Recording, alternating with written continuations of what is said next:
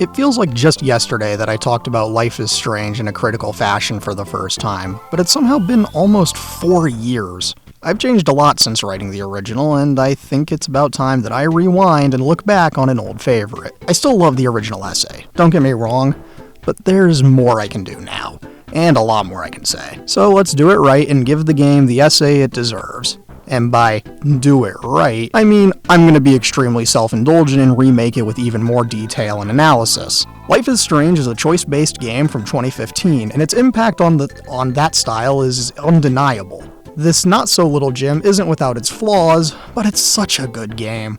Today, let's take another look at the story, the characters, why Max Caulfield is one of my favorite protagonists ever, and why Chloe is still a terrible character, and why Chloe and Max's potential relationship doesn't actually work well narratively. But wait, there's more! New to this edition, we're also going to discuss a bunch of needlessly academic points like the video game romance options dilemma, the power of music, and a few other special surprises.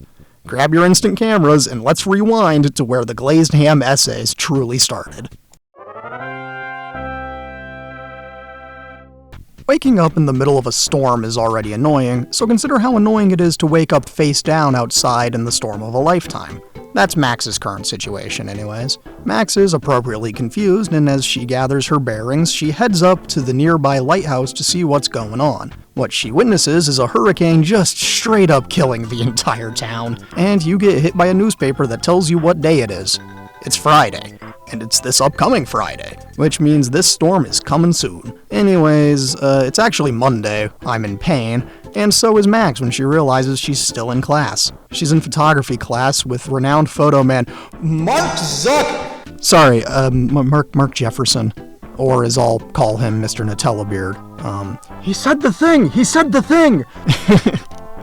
We sit in on the last 3 minutes or so of class, witness some bullying, get called out to answer a question we don't know the answer to.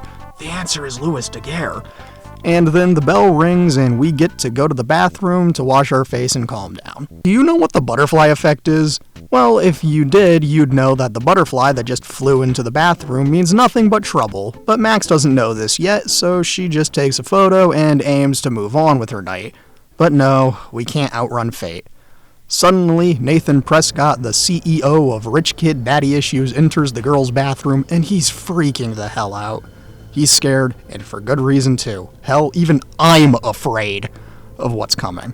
But alas, dread it, run from it, attempt to kill it, you can't escape, because Chloe always arrives.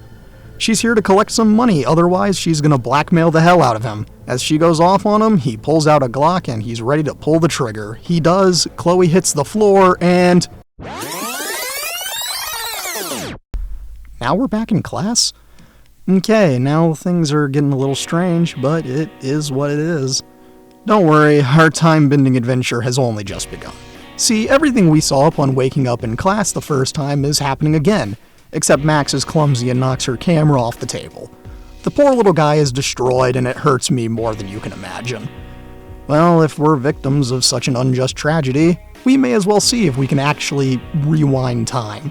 Surprise, surprise, we can, and we've got a mission. Save Chloe, much to my dismay. However, I know things that Max doesn't, and this dramatic irony could have led to a much more interesting path where we just refuse to save her and see how that plays out. We'll never get that choice. And so we had to save her. Maybe this is a really clever commentary on the never-ending struggle between fate and free will, or maybe it's just the critical flaw of a choice-based narrative. Save the girl by abusing your new superpowers, get grilled by the principal, and learn you can't get justice yet because the Prescotts are the evil rich people that run this town. And you're just a teenage girl or whatever. Regardless, head outside into a really pretty day. Wander around campus for a bit and then get a text from my dearly beloved boy Warren. I'm not exaggerating, he's my favorite. I absolutely love this character and I can't understate it. He's just like me, you know what I mean? He's a fan of weird, obscure movies and TV shows. He's a genuinely smart and super sweet guy. He's a dweeb. And if this game was set in modern day, you just know he'd be making video essays on obscure crap nobody cares about. His biggest flaw is that he isn't an English nerd, because if he was, he'd be the perfect being. And, you know, between you and me, he's pretty cute, I won't lie. Anyways, me swooning aside, Warren has asked for his flash drive back. So head off back to the dorms, meander around campus, talk to some friends like Kate, who's currently having a pretty rough time right now and could really use a friend. Or talk to Alyssa, who could really use a guardian angel, or spider senses, or, you know, any kind of situational awareness whatsoever. Besides the point. Upon arriving at the dorm doors, we run into a problem. Victoria and her lackeys. They're the resident rich bitch friend group, a la Mean Girls. Or Mean Girls. As wide and varied as my knowledge is, I don't have that many examples for this, and that's actually kind of sad. Anyways, Victoria is the leader, and she's worse than the whole damn bunch put together. Keeping in line with her predecessors, she's also extremely sad, pathetic, and vaguely pitiable at times. So think more along the lines of Tom in The Great Gatsby. Glazed Ham note. This is a historic moment in the history of glazed ham because I just made 2 Gatsby comparisons and references that actually work in the context of the novel. This is bigger character growth than you think it is. Back on the rails, they're blocking your path into the dorms and they won't let you in. They harass you and you've got to find a way in. Look at your surroundings and pull a Carrie prom crank on Victoria with paint. Don't worry, no pigs were harmed. And enjoy as she freaks out about getting paint on her cashmere. And watch as she sends her lackeys into the dorm for towels. Oh no, how tragic. Man, it's really hard to feel sympathy for someone who has several cameras worth more than $5,000 each, and whose family owns several art galleries. I bring all of this up to say that you're presented with a choice. Make fun of Victoria or comfort her. I know it's really tempting to be mean, and you can do either and face very little repercussions, but for the sake of this story, let's teach Victoria some basic empathy. Yeah? Yeah. Finally, we're in the dorms. Gaze upon this extremely nice residence hall and enter Max's dorm. It's a single dorm that's as big as a hotel room, which is absurdly nice for this apparently being a boarding school high school. I can't stress how absurdly nice this place is, and it really puts into perspective how unbalanced the American education system is. Anyways, this place is a security nightmare because apparently no one can lock their doors, as shown by Dana having taken the flash drive to watch some movies while she studies. Head down the hall, go to get the flash drive, and see that Juliet Watson has locked Dana in her room. Not gonna question that safety nightmare. For apparently sexting her boyfriend Zach. When confronted about who told her this, Juliet tells Max that Victoria did. We know better than that, and Dana is pretty cool, so we got to prove her innocence by becoming a room raider, just like that MTV dating show Room Raiders. It's exactly what you think it is. And upon exploring the mysteries of Victoria's emails, we discover the truth. It was all a lie created by Victoria. And also, she's been sexting Zach, but that won't be brought up ever again. Now. Use her printer and prove to the judge Juliet that the defendant Dana is innocent. They make up because they're best friends, and Max finally retrieves the flash drive. But not after having a conversation with Dana about the flash drive, and specifically a folder named Max, which has very obvious implications that she doesn't understand. See, Warren has a big ol' crush on her, and she's a little too oblivious to notice, but don't worry, this dramatic irony will only get stronger and stronger. Begin the trek to the parking lot to finally visit the best boy in Arcadia Bay. Before that, you witness the head of security harassing Kate, and you have the choice to take a picture or intervene and be her hero. There is a correct answer here, and it's to intervene. While it'll make the security dick angry with you, it'll make Kate like you a lot, and it means more to her than you know.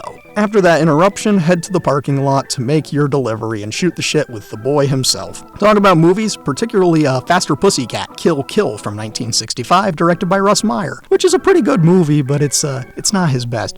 His best is Beyond the Valley of the Dolls. Talk about life and all that, and before you can tell Warren what's bothering you, Nathaniel, the shitroom shooter, is coming in ready to throw down. He starts grilling you and getting pretty violent about it when Warren steps up to the plate and takes the beating for you as a beat-up truck nearly runs you over. Make eye contact with the driver, and it's Chloe. Hop in and get the hell out of there as Warren gets his face kicked in. Drive off into the sunset and catch up with Chloe on how things have been. It's been 5 years since you left for Seattle and abandoned Chloe while she was at her most vulnerable, kind of like Victoria la criatura in el libro Frankenstein de Barry Wollstonecraft Shelley. Oddly though, the creature is much more literate than Chloe is, and also has a much more robust vocabulary too. Chloe attempts to emotionally manipulate you, a lot like the creature or Jay Gatsby, but what sets her apart from those two is that she isn't even vaguely sympathetic. And, you know, those two are a lot more complex characters, and on that note, I'm only mildly sorry about all the literary comparisons, so let's broaden the scope a bit and make some other deep-cut comparisons. Not right now, though. Anyways, Chloe here does her thing, Max attempts to reason with her, and she ain't having it, but she will have you over at a house that'll feel perfectly in place down in Tallahassee. Also, your camera was injured in the parking lot scuffle and is now as broken as Chloe, so you gotta find some tools to see if you can save the unsavable. Look at the decaying house that was once full of such love and hope. What was once a place where your childhood best friend lived is now a monument to the uncaring cruelty of life, and more currently, a testament to the differences between Max and Chloe. Head up to Chloe's room and assess the damage done to your camera before you get kicked out by Chloe so she can smoke some weed. She kicks you out and says there's some tools down in the garage that you can use, but you'll have to find them since Mom's new husband is reorganized. Explore the downstairs and remember a string of childhood memories about when Chloe was cool and when her dad was still alive. Find the tools and find some hidden cameras and all sorts of fun things in the garage before you head up to perform some camera surgery. I'll tell you, the surgery wasn't necessary because the poor boy is already dead, but not as dead as you're about to be. After Chloe is in a better mood, she puts on some music and begins to dance around until Mom's new husband, or rather Blackwell's head of security, David Madsen, comes and knocks on the door. You'll be dead if he finds you, so you gotta hide. Successfully hide in the closet and witness Chloe get chewed out and even slapped for her acts of pointless, self-destructive chicanery. And truly, for the first time in this remake essay, I get to say the immortal words of the first true recurring bit in glazed ham history. Chloe gets pissy! And then she says we're gonna exit through the window to the one place we can actually relax without any threats. The lighthouse. Wait a minute, there's only one lighthouse here in Arcadia Bay, and sure enough, it's the one from Max's dream. And speaking of dreams, we damn near instantly fall into a premonition dream upon trying to talk to Chloe while on the beach at the lighthouse overlook. Bench.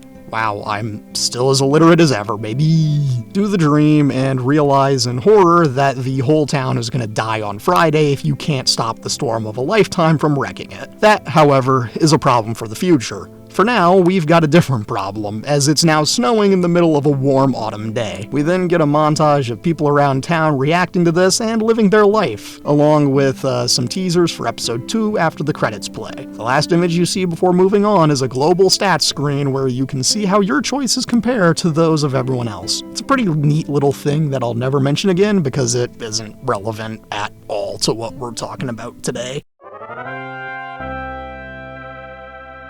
Wake up, Max, we've got a city to save. Max just stayed up until like 4 a.m. attempting to understand her newfound powers, so she's running off like 3 to 4 hours of sleep. She looks at her phone and sees a bunch of texts from my least favorite character ever. Chloe wants to go have some breakfast and discuss your powers and all that bullshit to really disguise her true intentions of abusing your powers for the fun of it. Max, of course, doesn't realize this, and it's her tragic flaw as a hero, but we'll get to that, because first, we've got to go take a shower, head out into the dorms, maybe make some of your daily rounds before you go, and discover that the bullying of Kate is getting much worse than you'd previously realized. This is fully seen when you walk into the showers and talk to Kate, who's looking a little worse for wear, even more so than yesterday. Despite her decaying deposition, she's very happy that you stepped in when David was harassing her, and she needs her copy of the October Country back. I still haven't read it, and it's been like 4 years. Max says she'll give it back after her shower. As she showers, Victoria and her other lackey enter and start harassing Kate over this video you've heard so much about, despite not knowing what it is. And what is it, you may ask, as the viewer?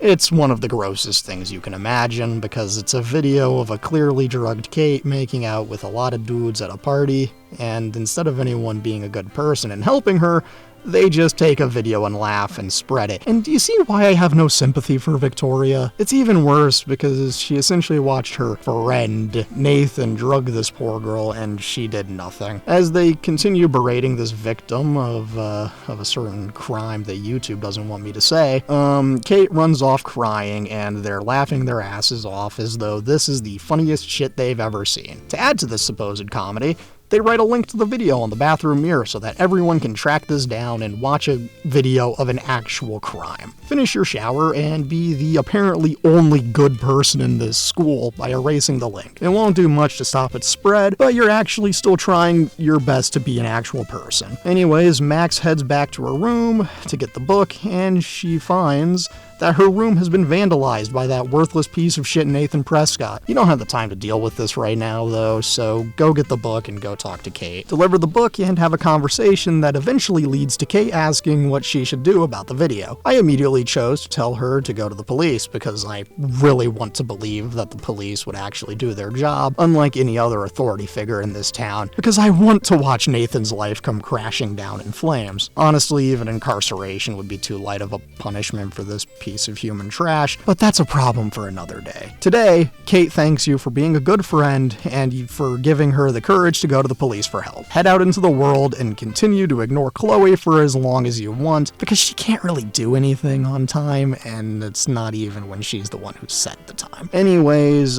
talk to people, take a picture of a squirrel doing squirrel stuff, and eventually, there he is! There's my favorite white boy!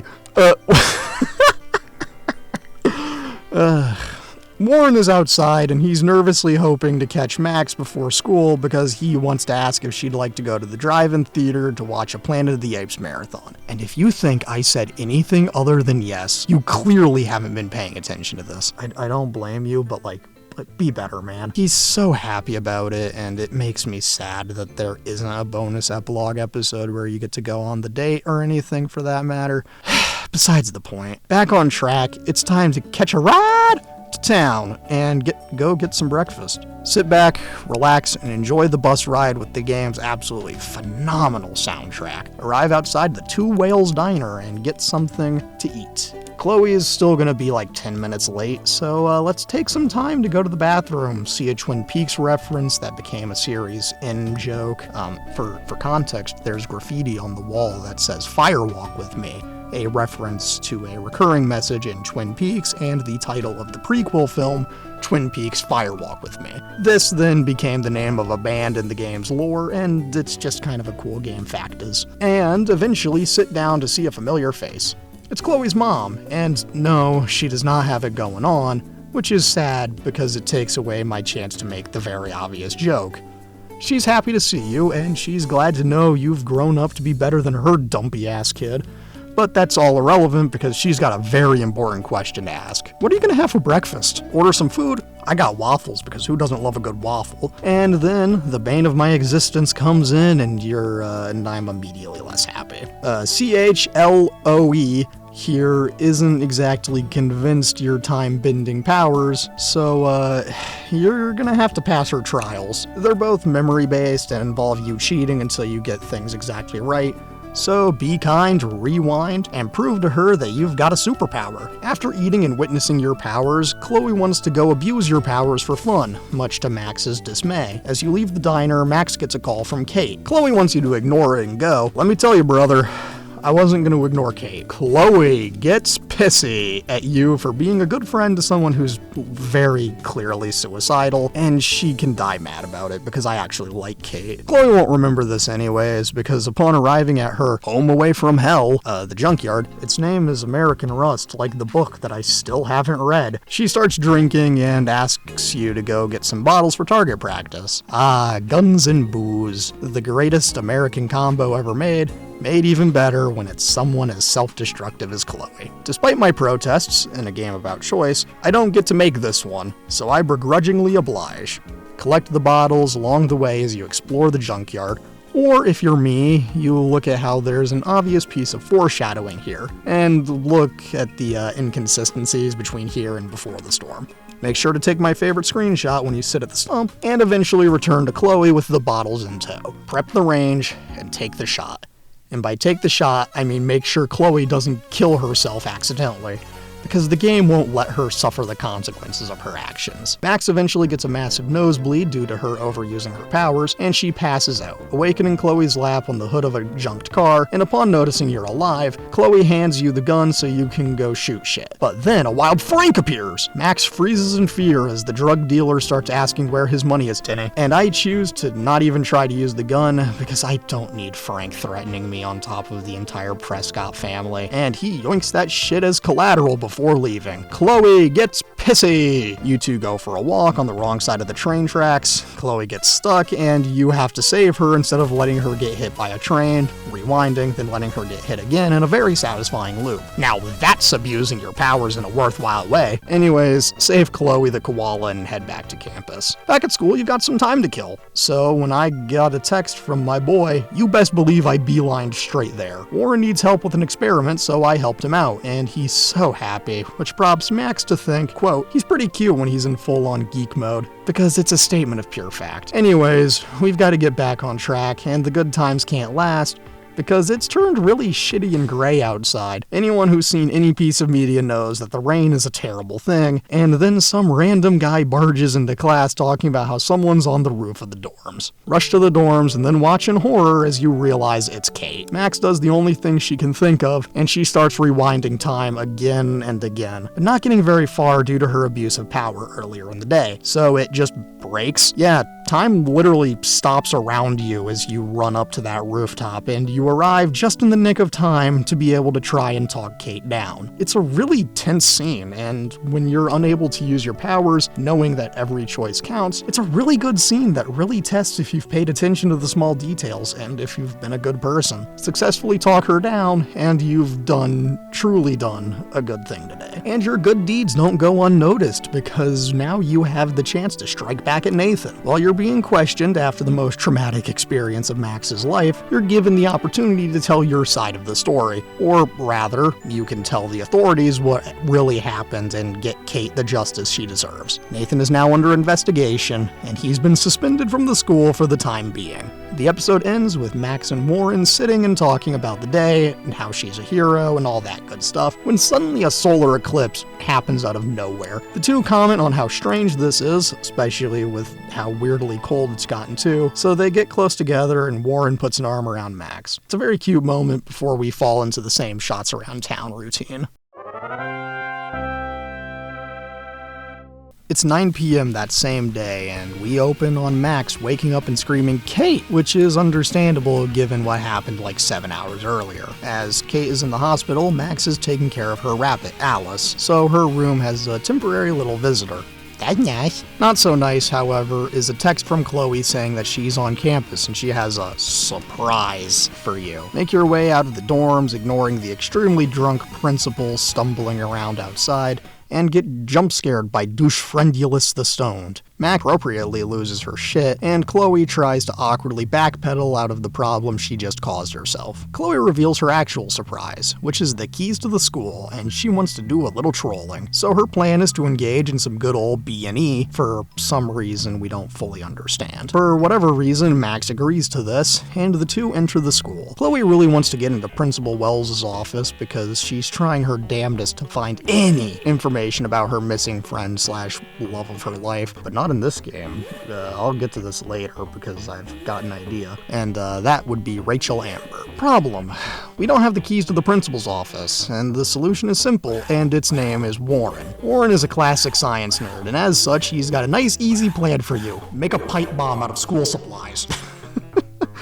Honestly, his MS Paint sketches of how to blow up the door are legitimately a really good joke and are pretty funny. I mean, even Max comments on his fun drawings being fun, so it's not just me, okay? Anyways, explore the empty halls to get your supplies. Explore empty classrooms, find some fun photo ops, and see that one of the teachers has left her grade book out on her desk. A rookie mistake to be sure, because while Warren may have earned an A-, we're gonna round and fudge some numbers to get him an easy easy A+, because he's my boy and he deserves it. Anyways, get the goods and report back to Chloe with your idea. Take cover behind the secretary's desk and blow a hole in the door. Congratulations, you're in. The only problem is that now the police are on their way and you've got to figure out how to get out of this mess. And how do you do it? Take a guess. Take a wild guess. I mean, surely it can't be as easy as entering the office and rewinding time, right? Wait.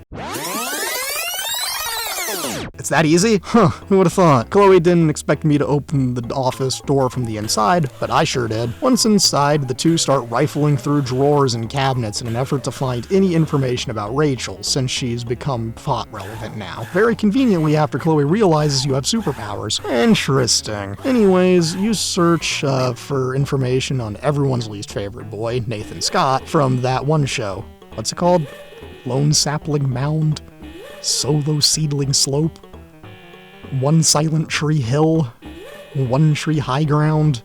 I couldn't tell you. Diving into all available information, you discover that the beloved Prescott son isn't actually the good little golden boy that everyone seems to think he is, because his shit-ass dad has been throwing money at any and all problems, instead of seeking the medical help this dog-shit child needs. Upon exhausting all available options of search, Max says they should leave, but not before Chloe opens up a drawer in the principal's office to discover $5,000! It's in an envelope and is money meant to make the school more disability friendly. But Chloe doesn't give a shit, and as she is a greedy, self-serving asshole, so she plans to take it.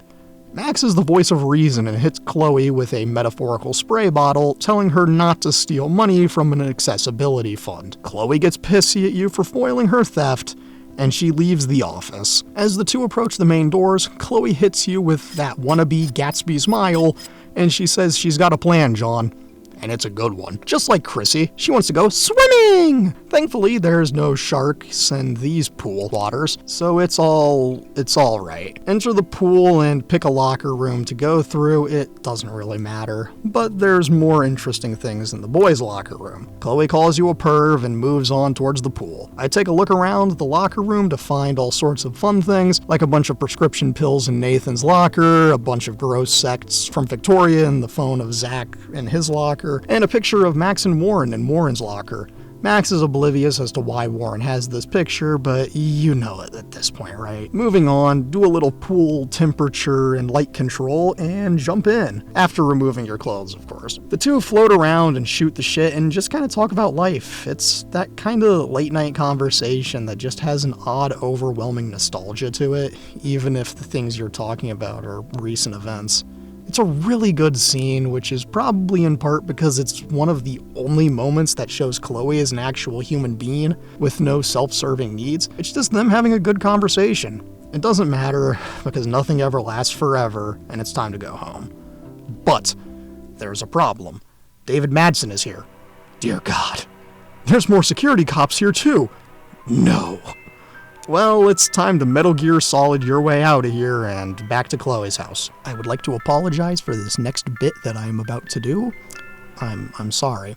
When I wake up, well, I know I'm gonna be the man who wakes up next to you. Because Max wakes up for the second time this episode, but this time it's in the morning and in Chloe's bed. Take a selfie, roll out of bed, and go get dressed. Only problem is, your clothes reek of chlorine and are essentially unwearable. Chloe tells you that Rachel left some clothes here and she was about your size, so you can just wear her stuff. Ignoring how strange it is to wear the clothes of someone you've never met, get dressed and impress Chloe with your new look. She'll then dare you to kiss her. Actually, she double dog dares you. And I say no, simply because we don't negotiate with terrorists. Max actually responds by saying, quote, "Sorry, I'm not that easy," which is good. But Chloe's response of texting Warren that you're, quote, saving yourself all for him is the funniest thing she could have done, and is a moment that really showcases that this character could have been so much better. I'll always maintain that Chloe is a victim of bad writing, and it's because she is, and I'll touch on this later. More to the point, Chloe immediately ruins this one good moment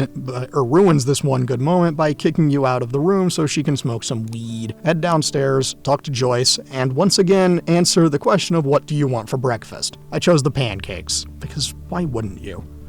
Anyways, Chloe comes downstairs and gives you a distraction so you can rifle through Step Douche's stuff, find some evidence of him being an absolute creep, and then return to Chloe. And you're about to head out when David Madsen comes in. As always, Chloe and Madsen start throwing down fighting words, and you've got to step in and pick a side. For once, I actually sided with Chloe, and thus Madsen got kicked out of the house. Cope, seethe, and mauled Madsen, I've got better things to do. After this little diversion, it's time to break some bad and get more information about Rachel. Who owns this RV? Frank. And upon searching, you discover that Rachel has a secretive relationship with Frank. And this comes as a shock to Chloe, and boy oh boy does she get ultra pissy. The following car ride is really where Chloe's true nature comes out, as she has a Pink-esque mental breakdown. She just rips into every traumatic event in her life, and just like the man behind the wall, she fails to understand that she can't push everyone away and expect them to help her. This scene makes it really hard for me to give a single shit about Chloe, because she's so self-destructive, and it's abundantly clear that she doesn't want help getting better. She wants to wallow in her own despair and drag everyone else down to her level. And this idea ties into a point I want to make later, so keep this in the back of your mind. So after you've endured this hellish car ride, back to Blackwell, and let's go to bed and sleep it off. Or you decide to warp to the past to see if you can prevent Chloe from becoming the monster that she is. So Max, utilizing an old photo, warps into the past and prevents Chloe's dad from dying. It's a nice idea, but this action has some devastating consequences, and when you snap back to reality, it's been altered by this attempt to rewrite fate, and things are horrendously wrong. For starters, Max is now a popular kid, whose friends include Victoria and Nathan Scott, and somehow, against all odds, Warren got a girlfriend. Funny enough, this is the moment when Max realizes that everything's wrong. What does this say about her character? Anyway, yeah, and upon understanding that shit has hit the fan, you immediately get on a bus and head to Chloe's house, only to discover that her dad being alive means she later got into a car accident that paralyzed her from the neck down. The episode ends on this reveal, and we get the standard shots around town. Particularly a shot of the beach covered in dead whales. It's definitely something, and don't worry, it'll only get more dark and sad from here.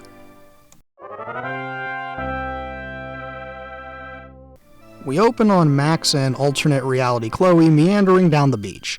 They talk and catch up on how things have been, which really means Max needs to catch up on this reality story. Max learns about how her time-traveling attempt to prevent Chloe from growing into the self-destructive monster that she's became directly resulted in Chloe getting into a car accident, and it's definitely a bummer, and and don't worry, it'll only get darker from here.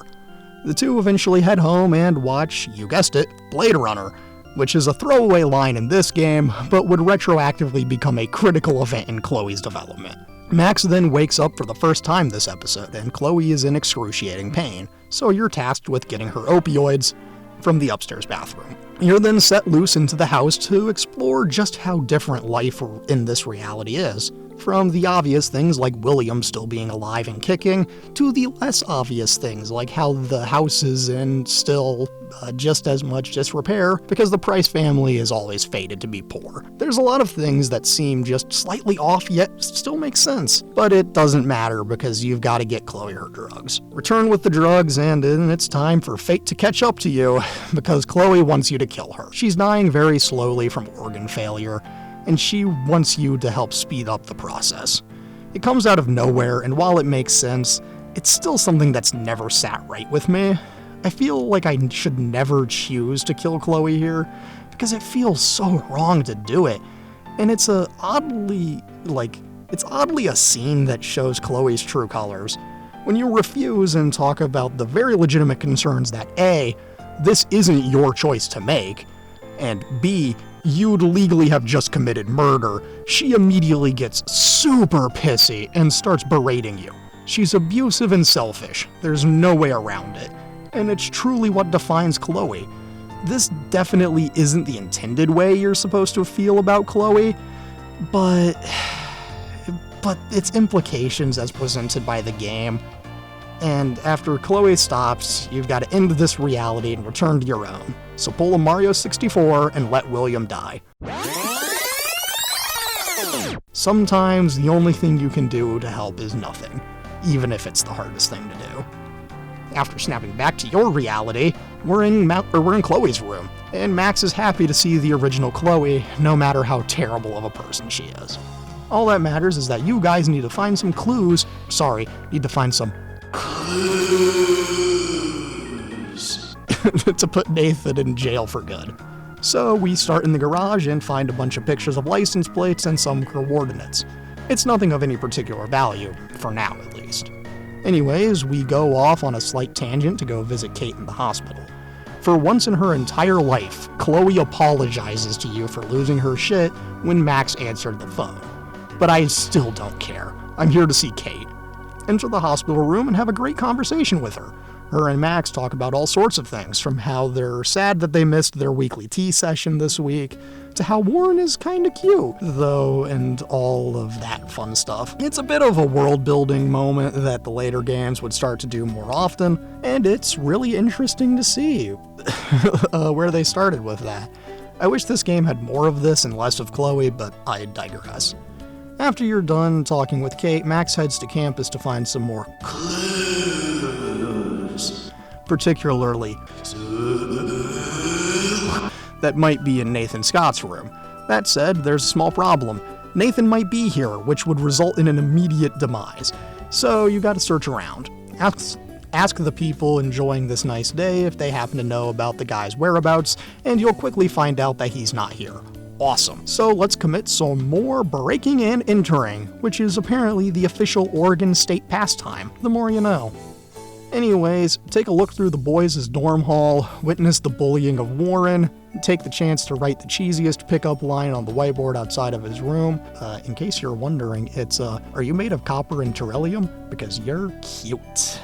Science puns, baby. And it's a really fun little detail. After you've had enough of exploring the halls, you'll eventually find your target room.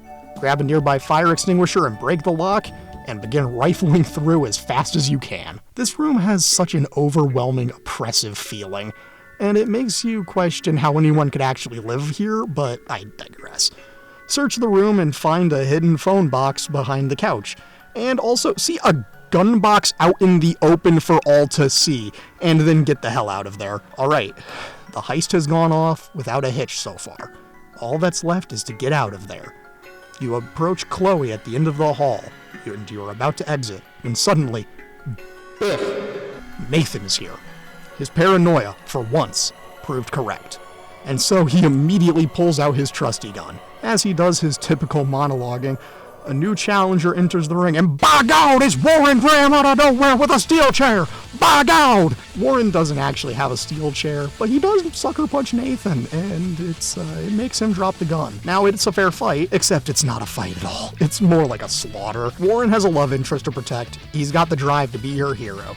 Speaking of Drive 2011, he just demolishes Nathan's face by repeatedly kicking his teeth in. Seriously, if Max and Chloe didn't stop him, he might have recreated the elevator scene. Anyhows, you could have stepped in and stopped the beating from being as severe, but Nathan getting what he deserves takes priority here. Head outside, talk to Warren, and he proves that he's still super socially awkward, yet still beyond confident. He truly just needs a scorpion jacket, and he'll have proved to be a real human being and a real hero. Anyways, Max and Chloe leave Warren because they need to go get some clues from Frank. Now it's time to survive some edged weapons, because you're going to have to negotiate with Frank if you want to figure out where Nathan bought drugs the night of the party where he drugged Kate. And if you can successfully smooth talk your way into getting his black book, you're golden and are good to leave. Otherwise, Chloe is going to have to use her gun to kill Frank and his dog when he pulls a knife and sends his dog after them. You can just leave them dead, or you can not be a monster and do it peacefully so the dog can live. Anyhow, head back to Chloe's house because it's time to put on your detective hat and become Cole Phelps as you utilize every clue to find the location of a specific barn in the middle of nowhere. You have the target, now let's investigate further. You arrive at a rundown old barn. After some Zelda-esque puzzle solving, you discover the barn is a cover-up for a hidden bunker. You break into the bunker and discover it's actually a dark room / dungeon that belongs to, you guessed it, the Prescotts. On a shelf, you discover tons of binders, each one labeled with names of a different girl, and 3 names in particular stand out: Kate, Victoria, and Rachel. Victoria's binder is the last one, and it's empty. You open the binder labeled Kate, and it's horrifying. These photos of a drugged Kate lying helplessly on the floor are haunting, but not as much as what is uncovered in Rachel's binder. Kate survived this tragedy, but Rachel wasn't so lucky. The binder is full of photos of Rachel's corpse, and where it's been buried. The two immediately race to where the photo appears to have been taken, and it's in the junkyard. Earlier I mentioned a bit of foreshadowing in the junkyard, and I didn't elaborate, so let's clarify this now. As soon as you can explore the junkyard, there's a spot near a junked school bus and a trashed restaurant sign, and it's a patch of dirt that was clearly dug through. And you don't think anything of it then, but as Max and Chloe rush there, you realize that's where Rachel's shallow grave is. And it's confirmed when they dig down far enough to discover the body. Chloe swears to avenge her dead love, and the Vortex Club party tonight seems like the perfect place to find that degenerate little Nathan. Time for the cliche high school party, baby. Woo! It's got it all. Underage drinking, obnoxious party music, a pool. 2 moons in the sky? Yep. Everything is here as it should be, and there definitely aren't any symbols of doom in the rotten air tonight. Once again, you're searching for Nathaniel Prepscoot, and yet again, you'll never find him. But you'll run into a drunken Warren who just wants to take a picture. Dude is just not there at all, and it's actually really funny. But this isn't important in the slightest. What is important in the slightest is that you're trying to figure out what you're gonna do. You can tell Victoria about the danger she's in, or you don't have to. Whether or not she'll believe you is up to how nice or mean you've been, and shockingly, this is mildly important. But I'll tell you that sometimes the best thing to do is nothing. Anyways, after another failed search for Nathan, you get an ominous text about the corpse of Rachel, so it's back to the junkyard again. Upon arrival, you find that the body is still there, and everything is fine, but not for long, as Chloe gets shot in the head and you get drugged. As you hit the floor, you get a glimpse of the man behind the slaughter, and it was Mr. Nutellabeard the whole time! This Scooby-Doo meets New Vegas-ass reveal is kinda set up in the background of the game, but it's not the best. You have to go out of your way to find the foreshadowing, but it is there. The episode ends here and we fade to black, and then the credits and a teaser for episode 5. No shots around town this time, so you know things have gotten serious. And it's time to wrap this little journey up with the grand finale. You wake up tied to a chair in the dark room. Before you lies a tripod, a cart, and not much else. This cold, sterile studio feels like something out of a Saw movie, but there isn't a puppet or CRT waiting for you here when you break one of your restraints. Max uses her leg to pull the cart towards herself, and on that cart are some photos of you tied to the chair. Let's do the photo warp again and figure out what the hell is going on here. It's exactly what you think it is. Mr. Nutellabeard in the past starts villain monologuing on all the important things, like how he basically groomed Nathan into being his scapegoat, how he's obsessed with capturing the exact moment innocence is lost and corruption takes hold, and oh yeah, Nathan is dead. In a moment of desperation, you reference your journal, to which he laughs and tosses it in front of you. And you see a photo the photo you took on Monday, and we photo warp again. Utilize your newfound knowledge and your fresh start to simply destroy Mr. Nutellabeard's entire life by texting good old David Madsen. Send the text, submit a photo to the contest that I've completely ignored, and be a hero. You then snap back to reality, and you see that everything has changed. You won the contest, you're being flown out to San Francisco to take part in an art show, both Nutellabeard and Nathan are in prison, and Chloe, regrettably, is still alive. Despite it all, you have achieved your dream, and the art world has taken notice of your work. But the good times don't last, and the nosebleed comes back in full force. It turns out, once you come to, you find that the storm is still happening and demolishing Arcadia Bay. You can't let the town die like this, so you've got to do the thing and warp back, and just let things happen. You're back to square one, back in the dark room, and your journal has been burnt to a crisp. And since you know too much, you have to die. As he preps the syringe to overdose you, he hears a noise, and it's time to use your rewind to aid the man, the myth, the legend, David Madsen. He's got his police gun, and with your direction, he successfully teaches Mark the takedown, and sets you free. From here, you can just leave, or you can tell David about what happened to Chloe and watch him blow a hole in Mr. Nutellabeard's skull, and you just leave him there. Call Warren to figure out where he is and head into town because you gotta be a hero and save as many people as you can. Despite having no confirmed driver's license, Max makes it into town without any issues, in weather that would best be described as the end of the world. Now, as you arrive into the main stretch, you make the sprint to the Two Whales Diner. You could just run straight there, or you could be a hero and help as many people as you can. And you should. Anyways, after stopping the diner from going kaboom, and then you get to the moment we've all been waiting for. You enter the diner and there he is, a real human being and a real hero, Warren. The drunken photo that Warren took is a key to saving the day, because you gotta do the photo warp. That said, you get the chance to finally explain everything, and I absolutely took the chance to do it. He has the patience of a saint, and he's incredibly understanding. You know, he's everything that Chloe isn't, which is why he's the best.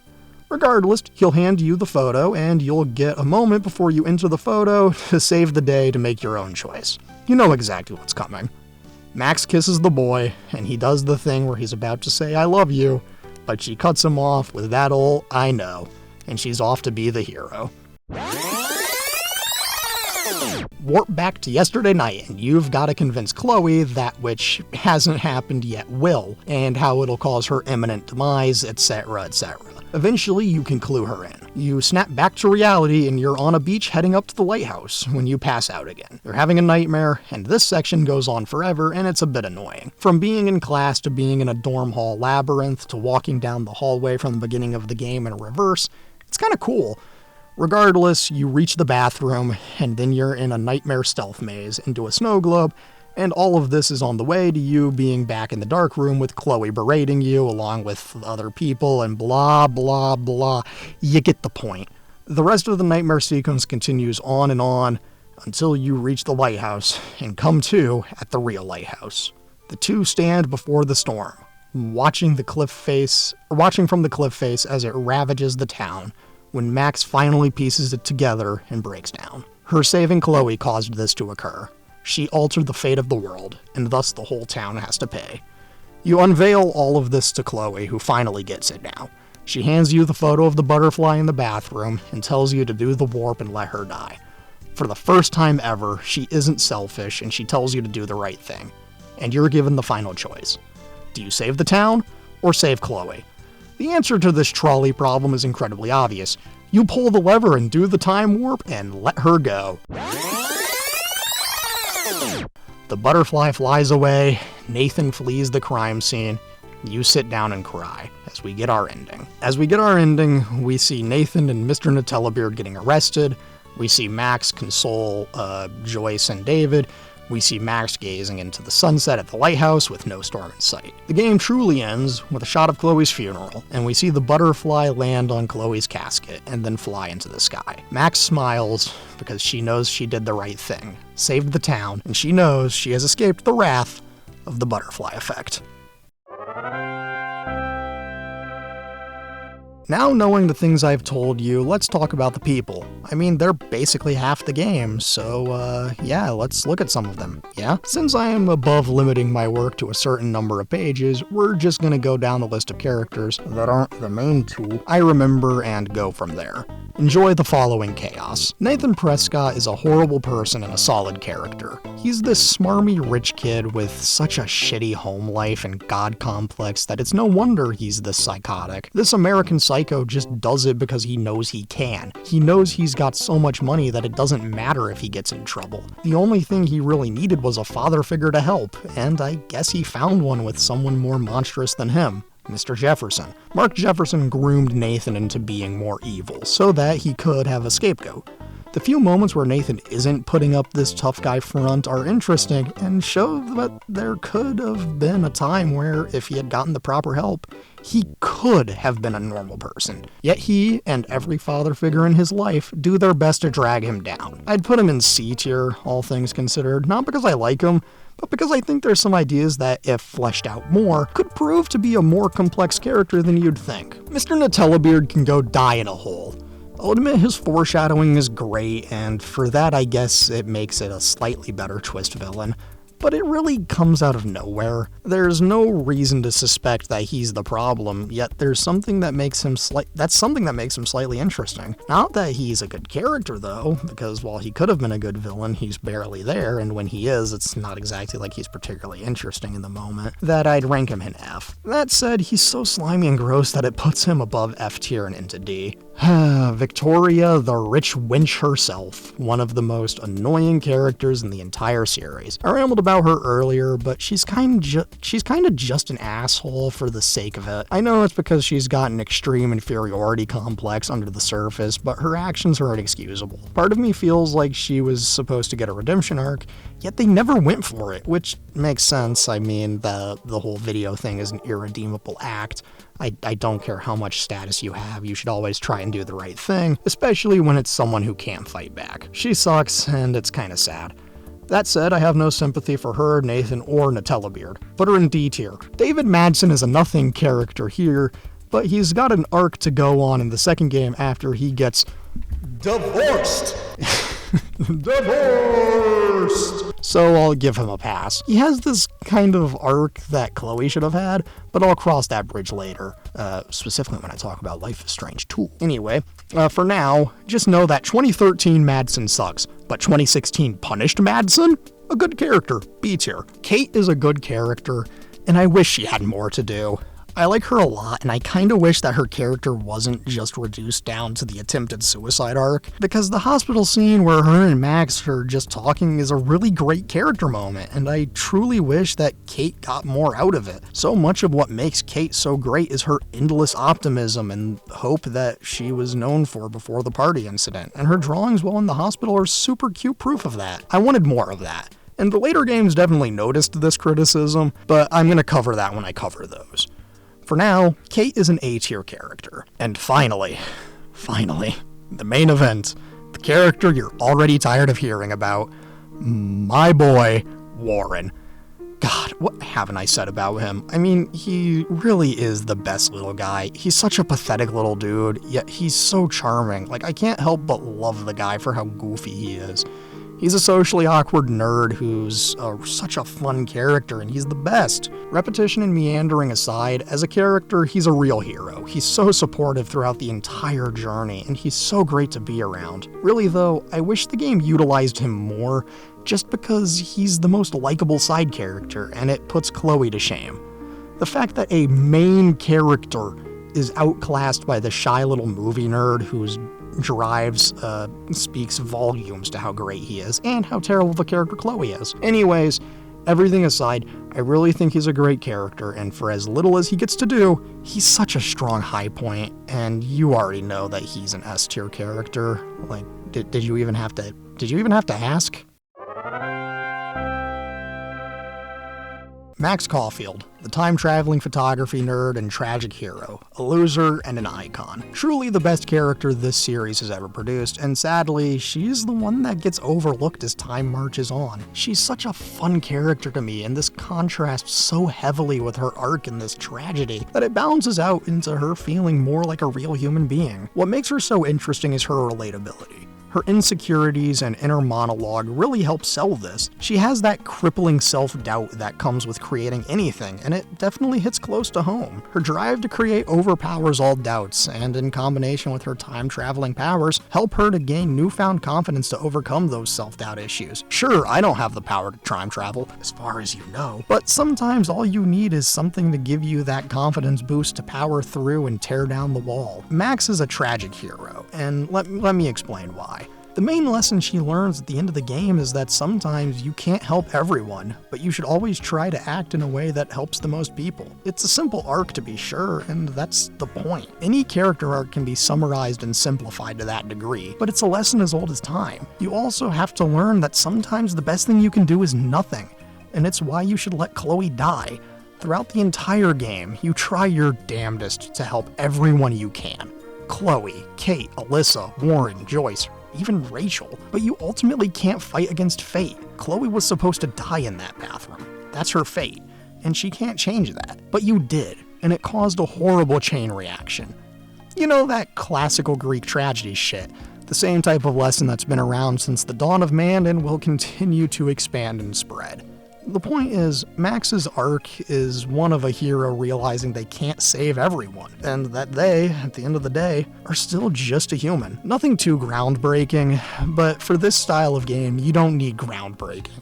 You just need really good execution. Rambling aside, I think that Max is such a good character. Definitely the best protagonist in the series, and it's not even a contest. Okay, well, it's a slight bit of a contest because Alex is also a phenomenal protagonist, but that's a different story. Max Caulfield is a real hero, a real human being, and that's what makes her so interesting. She's so well established throughout the game and that depth really helps her tragic journey hit so much better. And it's also why Chloe's nonsensical journey doesn't hit at all. Max is an iconic character and she deserves so much more recognition in future games. A truly great and complex character. I know there's more I could talk about here and it's stuff I talked about in the original, but I'm gonna move on and give that its own section because I've got more to pontificate on, and we'll get there when we get there. Before I can get to the new stuff, I have to talk about the koala in the room.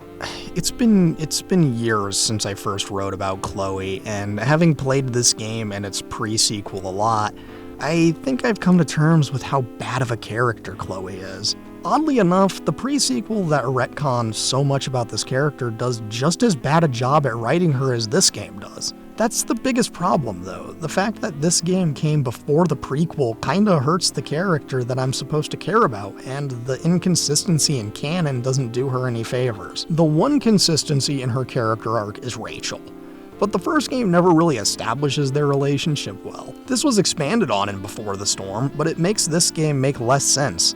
If the core of the pre-sequel is that they are star-crossed, self-destructive lovers bound together through sheer spite at the universe, then why does Chloe not tell Max that was her relationship with Rachel? All Chloe says in this game is that Rachel was, quote, her angel, which in context means that Rachel saved Chloe when she was at her lowest, which is a statement of fact even in the pre-sequel. What doesn't make sense is Before the Storm relying so heavily on their romantic relationship.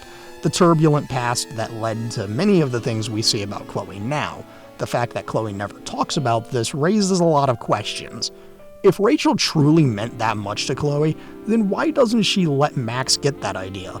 Rachel has been missing for a month or two, and during that time, Chloe has done nothing but search for her. So why does she also try to make an effort to seduce Max? If Rachel was her angel, then why drop her for Max like nothing ever happened? It doesn't make sense. Or it doesn't even matter, quite frankly. In the prequel, we see that Chloe, even if only because of the player's intervention, is capable of not being a complete asshole to everyone, yet that attribute seems to have faded completely out in the 3 off-screen years between this game and that one. It's a change for the worse, which adds a lot if you view her and Chloe or Rachel's relationship as one like the one in the album Tallahassee by the Mountain Goats. It's one built on self-destruction and self-loathing, both of which describe Chloe to a T. But why? Why is she so unlikable? And more importantly, why should I care? Chloe never changes. She starts unlikable, ends unlikable, and while you have an enjoyable character who's just unlikable and doesn't grow, that relies entirely on the narrative. Travis Touchdown is an unlikable loser, but he's so charismatic that it doesn't matter. That and the story of No More Heroes doesn't have a lot of room for him to grow, but that's not the point. The point is, he's a dick throughout the whole game, and as the player, you still like him because he's such a fun character to be around. Chloe is not a fun character to be around. She isn't charismatic, which is one hell of a feat for the voice actress of Tiny Tina. Tiny Tina is a psychopathic 13-year-old in Borderlands 2, and is easily one of the best characters in that entire franchise, primarily because she's very funny and charismatic. Her personality is so clearly defined and enjoyable that it makes you question what went wrong with that performance and then Chloe's. It can all be chalked up to the same point as always. Chloe is a victim of bad writing. You can make a character like Chloe work, but you've got to put in a lot of work to make it good, especially in the writing. I, again, bring up Tallahassee, because that matches Chloe and Rachel's relationship perfectly. Actually, if you time it right, the scene at the end of the first episode of Before the Storm matches up perfectly with No Children, which is purely coincidence and you can't tell me otherwise. That said, that album works because you can perfectly piece together just how doomed this couple has been since the start, which is what Chloe's character should have been. You know she was doomed from the start, but she's an absolute failure of a character. Mark my words, I will one day get to remake that game from the ground up, and it will be leagues better, but that's a problem for another day. So for now, I want to say I'm sorry for stuff I haven't done yet, and don't worry, things will shortly get completely out of hand. Straight up, Chloe and Max's relationship sucks.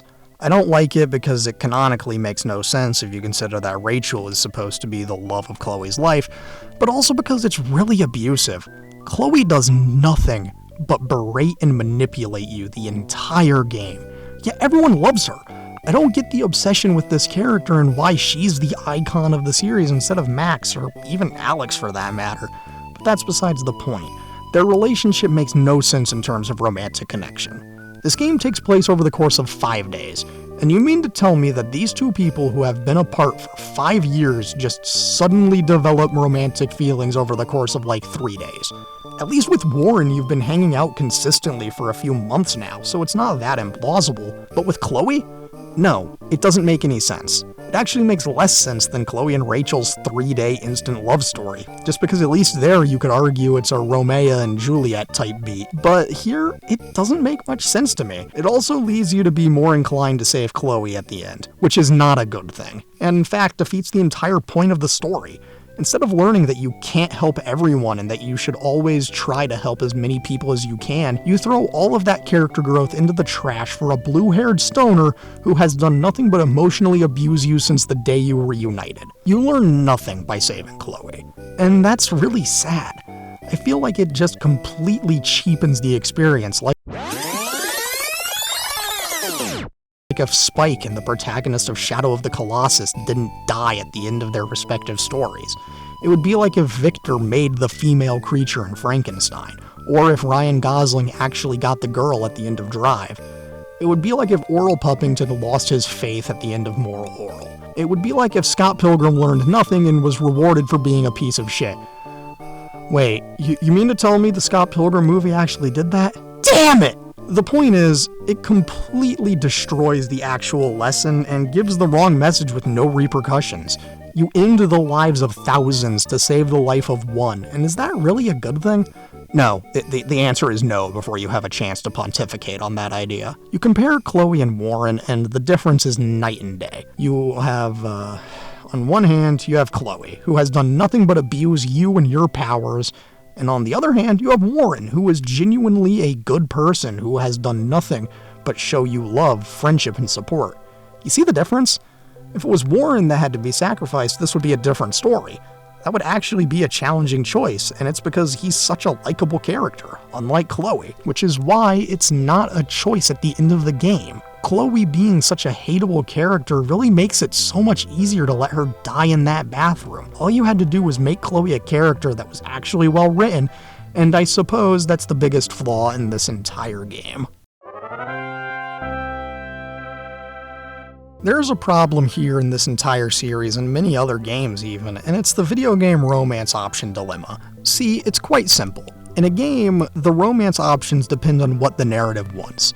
But this can directly and negatively contrast with what the player wants, as the player isn't playing as the main character, but rather as themselves. As a player, what you want is the top priority, and it should be. In a game about your choices, what you want to be the most important thing, even if it goes against the narrative. This game suffers from this dilemma immensely. It wants you to pick Chloe, yet the existence of Warren immediately ruins this as a narrative, and it's all because I, as the player, think Warren is a much better character and a much better romance option. The narrative wanted me to give a shit about Chloe, but they forgot that they had to give the player choice, and they forgot to account for this. The later games would learn from this to varying degrees of success. Take Life is Strange 2, for example. You get two options here, Finn and Cassidy. They both have unique interactions built into the story if you want to experience either of them. That said, the routes are different, and Finn's story in particularly leaves me feeling a little strange. Finn is the gay route in Life is Strange 2, and for some reason his romance route is tied directly to the negative influence on Danny Boy / the evil route. This kind of rubs me the wrong way, even though I know it's the meme of be gay, do crimes. It's just a tad off-putting that you can only be gay in a way that negatively impacts the rest of the narrative. Now, this may be because Finn is an intrinsically feloniously inclined character, but it comes off a bit odd to me. Cassidy, on the other hand, has a very fun route that's tied to being a positive influence on Danny Boy, despite the fact that the 10-year-old Danny Boy becomes an incel for no reason when you spend time with her. Now, my experience with that game has been going for the positive influence route, as it leads to the only good ending in the game, which means I'm essentially forced into taking the Cassidy route by the narrative. That said, I like Cassidy a lot more than Finn, so it works out in this case. True Colors doesn't actually have this problem, and they've got it all figured out. While Ryan is still more plot relevant than Steph overall, they both have parts in the larger narrative, and so their respective romance routes are built into the game. This one is an example of how to do romance options properly, because it means I can pick Ryan or Steph and still do everything else to get the best ending. It's perfectly set up because what I want as the player doesn't negatively impact the narrative. The story gets to have its cake and eat it too, as do I, so we're both happy. Directly compare it to its predecessors and the difference is astonishing. All you had to do was integrate both options into the larger narrative in a natural way instead of them either being an option for fun, like the first game, or directly tied to specific pathways, like the second.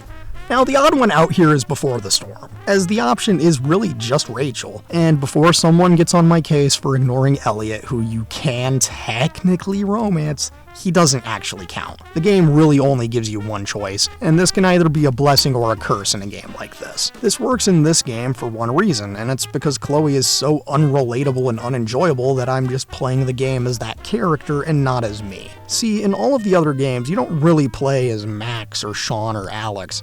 You're playing as yourself, and that's the nature of the choice-based game. In Batman the Telltale series, I am not playing as Bruce Wayne or Batman. I'm playing it as myself, which means I get to be Batman and fulfill the dumb things that I and the vast majority of other players want to do. The playable character is equal parts their own character and equal parts the person playing the game. So maybe that's why I like Max so much. She's literally me. But that's besides the point. Back to Before the Storm, it's the only game to have one romance option, and since there isn't a different option to choose, it avoids this problem by default. But in a similar vein, having only one option can cause this problem, and sometimes even having an option at all can be the problem. Case in point, Horizon Forbidden West's DLC. In a series where I am female Jesus hunting down robot dinosaurs in order to save the world in a post-apocalypse, I don't need or want to have the option to romance someone, especially when it contradicts what was established and implied in the first game. In the first game, Aloy is implied to be asexual and aromantic, and this is a really compelling choice, because it completely eliminates the need to have a romance system, especially in a game where romance is absolutely not important. I'm here to hunt, not to romance people. When this DLC came out, a lot of people got mad because they made Aloy a lesbian. I was mad because they took away one of the only examples of an aro ace protagonist in a AAA big budget game. We are not the same. Now, if romance was here from the start, that'd be a different story. Then only having one option would annoy me because it would be like Life is Strange with only being able to pick Chloe, with Warren still being there. This situation is where what the player wants and what the narrative wants inherently contradict each other in a negative way, because in the Horizon games, I am much more inclined to pick the funny, sad, alcoholic blacksmith, because I personally like that character. But the romance option in the Forbidden West DLC was a character that only appears in that DLC, for now, and wasn't an established character that I, as the player, really got to know, so I'm much less likely to care. Now, you're probably asking me, what does this have to do with the Life is Strange games? And the answer is not a damn thing, but it's connected to the point I'm making, so just deal with it. Also, Aloy and Chloe have the same voice actress, and her performance as Aloy is actually really, really good. Anyway, to wrap this up, there is an interesting relationship between what the player wants and what the narrative wants when it comes to romance. And it's why, with one exception, Every protagonist in the Life is Strange series is bisexual, to account for the dilemma that comes when the player's wants contradict the wants of the narrative. There's probably a lot more to say, and I'd love to do a proper study of the psychology that goes into this, but I don't have that kind of time, qualifications, or money to do this, so I'll have to put that project on the back burner for a real long time. I at least needed to bring this idea up now because it's an interesting thing to me, and it says absolutely nothing about me that I'm more inclined to pick the male love interest in these games compared to the female love interests. It's not my fault they're the better options in 2 out of the 3 games in the series, but Warren and Ryan are simply so much better than Chloe and Steph. This game's soundtrack is amazing. From the licensed music to the original music, everything is phenomenal here, and as I re-listened to some of the music in this game and some of True Colors' music, it got me thinking about how music can influence the experience of playing a game. I can name a ton of songs from those 2 games, but nothing from Before the Storm, which is probably why that game is such a miserable slog. There isn't anything memorable to the soundtrack. Even the music in Life is Strange 2 is memorable. I mean, the most memorable music were songs I already knew well before playing the game, with one exception being the song Cassidy sings by the campfire, and that's only because it was a good scene. Although I was irrationally angry the first time I played it, I still remember the music. It got me thinking about just how important music is to a game. It's the easiest way to make something a lot easier to deal with, especially when the focus of the game isn't engaging. The music in a game like True Colors or Scott Pilgrim vs. the World, the game, or River City Girls isn't necessary to make the experience work, but it makes the game even more enjoyable because the music goes hard. But on the other hand, the music can make something a terrible experience, like the infamous Resident Evil Director's Cut basement theme, or the sheer lack of music in Before the Storm.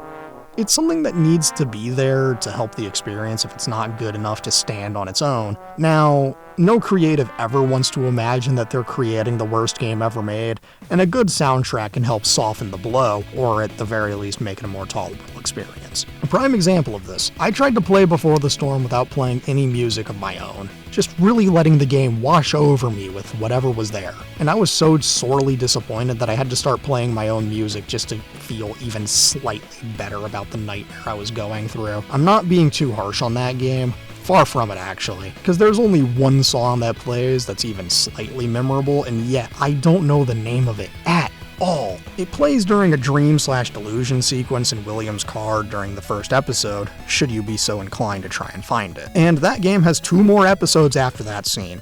So if your soundtrack has peaked that early and it's a song that plays for barely any time at all, you've really messed up. It makes the game a miserable slog when you're not getting that little bit of music to brighten the mood, just like Life is Strange or True Colors. I vividly remember the fact that Max listens the song to all of you as she walks through the halls to the bathroom in the first episode, and that she listens to Something Good when she wakes up in episode 2, and Spanish Sahara during the end of the game.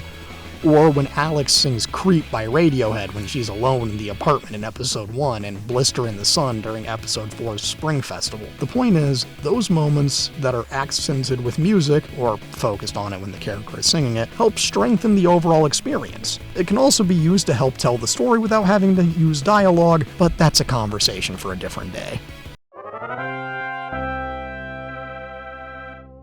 I don't think it's a stretch to claim that prequels made after the original are more often than not going to be bad. And a large part of this is that if you play it after the original, it immediately loses all sense of tension since you know that only some things can happen. In Red Dead Redemption 2, you know that characters like John and Dutch have to live because they're in the first game. But you know that a character like Arthur Morgan is going to die if you've played the first game. It's why I've never finished Red Dead Redemption 2, because all tension was immediately deflated for me, simply by playing the first game. Before the Storm has a similar problem, although it has a myriad of other problems related to being a prequel. Before the Storm might have been a better game if it was released first, or even if you play that game first, not knowing anything about the series. But that's a paradoxical situation, since the game relies on you having knowledge of the first game to understand the importance of certain events, and if you've played the first game, This one does nothing to warrant existing. It expands on the backstory of a corpse and an asshole that I don't care about, and it does so in a way that feels like a chore to get through. You sit there hoping for the game to suddenly get good, and it never does. And it's all because you know what's coming. You know that David is going to marry Joyce. You know that Chloe is going to get expelled. And you know that Rachel must bite the dust at some point. Now, you could argue that that last point could make this game worth something in a dramatic irony sense, but I'd argue that it does nothing.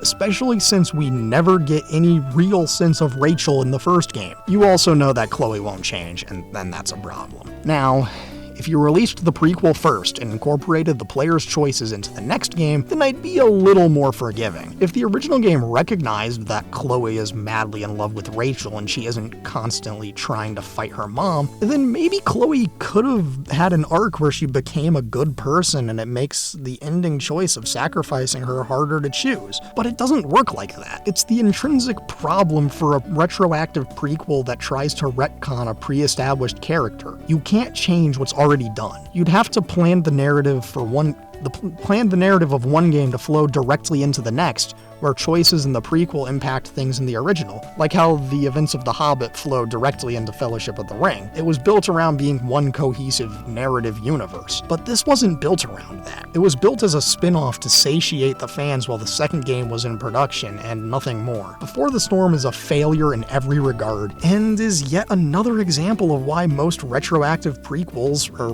rather pre-sequels, are just released after the original thing are awful. Of course, exceptions exist. I would be remiss if I didn't mention things like Yakuza 0, Metal Gear Solid 3, or Batman Arkham Origins, but these are far and few in between. For every one of those exists thousands of other games that try to expand on the story of the first game by explaining what led to it, and yet they'll fail miserably. It's an odd dilemma, but one that'll never go away. It's easier to expand on pre-existing properties than it is to make a new one, and it's why this kind of game will never go away. No matter how low the success rate is, prequels, like remakes, will always happen. Now, before I say it, you already know what it is. It's the scene that occurs in every game, and it's one of the more important ones in a character sense. I'll also tell you that the name I've given this moment is a reference to a song in the classical Disney animated movie The Little Mermaid, a movie I've maybe seen twice in my life, and that song is Kiss the Girl. How have I gotten this far into the essay without saying the funny trope term yet? I couldn't tell you. So let's take a moment to talk about some of them in a mock tier list. There's only 7 Kiss the Girl moments in the whole series to talk about, and I'm gonna say this.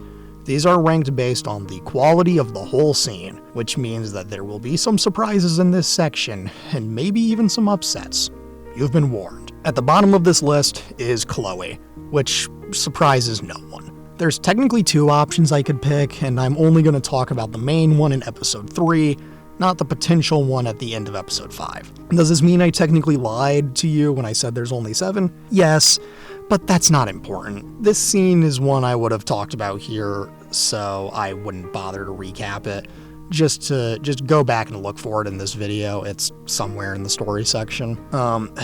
Anyway, putting my hatred for Chloe aside, I really don't like this scene because it comes out of nowhere and feels like it just wasn't properly built up to or earned. As such, bottom of the list, F tier. At number 6, we've got Finn in Life is Strange 2. I've already mentioned it, but Finn's moment is directly tied to being a criminal, and as such, if you agree to his big heist idea, you'll get the moment to kiss the girl. It's been built to be better than Chloe's moment, but as you can flirt with him well before this moment, but it's still not a satisfying scene, especially since that heist can only go wrong. Sure, you get a somewhat sweet moment between them as Sean realizes his sexuality, but it's not the best scene. I don't care too awful much about Finn to begin with, and maybe that's why I'm putting it where I am, but I couldn't tell you.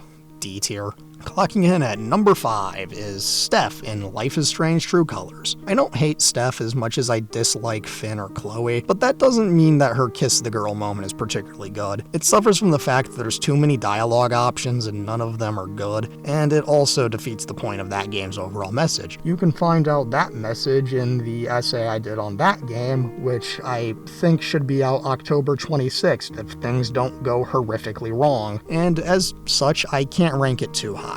I'd actually put it on the same level as Finn for a similar reason that, as a scene, it's just kinda meh, D tier. Number 4 is where things start to get good, and is only mildly a surprise because we've got Rachel in Before the Storm. I've talked a lot about this scene, and for good reason. It's the only good moment in that game, and is actually a strong contender in this list, or it would be if it didn't ruin the goodwill it brought up, or built up, in the beginning of the scene by bringing that game's atrocious plot dialogue into it. That said, the actual moment is incredibly sweet and shot very cinematically and felt earned. If you want to know more, go back and go and watch that video. It's a good one if you want to see me lose my mind for 15 pages of script. That should actually be the video out that's after this one, which I believe means it will be October 12th, assuming things don't go horrifically wrong. Anyway, it's a really good scene, even if I hate the characters involved. High B tier or a low A tier, it depends on how I'm feeling that day. Now is where things get juicy,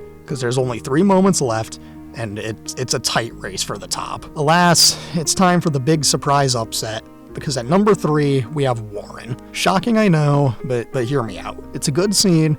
It's the culmination of everything we've been building up to throughout the whole game, and it is a very sweet moment in the same way as the kiss of the girl moment in Drive, where they both know they'll never see each other again, and it's this big heroic moment where the hero then goes off to save the world, because they're a real human being and all that jazz. It's a good scene, but compared to numbers 1 and 2, you'll see why this is number 3.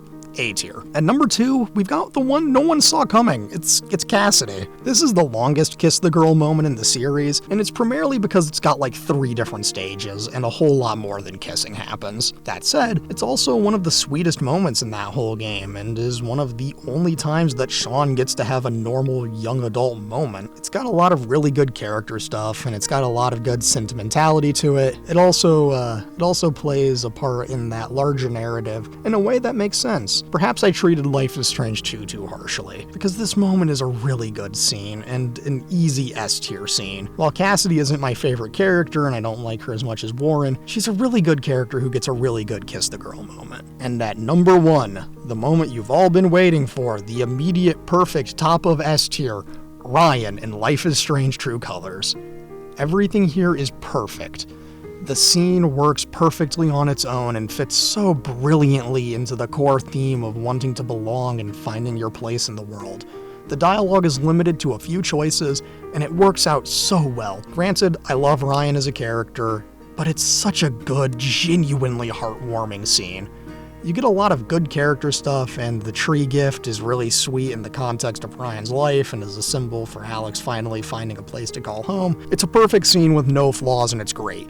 It feels like what every other kiss the girl moment should have been. Everything here is phenomenally well executed, from the background music to the dialogue to the moment itself. It's the absolute best scene in the entire series, bar none. I already said it, but it's immediately the top of S tier and is unlikely to be dethroned. And with all of that, that's all 7 kiss the girl moments ranked. Did that make any sense? Probably not. Do I care? Not particularly. I mean, I told you up front that this was going to be the most self-indulgent thing I've ever written and recorded, and don't worry, it definitely is. And it's why this has a bunch of links and stuff strewn throughout. Actually, editing note, there's not links and stuff strewn out throughout this video. There are in the original essay, but you're not going to get to read that. Sorry! I can't understate how much I love this game. It's something that will always be in the back of my head, and I will always look forward to replaying it. I genuinely love this game, and it's still, to this day, one of my absolute favorite games ever made. There's so much to talk about, both in terms of what I've covered today and what I could still cover if I had the brain power to do it. But I'll spare you from that, for now. But I think I've gone on long enough. With everything in mind, I'll give this game a genuine 9 out of 10. For as close to perfect as this game is, there are still some flaws that stick out to me like a sore thumb, but this game's strengths are so good that it overshadows those issues. I can't repeat just how good almost everything here is, and it's highly worth checking out for yourself. Anyways, my name is A Leg of Glazed Ham, and thank you for reading or listening to this beast of an essay. It feels right that this is actually the new record holder, I think, in terms of written script for this channel. It always really means a lot that you've stuck through my ramblings for this long. I hope you got something worthwhile out of this, or maybe you had fun listening to my descent into madness. As always, thank you so much, and thanks again, and good night.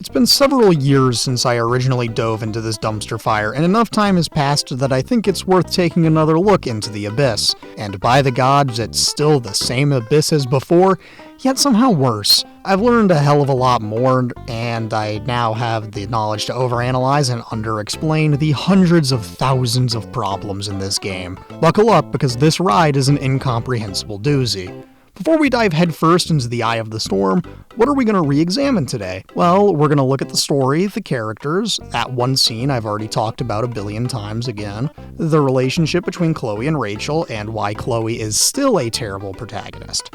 But wait, there's more! New to this slightly deluxe remake essay includes the additions of needless sections on why The Tempest was an awful choice for this narrative and what to replace it with, a comparison to an eerily similar piece of media, is this really the worst game ever made, and what I would do to fix this narrative, maybe with some surprises if I'm feeling generous. Grab your graffiti markers and start blaring your extremely forgettable rebellious teen music and start up your beat-up truck, because it's time to take a trip down to Arcadia Bay.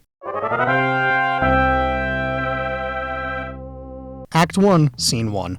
There is a train approaching a girl on the tracks. She stands there, lighting up a cigarette as it draws nearer and nearer.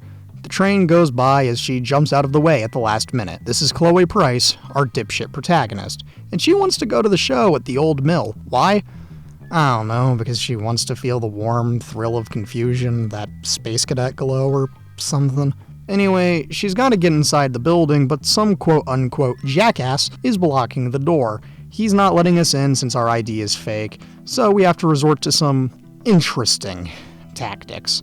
And by interesting, I mean bullying. We abandoned all the time travel, telekinesis, and emotional clairvoyance powers from the other games for Backtalk, a challenge of wits, where Chloe has to outsmart her opponents, or however the hell the game bills this massive downgrade in mechanics, harass this poor dude who is just doing his job, and head into the old mill and into the show. Before that, though, history obligates me to mention Chloe's notebook and her letters to Max again. Say, what are your thoughts on Blade Runner 1982? Me, I've read the novel it's based on, and I really like it because it's a phenomenal sci-fi classic that's worthy of its reputation. Anyway, I bring this up to say that Chloe had an orgy for one while thinking about Pris. Why this is in the game, I couldn't tell you, but this is a canon fact. One last thing before we head in, I forgot to mention Chloe commits some casual racism when she insults the bouncer's motorcycle for having traditional Samoan floral art on it, just in case you thought she was a good person. Next scene. Act 1, Scene 2. Welcome to the old mill, a druggy fire hazard and all-around bad time. The party is raging, mediocre music blasting, there's some used heroin needles on the floor, and so much booze. And a guy selling $7 t-shirts for $20 a pop. My god, that's criminal! We've got to kill this sick wacko now! Also, he is kind of a creepy asshole, so he deserves what's coming next when I drop his parking brake and send his car over the edge. Chloe takes a shirt and the $200 he made because we ballin' like that. Not important. Let's go to the show.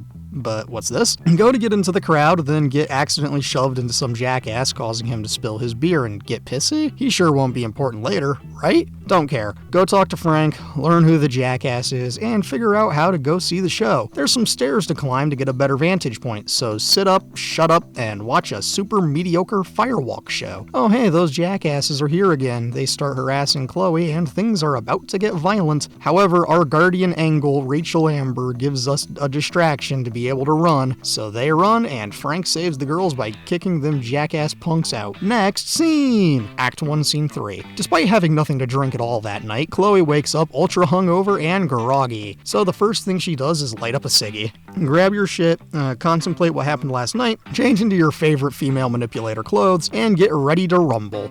Just kidding. You gotta find your phone using mom's phone, so snoop through her things, discovering things you'd never want to see, and get to it. It's on the bathroom floor under a towel, so somewhere you could have easily found it without the phone. Anyways, time to go bitch at mom despite slipping her some of the cash I stole, then head outside because it's time for school. God, it's only been 3 scenes and I already feel like I've endured the horrors of World War I firsthand. Next scene. Act 1, Scene 4. Outside. Meet David, hear misogyny, fix the car, go to school. As David drones on and on about whatever bullshit he's waffling on about, we fall asleep and get the first delusion sequence with dear old dad. He's driving down the road to some old country song. Chloe and dad talk about life, then the car crashes, Chloe wakes up and goes to school. Same as it ever was, I suppose.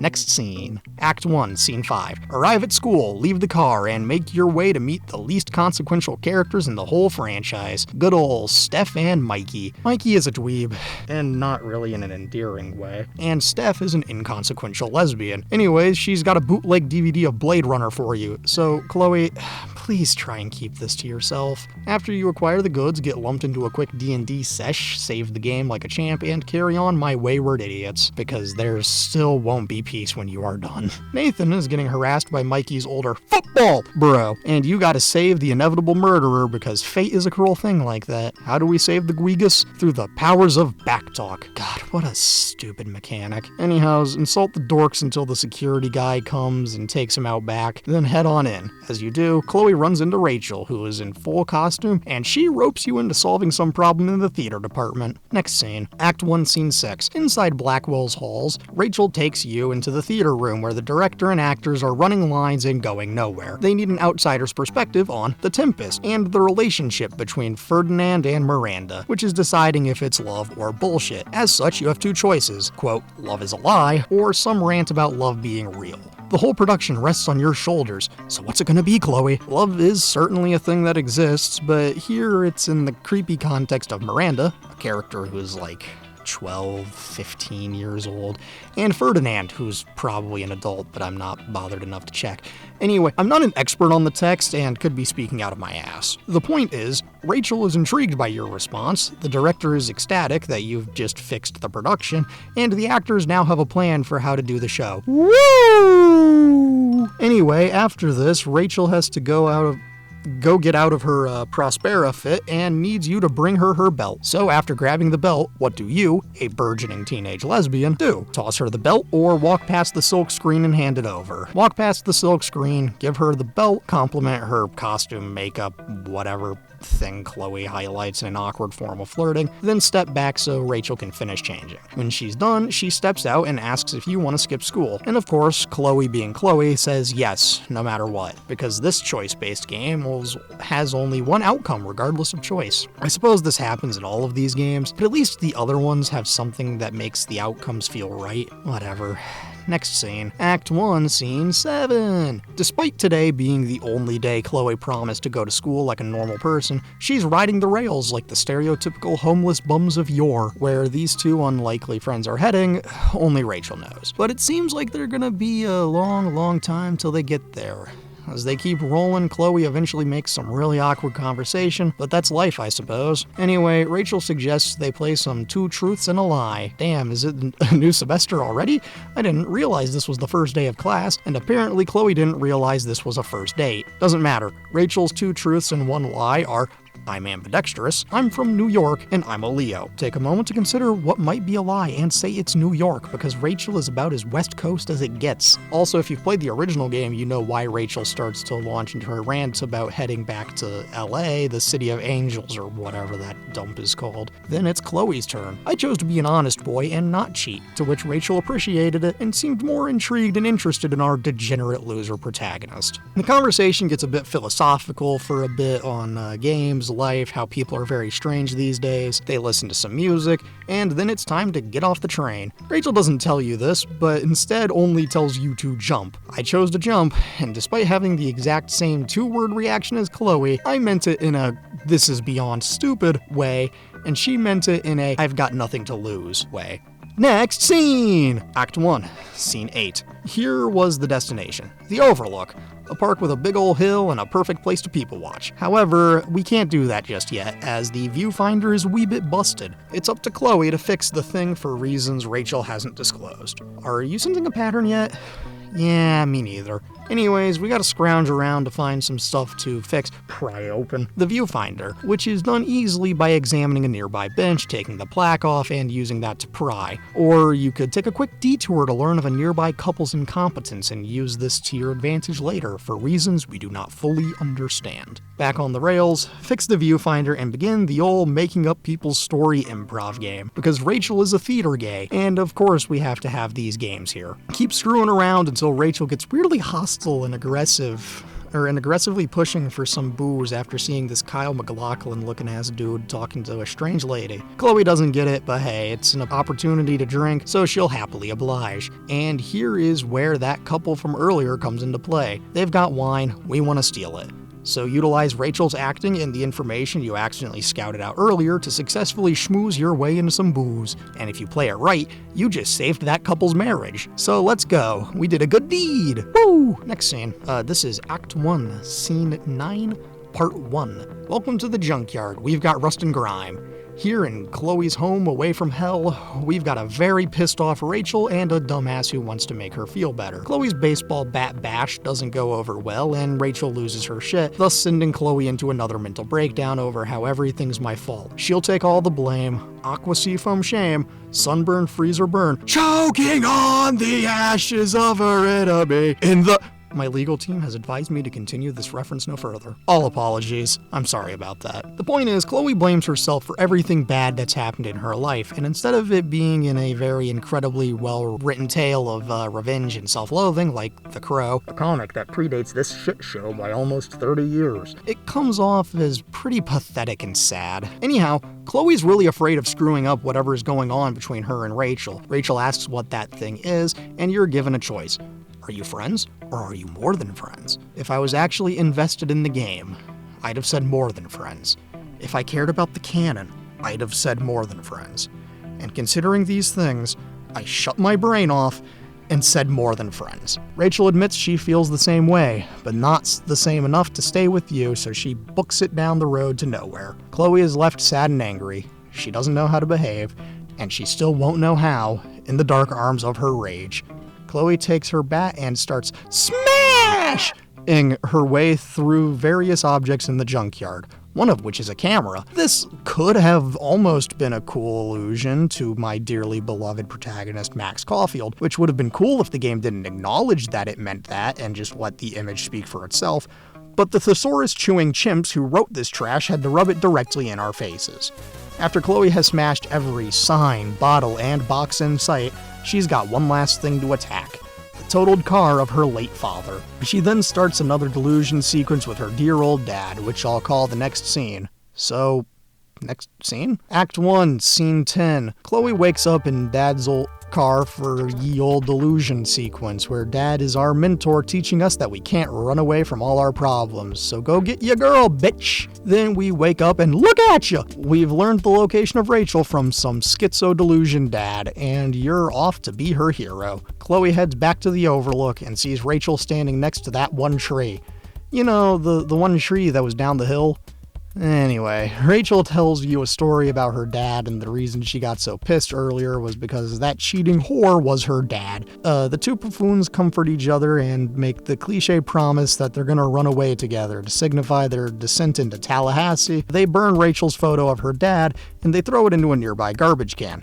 Then, in a moment that still makes no sense, Rachel activates her wind powers to start a forest fire because these two are going down in a flaming ball of self-destruction. This power never gets explained or brought up again. So that's lovely, ain't it? Doesn't matter. We get the usual shots around town and set up for next time. And every night I burn. End of Act 1. Act 2, Scene 1. Well, the jig is up, the news is out, they've finally found out that Chloe and Rachel skipped school yesterday. The day of reckoning is upon them, and it's time to face the consequences. For Rachel, a first-time offender with rich parents and a heart of gold who'd never do this kind of thing, she's only getting removed from her leading role in The Tempest on opening night, which I understand as a punishment, but holy shit, you just screwed everyone else over for nothing. Anyhow, on a less important note, Chloe, the repeat offender, is at risk of expulsion, which really would be doing the world a favor. Rachel then tries to take the fall, but I believe that the show must go on, which is to say that it's pointless to deny destiny from occurring. I shut my brain off once again and let Rachel perform at the cost of meeting destiny for the first of many times. The two get sent off, promise to meet each other later in the junkyard a few blocks from here, and Chloe gets sent to clear her locker out. She does clear it out, and graffitis the absolute hell out of the bathroom that will one day be where destiny catches up with her. Regardless, next scene. Act 2, Scene 2. Chloe makes the walk of shame all the way across the parking lot to Mom's car, only for the shame to grow as Dickwad David demands you empty your pockets. I had nothing bad on me, so David just invaded my privacy for nothing. Chloe gets pissy, decides to run away from home, and heads off to the junkyard. Yippee!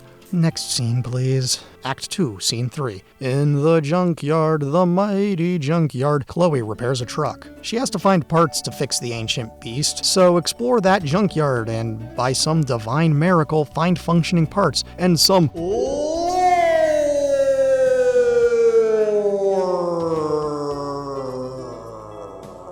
By lore, I mean you can find some references to the original game, like the Elvis bobblehead. Doesn't matter though. Fix all the easy shit like the hole in the ground, or the floor, the burnt out cabin light, and covering the seat with a towel so it's a little more comfortable. And after all that back-breaking labor, it means it's time for Chloe to take a smoke break. And apparently she worked so hard she passed out, so that's something special. Have a dream delusion dad encounter, talk to him about fire, without the walk with me. Get jump scared by dad's Two-Face / Gus Fring cosplay, and wake up to Rachel telling you off for falling asleep while smoking. Next scene. Act 2, Scene 4. Rachel plays armchair therapist while Chloe is talking about her life and issues from expulsion to step douche to Max Caulfield slander, all that jazz. They switch places. Chloe learns some new things about Rachel, then Rachel has to go to the show, what with being the leading lady and all. As she heads out, she gives Chloe a Rachel.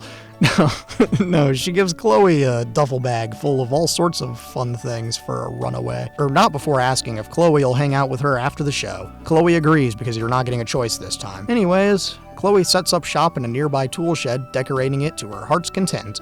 And you're given the chance to change your clothes if you'd like, or you can put on the same fit again if you're nasty. Chloe puts on the same fit again, and Frank needs something from Chloe, so she's gotta wait up until he pulls up. Next scene. Act 2, Scene 5. Frank is here. The RV pulls up, that lady from yesterday that kissed Rachel's dad, Special Agent Cooper, emerges and leaves before you can ask her some questions. Sure, you could have chased her down and ignored Frank, but you can't make that choice, so into the Crystal Starship it is then. On the road, ask Frank about the woman, get an extremely hostile reaction, and realize it ain't worth the trouble of asking. Frank sends you to go get his little black book from the back of the RV, so you do and get jump scared by a puppy for your troubles. Retrieve the book, regardless, and ask Frank what he wants from you. What he wants is quite simple, really. All you have to do is rob that football bro from episode 1. You know, Mikey's older brother. Apparently he sells drugs to the football team since, like the mining men of Appalachia, they have them Oxycontin blues. And for your troubles, You'll get all of your debt to Frank wiped and a nice easy 10% of the cut. So you accept the offer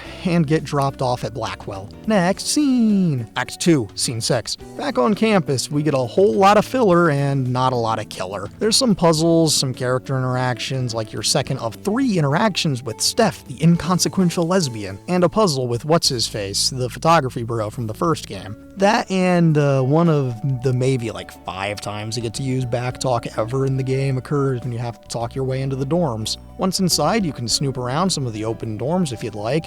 You can find the one singular reference to Warren in an email here. But I would suggest going straight to Drew's room, with Drew being the aforementioned football bro. Break in, solve a puzzle by knowing Mikey's birthday, and get the money. But like any heist movie, things hit the fan when you try to leave, given that Mikey and Drew show up in a panic. Shortly after, good old Damon Merrick shows up, asking where his money is, Denny. What'd you do with this f***ing money? Drew makes you stay in the room with Mikey while he handles this, and you could go out there, give Damon the money, and things would go well. No, they won't. But I chose to stay inside with Mikey as Drew gets his kneecap demolished. You know, he could have gone pro if he hadn't stepped into the hall. Sure, Mikey's leg would have been broken, but instead, at least Drew could have stayed ballin'. After the encounter, you can give them the money back, or you could just keep it and go about your day. I kept it, and now it's time to go to the show. Next scene. Act 2, Scene 7. So you're off to find Rachel before the show. Head into the dressing room, find Victoria putting muscle relaxers or some kind of depressant into the cup of tea she just made for Rachel, because she wants to be the leading lady. She's an understudy. By any means necessary. Rachel comes in, Chloe and Rachel make Victoria drink the drugged tea, and I guess we'll see the consequences in like 5 minutes when the drugs kick in. Not really an important scene for our sakes, but the show will go on with Rachel in the lead regardless, but I digress. Next scene. Act 2, Scene 8. The show is starting soon, like 15 minutes soon, and guess what? That wildfire you caused is coming up to bite you in the ass because Juliet Watson is going to be late. No big deal, she's not playing any of the leading roles, right? Oh, she's only Ariel. The show will go on just fine. Oh, that's one of the main characters, and she's not here. And I guess we don't have an understudy to fill in for her. Whatever shall we do? The director is having a stroke, and Rachel voluntells you to fill in until she gets here. Chloe says she'll never do it, only for them to smash cut to her in makeup and learning her lines like 7 minutes before the show. Memorize the lines, the stage directions, and go on stage when the time is right. All the world is indeed a stage, and we are merely players, performers, and betrayers, in the case of Victoria. Each another's audience outside the gilded cage, or whatever the hell that Canadian rock band was on about. Chloe goes in, and I perform the lines correctly. I got the movements right. Everything is going by the books. Until Rachel decides to go off book and improvise a romantic monologue that's designed to convince Chloe that they should run away together in a last chance power drive. Chloe tries to ask the logical questions, but Rachel brings up how everybody's out on the run tonight and there's no place left to hide. They'll love each other until the cold, bitter end. So Chloe and her share this romantic moment on stage before they have to get the show back on the road. And watching how easily Rachel can slip back into the script is astonishing. Even more astonishing that she did it all in character. And Chloe gets to exit stage right, and she's done it. She saved the night. Nathan Prep Scoop, however, ruins the night while playing Caliban. Boom. After the show has run its course, Chloe gets dragged out on stage for the big bow. Everyone loves it, except for Nathan, who is a laughingstock. Act 2, Scene 9. After the show, it's time to go home, but first it's Chloe and Rachel's post-show date night. They meander through the empty suburban streets, they talk about the events of the day and how Chloe totally saved the show. They walk and eventually Rachel holds out an arm, so what do you, as a burgeoning teenage lesbian, do? You take her hand. It's been a very good moment so far, so good job, writers. I can't wait to see how you ruin this. Oh, you ruined it immediately after a beat of silence by having Rachel get back into the plot? You shouldn't have. No, really, you shouldn't have. Chloe offers some very reasonable responses as to why they shouldn't go, but Rachel has a retort for all of them, so you can't win. Chloe eventually succumbs to Rachel's demands and says they'll go. But where will they go? Well, you have 3 options, and for each of the 3, you get some delusional scenario that's supposed to be sweet. Chloe is still skeptical, though, so Rachel asks what it'll take you to convince you that y'all should leave tonight. You can pick from a bracelet, a tattoo, kiss, and crucifying the insincere tonight. Of course, you could pick any number of those things, but narratively only one makes sense. And given how I've played the game, it could only be one, the most obvious choice. Crucify the insincere tonight. We'll make things right, we'll feel it all tonight. We'll find a way to offer up the night tonight. The indescribable moments of your life tonight. The impossible is possible tonight. Believe in me as I believe in you tonight. Try and stop me now, legal team. Sorry, where was I? Smashing Pumpkins tonight? Oh, right. Chloe says that in order to convince her to go, Rachel needs to kiss her under the falling ash rain. Chloe can barely stammer out the request, but Rachel gets it and they kiss. According to the wiki, since I had a romance score higher than 6, there's a second, more passionate kiss. They kiss as the ash rains down in several sweeping camera angles, and eventually they pull apart and agree to run away tonight. So Rachel needs to pack a bag at home, so she and Chloe run back to her house, hand in unlovable hand. And this is where the episode should have ended, but no, we've got to inject a plot point to keep them in Arcadia Bay for a little bit longer. Next scene, Act 2, Scene 10, but actually this time. I'm illiterate. Sorry. Oh boy, time to meet the parents. Surely this will go well, right? Well, Rachel heads upstairs to pack her bags, and you both get caught by her parents, who invite you to sit and have dinner. Rachel whispers for you to be on your best behavior and not fight her parents while she packs up. So oblige her parents' request. Help set up the table, place the plates, glasses, light the candles, grab your coat since the cellar door is an open throat, all that shit. Rachel comes down conveniently right as you finish, and now it's time for a Sawyer family dinner. I choose to have Chloe sit idly by, not making the situation worse, but Rachel decides to start the fire again when her dad sets her off. Rachel asks about the woman he kissed if she's his mistress or some shit, and Agent Cooper says, quote, "No, that would be your mother." And the episode ends on this bombshell reveal. End Act 2. Act 3, Scene 1. To pick up where we left off, we get a Paul Atreides, 1984 edition, narrated monologue about he met Rachel's mom Sarah, how she was the prettiest girl in school, how she had a drug problem until she got pregnant with Rachel, and then about how she gave Rachel up for drugs after she was born. All that normal shit. Also, holy shit, this was literally a plot point about Peyton in One Tree Hill. Like, almost verbatim. Anyhows, dear old daddy has been sending money Sarah's way so she'll stay quiet about being Rachel's mom, since we can't have it coming out that the DA's daughter is the child of a drug addict or something. After dad is done, Rachel chews her dad out, storms off pissed as hell, and goes to her room to cry herself to sleep. Chloe could take the opportunity to tell Rachel's parents off, but I chose to go up after her immediately because I gotta be her hero or something. Next scene, Act 3, Scene 2. Chloe enters the bedroom. Rachel is crying and seems inconsolable after having her whole life turned upside down. Chloe fumbles around the room looking for something, anything, to make Rachel feel better. She takes a Starry Night light head, screws it to a big-ass flashlight, turns out the lights, and lights up the room with a bootleg Starry Night. This is significant to Rachel, and she's now together enough to talk about it. They talk about the stars, how each one is a setting sun, and how Rachel's view on the stars being this beautiful thing was all a lie since they're all dead. They cuddle up for as long as you let them, until you hit a button to continue the game.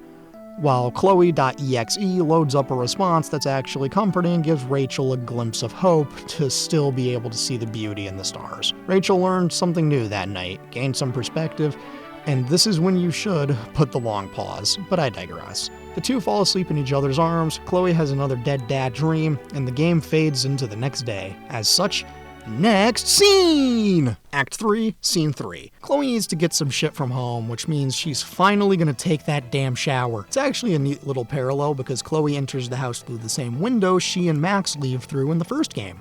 Not relevant for this game, though. I just wanted to mention it. Anyhows, Chloe goes to take a shower, discovers some shitty hair dye she had from when she and Max were kids, and oh my god, this game is giving us an origin story to Chloe's blue hair. I thought it was stupid giving an origin story to the truck, but this is on another level of dumb.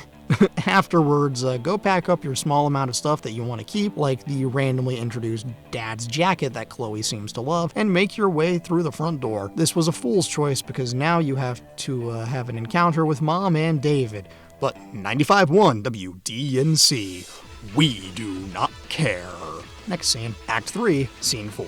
This scene can be summarized thusly. Chloe fixes up the truck, Rachel visits her, Damon and Frank show up for the money Chloe stole, she gives it, thinking it'll all be square, Rachel gets into a fight with Damon, he stabs her, Chloe rushes Rachel to the hospital while Frank fights Damon so the two can escape. That's all. Next scene! Act 3, Scene 5. It's hospital time! After a brief time lapse in conversation with DA Dad, Chloe has just a little more time to kill before visiting Rachel, so she visits Mikey, Drew, and Steph, the inconsequential lesbian. This is the third and final time Chloe interacts with Steph ever in the canon. So do with this information what you will. Anyway, you head down the hall to go visit Rachel, briefly interact with her adoptive mother, then talk to Rachel. Rachel's got a mission for you, Agent 47. Break into her dad's office and snoop around for some reason. It might have something to do with what Damon said, but I don't remember or care, so let's not pretend that you do either. Chloe obliges the demand and she's off to break and enter. However, as she goes to leave, she gets stopped by Elliot, a guy who Chloe interacted with in Act 1, but was so just inconsequential and irrelevant that I didn't mention him at all. All you need to know about him is that Chloe was using him for concert tickets and stuff, so she's been leading him on and has been doing this the whole game. Anyway, Anyhows, Elliot is here to ask some personal questions! And Chloe says it's like, stay out of it, man, this ain't your problem, and she leaves. Moving on, next scene. Act 3, Scene 6. Break into the house and office and uncover a wacky little conspiracy. Rachel's dad has contracted Damon to take care of Sarah once and for all. Chloe uses her -20 detective skills to lie and deceive her way into getting a location for where to take the money Lebowski, find the $5,000, try to head out, and guess who's here to artificially lengthen the game? It's Elliot the Incel! Woo! Wow, that clipped the mic. I'm so sorry about that. Anyway, Chloe has to stealthily summon the police in order to get him arrested so she can get out. She does, he gets arrested and all that. Chloe heads out, and we're off on a wacky little adventure that'll only end one way. Next scene. Act 3, Scene 7. Alright, rapid fire scene. Chloe has another dad delusion while driving up to the abandoned mill after almost getting hit by a truck, or after almost getting her truck smashed by a semi. She calms down, talks to Dad about the idea of Dad versus the reality of Dad, and I don't care. Chloe of Suburbia carries on down the Boulevard of Broken Dreams. Next scene. Act 3, Scene 8. The end is nigh, and we're back to where this shitty odyssey started. The abandoned mill. Inside, Chloe watches Sarah get hitmaned with some heroin. Damon spots you, beats the shit out of you, takes the money, and you fall unconscious as Frank comes to save your ass one more time. You eventually come back to the land of the living, and you see Sarah is still alive? This makes no sense given that you don't come back from an overdose unassisted, but f*** it. These writers don't know how to do anything right, so who gives a shit? You have a conversation about Rachel with Sarah, and if you play her cards right, you can convince her to go see her daughter, if only to give her closure. So she'll walk away regardless of your success, but not before telling you to not tell Rachel about the truth of what her dad tried to do, so that she can still have a real family after this or something. Ultimately, what you do depends on the next scene, and the final choice of the game. So, without further ado, let's get to the finale. Next scene! Finale. Chloe enters the hospital. Rachel sends her parents out of the room so you can tell her what happened. Here is the final choice. To tell her the truth, or to tell her the lie. The red pill or the blue pill. The Reeboks or the Nikes. Insert fourth comparison joke here. This choice is even easier than the final choice of the original game, which is something considering that it's really easy to let Chloe get shot and go to hell where she belongs. Chloe tells Rachel the truth, and we watch the fallout happen as the ending montage kicks in. Cue the shitty, forgettable music, get a montage of Chloe and Rachel being dumb and in love doing stupid shit, watch Rachel's family fall apart, get the complete origins of Chloe's full blue hair from the first game, observe Mom and David getting married, and since I played it right, watch Rachel get to meet her real mom, thus allowing her to get the closure she desires. And now we can end the game with the single worst callback reference imaginable. The game ends on a shot of Rachel's phone buzzing on a glass table as another missed call from Chloe happens.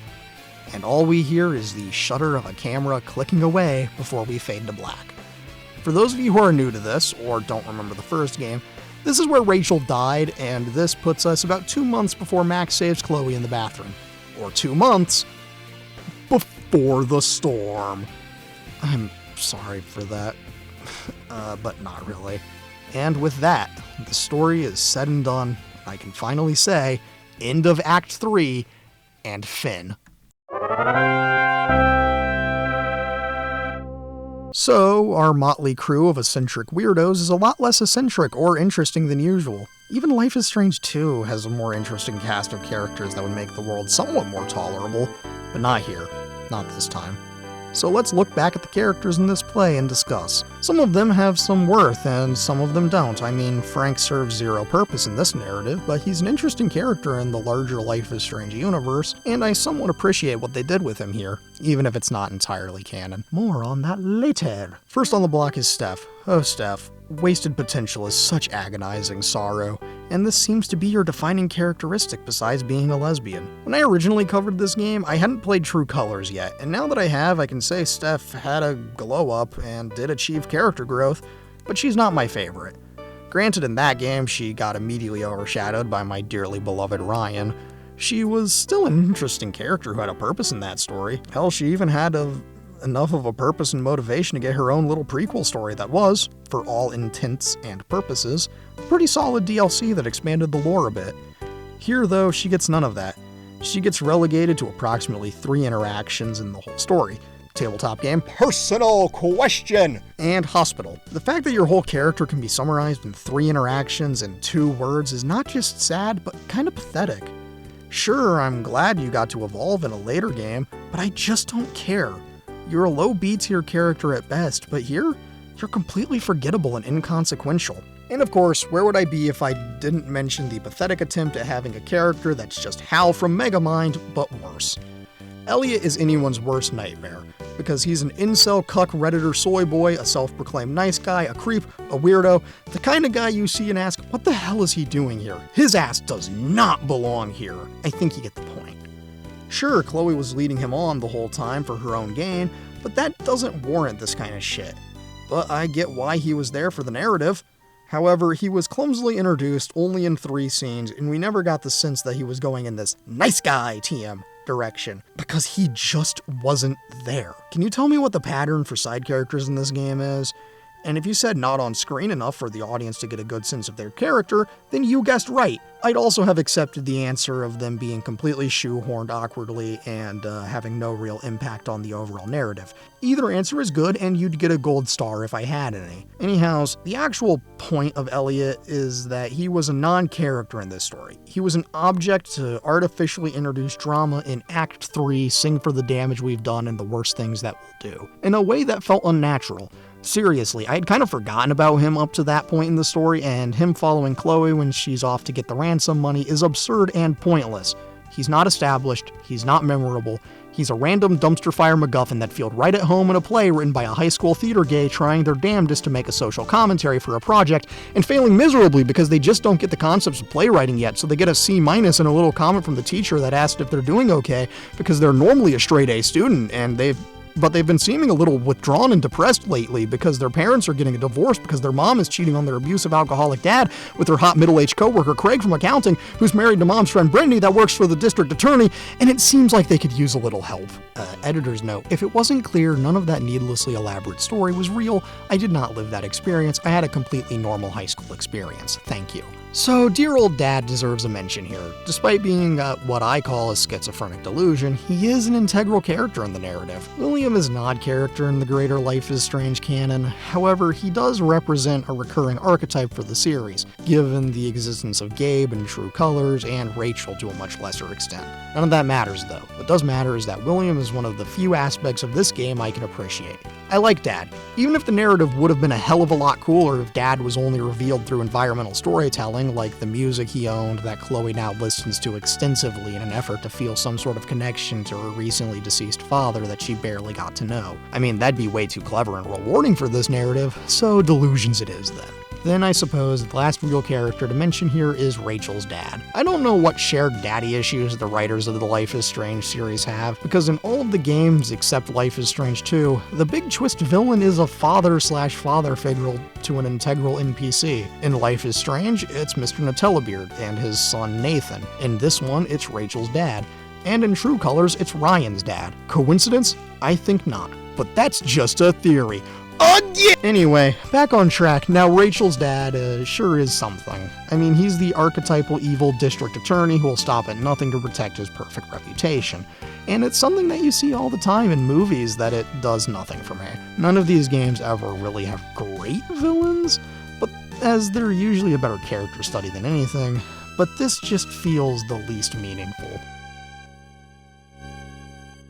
I miss you. Compare Rachel's dad to Mr. Jefferson, and at least Mr. Jefferson's twist made sense and was morbidly interesting. Here we get an overdone cliche that just makes me wish the big twist was something stupid like him having a heart attack mid-signing his divorce papers, or maybe a car crash that would bring Chloe and Rachel together over the shared dad dying in a car crash trauma. I don't know. Anything would have been more interesting than what they did here. There's other characters here too, like Frank or Mikey, but I don't have too awful much to say about him. Joyce was good as per usual, David is an ass as per usual, and all this game had going for it was a single reference to my dearly beloved Warren in an email that could have been an email. Wait a minute. Doesn't matter. The point is, it's not easy to write great characters, but it's easy enough to make passable characters, and even easier to make bad characters. That said, it's a challenge to write characters this bad. Like, even the worst teen dramas of the late 90s and early 2000s had better characters than this. You have to try to make something this awful, and maybe this was their way of getting some dumbass to review their game critically almost a decade later. But I guess we'll never know. Can you spot the glazed ham reference? That's right. You'd think that I'd be sick of talking about the same damn scene over and over again, but nope. I have to talk about the small victories I can, and I sure do love repetition. But like the other Glazed Ham remake essay on Life is Strange, I can talk about it better now, and I will. I'm gonna keep the same general beats as before, but hopefully I can convey why this scene is good on a technical level and not just the emotionally charged rant from before the storm. I'm so sorry for that joke, that was awful. The scene in question is Act 2, Scene 9. Which is legitimately a good scene until the writers messed it up by injecting the plot into it.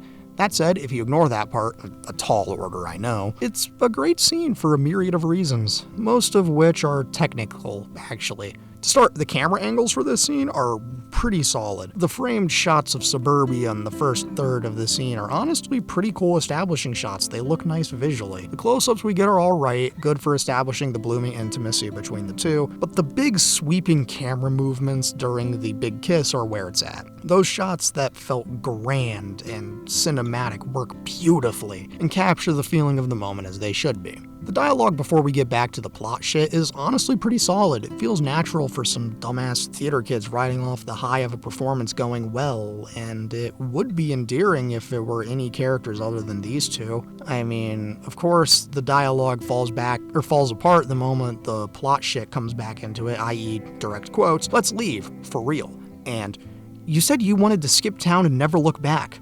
Like I said last night, let's do it," which sucks comparative to all that it might have been. But whatever, the shit we get has some glimmers of what could have been in a great scene with how naturalistic the dialogue occasionally is. So, some miscellaneous mise-en-scène shit to address includes the background noise, which are great for establishing the quiet and sleepy sounds of suburbia at night, and are well implemented here. The setting too is actually quite nice, and it's entirely because I'm a sucker for this kind of setting in film, because there's something so magical about the night. Probably something about how empty it all becomes and how there's nothing but you and the streetlights to keep you company as you meander aimlessly. But I digress. Here, the setting is great, and it's as it calls back to the typical teenage American dream of running away with the person you love and leaving the suburbs where you grew up kind of shit. But this time, the ash rain adds a neat visual layer because it almost looks like snow. snow, and I'm a sucker for snow. It makes for some good photos, okay? I never want to trash an actor's performance, and this may just be an issue with the remastered version, but Chloe sounds a lot like Joshua from Joshua and the Promised Land, director Jim Lai in 2004, which is a terrible 50-minute Christian animated film with some awful audio mixing, and I think it might just be a problem here. It sounds a little strange, but what do I know? This whole game has some audio issues, so I wouldn't be surprised. You know, the scene is like 3 unrelated songs getting mashed together to make something that could have worked perfectly if done by the right people, but came out just okay in reality, but was brilliant compared to the rest of the dumpster fire that surrounds it. This is like if Born to Run, Sprawl 2, and Give Me Novocaine / She's a Rebel were combined. Okay, technically 4 songs, but you get the point. Actually, throw in a little Tonight Tonight for good measure. See, all of these songs are great on their own, and if you combined the themes about young love, running away together, the night, the suburbs, and all that, you could make a powerful rock ballad out of it with some punk added in for good measure. And that'd feel perfect for a character like Chloe. But instead, someone messed it up along the way, and that's tragic.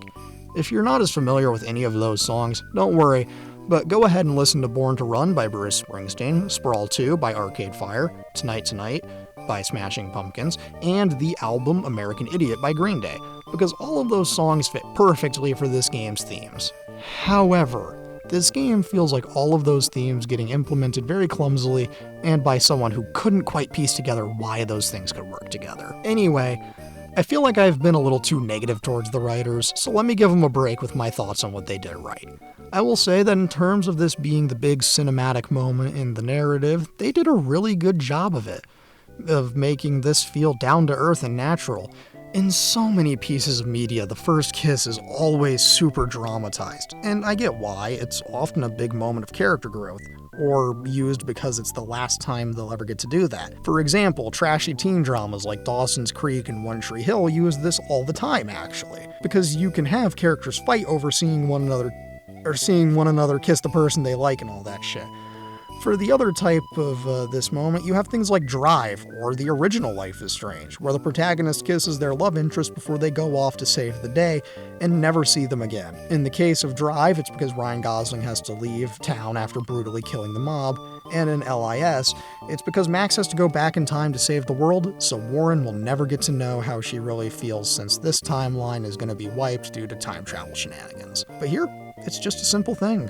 Sure, it's in the context of convincing Chloe to run away with Rachel, but it feels normal and real, which is a positive aspect of the game. There's a reason I rank this so highly on the Life is Strange Kiss the Girl moments tier list, and that's because it's a good moment. In fact, it's the only good moment in this game, and with some small tweaks like removing the plot-based dialogue and just letting this moment stand alone, it'd be a great moment. But as it is, it's a good moment and a disaster.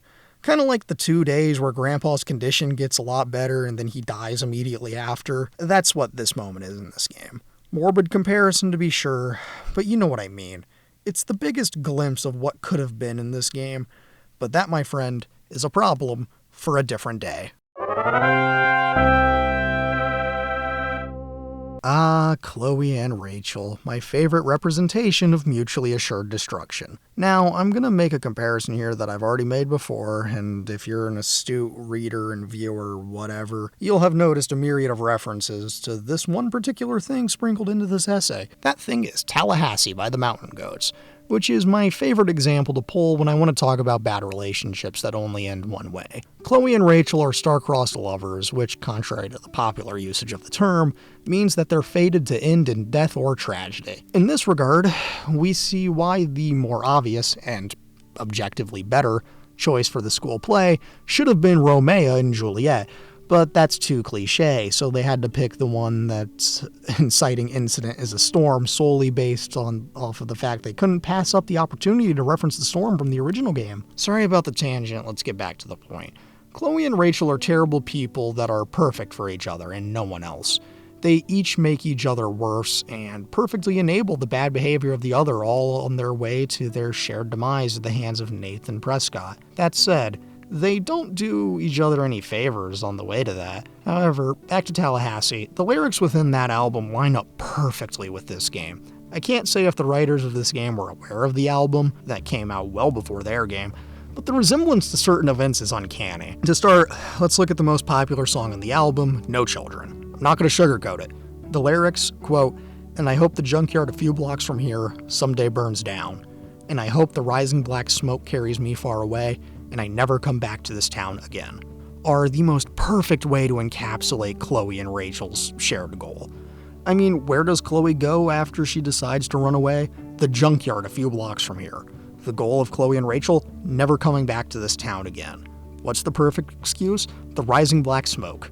It's quite simple, and if you time it right, the song fits perfectly over the ending of episode 1, and works as brilliant foreshadowing of what's to come after this game. Now, the general themes of these two's relationship has been one of tragedy and self-loathing.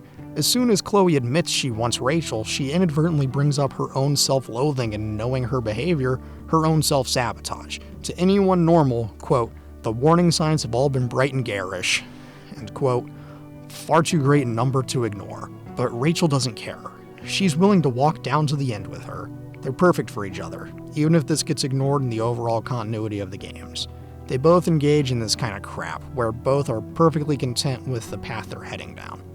Sure, they dream of the good life that's promised in movies, or game shows in the case of Tallahassee, but this ain't that. They go through nothing but suffering, as things get completely out of control in town, yet they're here for each other through it all. All of this, of course, operates on the knowledge you get in hindsight, and with the knowledge of the first game. We know that around when Rachel went missing, she and Chloe had a big ol' fight, like their Tallahassee counterparts. Granted, this fight didn't end with them killing each other, but it does lead to their deaths at the same hand. They both did something the other was going to regret, and that's just their whole life summarized. Spoilers for something I'm going to talk about later, but the concepts here are actually a potential route for fixing this mess. But you'll get there in a bit. We've got some other stuff to cover before that.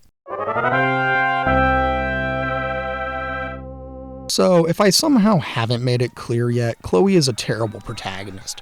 And I should make the distinction that she's not a terrible protagonist solely because she's a bad person, because that would be foolish. My favorite example of this is Travis Touchdown from No More Heroes. Travis is a terrible person in every conceivable way, but he's so well written that he becomes weirdly endearing. He's so charismatic that you love when he's on screen because each joke he makes is hilarious and a lot of fun. Travis's horrible nature is part of what makes that game so funny and great. Like how he fast forwards through a boss's speech because he just doesn't care. He acts in a way that's very self-serving, but his charm and stupidity are what make him a great character. That, and he kind of has a character arc, but that's for a different essay that's never coming. For now, back to Chloe. Chloe is neither charming nor endearing. She's a wannabe punk that lets tragedy define her, a jackass that blames everyone but herself when shit hits the fan. And worse than any of that, she's poorly written. Chloe's writing is bad, and in turn, this leads to a character that isn't sympathetic. She's an unsympathetic bastard that's full of nothing but rage like a rat in a cage. The intrinsic problem is that empathy is one of the hardest emotions for a game to convey, and when your character is so unlikable, like Chloe, it's really hard to make the player care. Now, that's a bold claim, and the three people out there that defend this game aren't gonna say, or are gonna say I'm wrong, but I'm not. Chloe is insufferable. She's always angry, she's beyond selfish, she's emotionally stunted and shows no sign of being willing to change any of her behavior or attitude problems. The inability to change is such a damning blow against this character because growth is so integral to any old narrative that denying it better be for a damn good reason. And here, it's not. Chloe defines her identity with tragedy, being sad and angry, lost and lonely, and most of all being an asshole to any and everyone. And I get it. You can never truly move on from the loss of a parent. That is a tragedy like no other. But letting that define you and endlessly wallowing in it is not only an insult to you, but a disrespect to them. Most parents want what's best for their kid, and want them to succeed in life. They want them to grow and, most importantly, to live. Wallowing in that grief isn't living. And no matter how justifiable it may be, it shouldn't prevent you from growing as a person. Chloe doesn't grow, she just wallows around in self-pity and even gets mad when her mother tries to keep living. Granted, David is a dick, but the point is that it could have been the coolest guy to have ever lived and she'd still be just as pissed off. She can't handle change, and she really just wants to drag everyone else down to her level. Chloe blames everything wrong in her life on everyone but herself. She blames David for tearing her family apart, even though she seems to be doing a damn fine job of that herself. She blames Max for abandoning her at her lowest point in life, when in reality Max had nothing to do with that. Her parents decided to move away before William died. And then, if we look at the first game, Chloe emotionally abuses Max for leaving her and uses Max's powers for her own gain, whether financially or just to find her missing girlfriend. In the first game, she blames Rachel for driving them apart, when in reality, Rachel just wanted to see someone else. Every action seems to be against Chloe in her mind. So she gets mad at the world, and thus we're back to the vicious cycle that's what made her completely insufferable in the first place. I'll grant you this, Chloe isn't a simple character.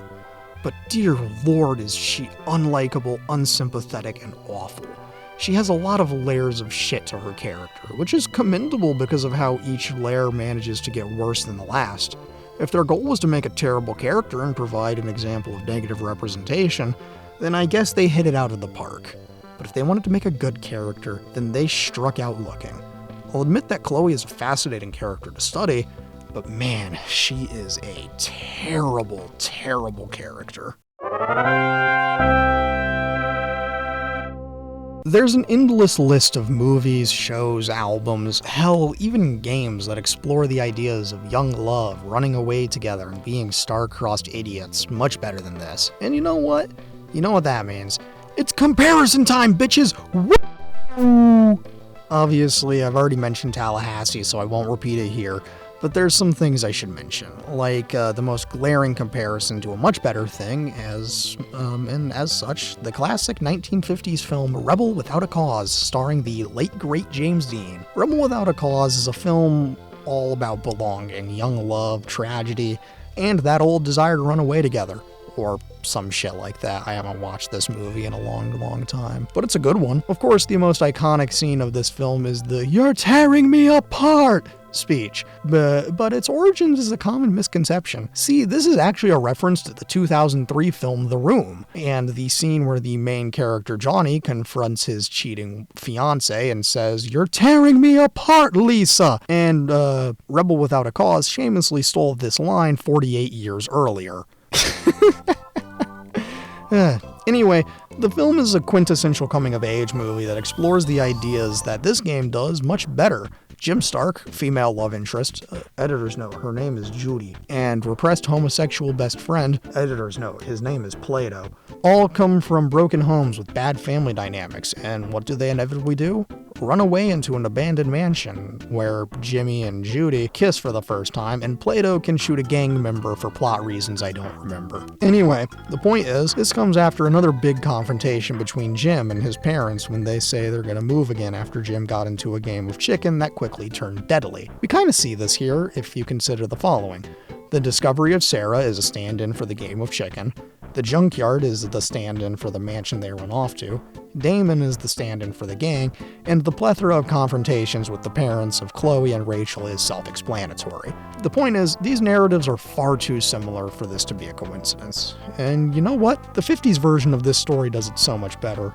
Rest in peace, James Dean. Another thing that comes to mind when dealing with this travesty is any number of that 90s/2000s alternative crap like Via Verde or Michael Romance. See, this gets into a music thing, and I can tell you that if this game had the budget of LIS2 or True Colors, they'd have licensed some shit like American Idiot or Jesus of Suburbia, because those sure seem to be like Chloe's anthems.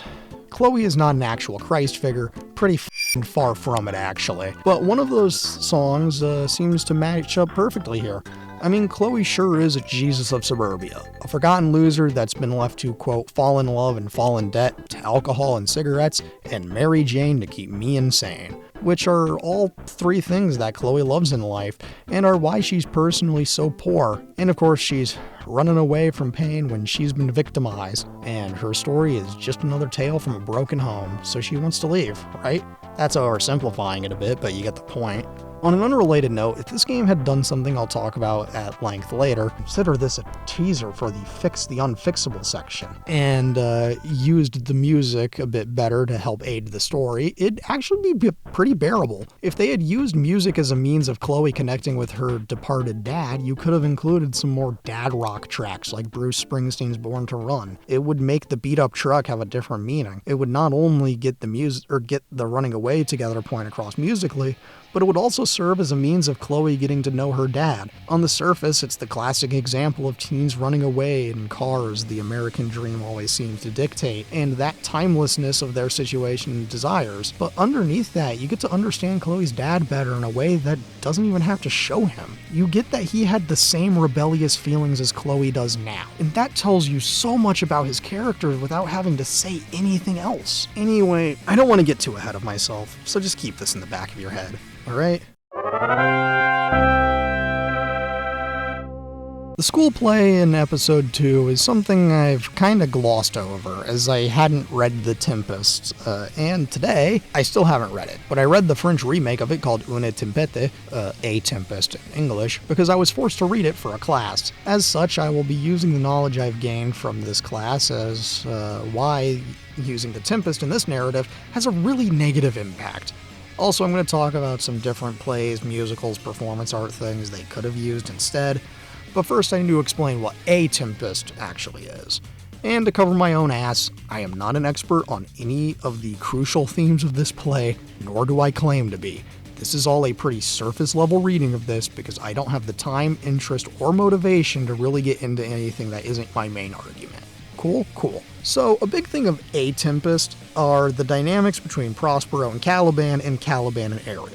Why? Good question, because A Tempest is all about colonialism and the dynamics between colonizer, Prospero, and colonized, Caliban and Ariel, while also commenting on the differing approaches to fighting for civil rights through violent resistance, Caliban, or through peaceful resistance, Ariel. That's the basics of the play. And if you'll turn your attention back to Before the Storm, guess who Rachel played?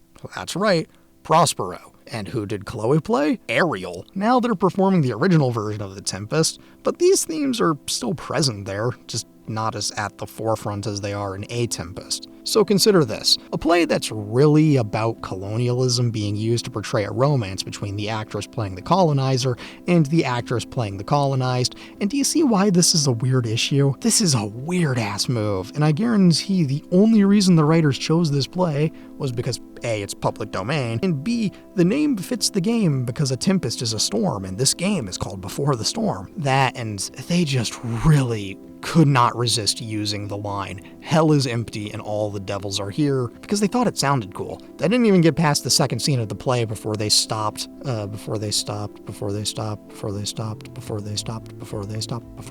Sorry, I just lost my place in the script. 1 second, please. They didn't even get past the second scene of the play before they stopped and said, "This'll do." Now, I'm not an expert on Shakespearean bullshit. I mean, I've had to read Caesar, A Midsummer Night's Dream, Macbeth, and Hamlet, and I somehow managed to avoid the wrath of Othello, Romeo and Juliet, and The Tempest, but I know enough to say that this game chose poorly. As such, I'm using my knowledge of anything that could have been performed on stage that would have been a better narrative.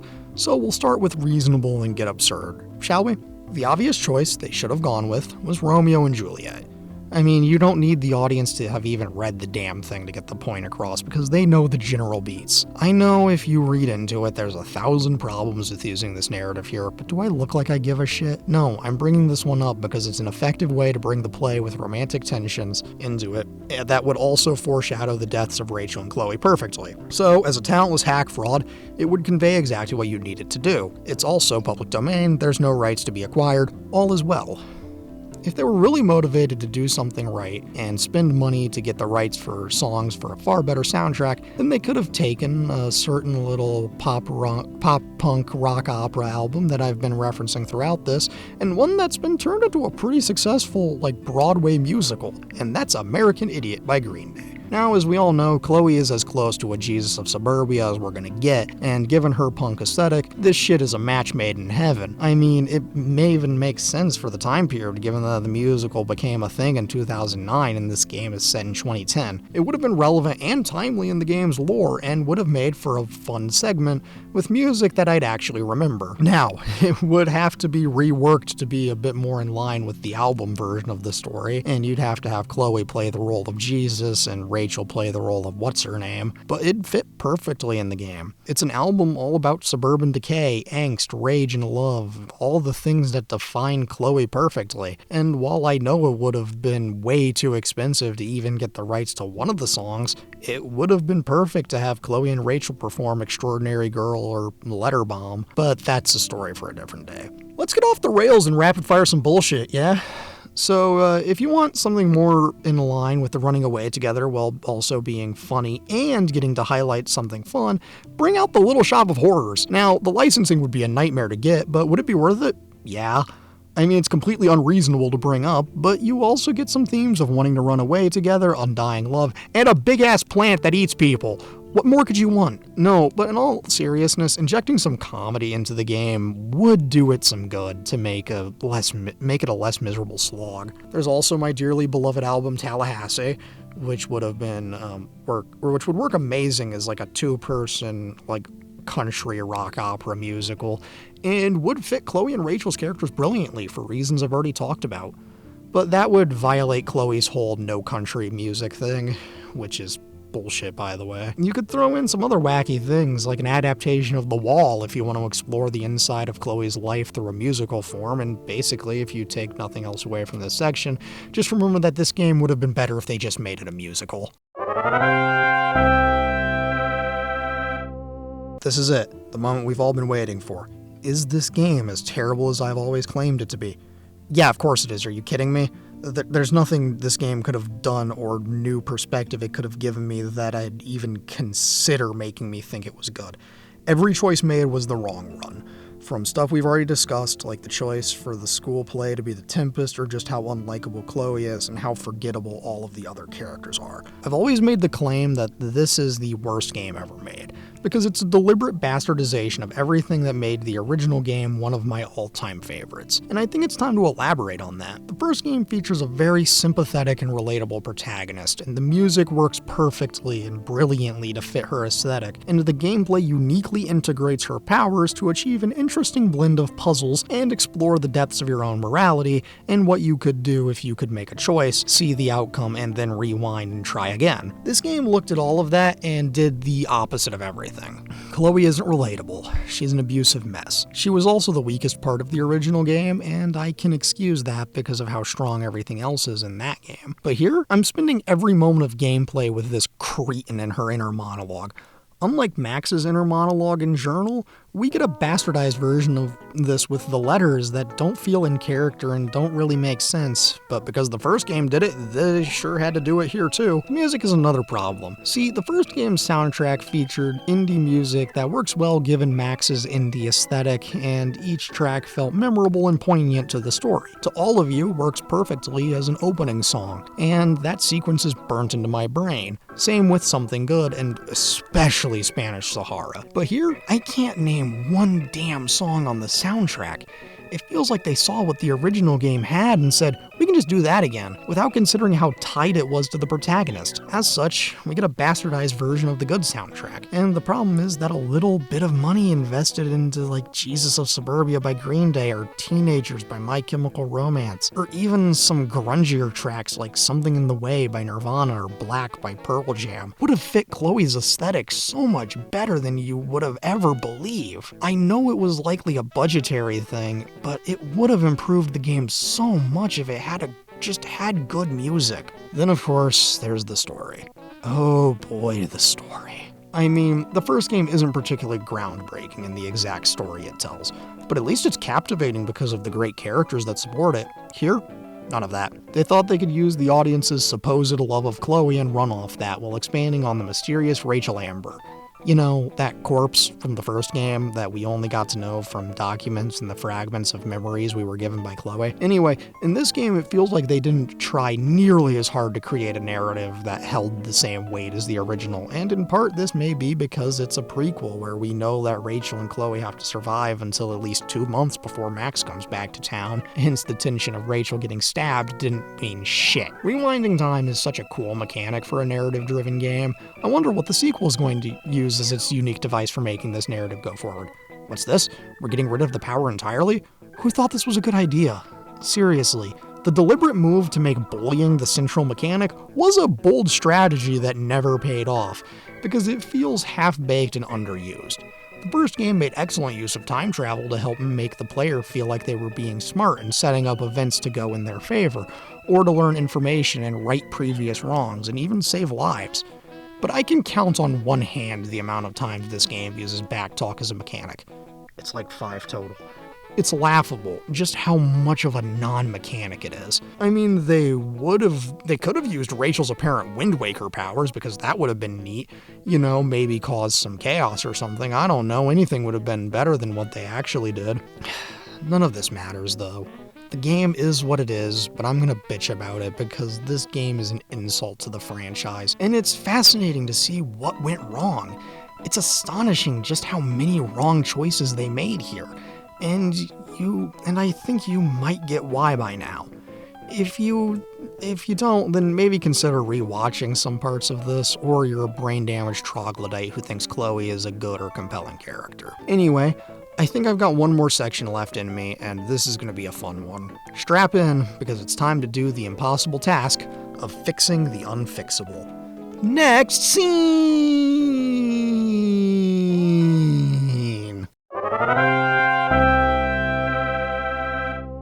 With everything said, what would I do to fix this mess?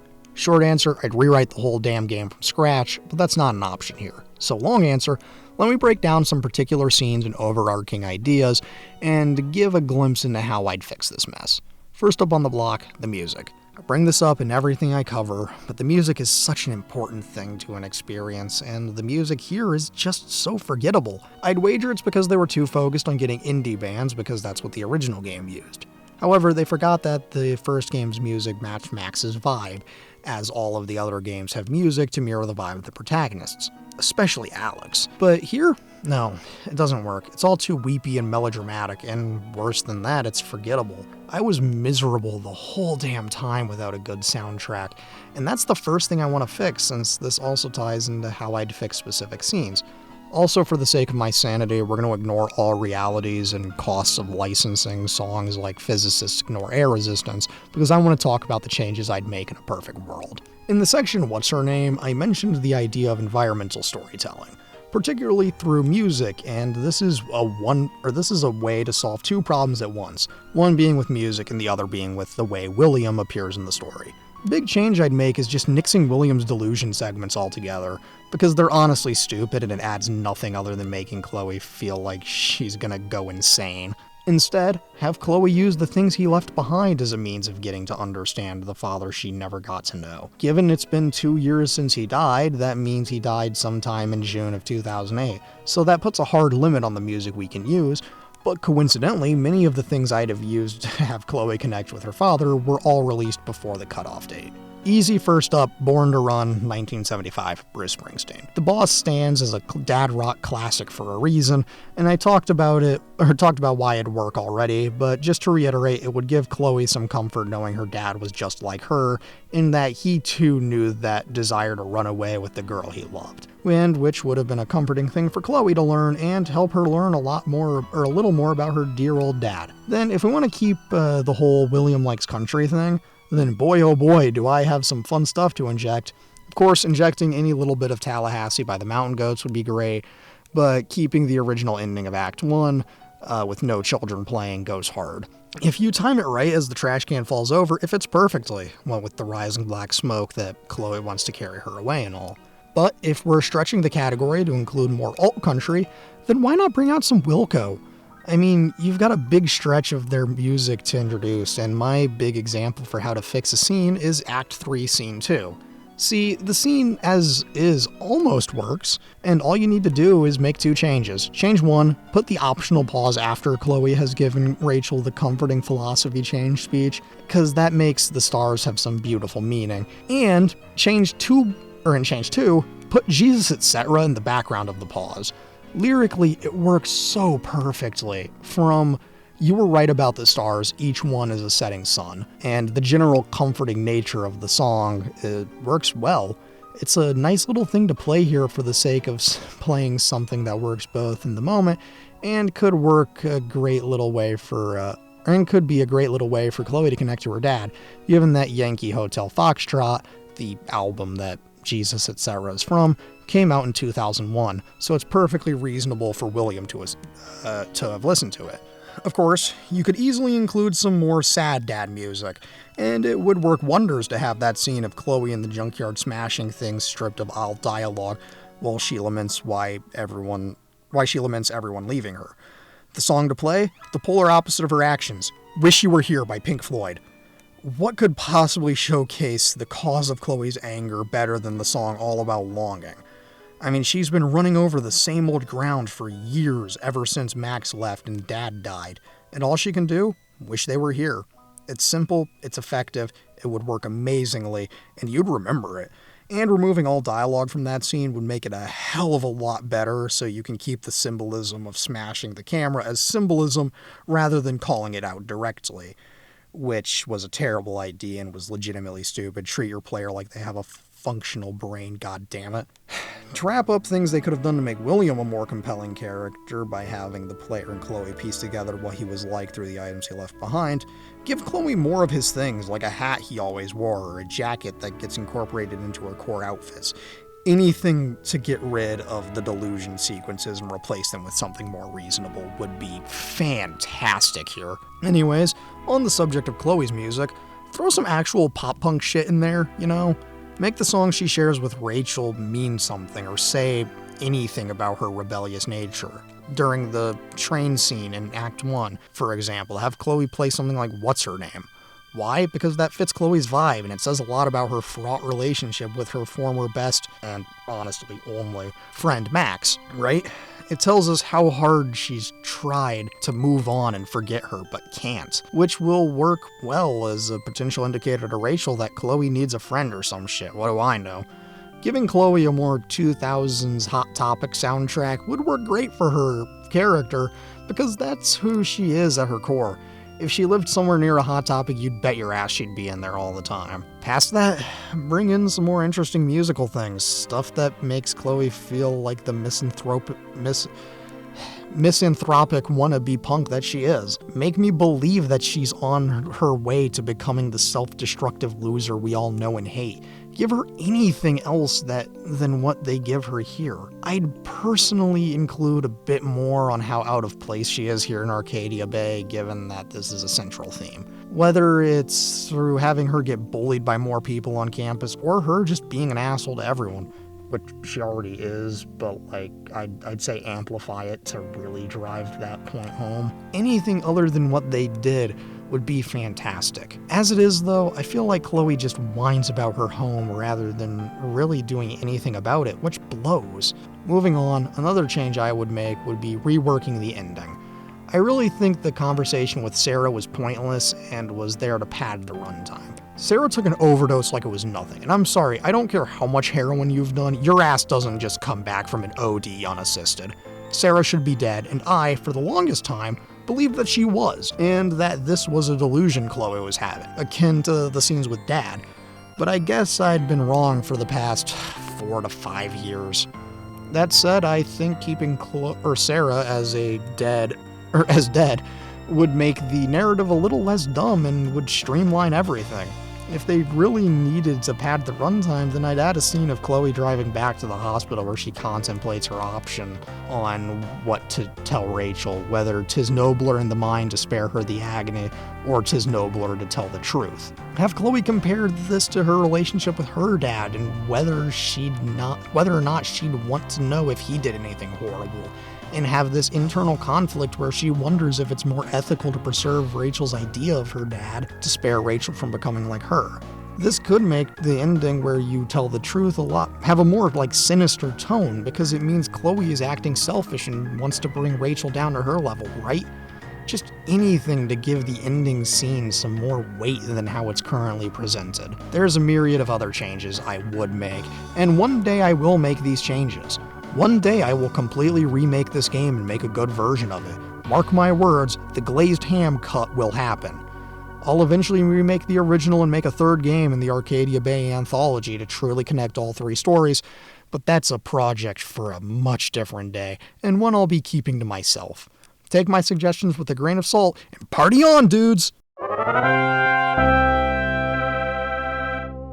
Well, there you have it. I've once again talked about Before the Storm, and honestly, I feel like this has been a productive time. I didn't enjoy my time with this game, and I never will, but I'm glad I took another look at this time as a changed man who's endured the horrors of One Tree Hill. Don't worry, that essay's coming one day, and I've experienced a lot more things to properly destroy and demolish my sanity. For those of you who read my original essay on this game, you probably remember it for the conclusion where I went a little apeshit, refusing to rate the game and insulting anyone who genuinely enjoys the game or defends Chloe as a character. Now, after everything we've discussed, have my thoughts changed? Is this game worthy of a rating now? The answer may shock you. I have gone through the 5 stages of grief with this game. I have seen the lowest of lows here, but I have seen glimpses of ideas for what might have been, and it doesn't fill me with the hope to wish impossible things. What I'm getting at is that this game is going 0-2, baby, because I'm still refusing to rate it. It's no longer a matter of being good or bad or, quote, existing in a world where the stars don't shine. It's a matter of being such a monumentally and spectacularly wet blanket of a narrative where every choice made was intentionally wrong. It's astounding just how incompetent this game is, especially since this is the same studio that go on to make Life is Strange True Colors, the objective best game in the series. This really is a fascinating trash heap, so perhaps a different Roger Ebert review has a better quote for this. To quote his review of Pink Flamingos from 1972, note, I am not giving a star rating to Pink Flamingos, because stars simply seem not to apply. It should be considered not as a film, but as a fact, or perhaps an object. Roger Ebert. This, my dear reader, is a perfect distillation of how I feel about this game. It's not a game, but a fact, or more aptly, an object. Life is Strange Before the Storm is a game that exists, and that's the best thing I can say about it. Anyways, my name is A Leg of Glazed Ham, and thank you for reading this remake essay and watching this video. It always means a lot. Thanks again, and good night!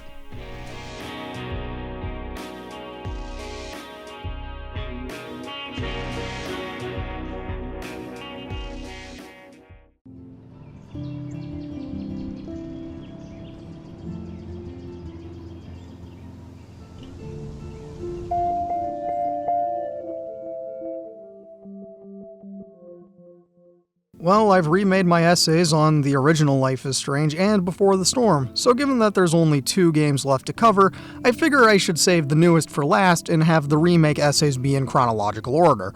Which means, for the first time in a long time, I'm taking another look at Life is Strange 2. Didn't like it all that much the first time around, so let's take another look and see if my original assessment still stands, or if I'm not being the infallible critic you'd all know me to be. I mean, could this game truly have warranted the language I used in the intro of the original essay? I opened that one by saying, quote, "This sucks more than anything that has ever sucked before," and a much longer quote here. Life is Strange 2 is absolutely abysmal, from the characters being terrible, to the story starting off strong then falling apart, to the soundtrack using songs that aren't earned or deserved in the moments they're played in, and finally the secondary main character himself. Everything sucks more than anything that has ever sucked before. Glazed Ham, A Leg of Glazed Ham, talks about Life is Strange 2, page 1, because I need to cite my sources. Anyway, all of that seems really harsh and undeserved, but who knows? Not me. But what I do know is what we're going to talk about today. The story, the characters, the music, the relationship between Sean and Danny Boy, where this game ranks overall in the franchise, and some other fun things depending on how I'm feeling.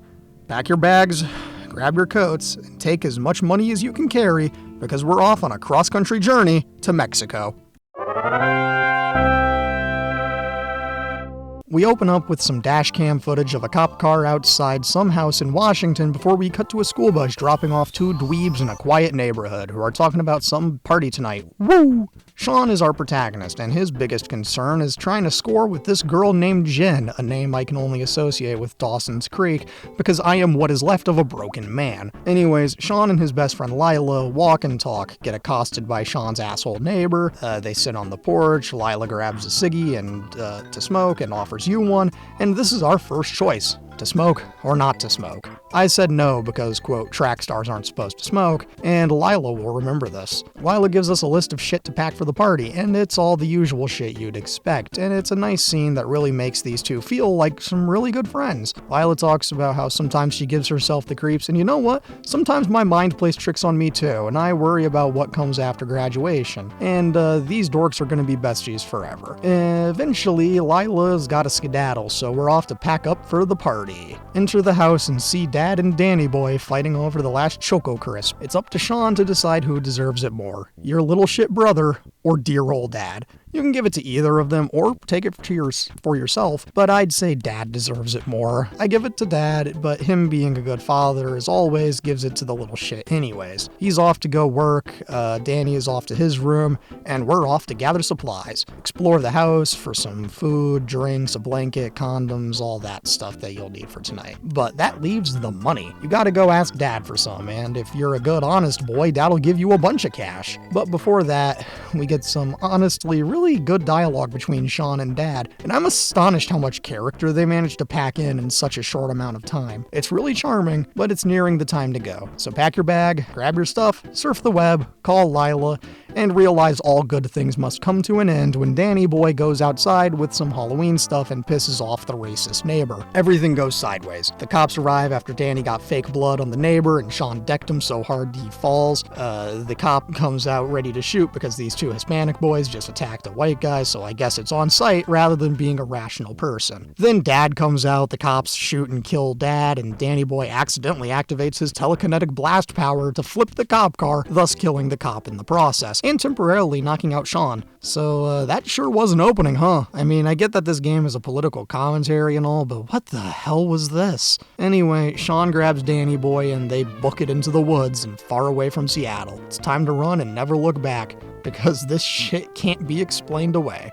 Also, your dad is ultra dead, so there's that. And this is where the real game begins. 2 days after the incident, the boys walk a lonely road, and it sure ain't one they know. Danny Boy is the typical little shit, whining about where they're going and being tired and shit. And Sean kinda yells at him, but realizes he's still just his brother, but then he realizes he's gotta motivate the little shit to carry on. The little shit keeps asking where Dad is, and it's because he doesn't know that Dad is dead yet. They talk about distance and stuff, and given that they're heading south, 200 miles would only put them in Oregon if they started in Seattle, or close enough to Seattle anyway. But this motivates the boys to keep on going, and they walk and talk and have some fun as brothers do. It's nice to see. Then we get a title card! Woo! Anyway, the boys keep on walking until they hit a good spot to stop for the night. It's some pseudo cave along a river, the perfect place to camp out. Hike down to the riverbank, engage in some brotherly activities like scouting and foraging and helping your little brother get down from high places without hurting himself. Then it's time to make camp. Gather some firewood, check your resources, and set up shop for the night. Make sure not to check your phone cause it'll die, and all that good stuff. Teach the boy how to skip stones, make him feel at ease, have some chips for dinner, and tell some stories. And continue to contemplate how to broach the elephant in the room, that being Dad's death. Danny slept through the night well, and we're off to continue the trek. Eventually we hit a gas station after several days, I guess. I think one of my personal problems with this game is that I don't have an exact sense of how much time has passed, but it is what it is. We enter the gas station, buy some food with our limited money, meet Brody, the best side character here, and feast on the limited amount of goods we have. Then we get accosted by some racist creep thrown in the back room and all that fun stuff that reminds you this game was set in 2016. Sean and the little shit have a prison break, then the psychic powers go off when that asshole who locked us up threatens us again. We have to make a run for it, so try and use the downtime to grab some gear, but realize that the racist is still conscious, so get the hell out of Dodge. Thankfully, we got friends in weird places because Brody offers us a ride, and we get a lot of distance covered in very little time. On the road again, Brody tells us all about the road, his adventures on it, and all that good stuff. Sean discovers Danny Boy took a stray dog from the gas station with him, and he names her Mushroom. Anyways, the gang talks about all sorts of stuff. The little shit falls asleep, Sean and Brody talk about real shit, TM, take a piss break, and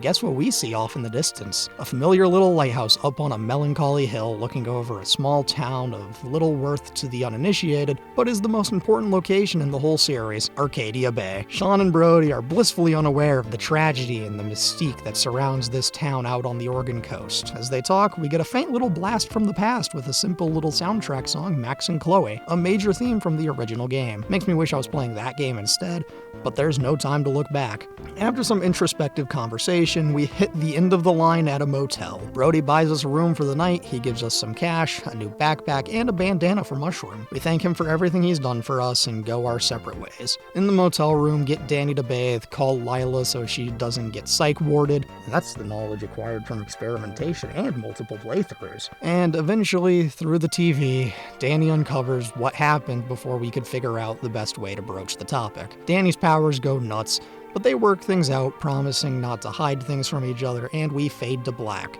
There's the usual shots around town that we all know and love. Throw a stat screen up for good measure and a teaser for episode 2, and we're off to the races. Wahoo! Well, like my father's come to pass, 2 months have gone so fast. Wake me up when December ends. I'm sorry about all the singing bits throughout all of this little quadrilogy here. I'm having a little too much fun with it, if you can't tell. Anyway, the opening here highlights a fundamental problem with the game's design, and it's that every episode opens every episode after the first one opens with a recap section. This is because this game released episodically over the course of like 2 years, and so it makes sense why it'd be there, but now if you were playing the game like any normal person would play an LIS game, it's infuriating that you can't skip the recap of what you just saw. Anyways, the episode actually starts in December, hence the whole Green Day singing joke, which is ironic because despite Wake Me Up When September Ends being one of their most popular songs, it's easily one of the weakest tracks on American Idiot, right up there with Boulevard of Broken Dreams, which is a hill I'll die on, and a hill I will be crucified on for saying such blasphemous things. Anyway, I'm sorry, where was I? The boys?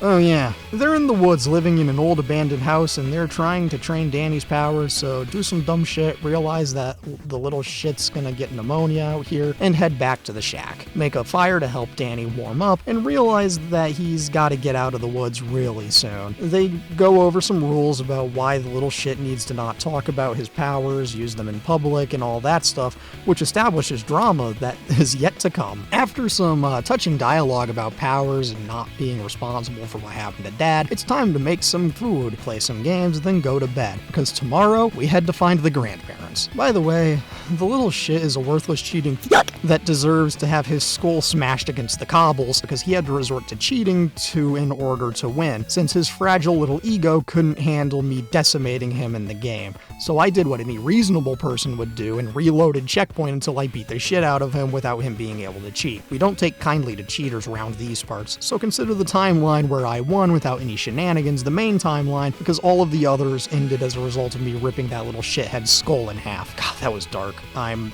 sorry for my outburst there, but I hope you understand where I'm coming from here. Well, wake up in the morning, pack our bags, and head off into the great unknown. And oh boy, we start with Mushroom getting eaten by a mountain lion. Talk the little shit out of killing it because that's immoral, and something about crushing a wild animal to death with psychic powers just doesn't sound right. That being said, this is a lesson in why you always keep an eye on your pets. Bury the poor dog, hold a funeral, and keep on trucking until you hit Grandpa's. You get there at about 10 p.m., and thankfully they're still awake. We just walked 30 miles to get here, so we're finally at a safe place. They come down and they know about what happened. But since we're family, they bring us in. Daniel gets his sickness treated, and Sean explains what the hell's been going on lately. But not after an extended period of doing absolutely nothing but wasting my goddamn time while sitting at the table. Eventually I can talk about what our plan is, and we're going to Mexico! Woo!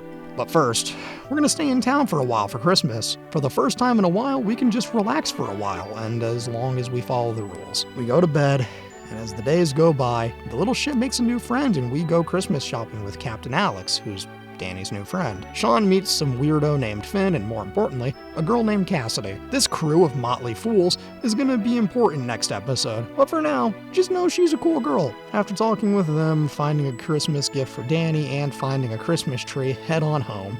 Sean takes advantage of the grandparents being out to call Lila and make sure she's doing just fine while we're off on our adventure. The little shit, on the other hand, has plans for the free time, and it's to break into what was Mom's old room. See, Mom left as soon as Danny Boy was born, and so he never got to know her, and this is the only way for him to learn. The grandparents come home, Grandma comes upstairs, we're fighting, then a bookshelf downstairs falls on Grandpa. Have the little shit use his powers on the bookshelf to have Grandpa come out uninjured, and have Grandma questioning God. But now the police are here. Grandma distracts them long enough for us to escape into the woods, but we hit a little snare when the police spot us. As they drive towards us, Captain Alex, who has no powers by the way, jumps in front of the cops to try and save us, and he gets hit by a car.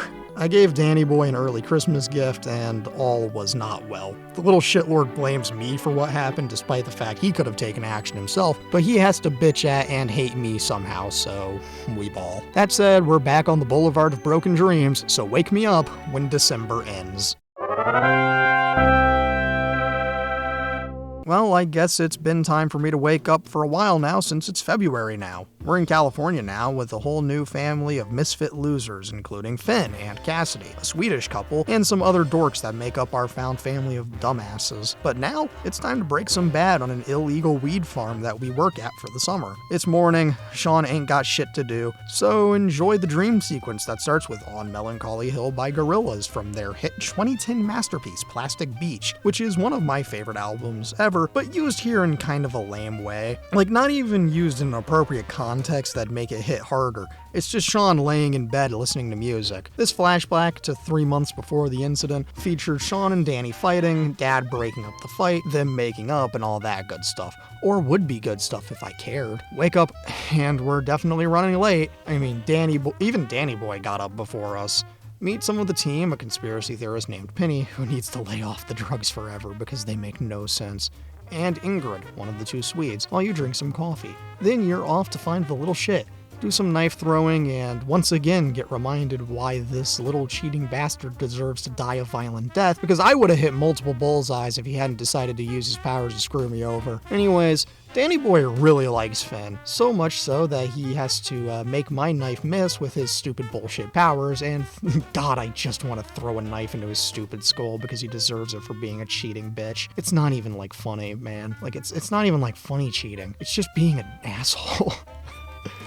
Sean pulls the little shithead aside and chastises him for using his powers wrong, but then the asshole force shoves Sean a little too hard, and God bless Sean for having better self-control than I would, because I would have sent Daniel back to Dad for that little stunt. Danny Boy is pissed because Sean finally has friends his age that he'd rather hang out with, because it's like the first time Sean has had friends in like 4 months. Sean promises they'll do some training so the little shit will calm the hell down, and he's all like, quote, "We should find Mom," and, quote, "We've been here forever."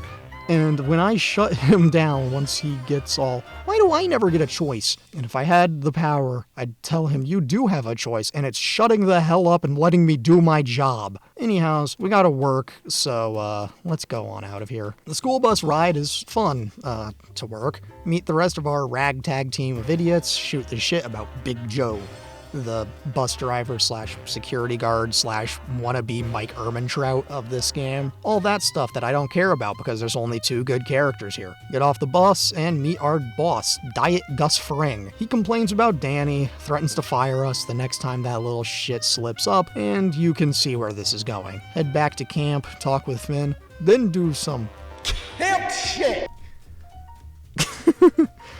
Draw some stuff, Cassidy. Seduce the girl a bit, have Danny Boy help you with the chores after you help him with his, train his powers by the lake, and all in all seems good until Sean gets fed up with the little shit's emo behavior, and Sean gets pissed! pissy. Sean asks if he's been a bad older brother because he's been spending time with the others more than Danny, and Danny specifically brings up Cassidy as though she's the problem. Cassidy is super chill. I don't know why this little shithead is filled with the rage of 1,000 incels, but that's something for a different day. Danny gets pissy!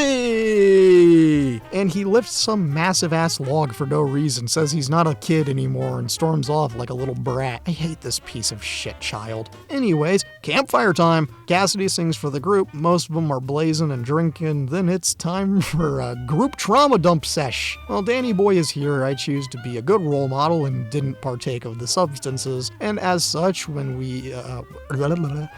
he heads off to bed, I follow because I want to try and patch up the damages with the little bastard. As much as I hate him, he's still my brother or something like that. We talk, Danny Boy feels better, and our relationship is less strained now. It's a nice scene of character stuff, primarily for Sean. Then it's the next day. Sean wakes up late and uses his track star powers to book it to the bus with just a really weird ass needle drop of DANCE by Justice. I'm gonna say it.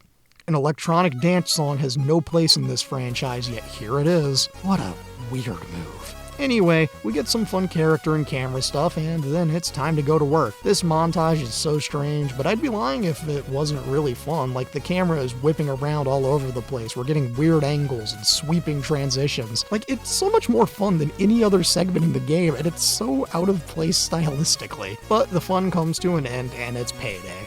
The adults are off to collect their cash. Daniel gets pissed that he has to stay outside.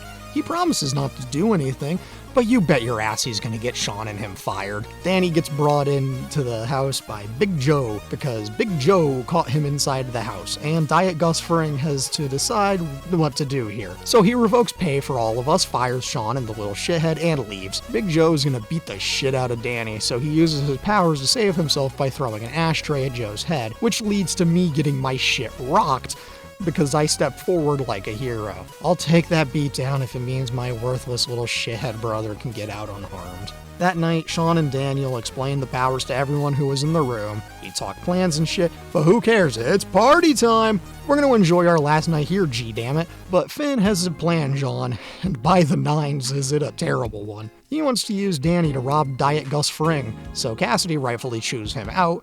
Sean and her talk a little more, and it's time to acquire the Tatau, thus allowing him to finally start speccing into the 3 skill trees of stealth, combat, and exploration, and I'm lying directly to your face. He is going to get a tattoo, though, just not the Far Cry 3 skill tree tattoo. Now is time for talking to everyone, and more importantly, deciding which romance path you're going to go down, Finn or Cassidy. See, this game has a funny little thing where the romance options are directly tied to the route you're playing, so if you're going for high morality, you're forced into picking Cassidy. But if you want to be gay, then you gotta be prepared to do some crimes and have low morality.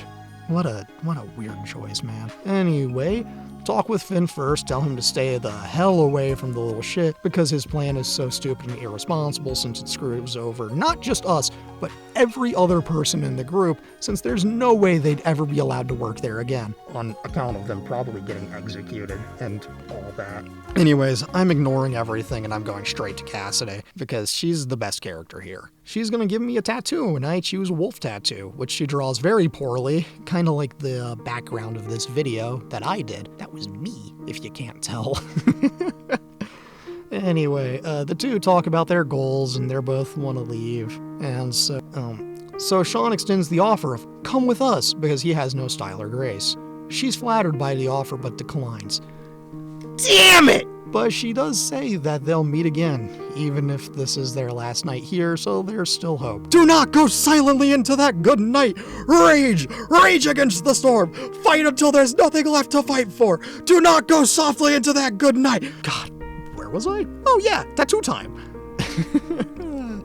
Sean experiences the pains of getting a tattoo, flirts hard, and we're straight ballin'! She says she's gonna go swimming, kisses Sean, and, wow, I straight miswrote that whole thing. Let's retake that one, yeah. This is all staying in, by the way. Thanks editing me. I hate you as much as you hate me. Anyway, she says she's gonna go swimming. She kisses Sean on the cheek and invites him to go with her. I don't care if Finn is gonna steal Danny Boy to go rob Diet Gus Fring. I've got a date with Destiny, or Cassidy. Same thing, really.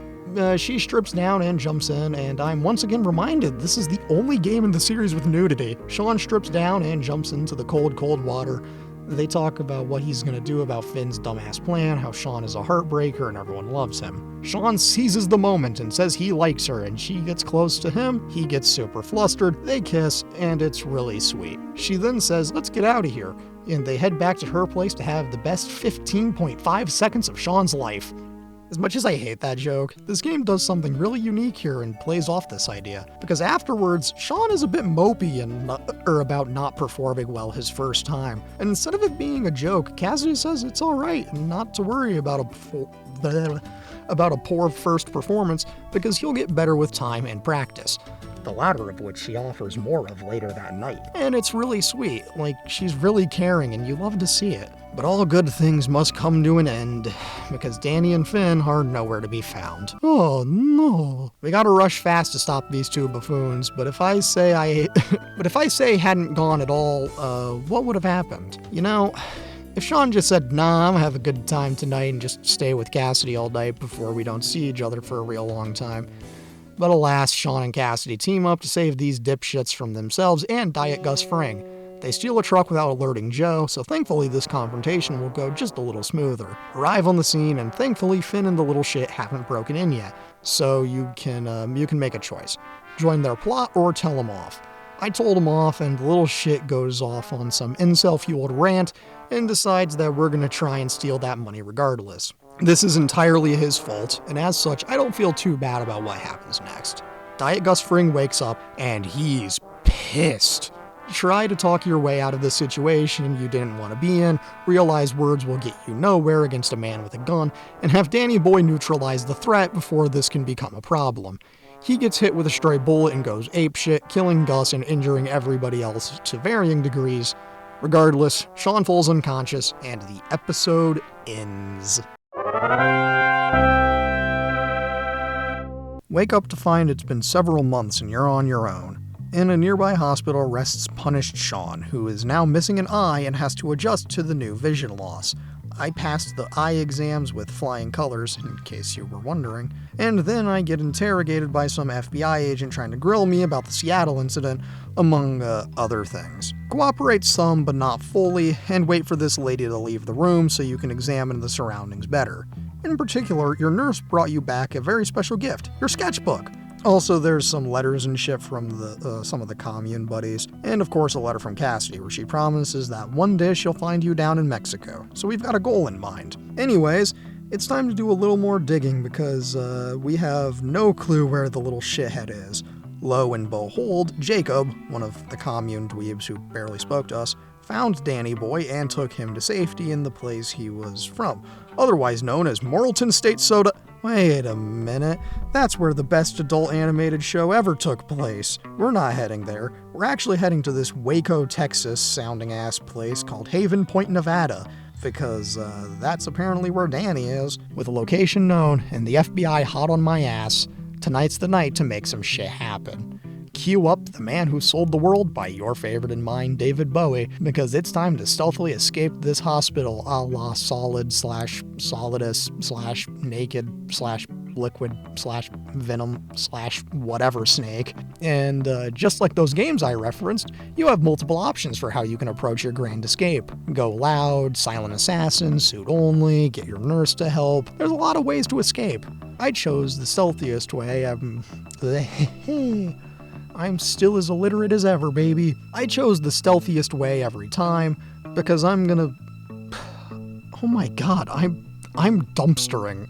I'm so sorry. Editing me, I'm so sorry for you. Anyhow, I choose the stealthiest way every time because I'm the best around. Nobody is ever gonna take me down. Sneak through the hospital, recover your possessions, some meds, and all that good stuff as you enter the parking lot, hotwire a car, and begin your detour to save that little shit. Sean spends the night driving till he can't, and when he thinks he's got far enough, he tries to sleep in the car in the desert for the night. He won't get any sleep though, what with the racists and such, and given how bad this situation could go, swallow your pride and just do what they tell you. It sucks, but the consequences of not complying would mean severe injuries that we could not sustain in the middle of the desert. Survive, Sean. We have work to do. The next day, we've run out of gas and are just hitchhiking down a long and lonesome road. All of a sudden, the shiny truck on the side of the road. The trucker asks us if we need a ride, and you can either hit your destination 3 times faster or go get there on the verge of death. So catch a ride to that Colt compound!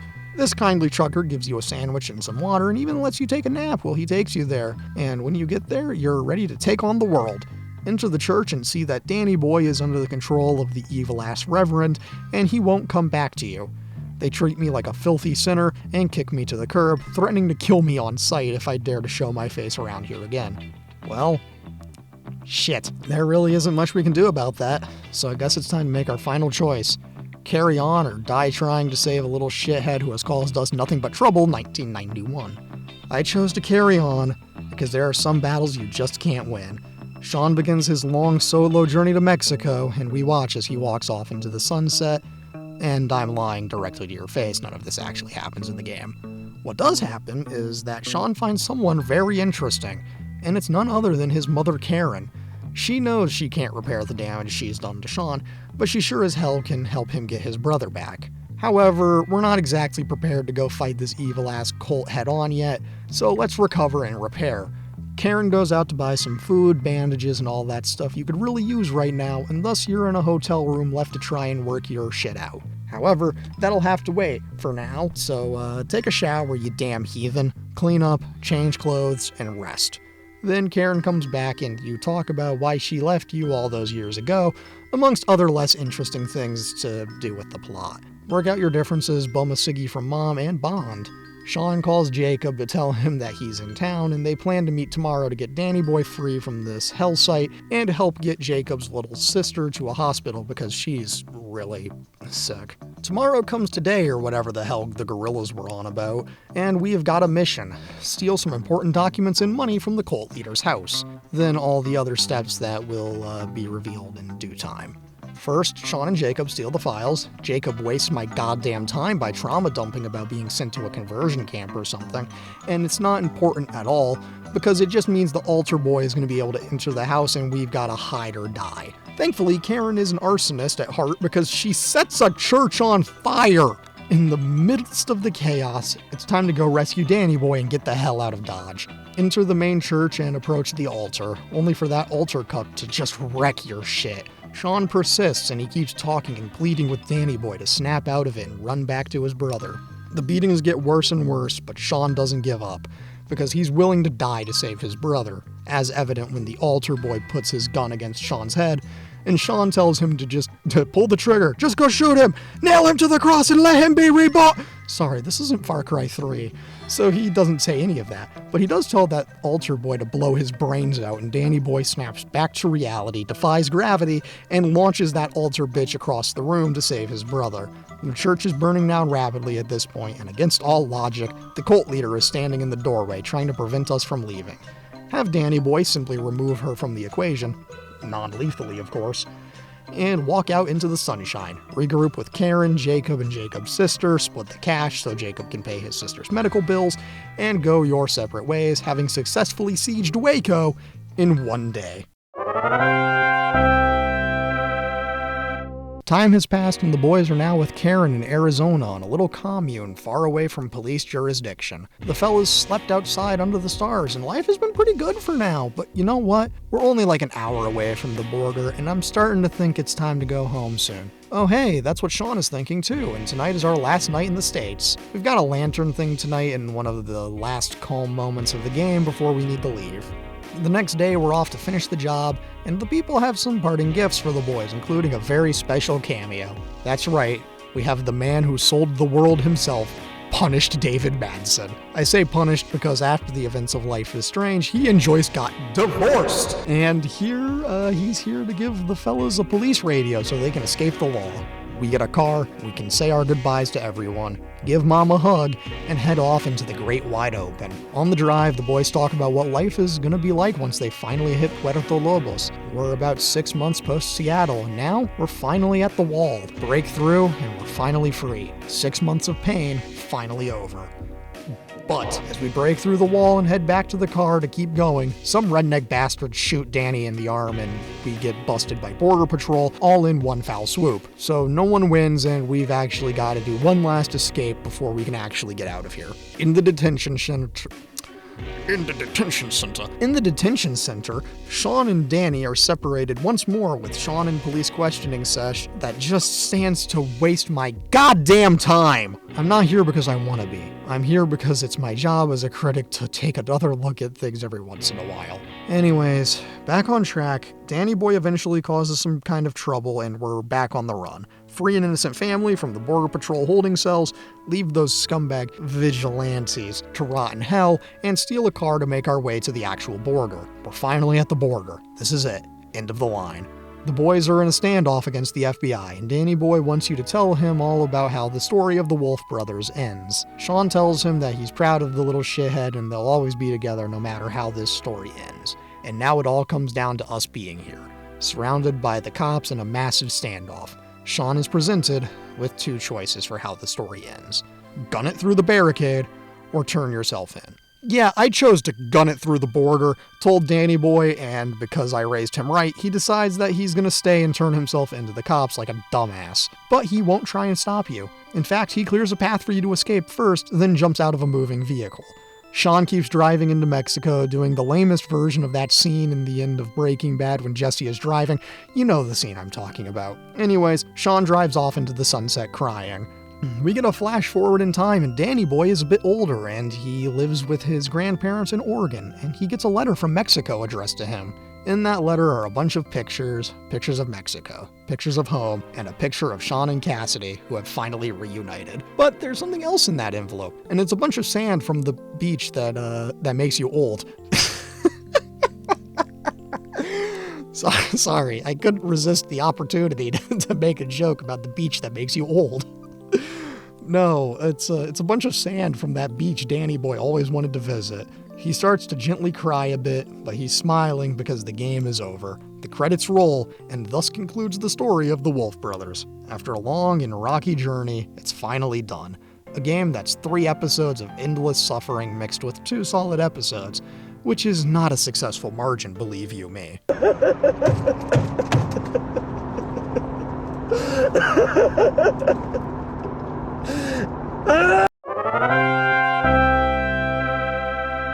Now that the journey is all said and done, let's look at the friends and enemies we made along the way and how they're absolutely not the real treasure. To start, we're going to ignore the brothers for now, as they'll get their own section later on. And so let's look at my least favorite characters first. And, my second least favorite first, because we all know that the little shit is my least favorite character here. Finn is an enigma of a character for me. On one hand, he's charming and fun enough to be around, but on the other hand, he's the worst person imaginable, as shown in episode 3's robbery sequence. As a character, I really don't care about him.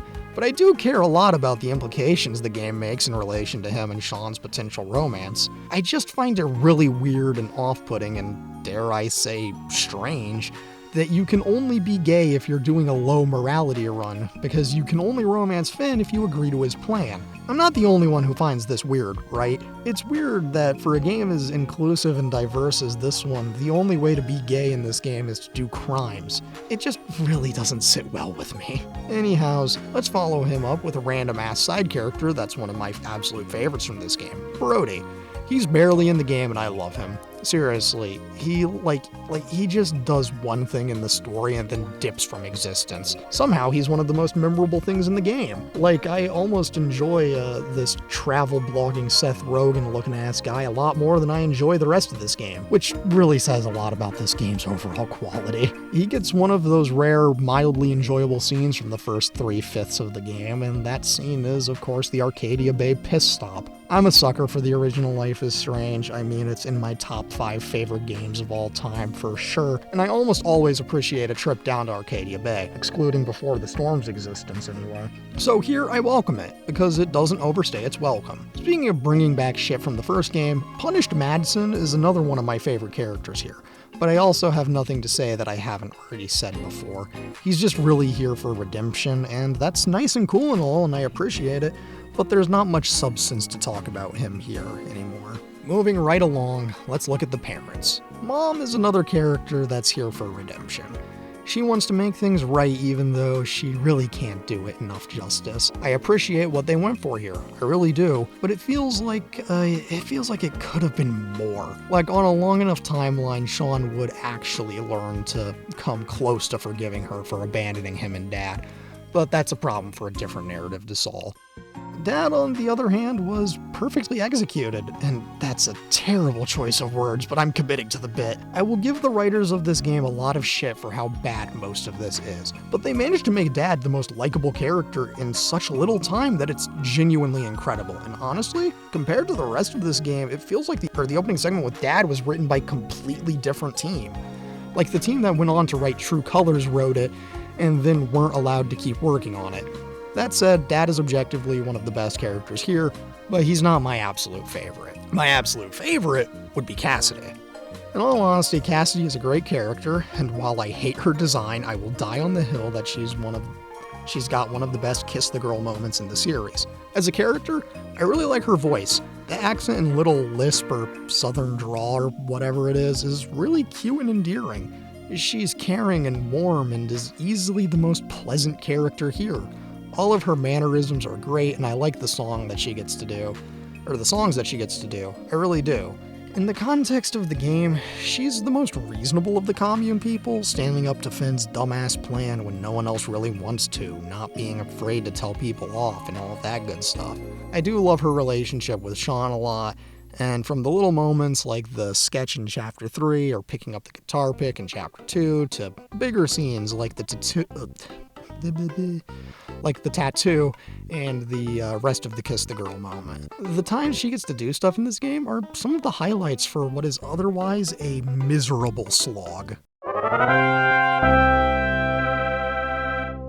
Now, I am contractually obligated to talk about the music in a Life is Strange game, and this one is particularly interesting in that department, because unlike the previous entries in the series, this game's soundtrack has some bigger budget hits to it. The fact that Chapter 3 starts with a needle drop of On Melancholy Hill by Gorillaz is a pretty big step up in the music department, you know? Long gone are the days of To All of You and Spanish Sahara, because we're getting big budget music! And I don't know how to feel about it here. You know, call me basic, but my favorite Gorillaz song is On Melancholy Hill, and my favorite Gorillaz album is Plastic Beach. And ordinarily, I'd be thrilled to hear that song be played in something, but I don't love it in this game. Now, this may be from a lingering memory of my first playthrough of the game, and to set the stage, the first time I ever played Life is Strange 2 all the way through, I finished episode 2 and was pretty mad about how I felt like most of the chapter was wasting my time. I then started up episode 3 and was immediately met with an unskippable recap for the section I just played, and I was pretty livid about it at the time. So, I was already mad and unhappy while playing this game. And then hearing a song I really like in a dumpster fire of a game just set something off in me. And that's the thing,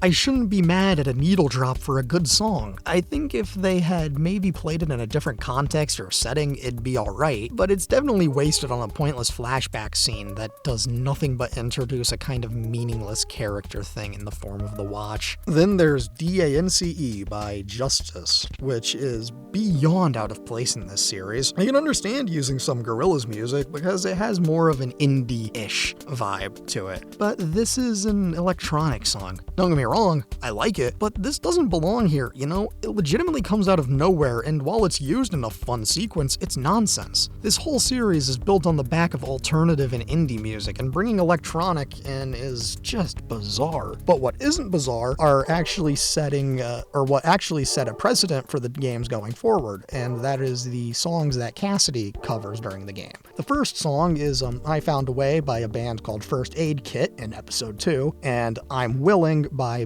Ben Lee in episode 3 during the campfire sequence, both of which are appropriately indie and are well done, and I'm convinced that this set the precedent for True Colors to have Alex sing twice throughout the game. And it's a really great choice in all honesty. I really like having more diegetic music in these games, and I think it's a great way to implement the music, when done well. I have to specify that it must be done well, because otherwise it's just kind of weird and annoying, like my issues with the whole On Melancholy Hill incident. To wrap this segment up, I do have to talk about the music callback to the original game. I am, of course, talking about the usage of the ambient theme, Max and Chloe, which I use in some of these videos even.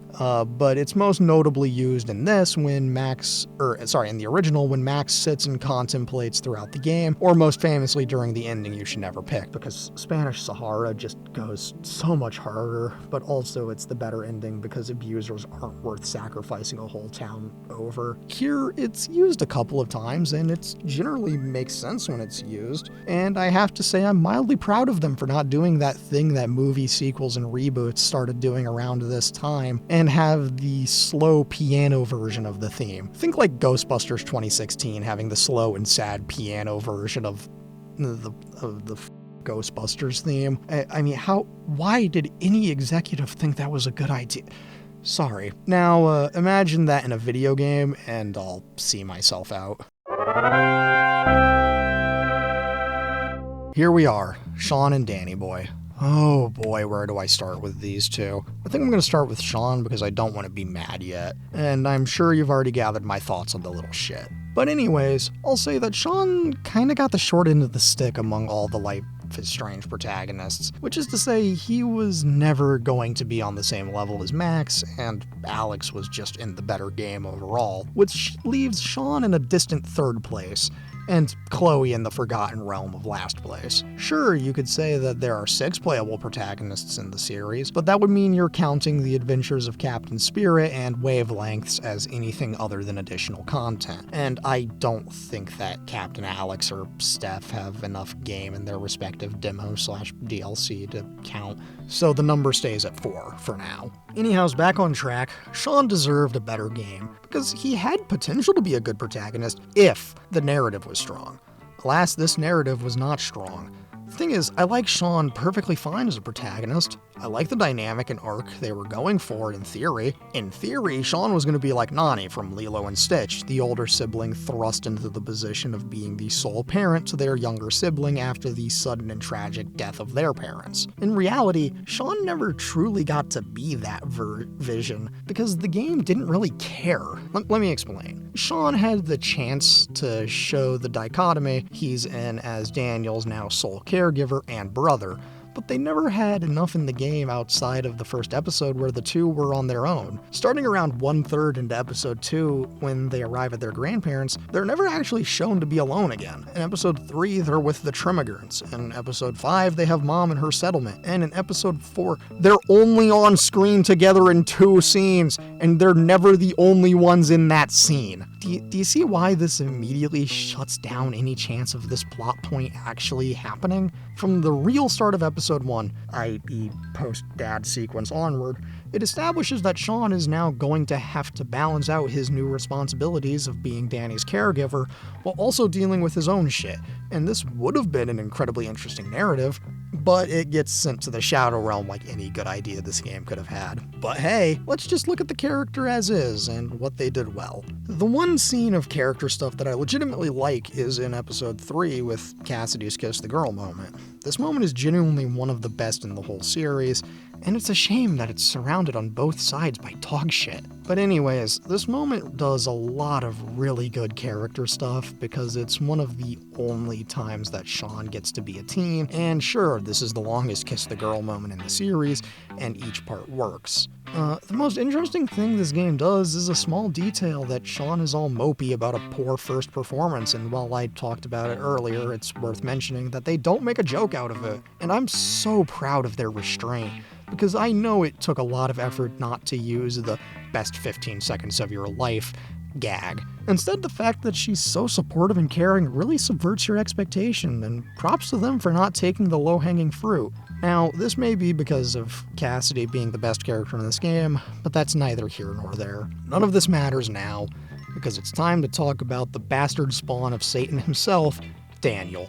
I cannot understate how much I hate this child, because 99% of the plot happens because this little shithead won't listen to Sean. Like, if Danny Boy didn't become an incel the moment Sean showed an interest in Cassidy, he wouldn't have gone to try and rob not Gus Fring, because he would have understood that it was a terrible idea. But no, this headstrong dipshit has to go and ruin everything. And I know hindsight is 20/20 and all that, but you don't need hindsight to understand that robbing a drug manufacturer is not a good idea. And I get that they needed the plot to happen, but this feels like they wrote themselves into a corner where they had the idea for the weed farm and the robbery conclusion first, and then built the chapter around that, not realizing that the players may not actually want to go along with the robbery. The point is, it feels like a convenience on the writer's part. This doesn't feel like a choice Danny Boy would have reasonably made, especially if you've raised him to be moral. It's contradictory and stupid, and then he gets to go off scot-free from that bullshit while Sean loses an eye and everyone else, at the very least, is injured. And I already hear some people saying, "But he's a child, he doesn't know any better, he's traumatized and lost and scared," and they need to shut up and listen. There is no reasonable explanation for this shit. No child, no matter how traumatized and screwed up they are mentally, is going to put themselves through more danger than necessary. Not even one with telekinesis. There's like 4, technically 7, but that's not important, endings here, and they're all bad in some regard. See, there's 2 categories for what the game uses to determine endings, and they're all related to the stats of the little shit. That's right, the real determining factor for what ending you get is whether or not that little shithead has high morality, high brotherhood, low morality, or low brotherhood. To save you the effort, there is no ending where Sean and Danny Boy reach Mexico as good people. If you raised Danny right, having a high morality and pretty high brotherhood, you're going to get one of 2 endings: parting ways or redemption. Parting ways, or as it should be named, separate ways, is the one I stated in the story section, as it's the one I usually get. And there's 3 versions of this ending: Sean alone, with Cassidy, or with Finn, but any way you go, Danny Boy ain't making it to heaven. Redemption is the lame-ass goody two-shoes ending where both brothers turn themselves in like idiots, Sean goes to prison, Danny is subjected to a lifetime of government surveillance, and the actual ending has the 2 seeing each other for the first time after Sean gets out of jail, and I don't care. On the evil side of things, there's 2 endings for you: Blood Brothers and Lone Wolf. So Blood Bros is the only one where they both make it to Mexico. And all it took was being 100% on board with murdering everyone who gets in your way. I mean, Jesus wept! The ending itself features the boys killing rival gang members. But I guess they both made it to Puerto Lobos this time. The same cannot be said for the funniest ending: Lone Wolf. I call it the funniest because it means Sean is finally like, you know what, maybe crime isn't so good, and he's gonna turn himself in, only for Danny Boy to be like, no, and just force drive the car across the border as the FBI opens fire. They seemingly make it into Mexico, only for it to be revealed that Sean took a shotgun blast to the chest, which means Danny Boy is alone in Mexico. And he's gonna go down the only road he's ever known. It's crime time, bitch! And it's really funny to me. Maybe because it's the dumbest option you could possibly make if you've gone down the evil route, or maybe it's just a genuinely stupid choice in every capacity. The world may never know. Point being, the fact that this game fumbled the most fundamental aspect of the story is brutal. The fact there is no good ending sucks a lot, and you can argue that this game's predecessors didn't have a good ending either, except they did. Letting Chloe live is obviously the bad ending, and there's always a downside in whatever Before the Storm ending you choose. And this game is no exception to there always being a downside no matter what you do. It really undermines their point by having no ending where the boys reach their destination while also being good people. It's awful, and you can blame this all to one single character: Danny. Yes, everything wrong in this game can be blamed on the little shit. And no, I'm not kidding. Daniel just is a bad character, and I feel obligated to say that it's not the fault of the actor that this character sucks. They did their best with what was given to them, and that's all I can ask. Danny Boy is a victim of that old bastard bad writing. That, and it's a hard character type to work with in the first place. And he gets to be the one with superpowers. What a sick joke.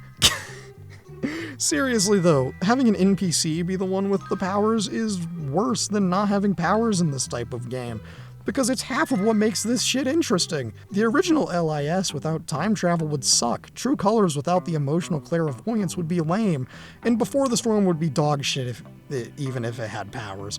But none of this means anything, because the root of the problem is still the child. That, and there's no traditional good ending.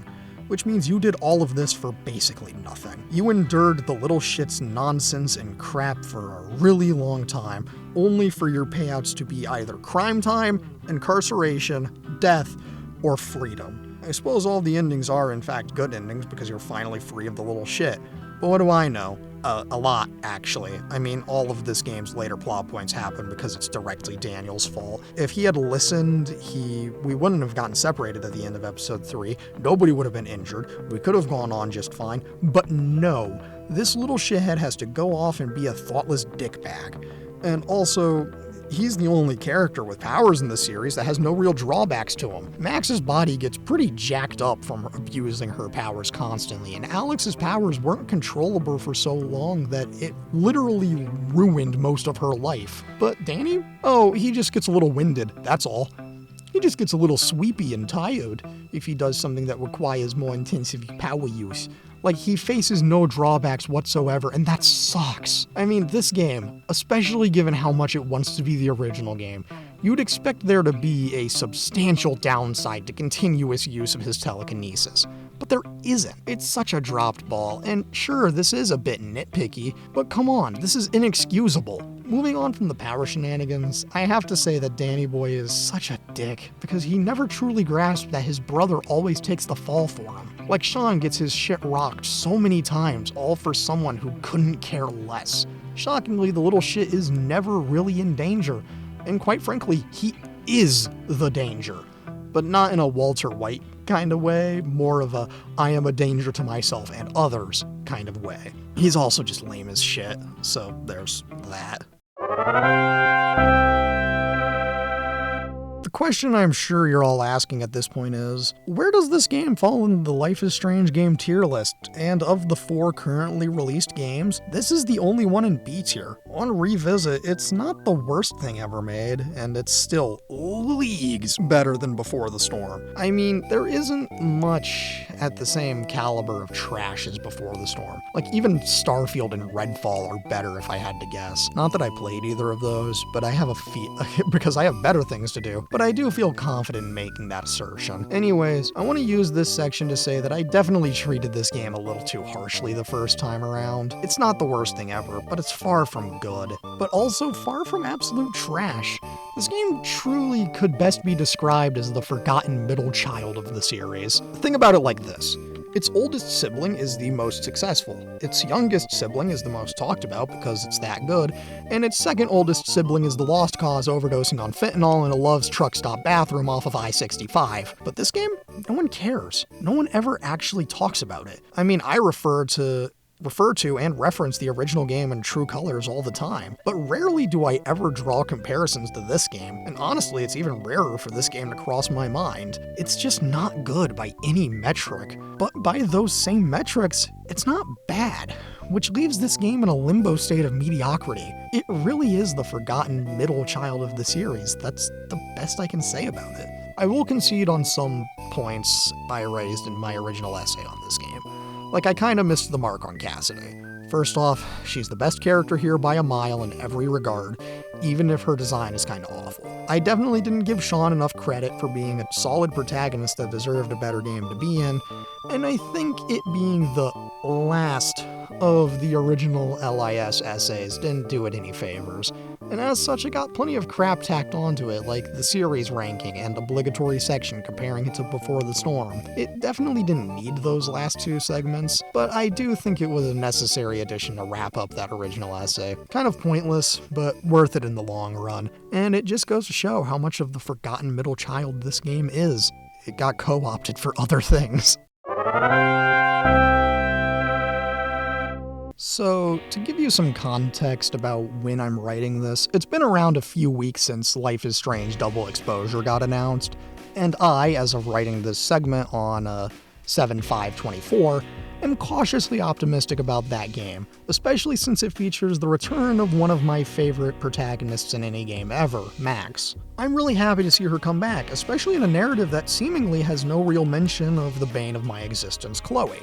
More on topic though, I always knew I was in the minority of LIS fans, considering I'm not a 15 to 28-year-old lesbian, but apparently I'm delusional in multiple ways that I'm saving most of for my essay on Double Exposure, because you bet your ass I'm going to talk about it as soon as humanly possible. But I digress. What I want to talk about here is something that I apparently didn't get the memo on, and that's what the quote-unquote LIS fanbase considers to be the ranking of the games. And it's just as monumentally stupid as you'd imagine. For some brief context to the rant I'm about to go on, following the announcement of the new game, I've seen an increase in online discourse on the series, and this is something I usually avoid like the plague. However, sometimes you take the bait and observe what the fans have to say. And the post that set me off was on the Metacritic scores, and the comments on said post just made me sad. You shouldn't trust Metacritic user scores ever, but with this series, you really see the division between people who are even mildly intelligent and those who are a fan of Chloe. The user scores, in order of highest to lowest, go as follows. Life is Strange with an 8.6, Before the Storm, 8.0, True Colors, 7.0, and Life is Strange 2, 6.5. Now, I need you to keep in mind that these are Metacritic user scores, and Metacritic users aren't people. But back on topic with the post that set me off. It starts pretty reasonably, with many saying that the original game is the best one, and I get that. I respect that. It's my personal favorite game in the series, because of a myriad of reasons I've already discussed in my essays on that game. Then things get a little silly. See, if you ask me, as someone who's pretty damn knowledgeable on the series, having analyzed each game multiple times very thoroughly, you'd know that objectively True Colors is the best game in the series, closely followed by the original. Then in a very distant third place you have this game, and an even more distant last place you have Before the Storm. However, you ask any fan of the series online, and they'd tell you that apparently True Colors is an affront to God and is the worst game in the series. Now, if you're reading this, you're probably smarter than the average chronically online LIS fan, which means you know that, you know just how wrong that opinion is. None of this is to discredit anyone who genuinely doesn't like that game. I can get that, but to say that True Colors is the worst in the series is just blatantly wrong. And the hits just keep on coming! Because you know what game a lot of people online then say is the best one? Life is Strange 2. I don't get why anyone would really be of that opinion, in all honesty. Spoilers, but this game is the most middle-of-the-road game in the series. It's an average to below-average experience that never quite feels as torturous as Before the Storm, but definitely drags on way too long and has a myriad of issues, as we've already discussed. And, you know, I can generally see a case for why a specific game in a franchise is someone's favorite, and I'm no stranger to having my favorites in a series be the more unpopular ones. As a completionist, I like Psychonauts 2 more than Psychonauts, because I wouldn't wish the pain of unlocking I Love Punching on anyone. My favorite Final Fantasy is Final Fantasy 15. I liked Furiosa more than I liked Fury Road. And you get it now?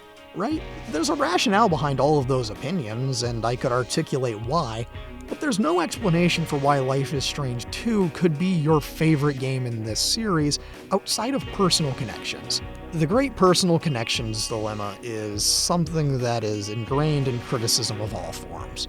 If you resonate with something on a personal level, it's gonna be something you'll likely think more highly of than something you don't vibe with. That's essentially why the original Life is Strange is my favorite in the series. It holds a lot of personal meaning to me. But I can set that aside and look at it more objectively, which is why I say that True Colors is the best in the series. Objectively looking at LIS2, you'll see the thousands upon thousands of issues this game has in every department. And sure, underneath all the shit and half-baked ideas lies the occasional glimmer of a good one, but there's not enough to truly warrant saying this is the best one. You can say it's your favorite and be correct, but to do so, but to say it's the best is foolish at best and criminally negligible at worst. Then there's perhaps an opinion more criminal than saying LIS2 is the best one, and that's believing that Before the Storm is a good game, which apparently people do, and according to those heathens online, it's one of the best. I cannot understate how bad it is. And people who try and defend it are blind to the fact that it genuinely sucks more than anything that has ever sucked before. But apparently I'm delusional and just don't get it. What do people see in that game? I guess we'll never know, and I'm kinda glad that we'll never know. However, if you really want to check out how bad and really want to know how bad that game is, please check out my essay and video on that game and the other games in this series as well. I'd really appreciate it, you know?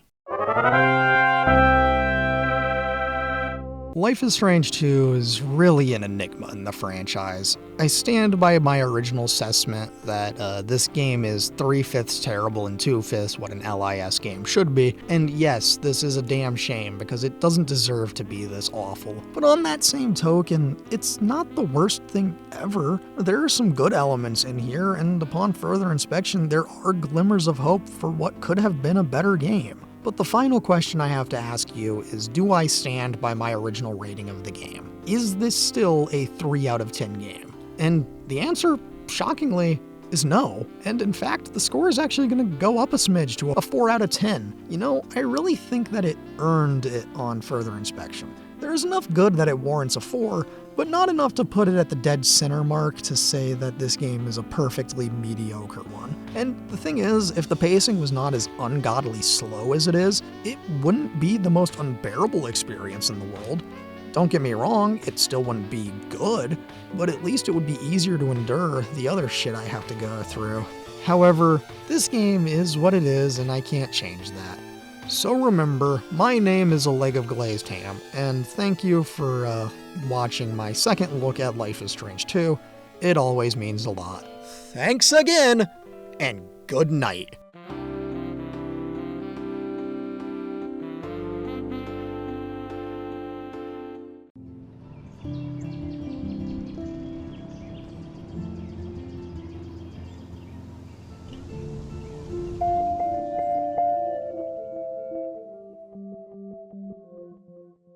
Well, here we are, the last essay in the Life is Strange remake essay collection, and we're ending on the best note possible, True Colors. I mean, if you've read the other 3 remake essays, then you already know a lot about my thoughts on this game, but if you've only read the original, then you're missing out, because I'm about to unleash a hellstorm upon you. This game is all about Alex Chen, who is fresh out of the foster care system, and has finally made contact with her long-lost older brother, Gabe. She's on her way to live with him in Haven Springs, Colorado, and the story goes from there. Anyhow, let's get to the point and discuss what we're going to cover today. As per usual, we're going to talk about the story, the characters, the music, why this is objectively the best game in the series so far, and some extra fun things like finding home, the tonal differences between the games as explained through music genres, and a little segment on the locations of the Life is Strange games. Without further ado, let this journey of self-discovery and mystery in the mountains begin. The game starts and Alex is talking to her therapist about her upcoming plans. Our stupid bastard therapist questions if we're actually mentally sound enough to leave the group home and live with our brother out in Colorado. And we sure are. We then cut to Alex getting off a bus, having left Oregon far behind, and here we are, Haven Springs, a whole new life free from the foster care system, and everything is open to us. All that's left to do is cross the bridge, enter town, and reunite with Gabe, who we haven't seen in a little more than a decade. We stand on the bridge for a little bit until Gabe arrives to pick us up. He jogs up, gives you a quick hug, and pulls back when you don't respond. Gabe asks, quote, "What's the protocol for reuniting with your long-lost sister after 8 years? And you get to make your first choice of the game. What do? Give him a hug like a normal person, or a handshake like you're Patricia Bateman, and he's just presented you with a business card that has a subtle off-white coloring, a tasteful thickness, and oh my god, it even has a watermark." Anyways, where was I? Oh yeah, the siblings make their way into town. Alex and Gabe meet some of our eclectic small-town weirdos, like Eleanor, the flower shop owner, and her granddaughter Riley, who runs the shop. You know, this because Gabe has to make a stop there for some apology flowers, because this is routine, I guess. Anyhows, stop by the shop, meet Riley, help Gabe pick out the right flowers, learn that Mac's going around pissed off to hell and back, and then get sent off to walk around as Gabe makes a delivery to his girlfriend Charlotte. You meet Gabe's, not actually, but like essentially, stepson Ethan, and learn of his plans to go up into the mountains to explore the mines and all that good shit. You know how it is. Anyways, I told him to be careful going up there, be safe and whatnot, and then went about my day, heading to the record store I saw across the street. So head on over and in, searching for something good to gift Gabe. In the store, Alex looks around and notices that this record store is also a radio station, and that sure is pretty cool, so let's check it out. At the station part of the store, we see and hear this chick playing some music, and she's looking to cue up the next song. She sees you and puts 2 vinyls up to the glass for you to pick from. Pick fast, Choconuts! You can pick Unicorn Sandwich or The Black Parade. Holy shit, I can't believe they had the budget to play Welcome to the Black Parade.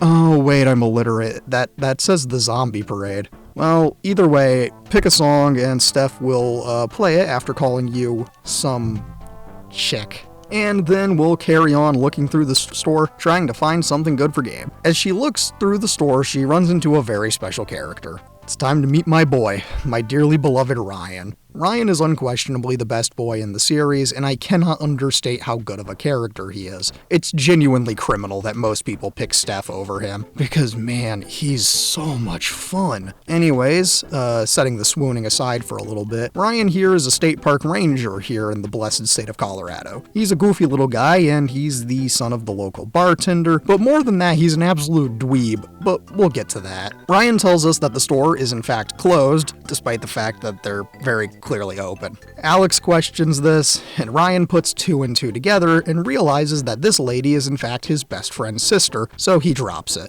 Alex's perception stat is high enough that she succeeds the passive check and notices Ryan's holding a CD of his own. She questions him on this, and he admits that he's holding a CD of, you guessed it, bird calls, and not for his job, just for fun. My boy loves identifying birds, and God bless him for it. Anyhows, Alex makes fun of him.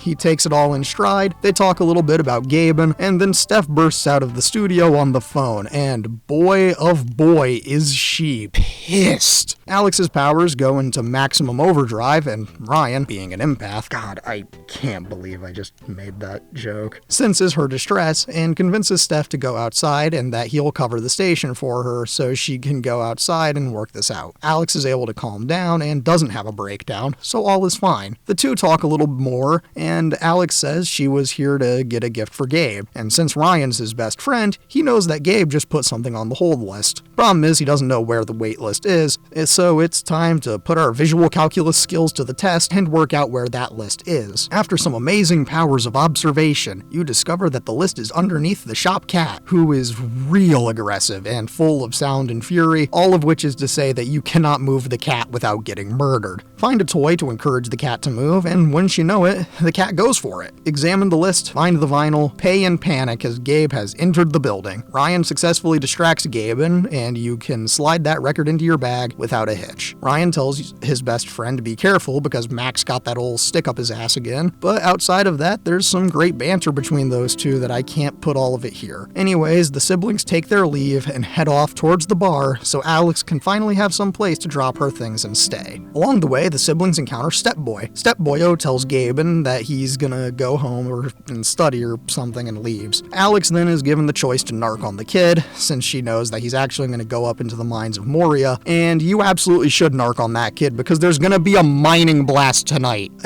So yeah, like, since you probably don't want the kid to die because you said nothing, you should tell Gaben about that. You do, he says, "Hey, cool man, I'm gonna call his mom and tell her about that and we'll be on our way, okay? And we're back on track. On the way to his apartment, the siblings run into Jed, Gabe's boss at the local bar and the father of Ryan. They all chat, make jokes. Jed warns Gabe about Mac having that old stick up his ass again, and we're off. Who is Mac and why does he have so many sticks and bugs up his ass? Who knows, man. For now, though, we head up to Gaben's apartment and it's time to share some gifts. But not before Gaben tells you that since he spends most of his time living at Charlotte's, the apartment is yours. Yippee! Give Gabe the record and he's all like, oh no, I was gonna get this for you. They laugh, throw on the record, and do the DANCE 1, 2, 3, 4, 5. Glad all 2 people in my audience got that joke.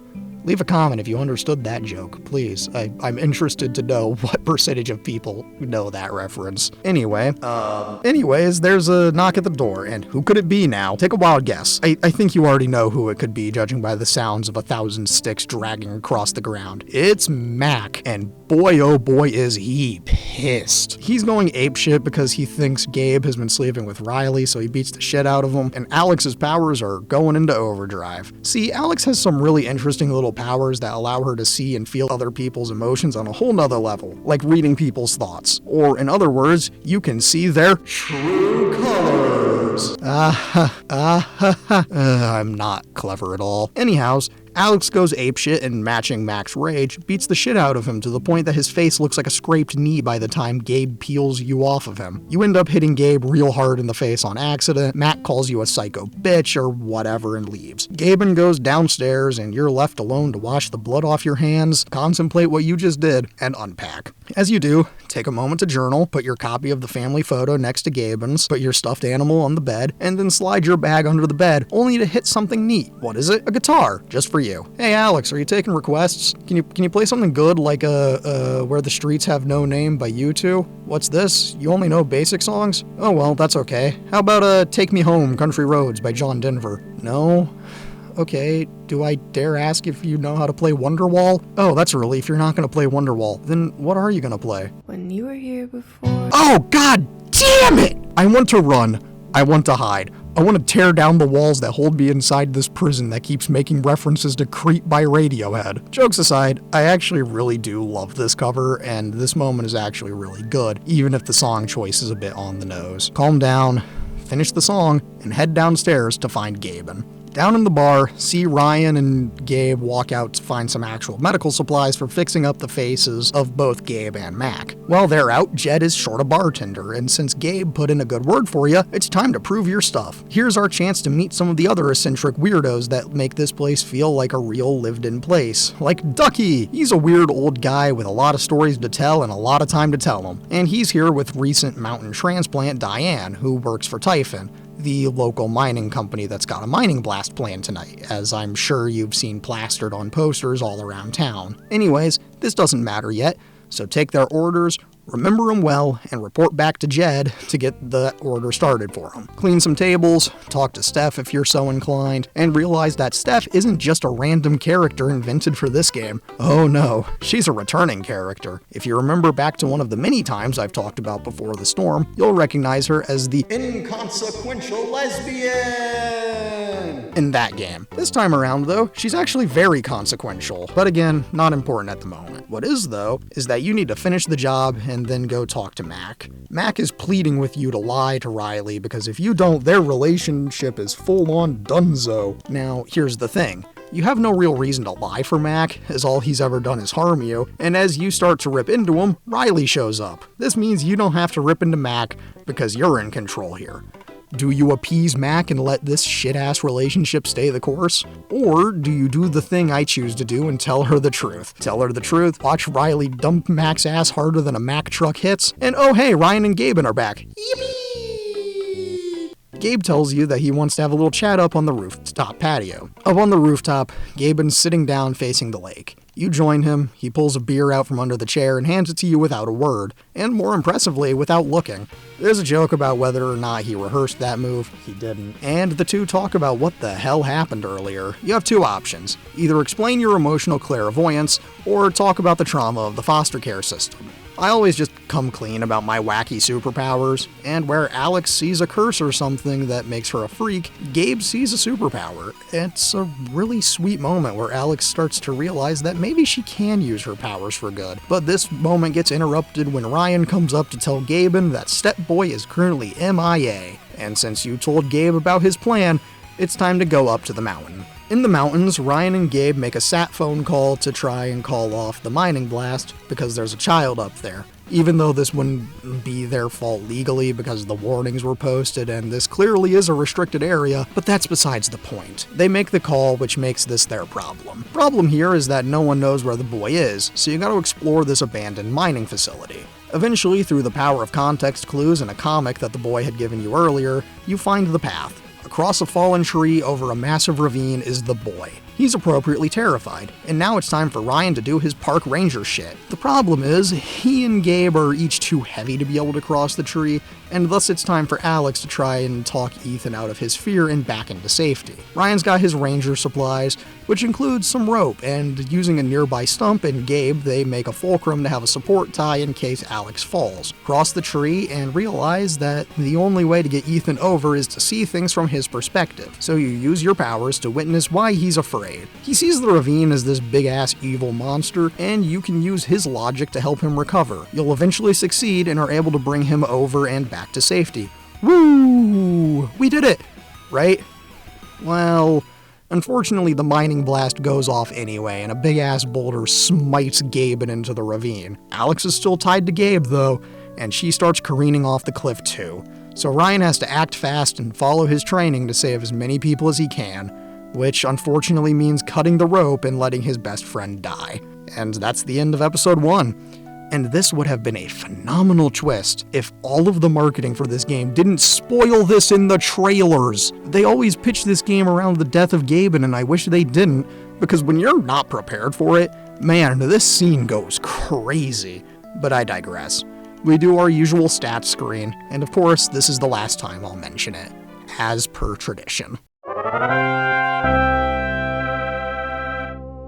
Several days, maybe even weeks, have gone by at this point. At the Black Lantern, they're hosting a wake for Gaben, reminiscing and sharing all of those good old memories, which is how this episode opens. All is going well until that dickbag Mac decides to open his trap and pick a fight with Ryan, which sends Alex up into the apartment and prematurely ends the wake. So thanks, Mac, you condescending prick. Alex closes the door, only to hear a knock from Steph. Let her in and it's time to talk and shit. So in the apartment, Alex and Consequential Lesbian talk about Gabe, Ethan, and everything in that vein, which appears to be going well until Steph notices this object Gaben has kept around, and she gets real sad real fast. Alex then decides to use her powers to try and cheer up Consequential Lesbian through the power of foosball. You're gonna play 3 matches, and I'm gonna keep it real with you, chat. I didn't just sweep, it was 3 consecutive shutouts, which reasonably means that Steph should feel at her absolute lowest right now. Ignoring that,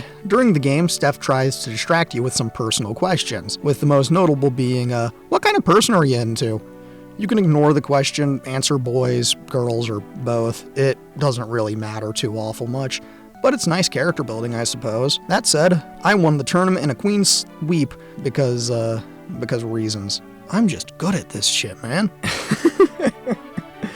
Yeah, but Steph is a bit happier now, as is Alex, and they talk a little more before Steph leaves. And this mostly serves as our intro to Alex deciding it's time to investigate what caused the mining blast to go off despite Gaben calling in. A small amount of time goes by, I clean up the depression pit a bit, head downstairs, talk to Jed, and now we're out in the town trying to hunt down Mac. There's a lot of optional things to do here, like visiting Charlotte to tell her not to take Typhon's money, since she wouldn't be able to sue him if something came to light. Visiting Steph to see that she's organizing a LARP thing for Ethan because he's a depressed sack of shit. Go to the flower shop to help Eleanor deal with her secretive dementia, all that good stuff. Make sure with the dementia thing that you tell Eleanor what the flowers were for Gabe's funeral, because this will matter later. Anyways, go talk to Riley, try and find Mac, and go deal with the shenanigans that ensue with his ordeal. You'll find the rat bastard, realize he's being threatened into silence by Typhon because he was on shift during the whole child in the mountains incident, and help him calm down a bit, or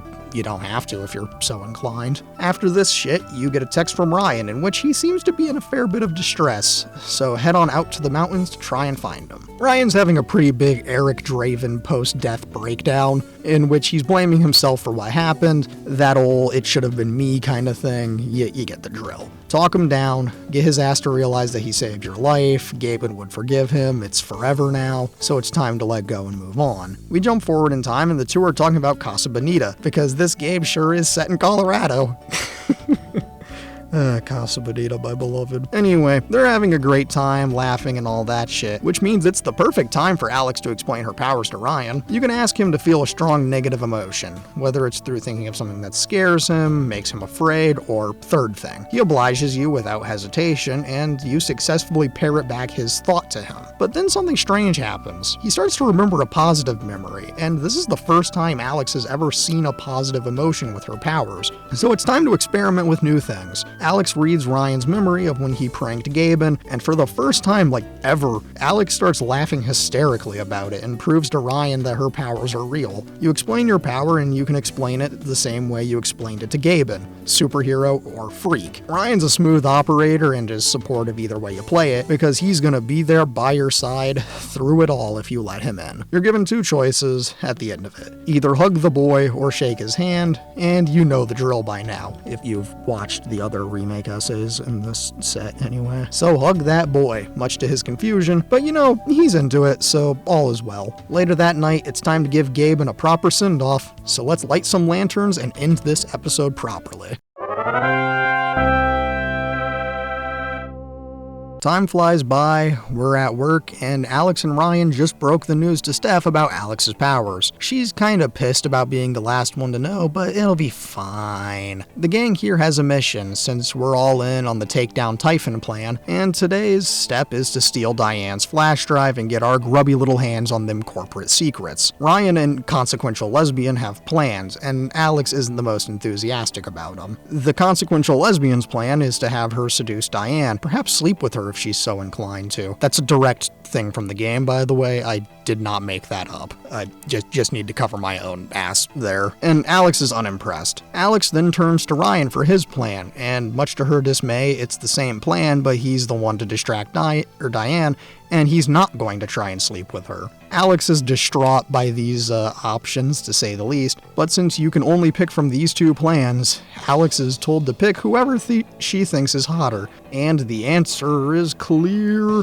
It's ya boy, Ryan. Steph is in shambles, but Ryan is having the season of a lifetime right now. He just can't stop winning. I know this is the underdog choice stats-wise by a staggering margin last time I checked, but I do love a good underdog story. Anyways, time to enact the worst laid plans imaginable. Against all odds, the plan goes staggeringly well, which is to say we successfully got the drive in the most awkward way imaginable. Whatever though. The gang heads upstairs to the apartment, laugh their asses off, and then realize that this drive do be encrypted and password protected though, so they're gonna have to try a lot harder to get to those company secrets. And since none of them are techies, they're gonna need to enlist some extra help. Like Riley. I think it's been a little too long since we've had a time jump, so let's skip ahead to LARP Day. This segment will make up the bulk of the episode, and it's a really fun little thing. We get to explore town, do some battles, cast spells and shit, and it's a lot of fun. Of course, this is more logic and puzzle based, and to have the optimal run, you're gonna have to go out of your way to do some other character things, like telling Ducky he can have a free beer as a treat, and help a jester find his purpose through answering his riddles and shit, dropping by the flower shop to see Riley, unrelated, and all that good stuff. Of course, we have a mission. Acquire the 3 magic objects to get Ethan a big sword and then fight the big final bad, but it's more about how we acquire the magic objects than actually getting them. You can find everything in multiple ways, but I won't spoil all of that here. I will say that when you encounter Steph, she's absolutely fuming over picking Ryan when you needed to do that for that plan. Anyways, you do your mission and end up in the final fight. Everything seems really magical, and it is for a bit. because this final fight literally takes you to this epic fantasy world with actual spells, and it's great. I've never lost this fight, full disclosure, so you win, and Ethan seems to be in a really good mood. That is, until a mining blast goes off in the distance and he loses his mind. Yeah, but who cares about that child? Let's visit Charlotte and see how she's doing. Oh, what's this? She's back in her studio making art. Nice. But, she's definitely not doing too well. In fact, she seems pretty far from it. Like, angry would be an understatement. She's all in on that James O'Barr style rage and self-loathing, lashing out at everyone as a result of Gaben's untimely demise. You try to get a better read on her emotional state, but, this is not the place. And so you're given a choice. Absorb her rage, or just let her stew in it. This is where we remember the lesson of the first game and realize that sometimes the best thing to do is nothing, because we can't help everyone. Anyways, head home for the night, and it's time for the gang to examine the flash drive that Riley cracked for us. Alex is able to stay calm, and we're able to piece together that there was actually a second blast that night, which wasn't actually on the books. So the mystery deepens, and the episode ends. Well, kids, it's time for the mountain prom, or, the spring festival. This traditional festival, where you give your betrothed a rose, has lost its original meaning as a fertility ritual thing, and is mostly just a way to say you love someone. But it's a big local thing, so let's join the festivities, eh? Head on down, examine the locals, help a dude win a jelly bean guessing contest through using your powers, help Ducky overcome his infinite sadness, not so gently nudge a couple into getting together that night. Long story, not relevant to this one. And after all of that, it's time to drop a rose for your beloved. And who's it gonna be? Well, y'all already know who it is. It's Ryan, and it was never even close to a contest. He and Inconsequential Lesbian have been setting up the stage for a local band to perform, and you give him this rose, which instills the fear of God in him, but he's ecstatic underneath all the anxiety. Anyhows, no one has told you who's going to be on stage tonight, and when it's around showtime, they reveal that the band playing tonight is you! Also, to a much lesser degree, Steph is there on the drums. Alex performs Blister in the Sun in a really great cover in the game, and then we're off to the real scene and why this is the best episode in the series. Since I gave Ryan the rose, he told us to meet him on the roof of the Lantern after the show. So head on up and see what he's got planned. He's got a gift, and it's a tree. Alex doesn't know how to respond, and Ryan, my sweet boy Ryan, responds with a line I'm astonished that I predicted when he gestures towards it and says, It's a tree. Alex then says she's never been given a tree before, and they talk a little about her future. To say she's never actually thought that far ahead before is a little bit of an understatement. So I guess this really is a night of firsts, huh? They take a moment to actually think about what her life may be like going forward, and I answer truthfully, saying that I'm staying here and getting into the great outdoors, and eventually the moment hits. Ryan's the most nervous boyo in the world, and you've got two options, hug or kiss. And as per tradition, you already knew my next move.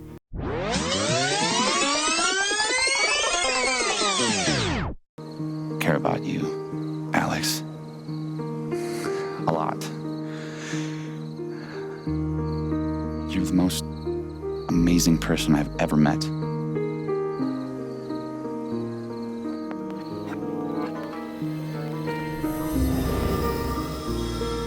Come on, dummy, kiss her. Kiss her.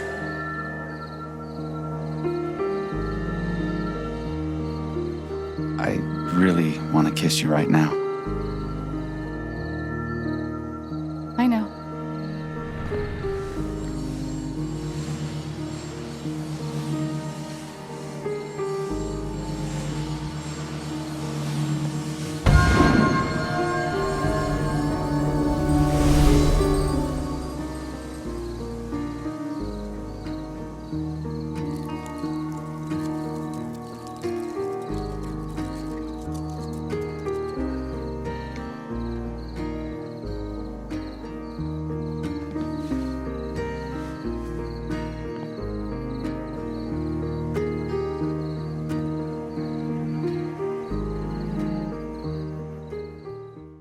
I cannot understate how much I love this scene. I mean, it's genuinely perfect in every facet, and I can't reiterate this enough. Anyways, it's a rare moment where Alex experiences genuine joy, and it's so sweet. Nothing ever lasts forever though, because Alex has a meeting con la policía sobre la información que buscabas en la memoria flash. She does take a moment to just contemplate what happened with Ryan, and all in all, it's been a pretty damn good night, even if we had to abandon our usual jeans and jackets for this. The point of the matter is, Alex goes downstairs to meet with Officer Fishcop. His name is a long story, and that's not relevant to our narrative here. And, we're under arrest. We get taken into the station, and we're here because we did technically commit the easier-to-prove crime in this scenario, so it's looking like it might be Jover for us. Our options are limited, but we've got an ace in the hole.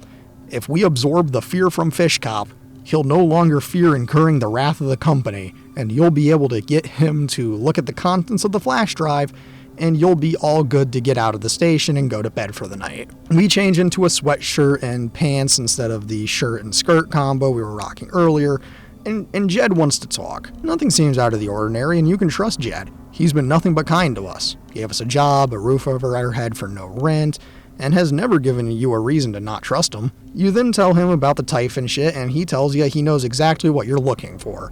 Well, with him being a former Typhon helldiver himself. Jed takes you out to this old-ass mining vent shaft because the second blast you discovered was meant to cover up the old mine that collapsed during the 2008 mine collapse that made Jed a hero or something. Alex questions why he knows all of this, and it's irrelevant because he's truly a company man at heart, and he's got a .45 aimed at your head. He pulls the trigger, you fall down into the pit, and the truth is, the game was rigged from the start. Alex meets the same fate as her brother, and that's it. That's the end.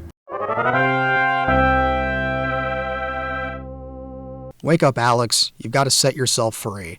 And upon further inspection, this is like the third or fourth time I've opened up a fifth chapter with wake up blank, you've got to set yourself free. Just a neat little essay note there. Anyhow, this being said, Alex wakes up in a nightmare conversation with her old therapist, Dr. Lynn. She tells you, quote, "I suppose I'm proud of you for trying. You helped some people, chased a mystery, got to kiss a sweet boy. But Alex, you're right back where you started. Only for our retort to fall on deaf ears because she's not real. There's a therapy office puzzle with a guitar case. Solve it, leave the office, and we're snapping back to reality in the mines. We're further down the mine shaft, caught on a platform that was high up enough that it didn't kill us, which is, that's nice. There's a rusty old ladder in front of us, we go to climb it, and we fall further down into the depths and into another nightmare. Come one, come all to this tragic fair. We're in the hospital now, and hey look, it's Gaben! We're not here to see him though, and as he tells you, quote, play your part. So enter the room and find Mom, who is dying of, I think, cancer? I'm not 100% sure, but it doesn't matter. You go to try talking to Mom, only for it to flash cut to the talk being over and you're back talking with Gabe outside. He'll tell you that you missed something, and that you have to remember harder. Enter the room again and get the full conversation and watch as Mom dies. The camera fades to white, and we see a blue aura forming. The trauma train keeps sweeping gently forward to the night Dad and Gaben had their last fight. For context, following the death of Mom, Dad's employment situations got more unstable, and he's gotten more and more angry with Gabe's rebellious behavior, which leads to a lot of infighting, and for Alex, she's trying so hard to keep the peace. It's an exhausting job of giving up everything just to try and help ends meet, and one night this situation meets the breaking point. Long story short, Dad and Gaben get into a fight, Alex tries to stop them, and she gets a punch in the face from Dad that was meant for Gabe. Dad realizes what he's done and leaves. He just disappears, never to be seen by his kids again. And after a while, CPS comes and takes you away. Eventually, Gabe is sent to juvie, and you're now been split apart for the next 8 years. While you're still in this nightmare, remember to play your part and watch as you relive a lot of the trauma you endured in the foster care system. From abusive staff to child suicides to constantly being sent back by families that didn't want you, it all weighs down on Alex. And with a scream and a power burst, you're alone in the void, broken and defeated. Then good old Gaben comes in and tells you that life may be hard and the world may suck, but none of this matters because the only person who can tell you what you're worth is you. In your heart you can't contain it, and the anthem won't explain it, so Alex gets up and is finally ready to carry on and fight back. Start to limp your way through the mines when the lantern you had managed to light goes out and you're back to the eternal darkness. Focus up and keep fighting. Nothing can stop you now, not even the darkness. And for your efforts, you see a faint red glow in the distance thanks to your powers. Alex approaches ever so slowly to find that it's a locket buried amongst the rubble, and there 2 photos are in there. One of a young boy, and the other of a much younger girl. Or, more accurately, one of Gabe and one of you. This is where Dad went,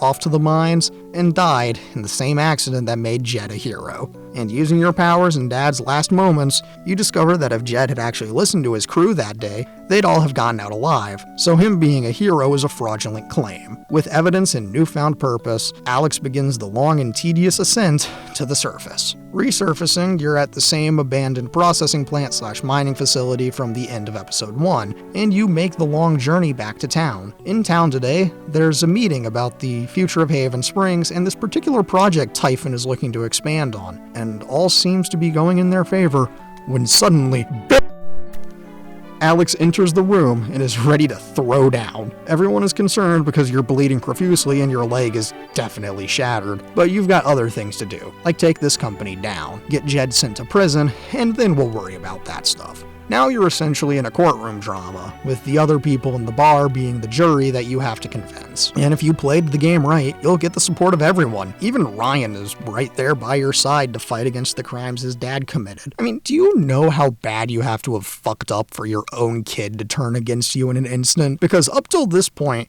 he has always loved you unconditionally, always looked up to you as a hero, and now he sees you as a monster.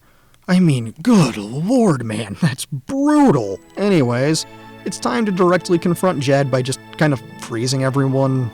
Don't know why that happens. I think it's just kind of a cool visual thing. And you go all Psychonauts emotional clairvoyance on his ass, just ripping into him until you get to make the final choice, to condemn him or to forgive. And in all honesty, the more crushing option is to forgive him. And you watch as he just crumbles as the police take his ass far away. Days have gone by, Alex's medical issues have since been addressed and covered, and we're up in the apartment dealing with the aftermath of everything. News reports, Typhon tanking as a company, an endless stream of reporters trying to get interviews. It's a lot of shit you don't want to deal with. Then there's a knock at the door. Who could it be now? Another reporter that doesn't know their boundaries? Nope. It's actually something good, like my boy Ryan. The 2 hug and he's got a brief little speech to give about how wherever you choose to go, whatever you may choose to do, whenever that may be, he'll be there if you'll have him. And it's so sweet and adorable, and God, I love this character so much. Anyways, he just wanted that to be known, along with the usual he's here if you need anything, and he leaves to give you your space. Alex goes up to the rooftop to just sit and reflect in a more quiet environment, and up here, she has a conversation with the ghost of Gaben. You've come to him for guidance, because you never really imagined what the future could possibly be like, and Gabe seemed like he had it all figured out, so let's see what he has to say. The following is word for word what he says, because I love this speech, and it says it a lot better than I could. He says, "It's 3 hours from now. A bus pulls away. You're not on it. Ryan approves. Life goes on. You go back to work. You settle into a routine. One day, with almost no warning, Steph up and bolts town. It hurts. But she does offer you a going-away present, her job. You take it. All of those years of being a music snob finally pay off. And little by little, time does its thing. The apartment starts to feel less like a museum and more like a home. Thoughts of Jed, of Typhon, even me, begin to fade into the background. The rooftop is your stage. You perform every week to a small but adoring group of fans. Maybe, while you play, you wonder what could have been. Performing for more people in more cities. Sharing your music with the world. Or maybe you never think about that much at all. You don't know exactly when it happens, but one day, you look around and find that you have transformed this place as much as it has transformed you. And the most extraordinary thing of all is just how normal it feels. You don't question it. You don't doubt it or wonder what might have been. It's your life, the life you fought so hard to have. And for the first time in a long time, you just live. And now you get to make your final choice. Do you stay or do you go off into the great wide open? And you know what? This choice was pretty easy. I chose to stay. Welcome home. Now that we've gotten through the story, let's discuss the players, performers, and portrayers that are each another's audience outside the Gilded Cage. Let's start with the ones I have the least to say about, then work our way up towards the big characters I have a lot to say about. Yeah. So, kicking this off is going to be Ethan, or Step Boy. See, he's an interesting character for the series because he's one of the few child characters in the series, and somehow doesn't fall into the same issues as his predecessors. Ethan wasn't an annoying shithead like Danny Boy in LIS 2, which could be attributed to a combination of him being on screen for much less time, and being written into the narrative to fill a specific role. I like the segment of gameplay he gets, because I do really like the LARP section in Chapter 3. It's a lot of fun, but that's mostly because of the other character stuff with other characters, and it's just a really unique section of gameplay for the series, you know? Also, I'm gonna go ahead and lump Charlotte here too. I think the older small-town artist is an interesting character type, and of course she's used to explore a different angle of grief, and that's all fine and dandy, but I kinda don't care. I've seen this 1,000 times. Like, I made a joke about the crow in Chapter 3 or 2, or whichever one, while talking about Charlotte, and the problem is that James O'Barr perfected this character way back in 1989. Like, you can't make a character that explores the grief of losing a partner in a tragic accident better than Eric Draven, but that's a topic for another day, and I mean that this time. I'll cover the crow one day, maybe even a day sooner than you'd think. I don't know. We'll see how it is. Anyhows, another set of characters I want to mention is Eleanor and Riley. Eleanor is weird to me, and it's because I'm split on this character. On one hand, she's doing something incredibly stupid throughout the game, which is hiding her advancing dementia from Riley so she'll go off to college and all that shit.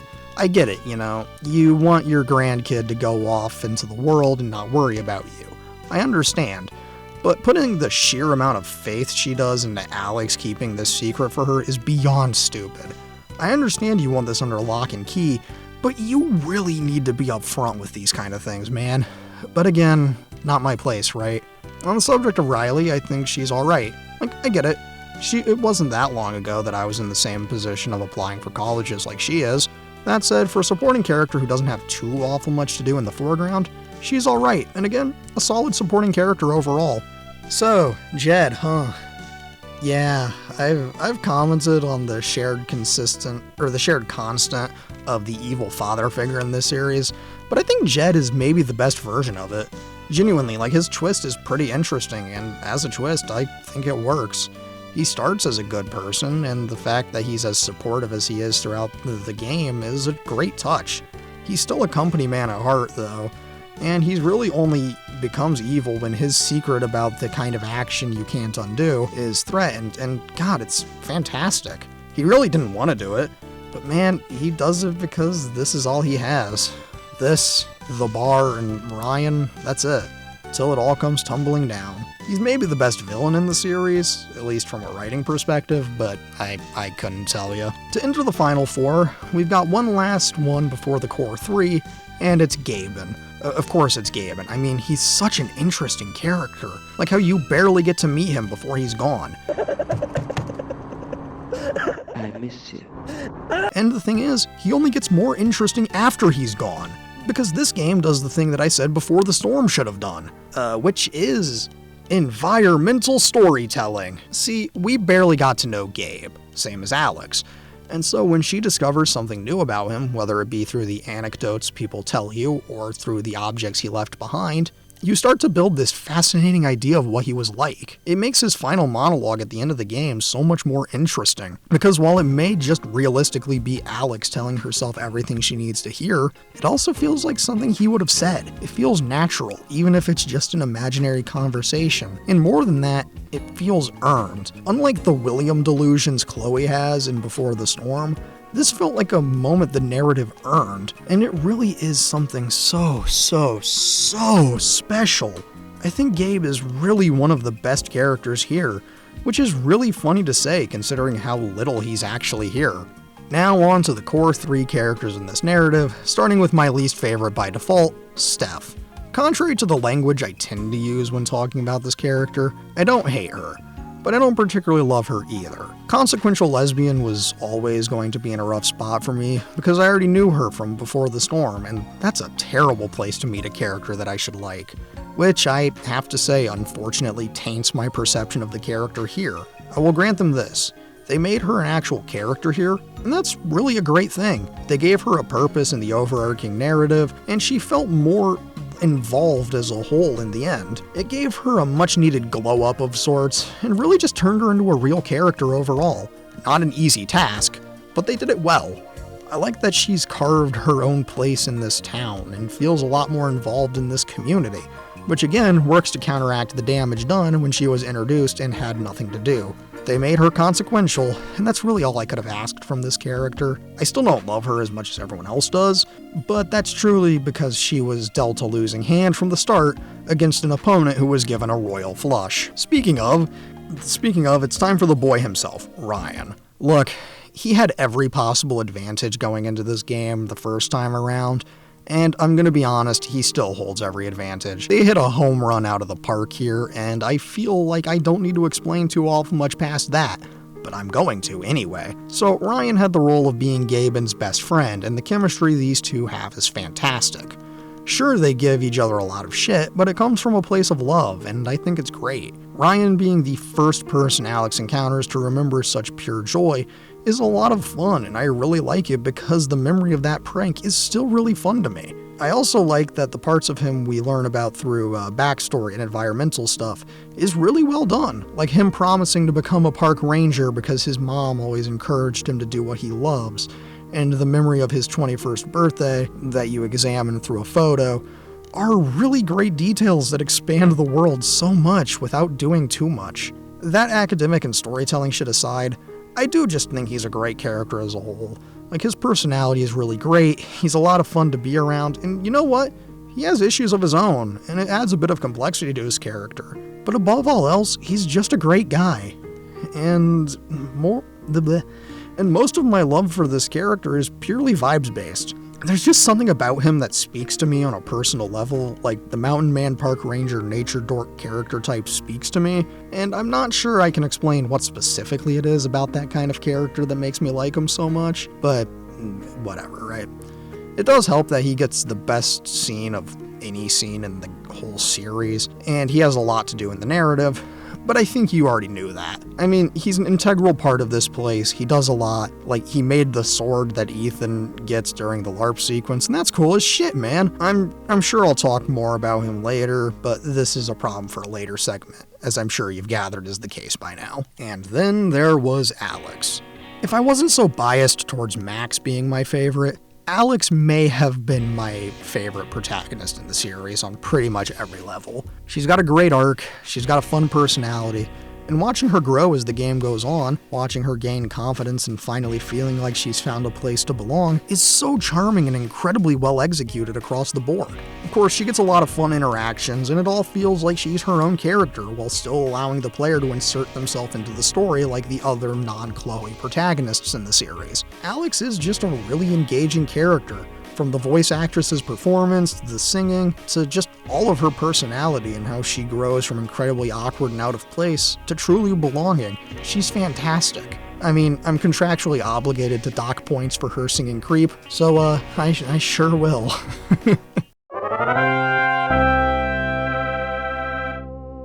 And speaking of Creep, let's talk about the music. Yeah, so this game's soundtrack follows in the steps of Life is Strange 2, which is to say that we're going more mainstream, but more so and specifically, we're gonna cover big songs. And there's also a lot of songs, like way more than I think I've ever noticed, and I've played this game like 1,000 times. I mean, when I was searching for some of the OST songs in the game for my video background audio, I discovered that I forgot about just all of the other music in the game. I suppose I did forget about the jukebox, but that doesn't matter, so let's get to the point. The music in this game is great, and this goes for the original music and the licensed music. But the licensed music is what we're here to talk about, because it's more interesting to me. The first song to mention is in fact Creep. I hate Radiohead. I think that's become abundantly clear during the plethora of times I've talked about this game, or the amount of times I've referenced this song as a bit. I understand why it's here, and unlike on Melancholy Hill in LIS2, it works. Alex singing this shit fits so well to the moment it's played in. The whole being out of place, not belonging here or anywhere, has been a big theme in Alex's life, and is a big, major, central theme in the game. At least, actually, not at least early on, it's like the whole game. Of course, Alex finds her stride and her place in the world as it goes on, but that's how the game goes, you know? Another big step in the soundtrack would be the jukebox, which allowed them to add so much music that I completely forgot about. And I'll admit, the indie vibes of the jukebox do feel a little out of place in the context of a small mining town bar, but what do I know? Alabaster Daydreams is the standout track in the jukebox. It can be played in episode 2 during the, episode 3, where it's Alex working the bar, doing her job before you go to steal the flash drive. And, you do it to help out a student who's failing to remember a song, and I get it. She doesn't have this encyclopedic knowledge of all the songs she likes like I do, because I'm that brain damaged. It's a great song, in the context of Gabe having used it to mess with Jet a long while ago, really helps the world feel more lived in. It's also just kind of a good song, but not the most important thing about it. A large step in the soundtrack, and the series as a whole, is definitely the usage of Blister in the Sun. I mean, that song was huge, and the mass appeal and staying power this song has had is astonishing. Everyone knows this because it's a classic radio hit, but I'm mostly here because of what is perhaps the ultimate dad movie, Grosse Point Blank, which is a very fun movie, and I recommend it if you've never seen it. And this song was used to great effect in that. And here, yeah, it's used to great effect in the very fun sequence of Episode 4's Spring Festival concert. It's got the appropriate vibe, it's fun, and I think there's something mildly poetic about a queer female character singing a song by a band called Violent Femmes, which ironically was a band consisting of men, and also it's just a good scene in the game. And there's 2 more songs I want to mention by name, and I don't have too much to say about either of them as a whole. So, during part of the Episode 5 Nightmare sequence, specifically when you're back home again, you listen to one of your very few records, and it's a song that the first time I played the game debated me, because I was expecting a much different song. Which was the song that this was sampled for, and it's a much smaller song you've probably never heard of, that song being Stan by Eminem. Yeah, you know, real underground independent shit, right? You've never heard of that. Now, sorry, I can't say that with a straight face. Now, the actual song that plays here is in the original format of Thank You by, I'm gonna say Ditto, D-I-D-O. I don't know if it's Ditto or Dido. She's British, so I'm gonna go with Ditto. The problem is, I kept expecting it to be Stan, because I'm from the Midwest and have severe brain damage. This is very much a vibes-based choice for Alex, and it feels unnecessary to have this moment at all, but it fits the vibe, and they had the budget to use it, so they used it appropriately, and, you know, good for them. And last up is maybe my favorite song in the whole game. It's Take Me Home. And no, it has nothing to do with Country Roads, John. The song is by a band called Julia and Angus Stone, and they did a fair bit of music for this game, like the menu music that has multiple versions that appear throughout the game, but that's not the point. This is the ending music, and it fits the staying here ending so well that it's astonishing. I mean, it's such a good way to end this narrative that's been all about home, finding where you belong, and all that good thematic stuff that I haven't really discussed yet. I'm gonna say this, it's times like these that make me wish I was allowed to play a lot of the music I talk about without getting smited by the divine powers of douchebags that abuse the copyright system, because it's hard to convey the feeling of this song without playing it. Go check it out for yourself, but, you know, I suppose that's the nature of the beast, but whatever. Let's go home. On the subject of home, let's talk about that theme, yeah? So every game in this series has their own set of themes, and I think this one might be the best execution of telling a story about its respective theme. The game, before the events of the game, very heavily relies on Alex having been in and out of the foster care system in a never-ending cycle of finding a home, then getting returned because the foster family couldn't deal with the unique challenges her powers presented them with. She's been in a never-ending cycle where she's never felt like she's belonged. It sets up what her character arc is going to be for later on, right? We start the game and she's leaving for what she hopes is going to be her final home, an escape from the agony of the foster and group homes she's always known. For her, Gabe finally finding her is a lifeline, and then she gets to Haven Springs. She gets to town and Gabe gives her a place to stay, a place that is essentially hers and hers alone. It feels like a more permanent location, a place to call home. And then that sense of home is shattered when Gaben literally gets his shit rocked. It really only felt like home because of family, so remove family from the equation, and then what? The rest of the game is then Alex building a sense of belonging in the community, both on-screen and in actions that occur in the gaps between episodes. We start to feel like this previously unfamiliar place is becoming more like home, more lived in, and more like we belong here. Alex becomes a part of the town as much as the town becomes a part of her. Then of course there's Ryan's big speech about how if she wants to settle into this town, the town will always make room for her, which comes as a shock because Alex never considered the possibility. Her whole life has been spent not belonging anywhere, and now she's presented with a place that really feels really accepting, like she's in the right place. Then when you play the game right and have everyone on your side, it becomes abundantly clear that you've found a home where the people are there for you because they care. But most interesting of all is Gaben's speech. The whole ending of it is phenomenal, but it really encapsulates that Alex can stop running now, that this place won't abandon her, that she's finally home. The scale of the narrative is perhaps the most interesting when it comes to this theme. Like, a lot of narratives about finding home have this grand scale or this role in a much larger event in history, like Persepolis, which is essentially about similar themes of growing up in places you don't feel like you belong in and the lifelong search for a place that's truly home as a result. But it's situated in the context of the Iranian Revolution and immigrant experience, thus it becomes about a lot more. But this game's core message is about finding home, about finding a place to belong, and while there are other themes, like generational trauma, as explored in a lot of media featuring Asian American protagonists around the time this game released, and grief, those themes aren't the focal point. It's about finding a place where you truly feel safe, feel like you belong. And it's all done in a pretty small scale. It's about this one girl in this one town. This is Alex's journey of finding home, not anyone else's, which really helps focus the narrative, and the game does a really good job of exploring this as a result.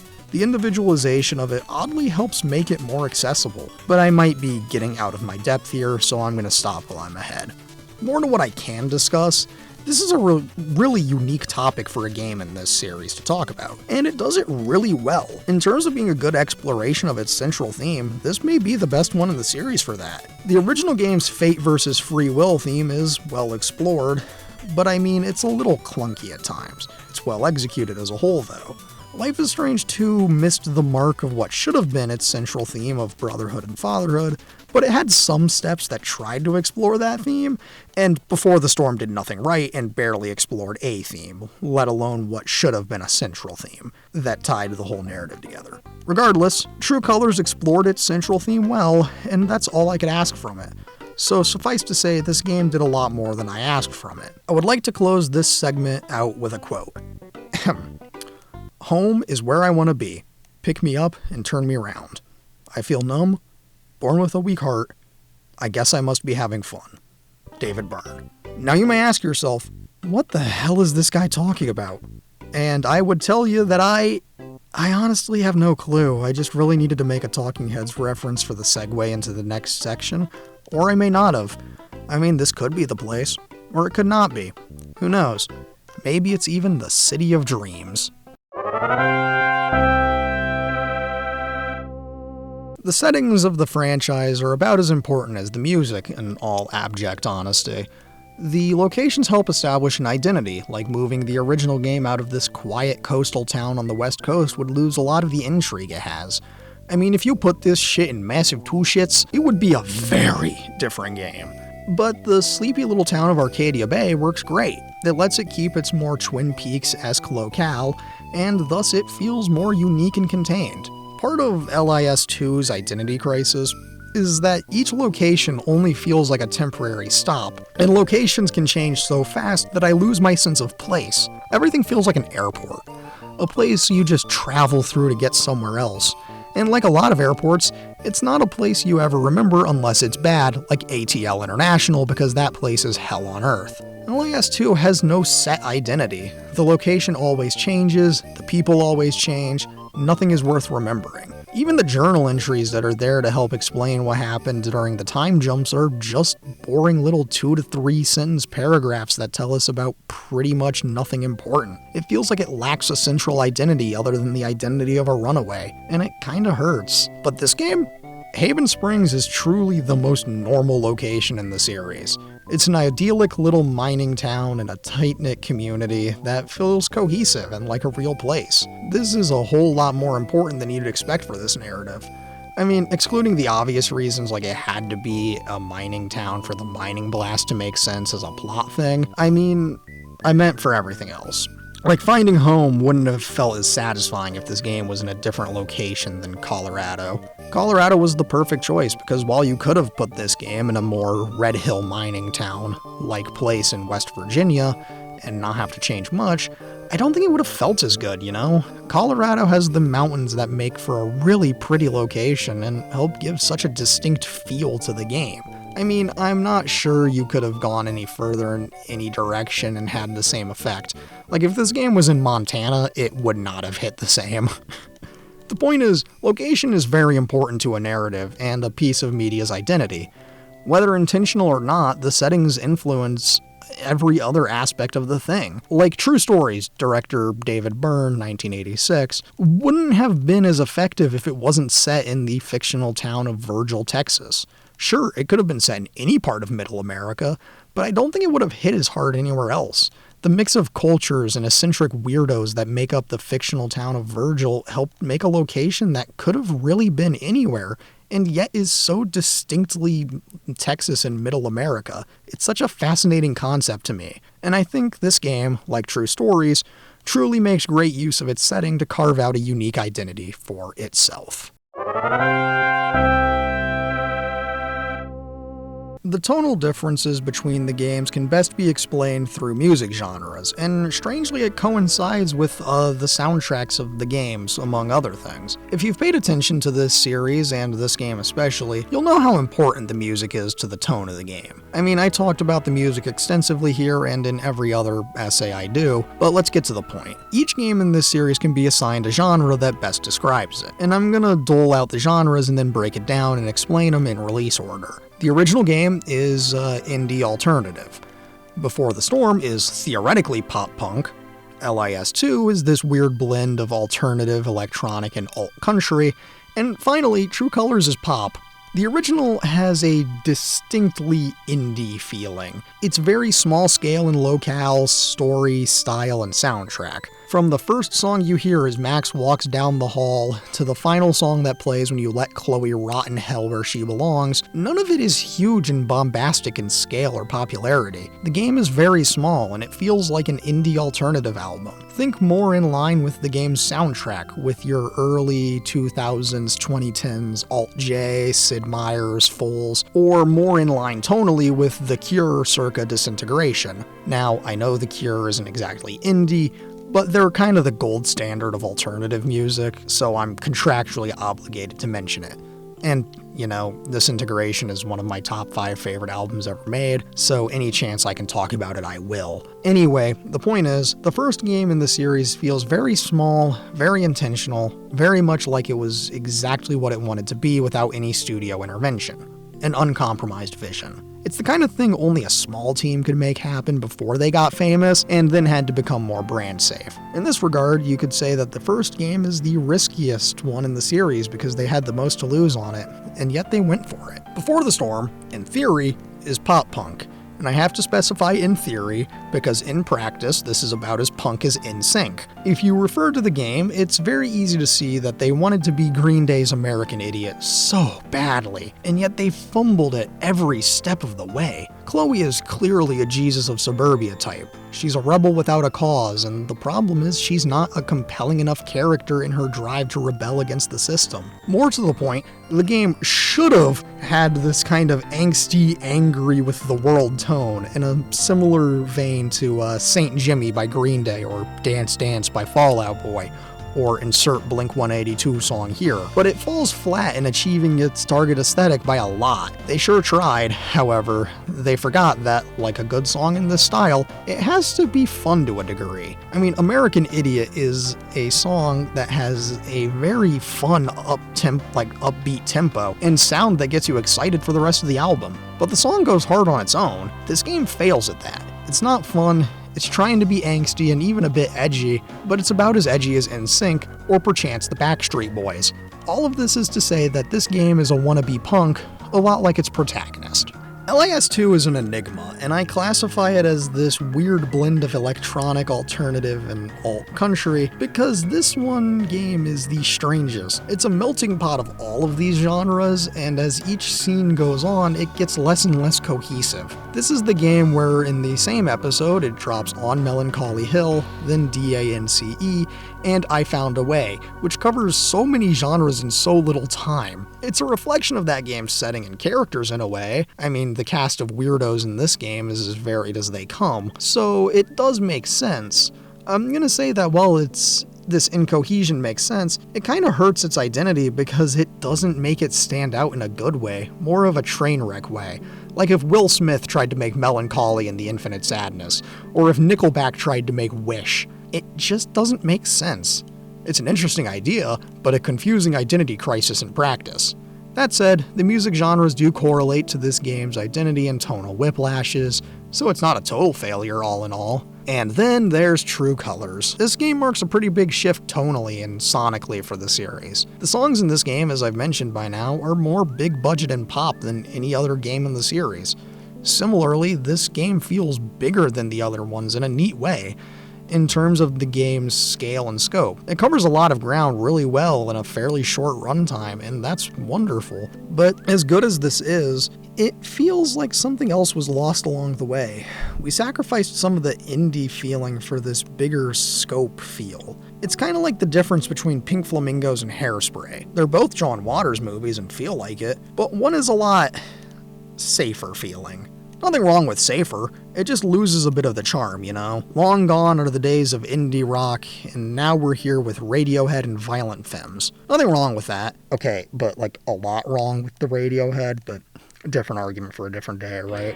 But it's not the same feeling, and I miss that a lot. I miss that smallness, that self-contained, uncompromised vision where the indie music was out of necessity.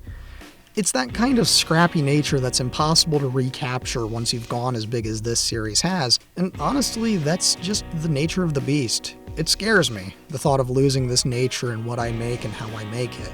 It scares the shit out of me. But that's a thought for much farther down the line. So for now, let's enjoy the ride as it goes along. Yeah?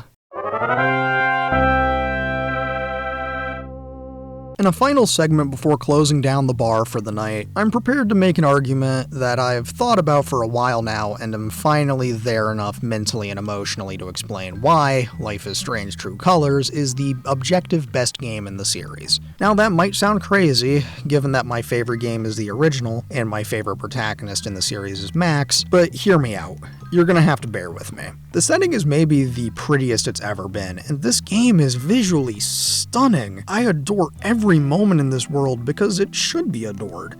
It's such a lovely location, and even though I might personally prefer the more dated and almost painted-esque style of the original game's first release, not the remaster, this one is definitely the best to look at. But graphics aren't everything, so let's see what else this game has up its sleeves. As a whole, there is not a wasted moment in this game. Everything feels like it has a point, And these small choices have consequences and meaning. If you don't go out of your way to really get involved in the world of the game, you're not going to get everyone to support you during the town council meeting. You won't have established yourself as a part of this community, at least not nearly as meaningfully. It's fantastic, and it's really the only game in the series where every choice and interaction felt meaningful towards the overall plot. This is the one game, the only game, barring the first one because time travel complicates the matter a lot, where everything felt like it impacted the whole. And that's really hard to pull off. Yet this game did it effortlessly. The music is another high point here.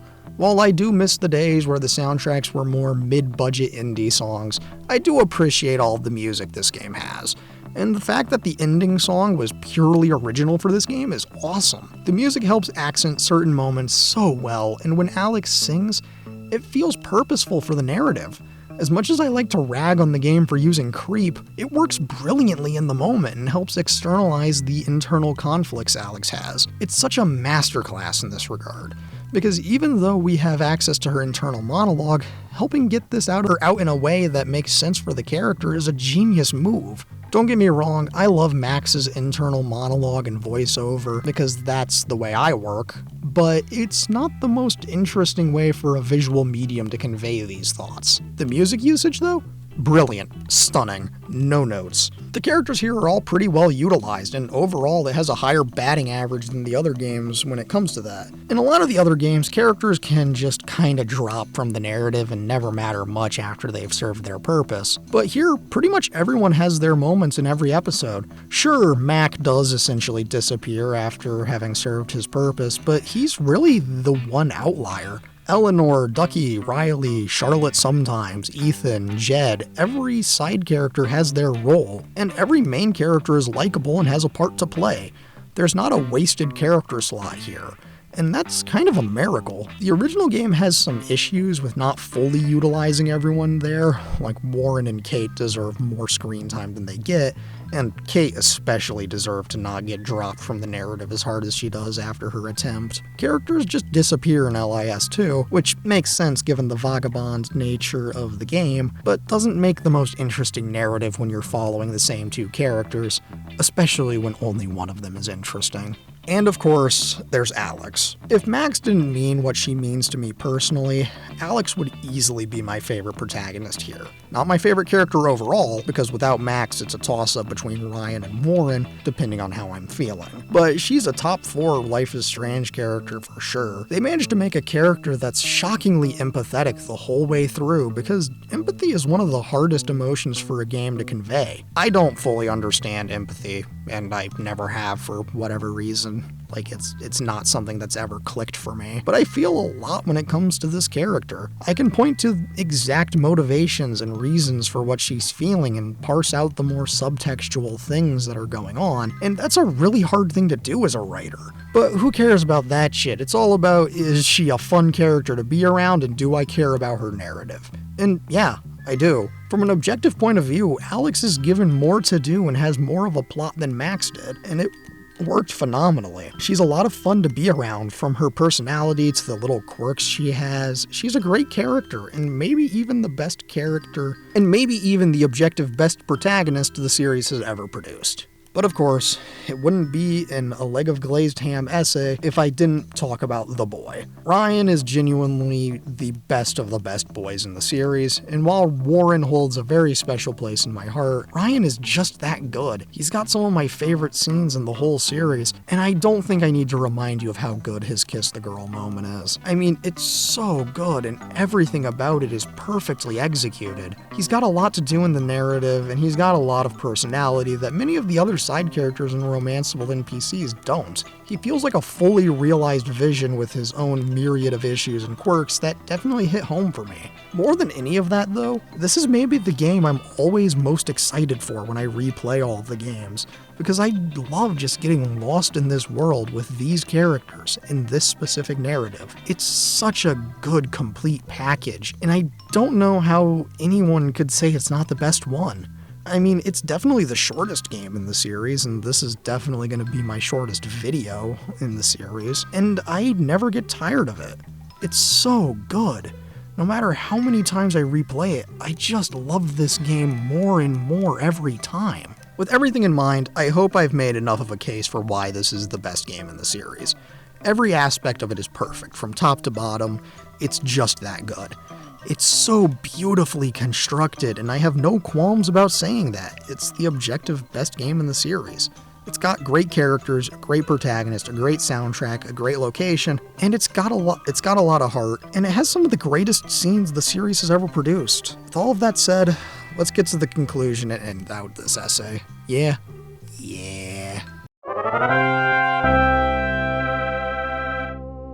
With that, I've once again covered every currently available game in the series. Assuming you're seeing this when it's released, it won't be too long before Double Exposure is out. And don't you worry, I'll be covering that game as soon as I can. I will be as in-depth as I can be, as I'm sure you'll expect, and I've got some interesting things to talk about there.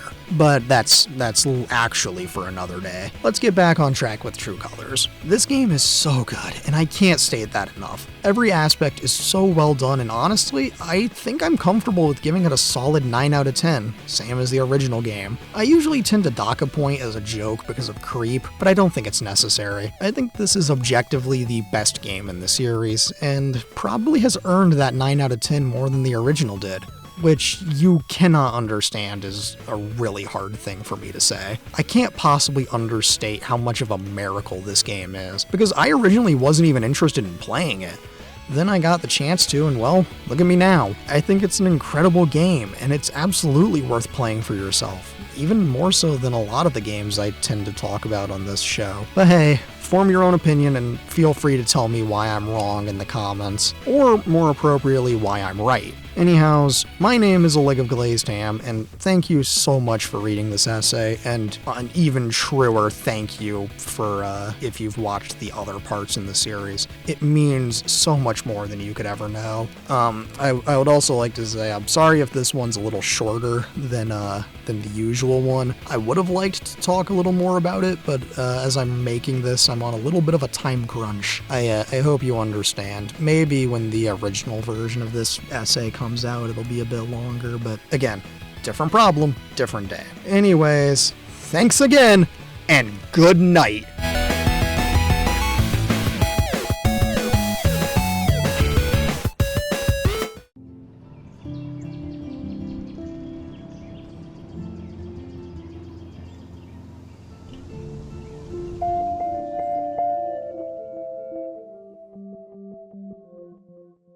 You know, I had an intro written for this essay months in advance. I really did. I had done my due diligence and avoided all of the trailers, at least post-announcement trailer anyway. I avoided all of the leaks, all of the promo materials, and waited like a concerned student eager to see their exam grades until October hit. Then the game came out and I had to scrap the whole original intro because it just didn't fit. Full disclosure, I did pre-order the Ultimate Edition, which meant I got to play chapters 1 and 2 early, and so I got to get slightly ahead of the game on writing this, but boy of boy, do I have a lot of thoughts on this game. What kind of thoughts? Well, you're gonna have to wait and see the specifics as this essay unfolds, but I can give you a general overview of what's gonna be discussed. I'm gonna tell you about the story as I experienced it, the characters, the music, this game's place in the series as a direct sequel, and some other points I'll keep from you for now, so you have some surprises. I hope you're ready for a bizarre multi-timeline mystery, because you're in for one wild-ass ride.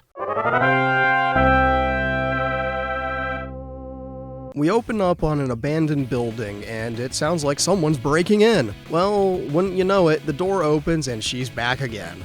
I am so happy to say that my dearly beloved Max Caulfield is back in the series. She's being followed by new friend Safi, and we're here in this abandoned bowling alley to get some photos, which is nice, but even more nice is that we actually get to take the photos ourselves. Yeah, that's right, this game has an actual camera that lets us take the snapshots ourselves, and it's really cool. I'm glad they let us do it. Only problem is Max's DSLR has the goddamn autofocus on and you can't turn it off.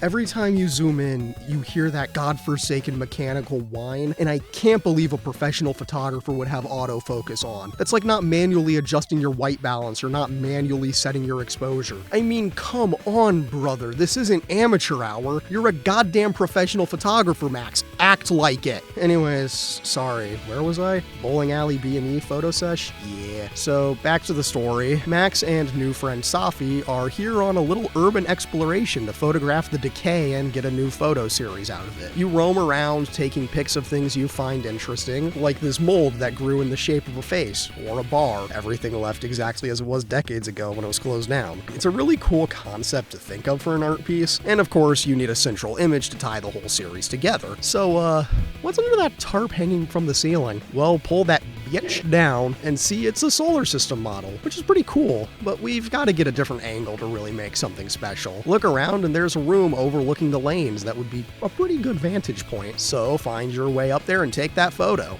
Your safe way back down collapses as you go up, which means once you get the photo, it's up to Safi to save you with something she's yet to find. Anyhows, I take a pretty good photo in the game, and my ladder down appears when I'm ready to go. Climb on down, show Safi the cool photos you just took, and watch out! The sky's falling!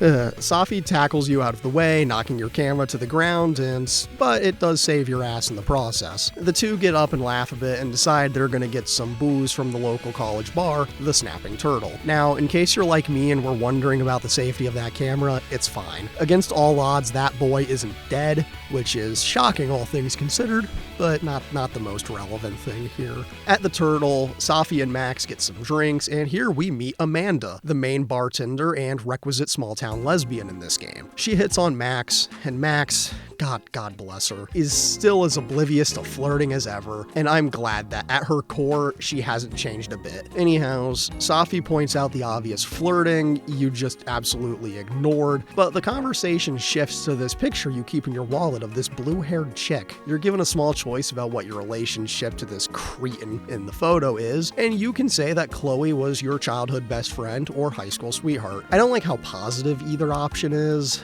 but I will never say high school sweetheart, so childhood bestie it is then. Safi then asks you to open up a bit more and asks what happened to Chloe, given that she must have been pretty important to you if you kept a photo of her in your wallet, and here is where we get our first major choice. We drifted apart or the other option. What's the other option? Well, I'm glad you asked, because have you heard the news that she's dead? No one ever had much nice to say. I think they never liked her anyway. Oh, take her from the hospital bed. Wouldn't it be grand? It ain't exactly what she planned. And wouldn't it be great if she was dead? Oh, dead? No. Yeah, that's right. Chloe is still as dead as ever. Goodbye and good riddance. Now, I'd save this for later, but I do want to mention specifically that either way you go, Chloe is gone in the narrative, which feels good, honestly, because this is Max's story, and Chloe doesn't have a place in this narrative outside of being a remnant of a time long gone. Anyhows, Safi says she's sorry, but also tells you to go do normal people shit, like go make friends or become more than friends with Amanda, but whatever you do, go be a normal person and not the closed-off loner artist that you are. But first, you gotta figure out what normal people talk about, because pretty much all you do is work on photos, grade assignments, and sleep. From here, you're set free to roam the bar, talk to some of the people, examine the art, and learn more about Amanda, given that her family runs this bar and she did most of the decorating. There's a lot of interactable stuff here, so just take your time, observe the bar, and when you're ready, run down your list of observations with Amanda, and somehow become friends. Eventually, the conversation reaches an end point, and it gives me a choice. Just be friends with Amanda, or be something more.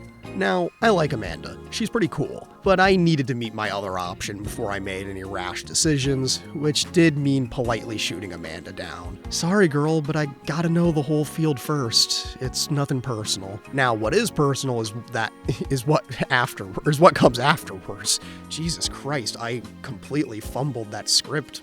I'm sorry. Anyway, personal, right. So my boy Moses drops by to talk with us and Safi because he's the third one in our trio, and he's my favorite of the two who aren't Max. He's a nerd and a science one at that, kind of like my boy Warren. I miss my boy.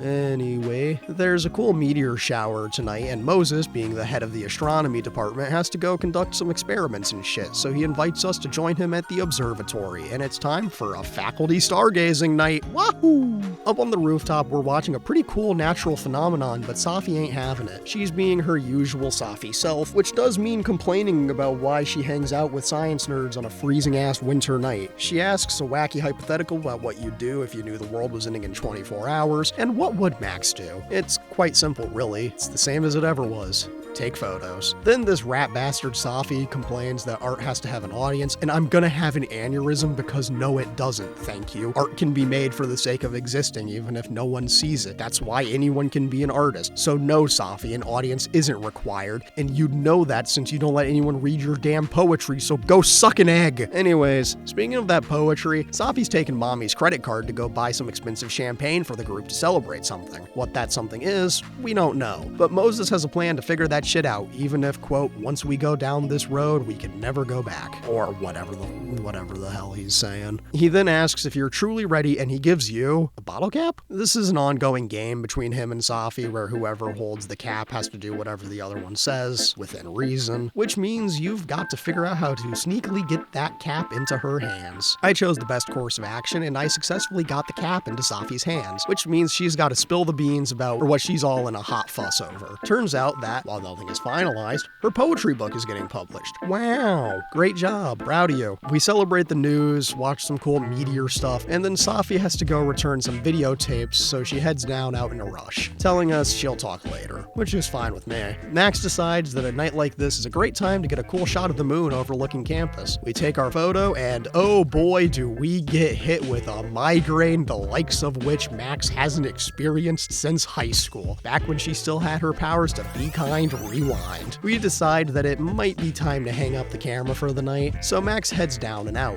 We pause a moment to turn on some music, and you know how some things will never change? This is one of those times because we're back to a purely indie soundtrack, because with Max, old habits die hard. Eventually, you're ready to carry on home. But wait, there's an owl up on the statue, and there's a photo to be had here since this wise-ass mystical bird is holding still. So take the photo and, oh dear God, we're on the floor again. Wake up! Grab a brush and put it... Wait, wrong art material. Sorry. Max has another migraine attack, and something is majorly wrong in the rotten air tonight. We head over toward the overlook, and when we're there, let's just say that Chloe's death is nothing by comparison. Safi is dead. Shot.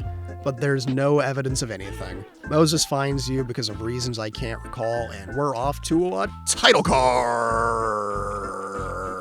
It's been 2 days and Max is in full-on depression mode. She stopped replying to any and everyone, so given that you previously had plans with Amanda to just hang out, in my case, she decides it's time to commit a wellness check and she'll be over soon. Max panics and starts speed cleaning to turn the depression pit into a depression home fit for a real artist. I took a lot of time to just dick around and see the little details of the game, and I'm glad I did, just because there's so many little things to see. Example, the Max Caulfield photo wall is back, even if it includes the one goddamn photo of Chloe flipping off the camera. Of course, Max has a box of Arcadia Bay memories, which does include my dearly beloved Jane Doe shirt. But most interesting to me is a CD Max has on the top of her CD stack, and it's Pisshead! Now, I never mention Skip anytime I talk about Before the Storm, because if you thought Steph was inconsequential, this guy was so inconsequential I never needed to mention him. But I do kind of love Skip. Anyway, Skip's whole thing in that game was that he really just wanted to be a rock musician, and in the background he found some mild success with his band Pisshead. Now, I guess he's successfully got a couple of deals and is still out there cooking to this day, and God bless him. Anyway, take care of business, and Amanda's at the door. Amanda's here with some food for you, and some advice that helps Max realize that she's got to get back out into the real world and carry on. As much as I'm glossing over it, there's some good character stuff, a dirty joke I'm either proud I guessed before they said it or sad that I thought the exact same thing. I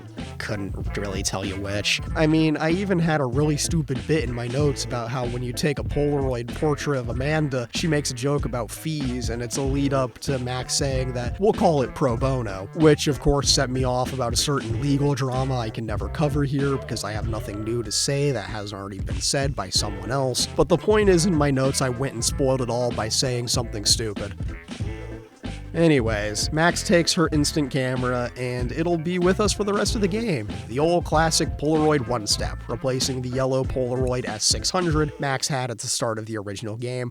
Yes, I figured out what that camera was in the original game on my own.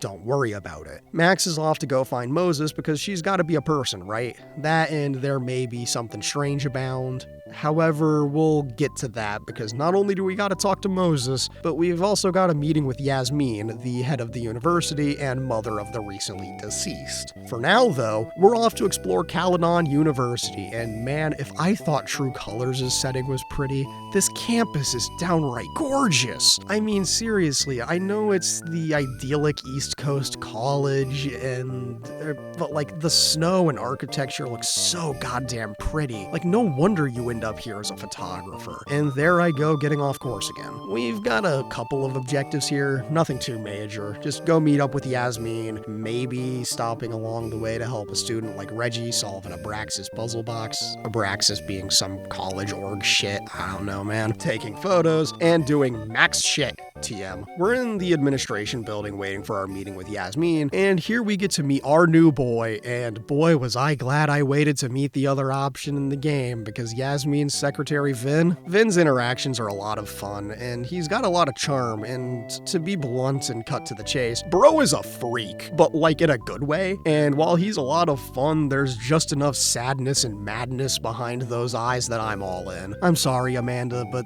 the dweeb with a certain sadness in his eyes speaks to me so much more than you ever could. Anyways, setting aside the heavy flirting that he and Max do, Yasmin is in a meeting, so you've got to kill some time, which means helping out a professor you hear loudly bitching in the library, or maybe helping Vin retrieve a package from the administration building's mailroom so he'll owe you a favor. Or because, you know, he's kinda hot and I'm definitely interested. But that's besides the point. I deliver the package and then peek into the library to help out Professor Gwyn, an English prof who needs a book out of the locked case. And since we're apparently known for B&E, she asks if we could Jimmy the lock and get the book she wants out of the case. Oblige her request, talk a little, and look at the time, we've gotta go. Enter Yasmin's office, and she's got a strange question to ask us about Safi's untimely demise. See, she and Safi never exactly saw eye to eye, so to speak. Safi definitely kept a lot of things from her mother, and as such, Yasmin has to ask if Safi's death was self-inflicted, even if only to rule out the possibility in her own head. You're given a choice, and I said there wasn't a chance because I never got that kind of vibe from her. But that's something we're not qualified to talk about because we never really knew Safi as well as maybe we should have. Well, let's not stew on that. We've got to go meet with Moses in the Fine Arts Building Cafe. But on our way there, we overhear Professor Gwyn having a real interesting conversation, and we're back on our bullshit snooping around and whatnot when suddenly Gwyn storms off to her office, and before we carry on, this rat bastard Loretta shows up. See, Loretta is a journalism student, which already makes her insufferable, but she's also a true crime kind of girl, and you know what that means. She's a terribly insensitive bitch, and she's trying to interview you about the hottest true crime incident that happened right in our backyard, Safi. I immediately shut her shit down, and she whips out the tape recorder, or whatever the lame-ass modern equivalent is called, and she's now threatening to tell Gwyn, even though I admitted to nothing. If you've seen the other essays I've done on this series, then you'll know that we don't negotiate with terrorists, so I shoot that shit down and call her bluff. Weirdly,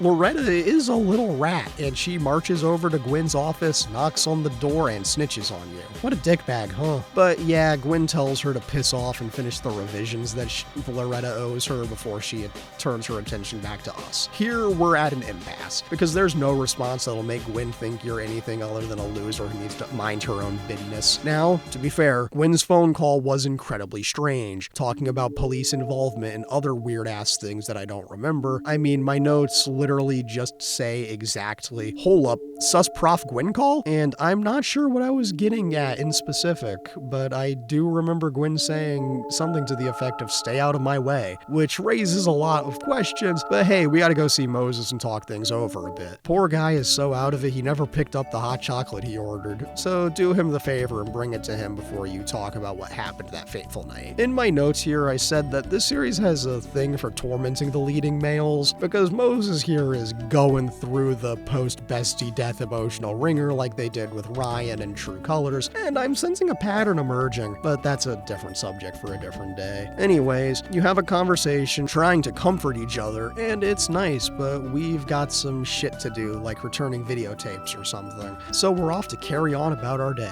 Head outside and see that old Lucas Colmenero is lecturing out on the quad in Safi's memory or some shit, even though they notoriously never got along, and also he's just self-promoing the whole time. Max tries to see the best in people and says something about how maybe he's changed, like he got visited by 3 ghosts one night, a la that Charles Dickens shit. But Moses drops the banger line, quote, "That's at least a 6-ghost 2-night job," which is incredibly funny, albeit obvious. Anyways, Moses has to bounce, and then we're off to go home, when suddenly we hear Moses? But Moses isn't anywhere around here, so because divine inspiration strikes us, we stick our hand out and now we can see a different reality? And now we've got a brand new power set to use. Timelines! So now we can peek into this other reality, which is cool, but we're gonna have to follow this timelines as Moses around because apparently he's gonna talk with Safi or something, commence an annoying trailing mission, and find that in this other reality, Safi is still alive. If only we could cross over to the other side. And funny you should mention that because stick out both hands, make a ripping motion, and fall through into the other reality and into the chapter end. Stat screen is back, and now I've made my one contractually obligated mention of it, so I'll never mention it again. Chapters 2 starts with us snapping back to reality in the turtle while having lunch with Safi and Yasmin. Safi looks at us as though we're going insane or are on drugs. I said I wish I was, but no. Anyhows, this is where we learn that Safi got a publishing deal. Wow, yippee! Cue the power shenanigans and a nosebleed that sends us off to the bathrooms. I do want to say that I'm kind of glad the drawbacks are back again. Something about that little detail sticks out to me as a really interesting concept, but it does annoy me that they really only seem to give Max and Alex the major drawbacks. Here's looking at you, little shit from Life is Strange 2, but that's not too awful important. We go to the bathroom, and wouldn't you know it, there's a rift for us to rip through and back to our reality. But not for long because we need to hit up the living Safi Timelines Amanda to get a sense of whether or not we're back on our timey-wimey bullshit. But thanks to the fact that we asked Amanda to hang out 2 days ago across both realities, it means that the death was the splitting point into this timeline multiversal chicanery. Sorry, if I'm fumbling a lot of this, it's because it's currently 1:32 a.m. EST, and I've had a very long day. Anyway, back to the land of the living, rejoin Safi and her momther as they're getting ready to head on out. We find out that somebody smashed Safi's windshield with a cow skull that just so happens to be the same one from the Turtles' walls. Safi complains about them not having picked a fight with a Volvo, which I'm only mentioning because it's funny and is absolutely necessary car slander that I'm directing at a friend of mine. You know who you are if you're watching this. I know you're not. Anyways, we're off to investigate the cow, and this means we're gonna do some timeline jumping to figure out who done it. After Max does the jump, I get a reminder that she's still the same character as before because she still says something stupid like oofa doofa after warping around. Ah, Max, don't change for you. Don't change a thing for me. And there's another banger reference that only 2 of my viewers are gonna get. Anyways, I went on a little detour to help some guy not get senior assassinated, but then I was back to investigating the cow skull. We're a little too short to reach the skull. She just like me. So we're gonna pretty quickly discover that we can carry objects between timelines without many problems. So find a step ladder, since I never knew my real ladder. F***ing kill me now. Why did I write that? What the hell is wrong with me? And take a peek at the skull. Turns out this bad boy was a gift from Lucas, and we're still as confused as ever. Sit down, take a look at our notes. Max's notes, not mine. Mine are a mess of swears, reactions, and jokes that may or may not have made it into this. And set out to figure out the mystery of Safi's murder drama. Our two leads, Lucas and Abraxas. So let's head to campus and solve this shit. Well, it's time to hunt down our targets and ask some questions, just like in high school. As we head to enter our buildings, we get a cat jump scare. Ah! That definitely peaked the audio. I'm so sorry. Whatever. At least only if you have the special extra cat content anyways. I do have this content, so it'll weasel its way into this when relevant, but back to the main focus here. Enter the fab and head in to hit up Lucas and Gwen before we head back out to deal with Vin. Gwen's up first, and she's pissed to say the least, what with the security dude essentially forcing her out of her office and all that. So wait it out and begin our little snoop sesh, since these people haven't heard of closing the goddamn door. In the office, there's all sorts of fun things, like our obligatory firewalk poster, and lots of plants, but more importantly, I mean,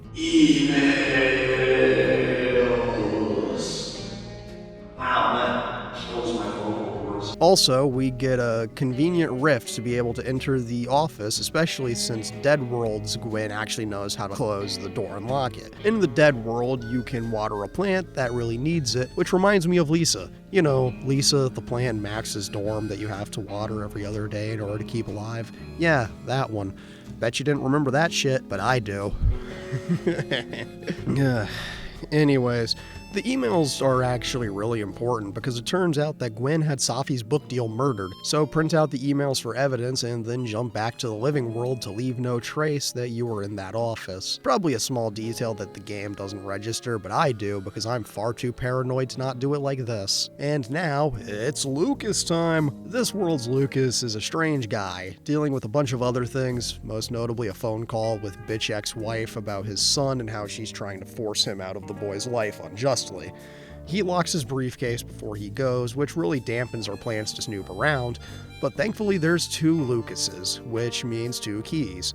Talk to the Dead World Lucas, learn about him and his son, get a free book, because even if you're not interested in anything this guy has done, a free book is still a free book. He's prepping for some kind of conference. He foolishly leaves a key in his briefcase, and since he's one vanity-driven rat bastard, you can graffiti a cardboard cutout of him and he'll lose his shit and leave his shit unattended. Swipe the key, and with a rip and a jump, open up the Living World Lucas's case to find out that he's getting a restraining order against Safi? What in the goddamn? He comes back at the least opportune time to see you taking a pic of the restraining order to send to Safi, and he begs you to not send it to her and at the very least hear him out. Hear him out and realize that this is not your place to get involved because this involves his son Robbie, and why Lucas stormed off so pissed when bitch ex-wife called. His boy told her that daddy said a lot of heinous shit that he, being Robbie, was the reason for the divorce, and that's apparently the least screwed up thing that he said. He believes that this was Safi trying to get back at him for something,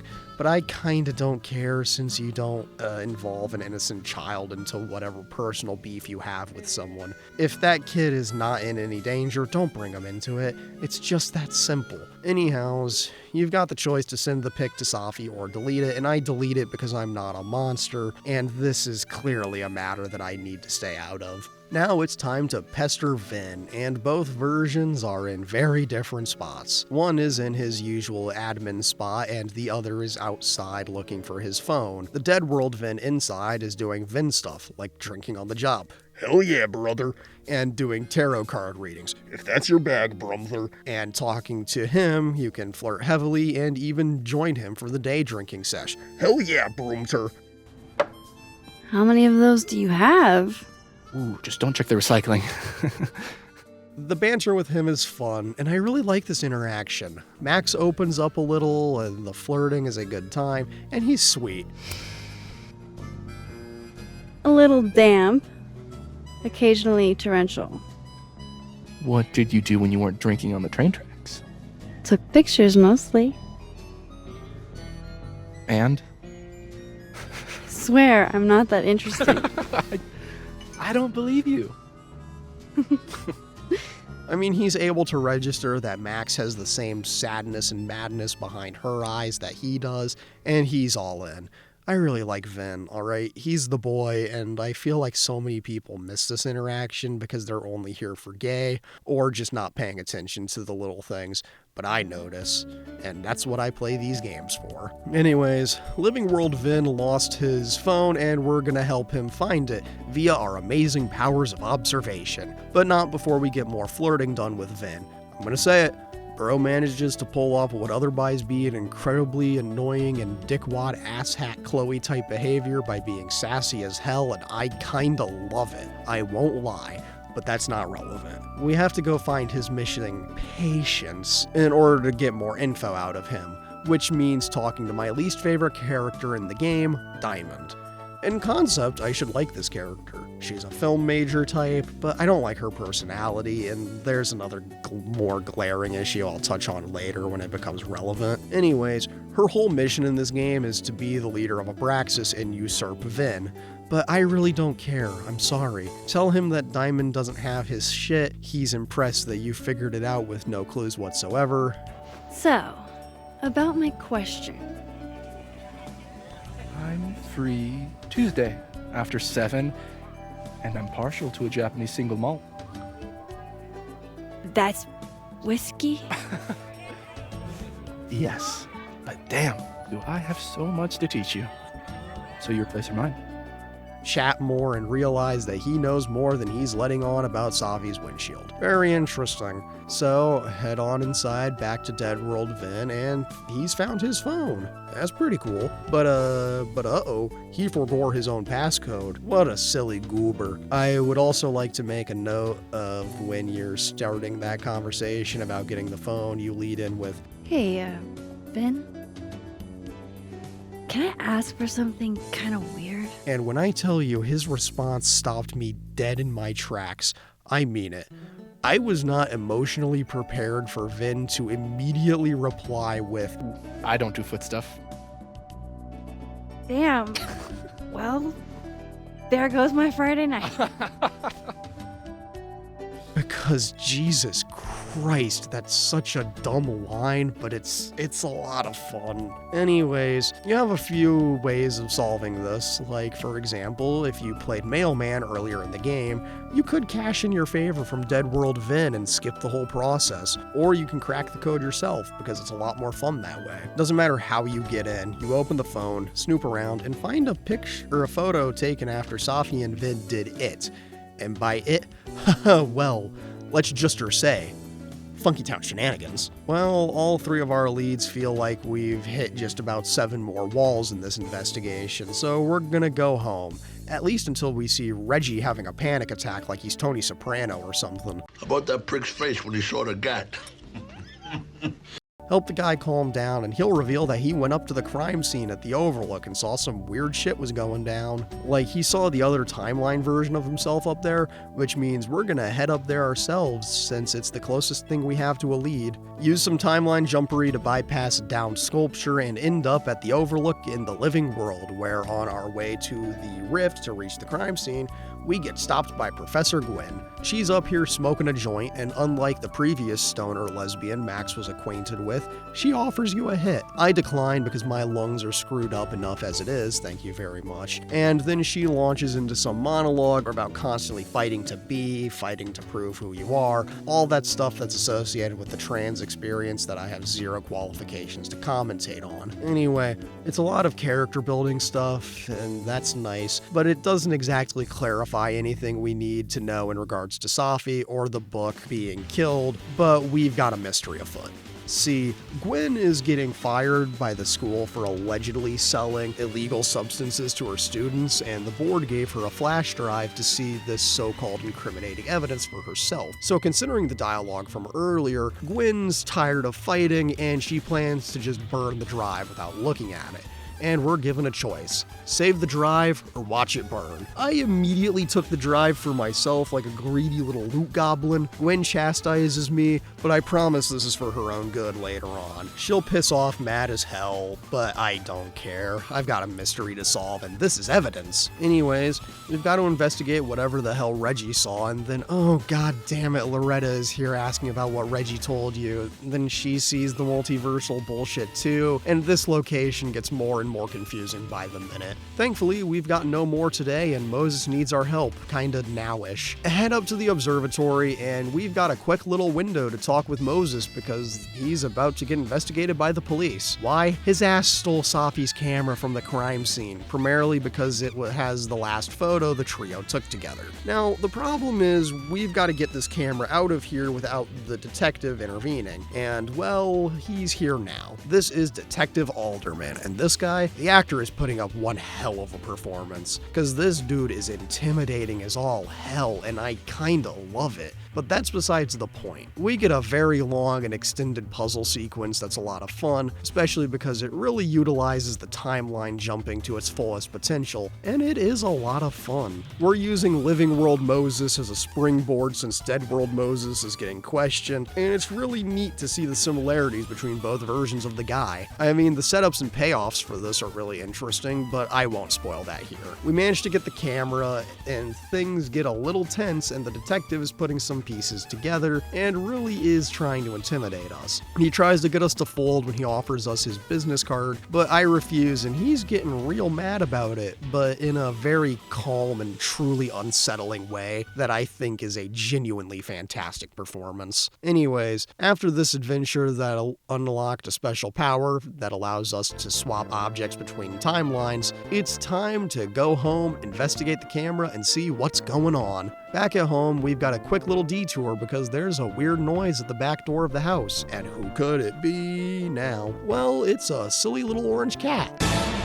I named this little guy Iris, mostly since I couldn't name this little bastard Garfield. Missed opportunity, to be perfectly honest. And we bring this little guy out of the cold and into a home. Set up a little bedding thing, make some food, and make sure you keep the bathroom door closed. And maybe you'll even be able to snap some photos of this legendary beast. Anyhows, the digitization of the photos is done now, so head on down to your dark room and let's see the damage, and more importantly, if stealing this camera was worth it. Well, we see a couple of goofy little photos, and of course the last photo we took up on the roof a few days ago. And it was nice to see, but Moses points out there's one photo left. That's strange. But wait, there's something really weird and off-putting about its existence. We click to the last photo, and what in the goddamn? It turns out the last photo Safi ever took was of Max pointing a gun at her, thus implying that we killed her? This is a Silent Hill 2 James Sunderland killed his wife ass twist, and I am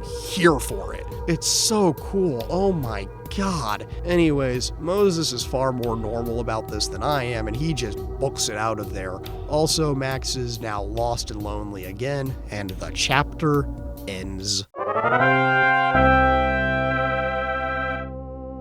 Well, Max is back to square one now, i.e. the depression nap. Things did not go well last night, and no one is going to believe you, so all you can really do is examine the evidence while we're still in the dark room. Here we see the evidence of Gwen is rather strange considering she's spiking the camera the whole time and it's hidden, so unless she knew it was there, this is weird. However, this reveals nothing to us, and the book reveals nothing, the photo of the cow skull reveals nothing, and the picture of us reveals, you guessed it, absolutely nothing, other than I apparently wore the default outfit, which I would never do because I'm all about that Moogle coat, baby. In all honesty, I want that Moogle hat. Like, it kinda goes hard as hell, but that's a different problem for a different day. For now, though, Max could really use some coffee, so we head upstairs with the photo to get some energy and maybe think things through a bit better. Then there's a knock at the door, and it's Alderman. Oh god, we've got incriminating evidence up here, even though we didn't do it! He barges in, ready to ask some personal questions. And his perception skill is high enough to notice the picture of you on the counter, and it's starting to look mighty age over for us. As a whole, this encounter is genuinely really creepy and so well done. Like, Alderman's performance again is just so deeply menacing and I love it. He's maybe the best side character here on the acting front. Alderman leaves, we panic a lot, but when we look at the photo of us, all of a sudden we get a little ping in the back of our head, and wouldn't you know it, our latent time travel powers are still with us because we still have focus, baby. That's right, Max Mario 64's her ass back to the past when Safi took the picture, and oh hey, look, the storm is back. Or if you're like me, when I took notes on this game, direct quote, okay, who cares, God's dick is back, baby. And in case you're wondering what that means, this comes from when I played the original Life is Strange with a friend of mine. He called the storm God's dick, and it's been stuck with me ever since.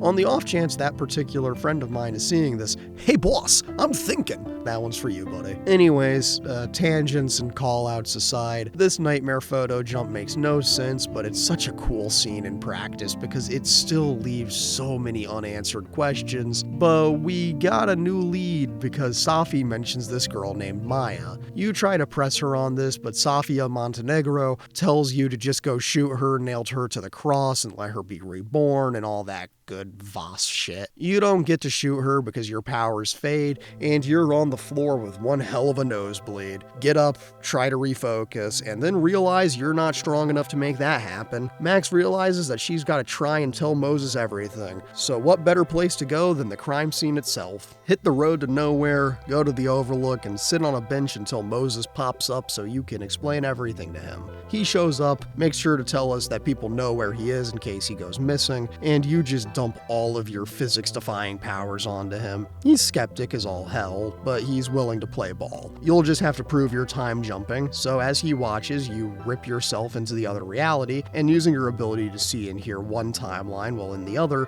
listen as he freaks out over you just disappearing right before his very eyes. Jump over, and he's absolutely closer to believing you now, but you've still got to prove it to him. Just like you had to prove Rewind's existence to that absolute troglodyte all those years ago. You know who I'm referring to. Well, to prove it to him this time, it's just a jump to the left, a pause to listen in, a jump to the right, and repeating what Moses did to prove you're a goddamn superhero, baby. Moses immediately starts theorizing, but he hands you the bottle cap that Safi somehow managed to slip back to him that night, and tells you that to hand. Oh my god, I'm sorry. I'm fumbling hard. It's 1:57 a.m.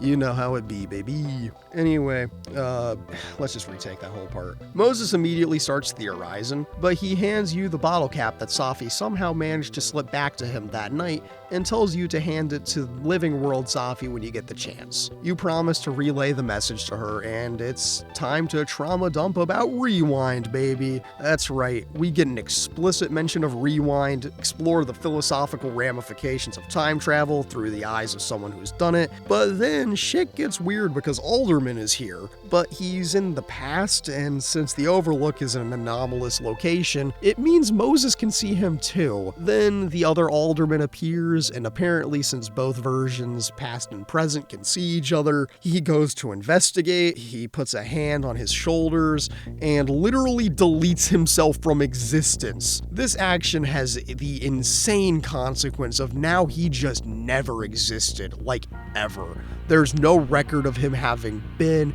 and that's genuinely so cool. I tried to save him because I'm a good person. Moses intervenes because it's either Alderman destroys himself or you go down with him, and it is what it is.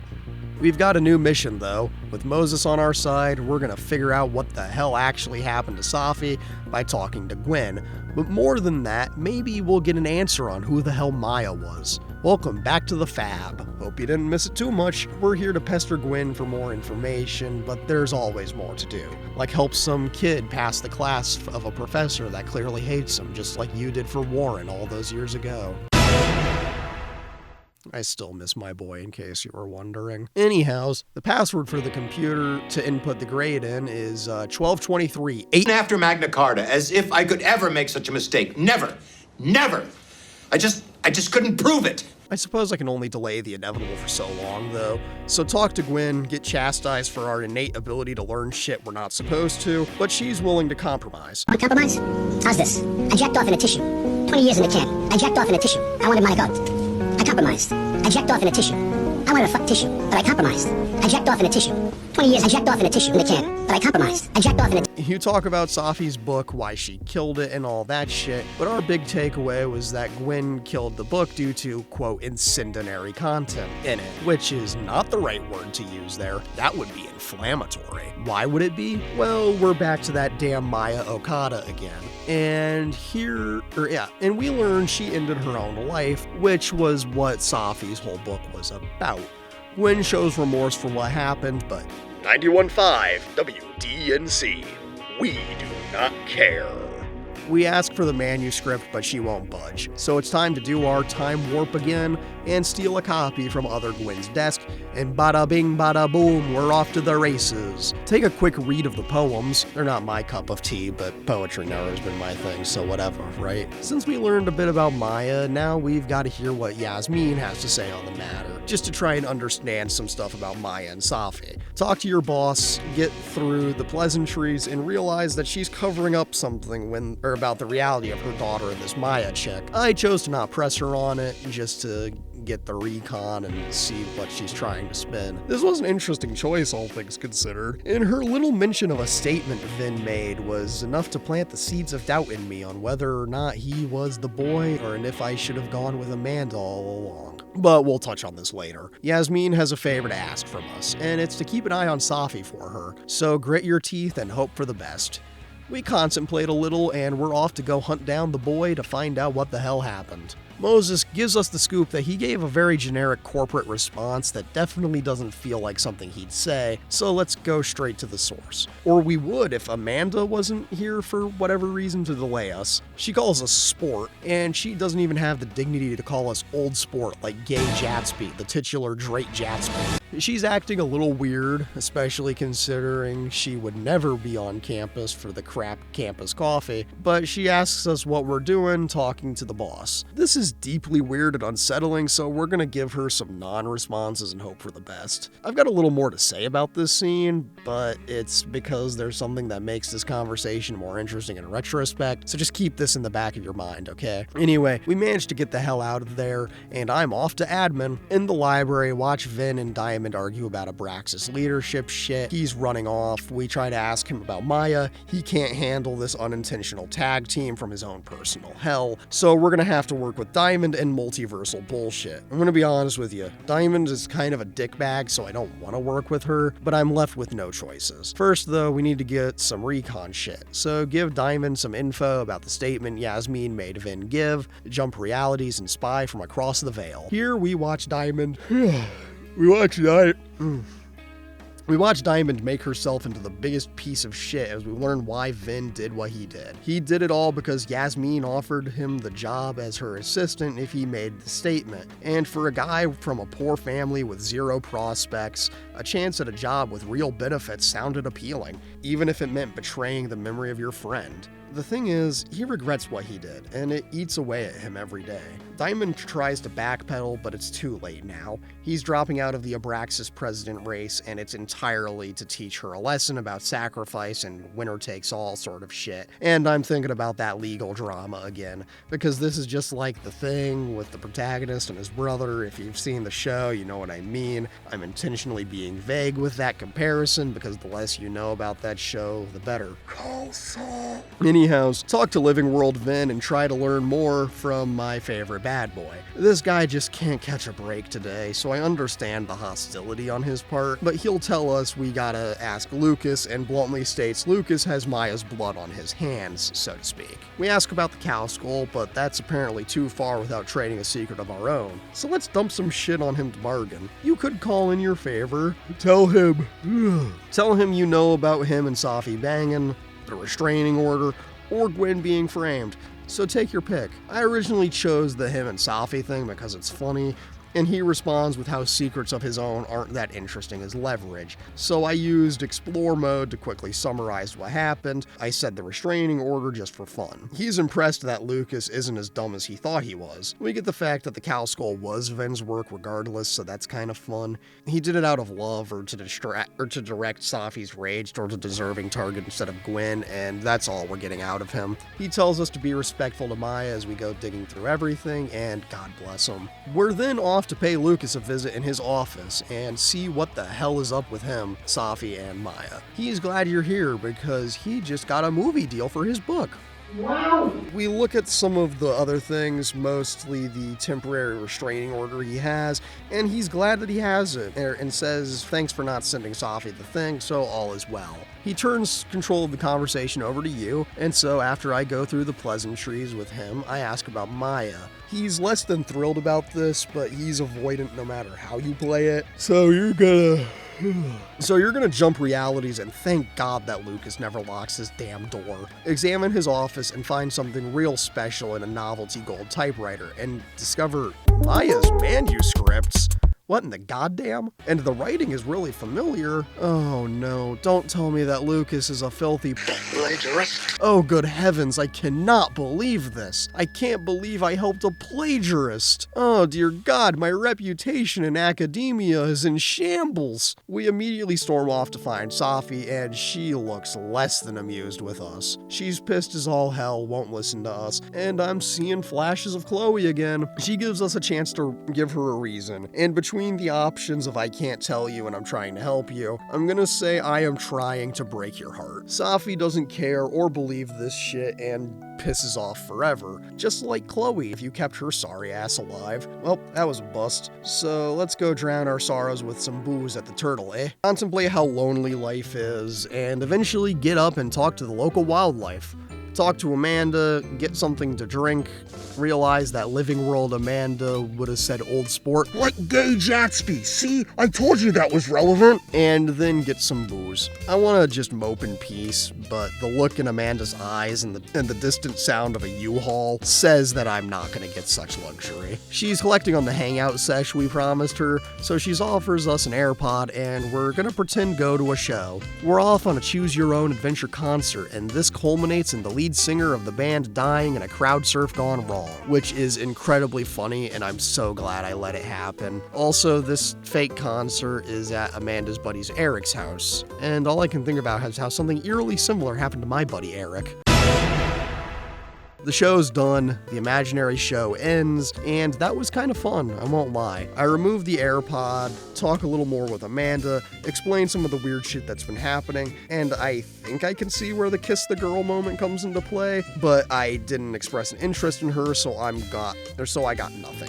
Yeehaw! Anyways, I'm gonna let her linger with that, and I'm off to visit my boy, Vin. He's drinking off in the dead world, and I don't blame him. We pull up next to him, Probably too awkwardly often. flirt. God bless you, Max Caulfield, still as cringy and dorky as ever. He asks us to Join me?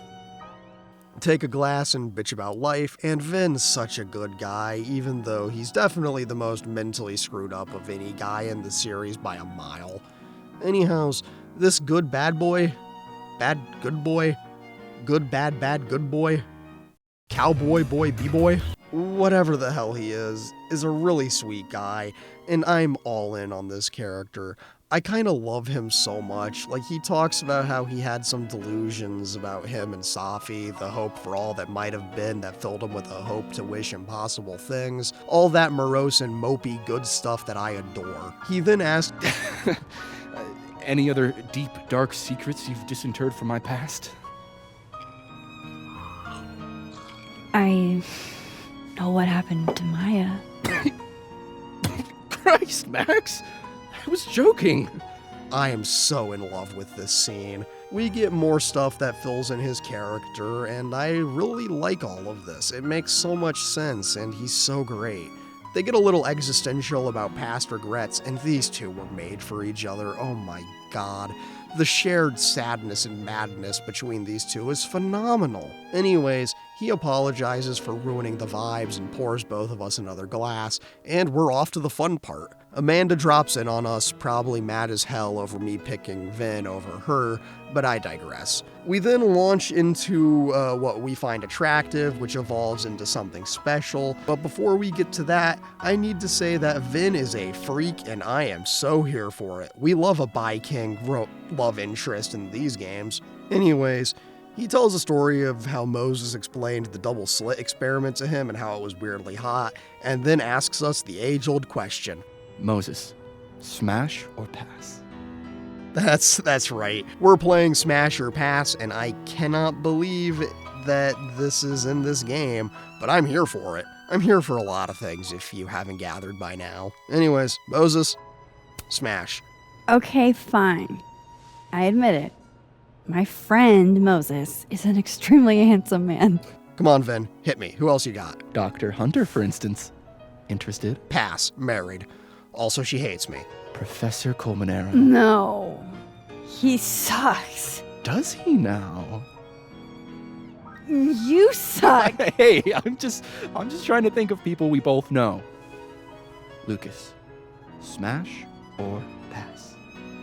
I mean, he's a filthy plagiarist, but like, he's kinda hot, so, you know. Unfortunately, smash. Vin says it's the beard, isn't it? Our two types can't resist a beard. And all I'll say is no comment. Anyway, it's our turn to ask, and we drop. Yasmin. Now that's just unfair. Why? Because then I'd have to admit just how hot I find authority figures. I would not have pegged you for the type. Oh, yeah. What would you peg me for? I'm sorry. I couldn't just let it lie there. He then asks us about Reggie. Max says her students are off limits because she's a professional, which then leaves us with one last option. Well, as I am 1, at Caledon, and 2, not one of your students, which appear to be your 2 standards. Come on. So, what about me, Miss Caulfield? Where do I fall on the binary? And do you even have to ask me what I picked? Think, viewer, think. Whatever, I'm drunk.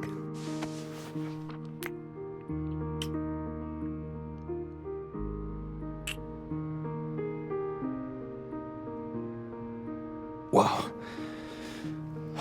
Damn. Good answer.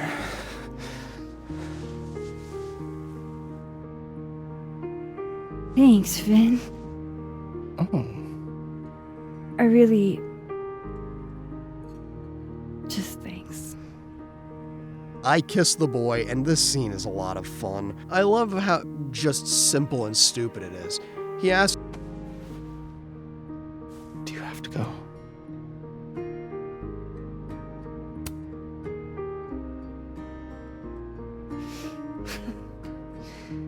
Would you be willing to believe I need to go save the world? and his response seals the deal that he's one of the best love interests in the series. Not as a general rule. But who knows with you, Max Caulfield?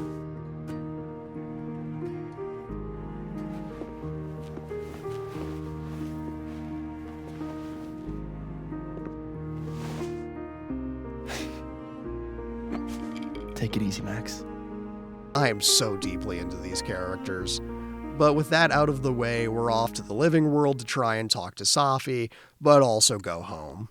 At home in the land of the living Safi, something is wrong. Very wrong. The door glass has been broken and the house is unlocked, and it sounds like someone's in the basement. Oh, good heavens! Well, there's plenty of options here. Go in, guns blazing, taking our time and scouting out some evidence, or delaying the inevitable. You could enter the basement when suddenly, cat jump scare! That's right, Iris is atop the fridge, high above the chaos that swept through the house looking for something. Take a picture if you're so inclined and carry on to corner that home invader. Open the door, head down the stairs, and come face to face with the man who sold the world. Shit, I mean, you.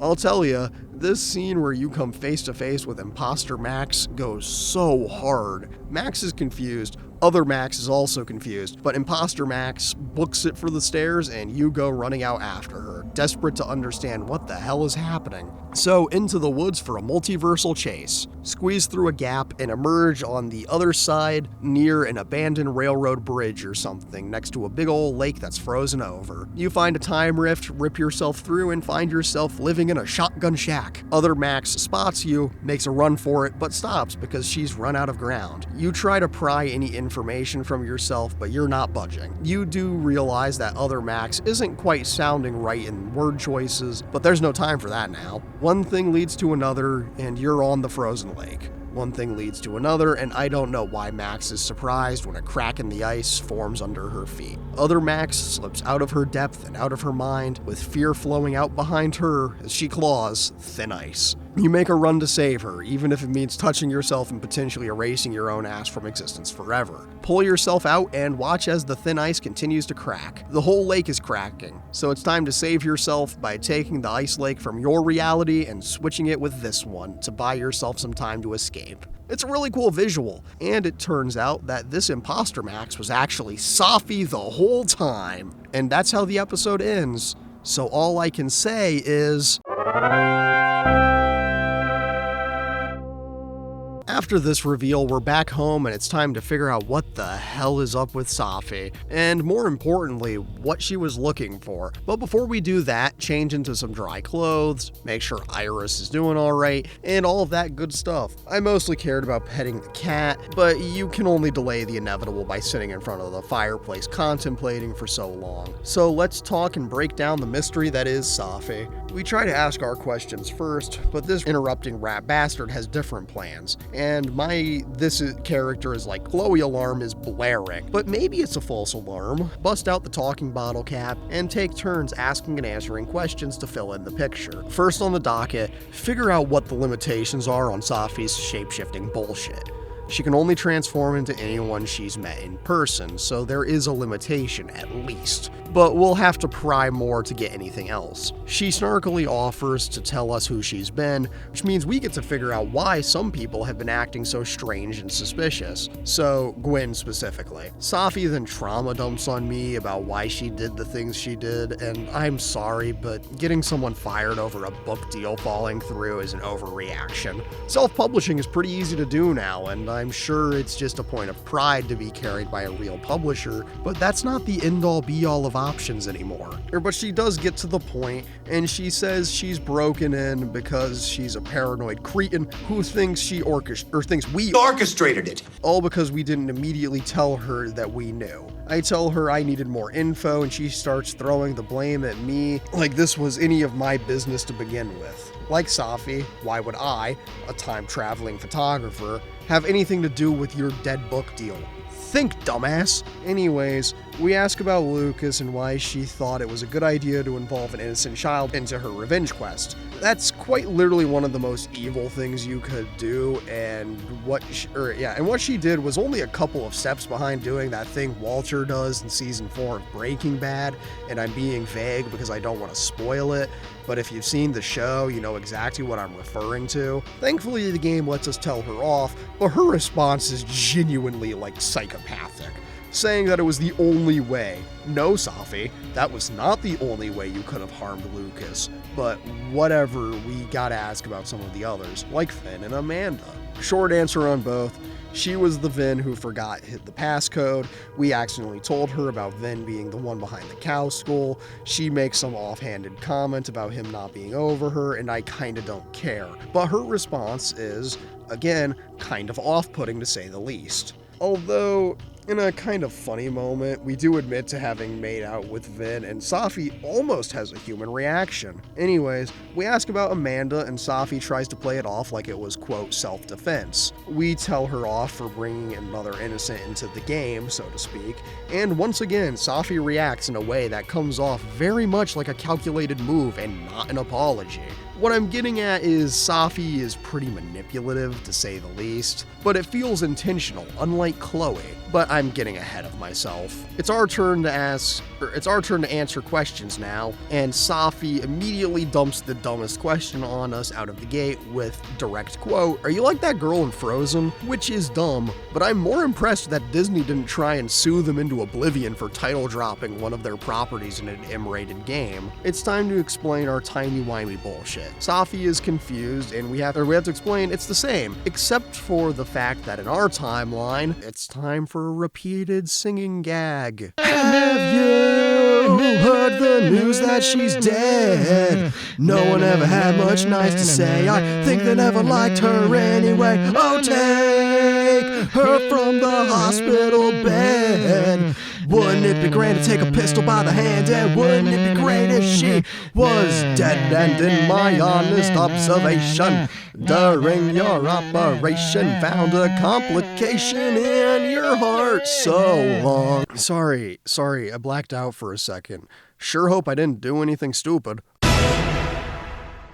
Anyway, Safi doesn't take the news that she's dead too awful well, which is weirdly human for this character. She then tells us to look at this photograph, and every time I do it makes me laugh, because it's such a dumb photo conceptually, but it makes sense in universe. We tell her our working theory on what the photo is, and we're gonna table this discussion for a bit. It's our turn to ask questions, and I'm really interested in getting the rules of her powers down, just so it makes sense. Turns out it's just manipulating people's perception of her by manipulating the part of their brain that perceives her. It's really creepy in all honesty, and kind of a letdown because I was expecting more. But okay, that was our question, I guess, since she slides the bottle cap over back to us to ask about our time traveling Chicanery? We explicitly state that we could rewind time. Safi says what is perhaps the single dumbest line in this entire franchise, and that's a pretty tall order, all things considered. I mean, she says directly, quote,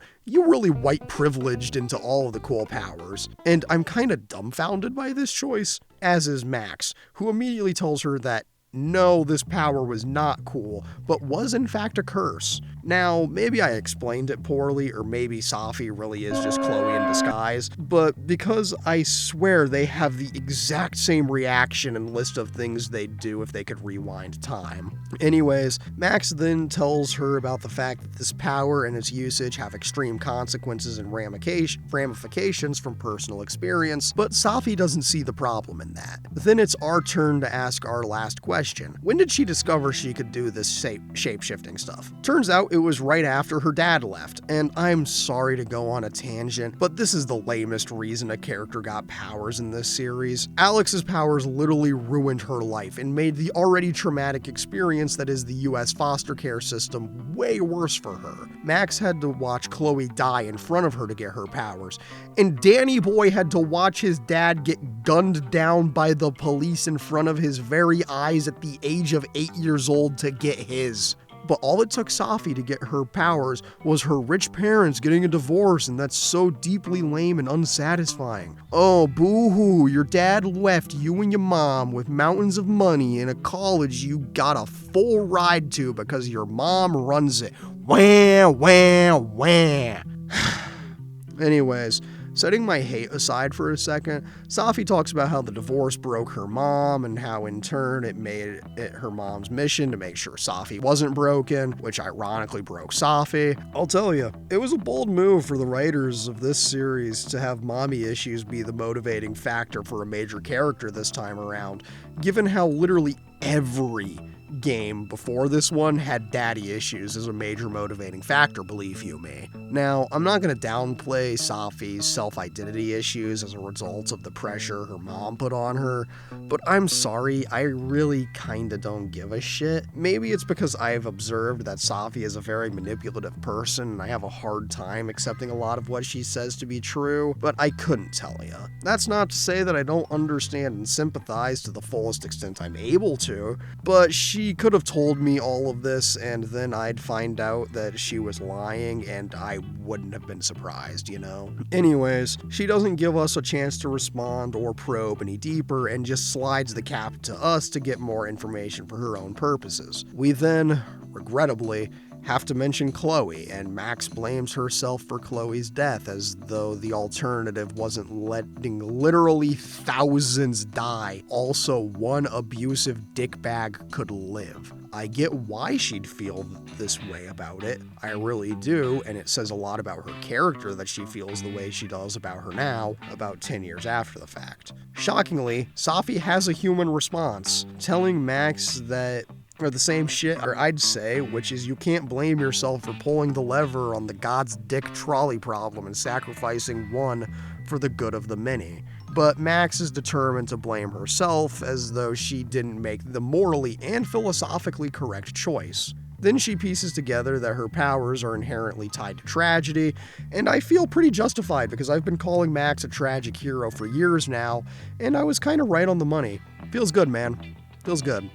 We then slide the bottle cap over to her, tell her Moses' message, and now it's time for us to finally learn about Safi's Rachel Amber, Maya. She tells us all of the usual things we expect, like she was the greatest writer she's ever known, and how Lucas stole and plagiarized her work, which Safi believes is the main reason Maya took her own life. Now, when Safi says she blames herself for what happened, yeah, that's on her this time. She deliberately told Maya to stay quiet about it, but wouldn't you know it, she's still more mad at the world than she is at herself, and boy of boy, who does that remind us of? Anyways, we can ask her about who she blames specifically, and when you ask about Vin, he's really the one who deserved it the least. She's all, quote, when Caledon said jump, I at least have enough humanity to regret asking how high. And granted, that's because I know more than she does, but it's not like he doesn't regret it far more than she does. He regrets it for so much more than she could comprehend, and his reasoning for taking the deal makes a lot of sense. But you already know that, because I know that, and I told you that. Ask about Gwen, we get a non-statement, and finally ask about Yasmin. Safi lies about how she doesn't hold Yasmin telling Maya to keep quiet and protecting Lucas against her, but that's what we in the industry of writing like to call a lie. Max then asks what the hell any of this has to do with the book, and I guess she forgot her entire conversation with Gwen where she said every poem in there was about Maya. Safi then talks about how the book getting the plug pulled on the book led to her seeking a different way of getting retribution. Max calls it what it is, which is a revenge tour, but this bitch thinks she's Batman, and what she's doing is righteous because she calls it a justice tour, which again, no it's not. You're more focused on harming innocents and ruining their lives than getting real justice for those who have been wronged. Max tries to ask about if Safi has actually thought this through, and what if it's the reason Max apparently shot her, like it's some kind of self-fulfilling prophecy. Safi then is like, oh, you mean the photo I don't even remember taking? I mean, do you even own a gun? And no, we don't even own a gun, let alone multiple guns to necessitate a gun rack. Sorry, where was I? Right, we don't have a gun, and when Max shows the very reasonable concerns, since she's been down this road before, Safi goes all, who cares, we've got superpowers, and she fails to consider that she's not actually invincible. Safi comes off like she's trying to manipulate us, and she issues us a major choice. Do we think we're capable of hurting her like that? Yes or no? I say no, but that's mostly to make her feel good and not suspect it when I absolutely say psych later. She says she trusts us, even though she shouldn't. Max is continuously level-headed, and then I guess she's been successfully manipulated into helping Safi get justice the right way, which is the way she should have thought of in the first place. I mean, why did she never think to expose Lucas's problem directly since he's the problem? I don't know. Maybe it's because she's a dumbass, or maybe it's because she likes hurting other people, like she's a John Kramer Jigsaw type. Whatever though, we're formulating a plan to hijack campus's Krampus event. It's a weird campus tradition, you know? I still don't really understand what the hell the Boulder Run tradition is on my campus. and we're gonna get justice the right way. The way that actually sees results instead of being an asshole like Safi's way is. In The Turtle, it's time to enact our master plan. We're off to get everyone on our side. Tragically for me, Safi is handling Vin, and we're left to convince Gwen and Reggie to join the cause. Let's go with Gwen first, and shockingly, the flash drive that she was so adamant about burning was actually really weird, and she showed it to the board. Not that it made a difference, she got fired regardless, but she tried, so that counts for something. The weird thing is that the flash drive, along with us telling her our plan to tear down Lucas's empire of lies, actually reignited the fight in her that she lost, and she's all in on helping us. Let's go! We try to talk to Reggie, but this boyo won't budge and let us use the projector like a total narc. So it's time to bring out the big guns, and by guns, I mean the Moseses. We're gonna use Dead World Moses to help us get the projector into a state where only he could fix it, thus sending Living World Moses to get on the projector since he'll help us with our plan. Of course, we do the deed, and I report back to Dead World Moses to thank him for his services, which means I do also make a quick detour to help him complete his gingerbread house by getting Safi to give us her chimneys because he broke his.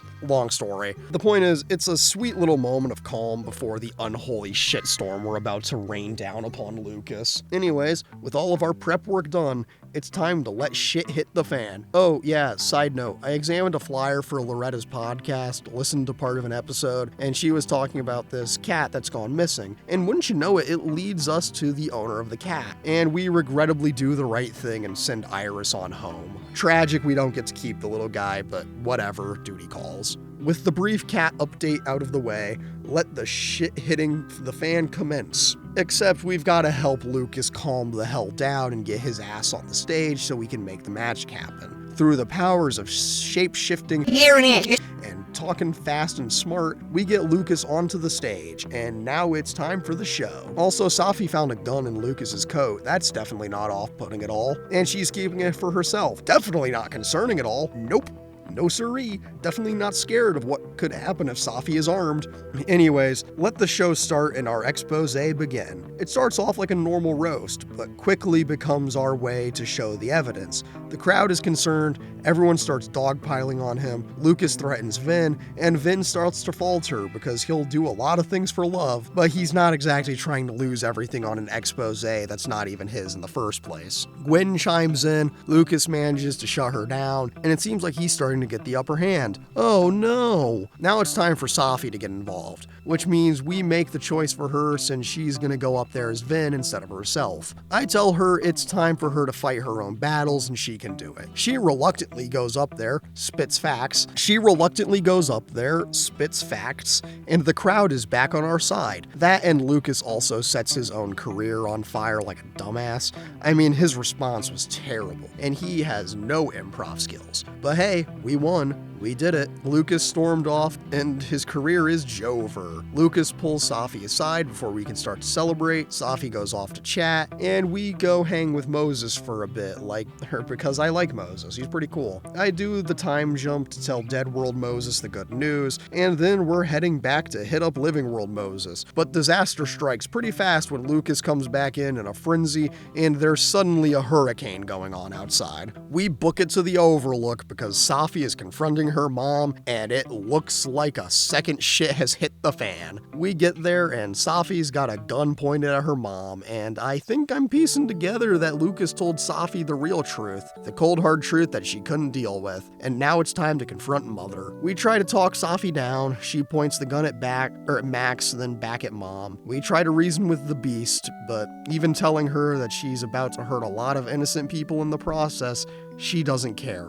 The problem was her mom the whole time. She orchestrated it. Yasmin. We keep trying to calm her down, but apparently we just keep getting hit with more reveals, like Yasmin intentionally keeping Safi's dad out of her life and making her believe it was all her or his idea. And I'm starting to see why therapy is a tool that more people should utilize, because some therapy could have probably eased the pain and made life not end up so bad for these people. Just a thought. Anyways, Yasmin and Safia argue more. I try to talk Safi Safi down instead of using violence, because usually Max is able to talk people down successfully, but not this time, not this time. Safi takes the shot and hits Yasmin in the shoulder. We rush to help the recently shot, but Safi's powers go apeshit and she's transforming into everyone. So grabbing Safi and using focus, we pull one hell of a Mario 64 and into the next chapter. In my restless dreams, I see that town. Arcadia Bay. We are back to square one, the moment we wake up after falling in chapter 1. We're in some weird nightmare version of Caledon, and we're bum rushing it to the Overlook to confront Safi. She's losing it out here. She's got a gun, and we're confused as all hell. Safi then asks us to shoot her, pull the trigger, nail her to the cross, let her be reborn, all that Voss Montenegro type shit. And it's time to let destiny take its course. Just kidding. Safi takes the photo of us pointing the gun at her, and wouldn't you know it, we've looped back to the last time we focused. Max keeps trying to not kill people, despite how much God wants her to, and she just can't do it. She throws the gun into the storm and says she's not going to make another impossible choice between two shitty futures. And I'm sorry, but she's just wrong. Killing Chloe was the easiest choice of my life. It was never a question. She was an abusive asshat, and I'm sorry, but Safi is in the same boat. I'd pull that trigger like there's no tomorrow if push comes to shove. Max takes Safi by the hand and walks into the storm and further into the nightmare. We're back on campus, 2 moons in the sky, and storm off in the distance. We find Diamond, I try to ignore her and her pointless conversation, and we're off to the Fine Arts building to find the others since they seem to be in more danger than Diamond is. Into the Fab, and wouldn't you know it, we're on the roof of the observatory with Moses acting like not Moses, but Safi. That's weird enough, but what's weirder is that we're getting weird texts from the past, like a text from a cat, but more importantly, there's a text from Warren. This is not a drill, my boy is in the game, and I couldn't be happier, except you can pinpoint this as the exact moment my heart shattered, because Max says very bluntly, I'm past the living in a dorm stage. I'm past the responding to Warren's text stage too, and I'm in shambles. My boy got mentioned, but at what cost? It's never been this over. There is no God in this world. I feel like I've lost everything, and somehow I'm not sure if this is worse than Max having the autofocus on her DSLR. Either way, I want a direct apology from whoever on the writers team decided to just completely disrespect my boy like this. Anyways, as much as I'm now broken and defeated, I want you all to know we'll carry on telling this story because I've got so much more to talk about. Back on track, talk to Moses. He's just repeating all of Safi's lines from the first chapter, and it's really cool. He gets stuck saying photo a bunch, and this gives Max the idea to take a photo, and when Moses comes back through for a split second panicking, we bust out the camera, take a picture, and what the hell? It's Safi.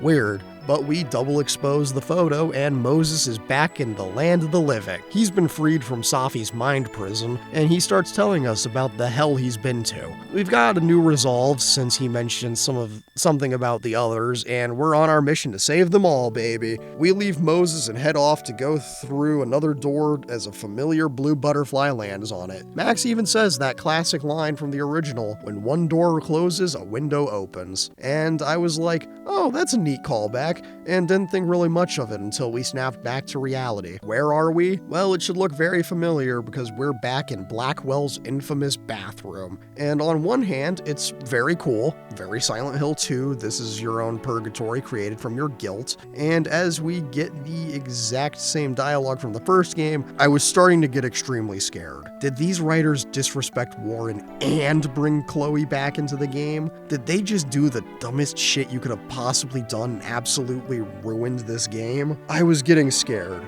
But then Max peeks around the corner and it's her and Safi in place of Nathaniel, the shitroom shooter, and Chloe respectively. Oh, thank God. There is no Chloe. Whew. For a minute there, I was about to have an aneurysm and die, but this is still Max's story, not Chloe's, so all is well. Max takes the shot, and when we get the classic hero shot of Max yelling no and sticking her hand out to rewind, we cut back and they were just never there. Like, this truly was an all-in-lay head type beat like Jacob's Ladder or Silent Hill 2 or The Legend of Zelda Link's Awakening. I take a moment to re-examine the old graffiti just for the little nostalgia trip. It was kind of neat. I'm glad I did it. I like seeing it. Anyway, and you get ready to steal your resolve and get ready to go. I'll say this, at least the text you get from Kate prompts Max to say she deserves better, so you know what, maybe it's not so bad. Well, I spoke too soon. We kick open a stall door and end up in the Otherworld bowling alley. This really is just like Silent Hill 2, where you go to the bowling alley and you know what I'm talking about, right? Anyways, we need to find a way down and the stairs are broken, so it's time to see what our other reality has to offer us, and it's Jefferson's dark room. Oh boy, I love reliving my own personal trauma. It's my favorite. Man, this really is Silent Hill 2, huh? Sorry, I'll stop bringing it up now, I promise. We go to leave, but the vault door is locked, so we turn around and see the chair. Yep, it's time to relive part of Episode 5 Max Caulfield's finest hour from the critically acclaimed A Leg of Glazed Ham video, Be Kind, Rewind, Life is Strange. I couldn't resist the opportunity, I'm sorry. We're strapped down to the chair again, and it's time to fight our demons to help Safi fight hers or something. But once we've done this, a way down has appeared and we can keep moving forward to help save the world just like before. Down in the bowling alley proper, we need to jump realities to find Lucas next to a big old cherry tree. He's reciting Safi's poems, but we know what to do here. Bust out the Polaroid, double expose that bitch, and he's been saved. Max then drops a line, and I know I've made a lot of music references, but this one was handed to me on a silver platter. I have to make the joke. Lucas says, "Max, it's really you," which prompts her to say, "In the flesh." In the flesh?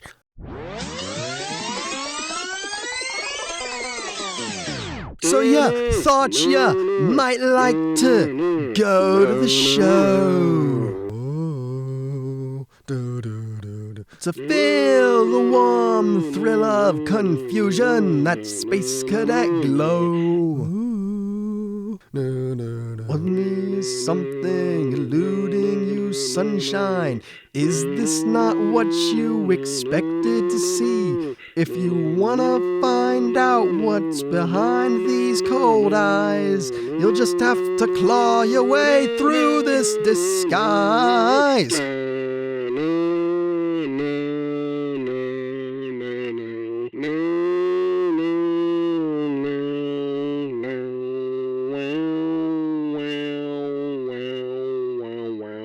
Anyways, we're off to go save our next person, and it just so happens to be Reggie, only a couple feet away.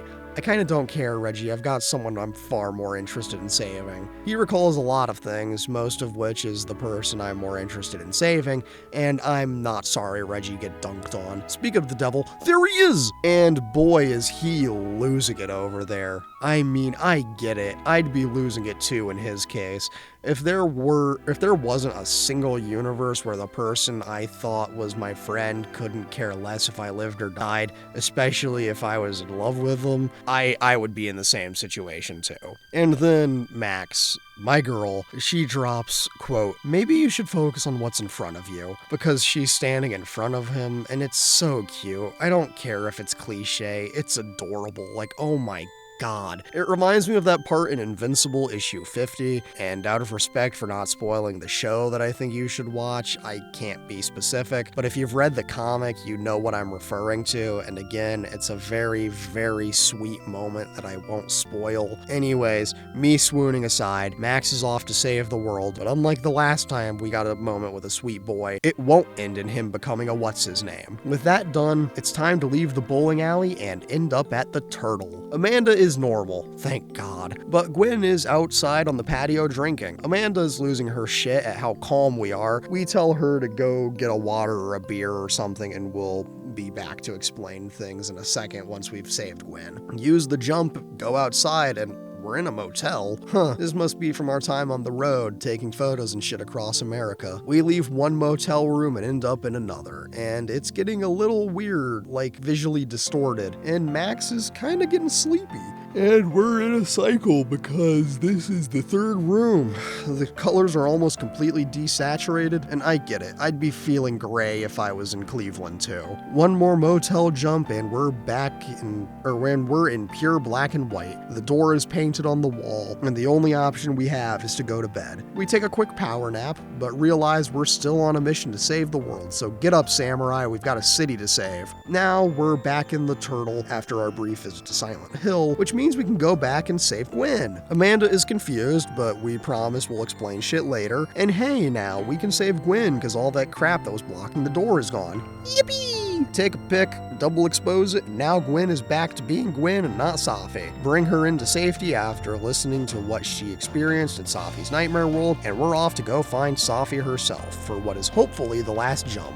We get another kind of cliche moment when Amanda says, "Why do I always have to fall for the weird ones?" As Max tells her she's off to go find Safi, and it's kinda cute, I'll admit it. I'm sure it'd be different if I romanced her, but I didn't, and I'm not replaying the whole game again from the start just yet. We go through the door and we're back on campus. We see Safi, hug for some reason, talk about what's going on, take a quick break to just kind of chat, and this character is like Chloe alarm is blaring in full force again, because it feels like Safi is trying to manipulate me again. We then hard cut to us in the bar. Safi is drinking, asking if there's a chance everyone will just forget what happened, but I'm not so sure they will. Safi's really buttering us up, and I'm getting a funny feeling that I'm being manipulated. Sure enough, we're on the roof of the observatory again. Safi is maybe showing remorse, but like I call BS, this is textbook emotional manipulation. Anyway, we regrettably talk about Chloe and how we ran away after she died and how cowardly we were.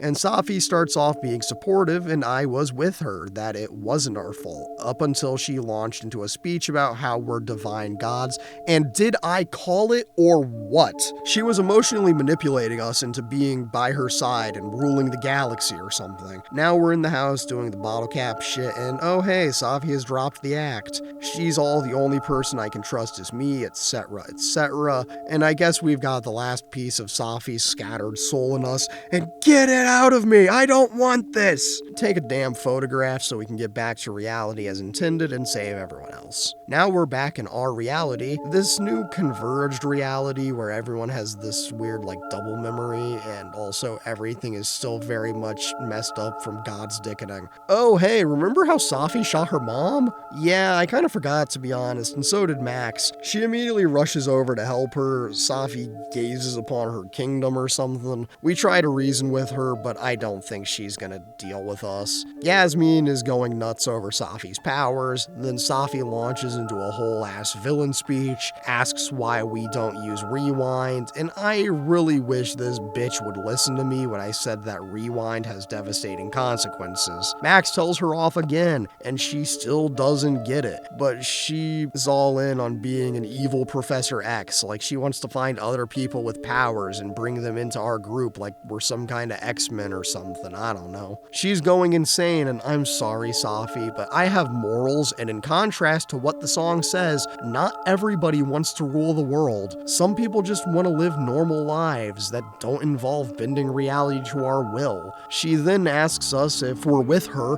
or against her, drops some more casual emotional manipulation, and here it is, the final choice. Join her or refuse. Think fast. I mean, you don't need to think that fast. Safi is just straight up evil, and I'm a real human being and a real hero, so I shut that shit down. Safi is less than enthused that we won't be her plaything and aren't here to deal with her power-abusing bullshit. She shapeshifts into us, makes a vague threat, and walks off. Hey, can we get Yasmin to a hospital or something? She's still bleeding out here, buddy. Well, we get a small little time jump to a few days later, and we're dealing with the wrecked campus. It's a really cool thing, and I'm so glad we get a little more because I really wanted to see what happened out here in the real world. Also, we have to return Iris to her rightful owner, which does mean talking to Loretta, who I guess had her own little character arc of learning the true meaning of Christmas or something.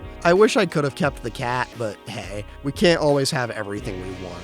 We've got one last section of game here, And this is the part where we wrap up everyone's character arcs. Since Safi is done and out of the way, we're gonna have a chat at the Turtle, but first let's meander around campus and really let things linger, since that's honestly one of the things this game does best. But we'll get to that once I start analyzing things. Shocking, I know, but judging by the remaining page count of this script and runtime of this video, there's a lot to get through.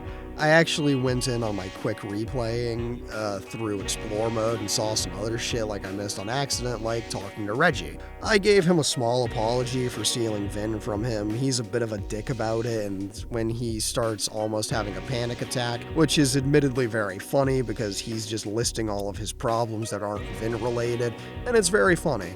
Anyways, get cucked, Reggie. I also talked to Loretta, which I wouldn't ordinarily do, but I wanted to hear her out. I missed her in the storm, I guess. Sorry about ya. She talks about how she's feeling the effects of the doubling, and it's nice to see her having learned to be a real person. Anyways, talk to Lucas, and guess who's working on an apology statement? Yeah, I don't care about that part of it, mostly because he's gonna take some time to be a better father and all that good stuff. So maybe there's a person underneath it all, but I couldn't tell you yet. He's off to find another place in the world, given that plagiarist is a hard label to shake, especially in the world of academia. We get a call from Yasmin before we head off to the Turtle to talk to everyone else, like Moses, Vin, Amanda, and Gwen, the whole gang, and then some. But anyway, Yasmin is determined to find Safi. She's lost her job, and we haven't heard shit from Safi. But she's gotta go before we can really get anywhere. Medical shit, am I right? Anyhow, let's get to the Turtle and wrap this adventure up, yeah?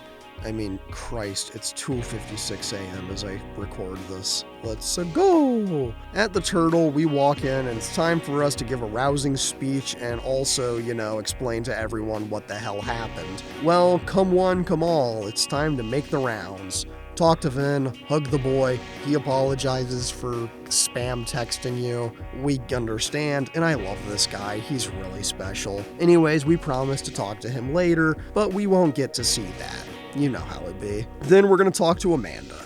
She asks how we're doing with everything now it's out in the open, and honestly, it feels pretty damn good. Freeing. Amanda makes a joke about how she feels like she dodged a bullet by us just staying friends, which is pretty funny, I won't lie. I think it's kinda interesting that she says deliberately that she's not sure she could handle this if she was more entangled in it than she already is, but I'm not gonna read too much into that.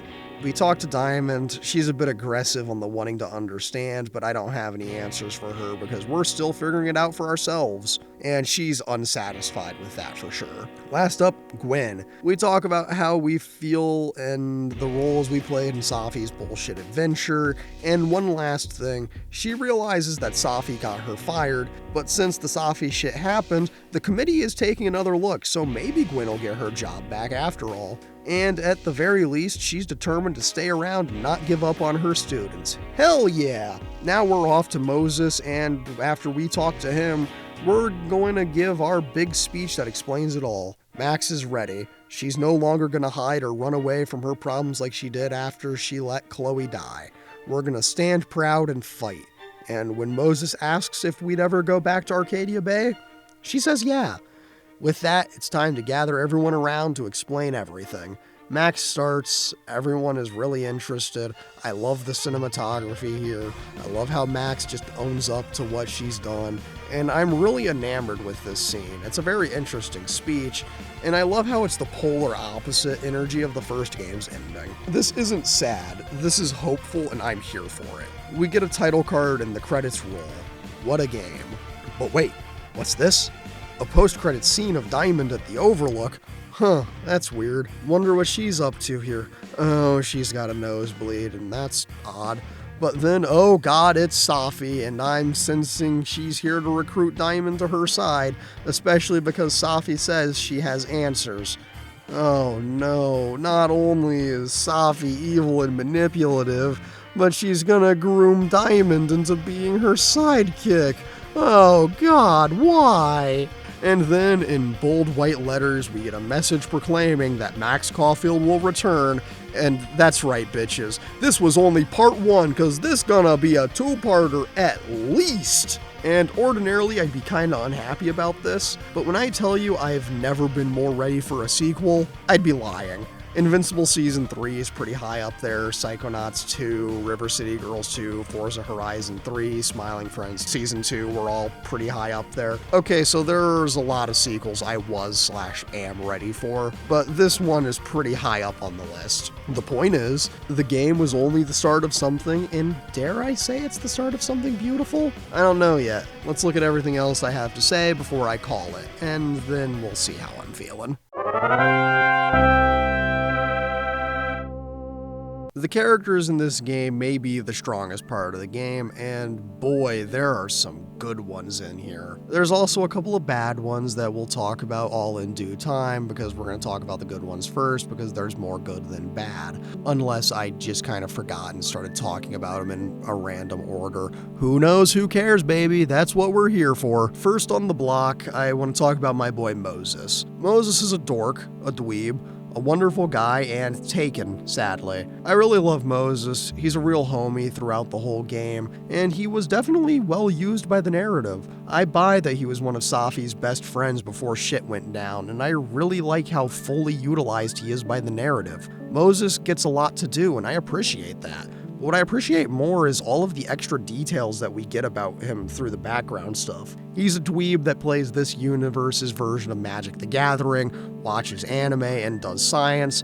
And if you're really paying attention to all of the in-game social media posts, the collectible Polaroids and all that, you'll know that Moses has a long-distance boyfriend named Tony. It's interesting that even when he's not on screen, you can still get some extra characterization from that shit that just exists out in the world of the game, and I love that. I love all the world building we get, especially since they had to make two different worlds with their own set of issues and problems within the same overarching narrative. It's kind of neat. Now, before I can continue with the talk about other staff members, I need to talk about the students, starting with Reggie. So, Reggie's a weird little guy. I mean, he has no perseverance, is by all accounts a mediocre student that believes in the phrase D minuses get degree minuses, or however it actually goes. If it tells you anything, this character could have very easily been made by sentence mixing Jesse Pinkman lines.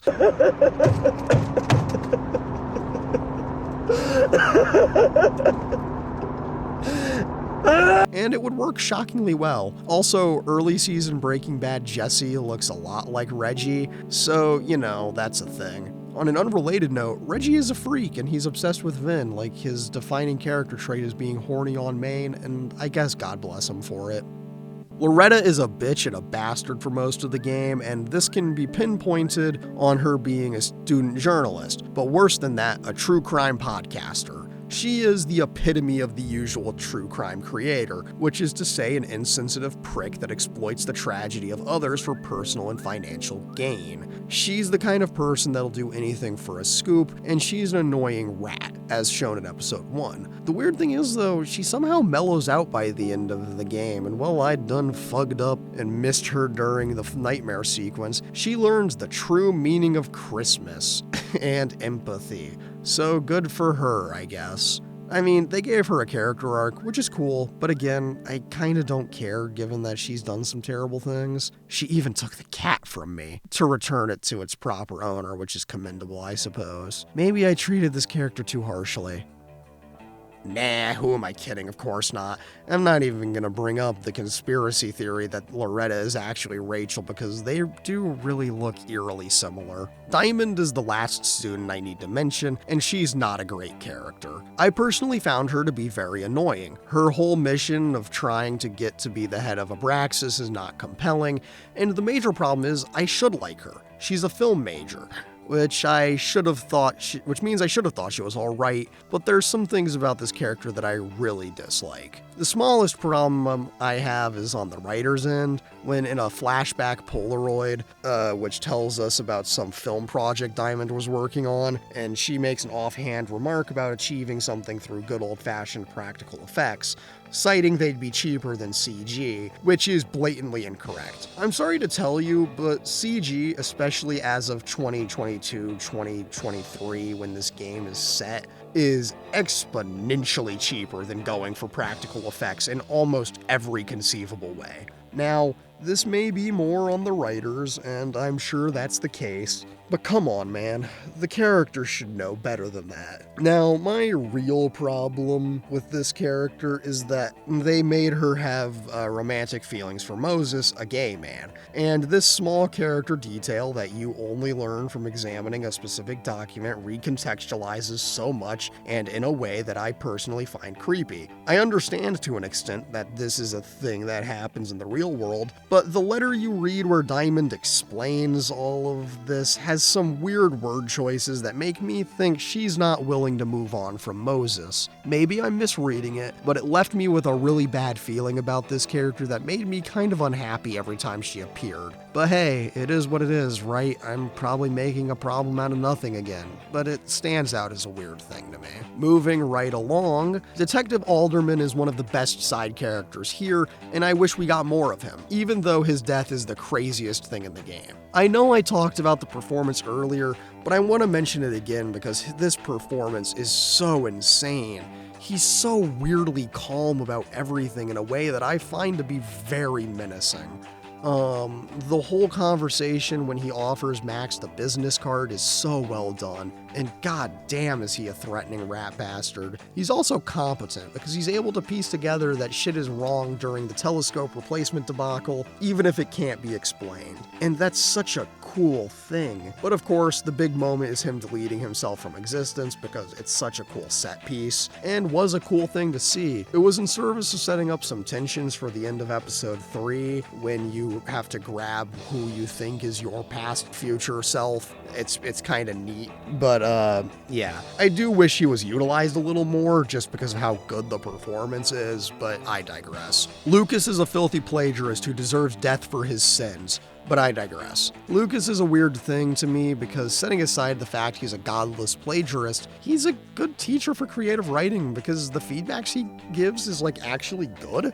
He's providing feedback that is truly professional and actually helpful from a writer's perspective, and I'll admit, he's got a certain charm to him. The timeline differences between Lucas's is interesting too. In one timeline, he's an absentee dad more concerned with his career, and in the other, he's a loser trying to be a good dad. I think the small detail in the living timeline when you keep his restraining order a secret and he goes to his son's karate tournament instead of the Writers Expo is a very nice touch. And by the end of the game, I feel like he's on the right path. Granted, his right path includes a YouTuber apology video for his plagiarist ways, but at least he's motivated to be a better parent, so that's a win.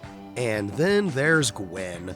Gwen's an enigma of a character because I honestly couldn't tell you when Gwen is actually Gwen versus when Gwen is imposter Gwen, or if she's just like that all the time. As a character, Gwen's fine, and you help her rekindle her drive to fight for what's right is nice, but it's all the stuff before the events of the game that I think is more interesting when discussing this character. Gwen was Safi's professor, but she was also her biggest mentor, advisor, and advocate. And you know what? I understand why Safi felt so deeply betrayed when Gwen killed the book deal. I'll tell you, I know how important a teacher that believes in you can be. That's actually why I'm making this show today, actually. That's right, you can blame everything I make on my 10th and 12th grade English teacher who gave me the push in the wrong direction I needed to start writing in the first place. On the off chance you're seeing this, thank you so much for giving me that push in the wrong direction I needed. I cannot say that enough, and I probably don't say it enough, but thank you. I truly mean that. Anyways, back to Gwen. I think her place as a mentor figure that did something stupid was interesting, and I like her arc of learning to fight again, but I don't love how we got there. She makes some weird choices, man. What can I say? Moving right along, Amanda is perhaps the most straightforward lesbian of the series. And I want to be clear, this is not inherently a good or bad thing, it is just a thing. Weird sentence, I know, but listen. Amanda has the usual borderline stereotypical lesbian characteristics. Prime example, I made a U-Haul joke earlier.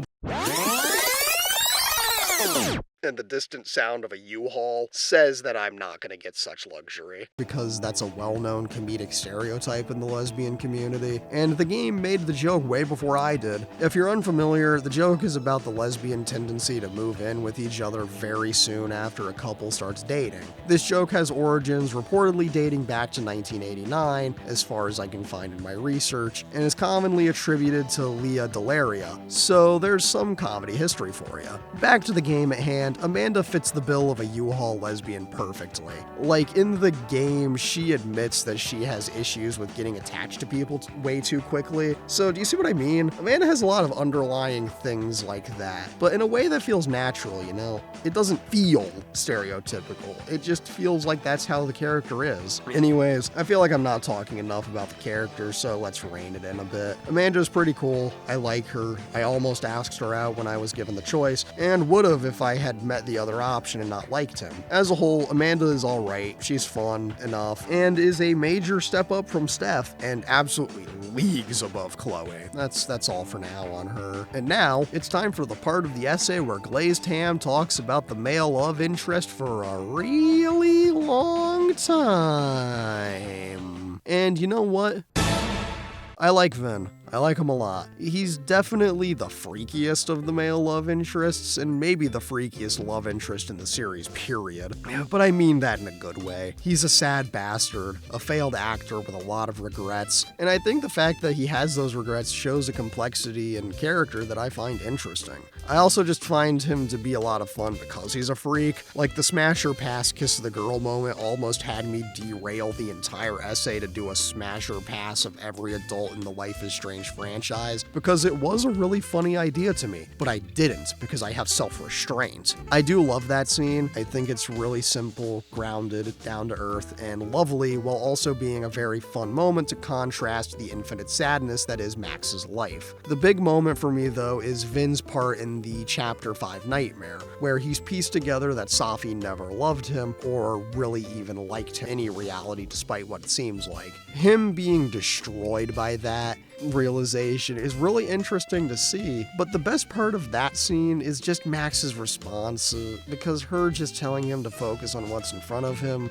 while she's standing in front of him is really sweet, and I felt my heart melt in that moment because it's so sweet and I love them together. Anyways, Vin is a complicated little guy with a complicated set of motivations. I really like what they did with him, and I wish more people who have played the game would give him a chance. I'd hope time balances out the global stats screen, but I can only hope and pray that people get to see this character the way I do, because he's a star, even if it's in nobody else's eyes but mine. And Max's too, I guess. So, Caledon University, huh? I love the setting of the game. Like, this campus looks so pretty, and it's a unique locale for the game. It does bring back memories of Blackwell, but it's winter now, and so it looks so much better. I'm a sucker for this kind of setting in media, like the snow is one of my favorite things in a setting, and this game took full advantage of that. And it's better than the last game in the series to use a snowy locale, which means I guess I'm back to talking about every location in the series. So let's start with the start. Blackwell Academy, and by proxy Arcadia Bay. I do love this town, that sleepy coastal town with the small artsy school and the huge mystery. It's a lot of fun things, all things considered. Feels very Twin Peaks, which is a good thing, and works in that game's favor since it's meant to be a weird, mysterious place, just like the show, and I love that. Sure, I'm biased because it's a very nostalgic location for me, but I do think it's utilized to its fullest potential. I'm gonna hit Colorado next because LIS2 is harder to talk about than this one, so let's look at the mountains, yeah? I've talked about it before, but I love Haven Springs. The mountains were a unique choice, and again, the setting was utilized to perfection by the narrative. It felt alive. The people are great, the environment is pretty, the mountains and mines were used fantastically, and again, it just looks so goddamn good. This is our Western state set game, even though pretty much every game before this one was set in Western America. I think of the non-coastal games, this one is the most well used for capturing that Middle America feeling. It doesn't quite feel like the West Coast Twin Peaks-esque mystery that lands in LIS and Before the Storm, but it does feel grounded and captures the vibe. Now, LAS2 has a ton of settings all along the West Coast and some adjacent states, and in an unsurprising move, none of them feel very good. I want to bring up Chapter 2 specifically because it's the one I'm the most disappointed in. This was the first time we got a December set episode in the franchise, and the snow should have been really cool and pretty, but it just felt underbaked. I should have thought that snowy Oregon was pretty, but I just felt nothing because the game never really felt like it was staying in one space long enough to really get a feel for it. I know that's the whole point of the game, but I generally like to feel something about a location and really take it all in, because setting is important to any narrative, and that's something I want to talk about with Double Exposure. I love the East Coast setting here. There's something really special about it. The campus is absolutely phenomenal, like the late 1700s, early 1800s architecture just looks so goddamn pretty in the snow, like oh my god. I love how much they lean into their location with the hills and overlooks, and the interiors of the buildings we get to see look so good, and I love the architecture here. The coolest thing to me is just how many interactable things there are in every area in every chapter. Like I was spending way too much time in every area on my first playthrough, and I still managed to miss things. Like there's tons of small details and art pieces I could have interacted with, but I missed them, and that's so cool. The details are something I play these games for, and it's how you get the most out of these things. There's so many photos I took, and there's an equal amount I still haven't found, and I adore that. This world feels lived in, and with the puzzle boxes, the platypus facts that I forgot to sign up for, plus the details that make it feel like a college campus, it's a really great use of the setting. I'm just saying, I'd go to this college if the tuition was good enough and their media programs were good, even considering the reality combining event. I think it'd be pretty cool, you know? Campus seems small, all the things you need are connected. It's a cool place. What more could I ask for? I can't believe I'm saying it after the series progressively got more and more like pop songs, but we're back to that classic indie rock, and God bless them for doing it well. Emphasis on the doing it well part, because this very easily could have been really annoying and forgettable like in Before the Storm, and I'll keep it real with you. The music here is nice, but it doesn't feel as instantly iconic as the original game's soundtrack. We're tonally and sonically back to our roots, but it feels slightly off, you know? The original game's soundtrack has this distinctly 2000s indie alt-rock feel to it, and there's plenty of artists you could have slid into that soundtrack that would have fit the vibe better of the character, but it mostly kind of lacks any particular memorability. I wasn't met with the sheer vibes of To All of You, or the emotional devastation of Spanish Sahara. But I was met with some pretty alright music that I'm not going to remember in all honesty. It feels like I wished for them to bring back the indie soundtrack, and when they did, the finger of the monkey's paw curled, and it's contemporary indie. Music from the 2000s, like the songs used in the original game, just hit harder and have this staying power that I feel is lacking in this soundtrack. Don't get me wrong, there's a lot of music in this game, but outside of a couple tracks, I don't really recall most of it. I remember Everything I'm Not, which was pretty solid. Illusion is neat because it's played when you discover Imposter Max. And the song that plays in the ending I got was pretty fun, but I'm not sure how much of this is going to stick with me.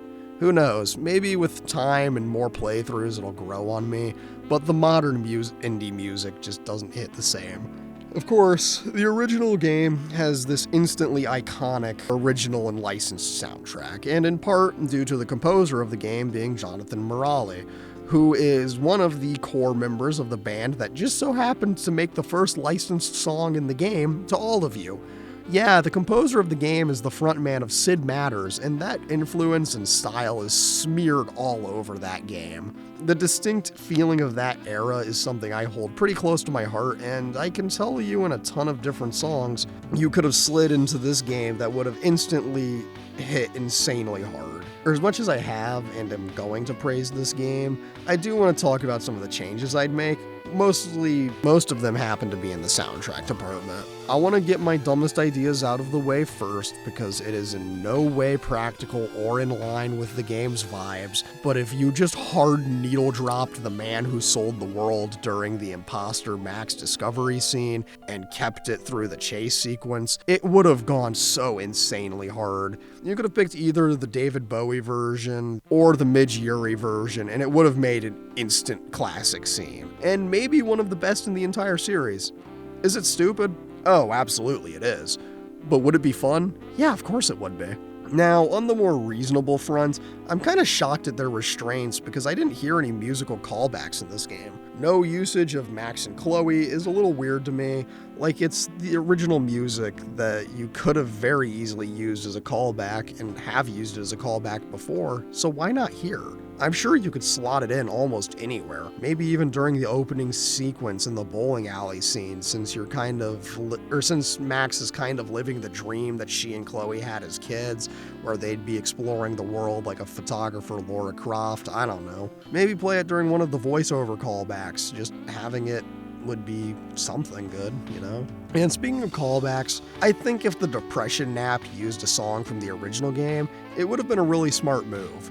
If they just dropped To All of You on Me during that sequence, it would have been a major nostalgia blast. But it also would have made sense to me, and made sense in line with Max as a character. You can justify it as seeking of old familiar comforts during a period of desperation, and it would have been perfect. Hell, you could even tie the song into the choice you made about Chloe, so if you let her die, you get Spanish Sahara again. On the subject of that scene, if Max is in that, quote, dramatic goth kid grief, as Amanda so eloquently puts it, go all in on that Eric Draven-style grief and needle drop Burn by The Cure. I mean, it's a bit out there for the character of Max. We'd be leaning more into the alternative compared to the indie, but like, it'd go insanely hard, you know? But that'd cost a bit, so let's dial it back to something more in line with the scope of this game, yeah? Thinking in line with the character of Max, I think this game really would have benefited from sticking to the 2000s and 2010s for her music, because there's a gold mine of songs you could have used. I'll forever champion Wilco, and a song I can't believe this series keeps avoiding is a Wilco song called One Wing from Wilco the album. And when I tell you that that song was tailor-made for this series, I mean it. It's so sonically in line with Spanish Sahara and Mount Washington that I'm baffled it's not in any of the games. Hell, I'm baffled there's not a single Wilco song anywhere in the franchise, because it's a match made in heaven for this series. But that's besides the point. One Wing may not be built to fly, but it sure is built for this soundtrack. I mean, not that I can play it on here, but you get it. Similarly, I think if you used any number of songs off of the Ryan Adams album Gold, you could make a phenomenal soundtrack. In particular, if they used Nobody Girl during the Safi Nightmare timeline collapsing shit, this may have been the greatest game of all time. Granted, it is 9 minutes long and it's more rock than not. The sheer power of the lyrics playing after that whole scene would be absolutely gorgeous, albeit it would be incredibly on the nose, but who cares? It would be so insanely crazy, and the sheer power would be undeniable.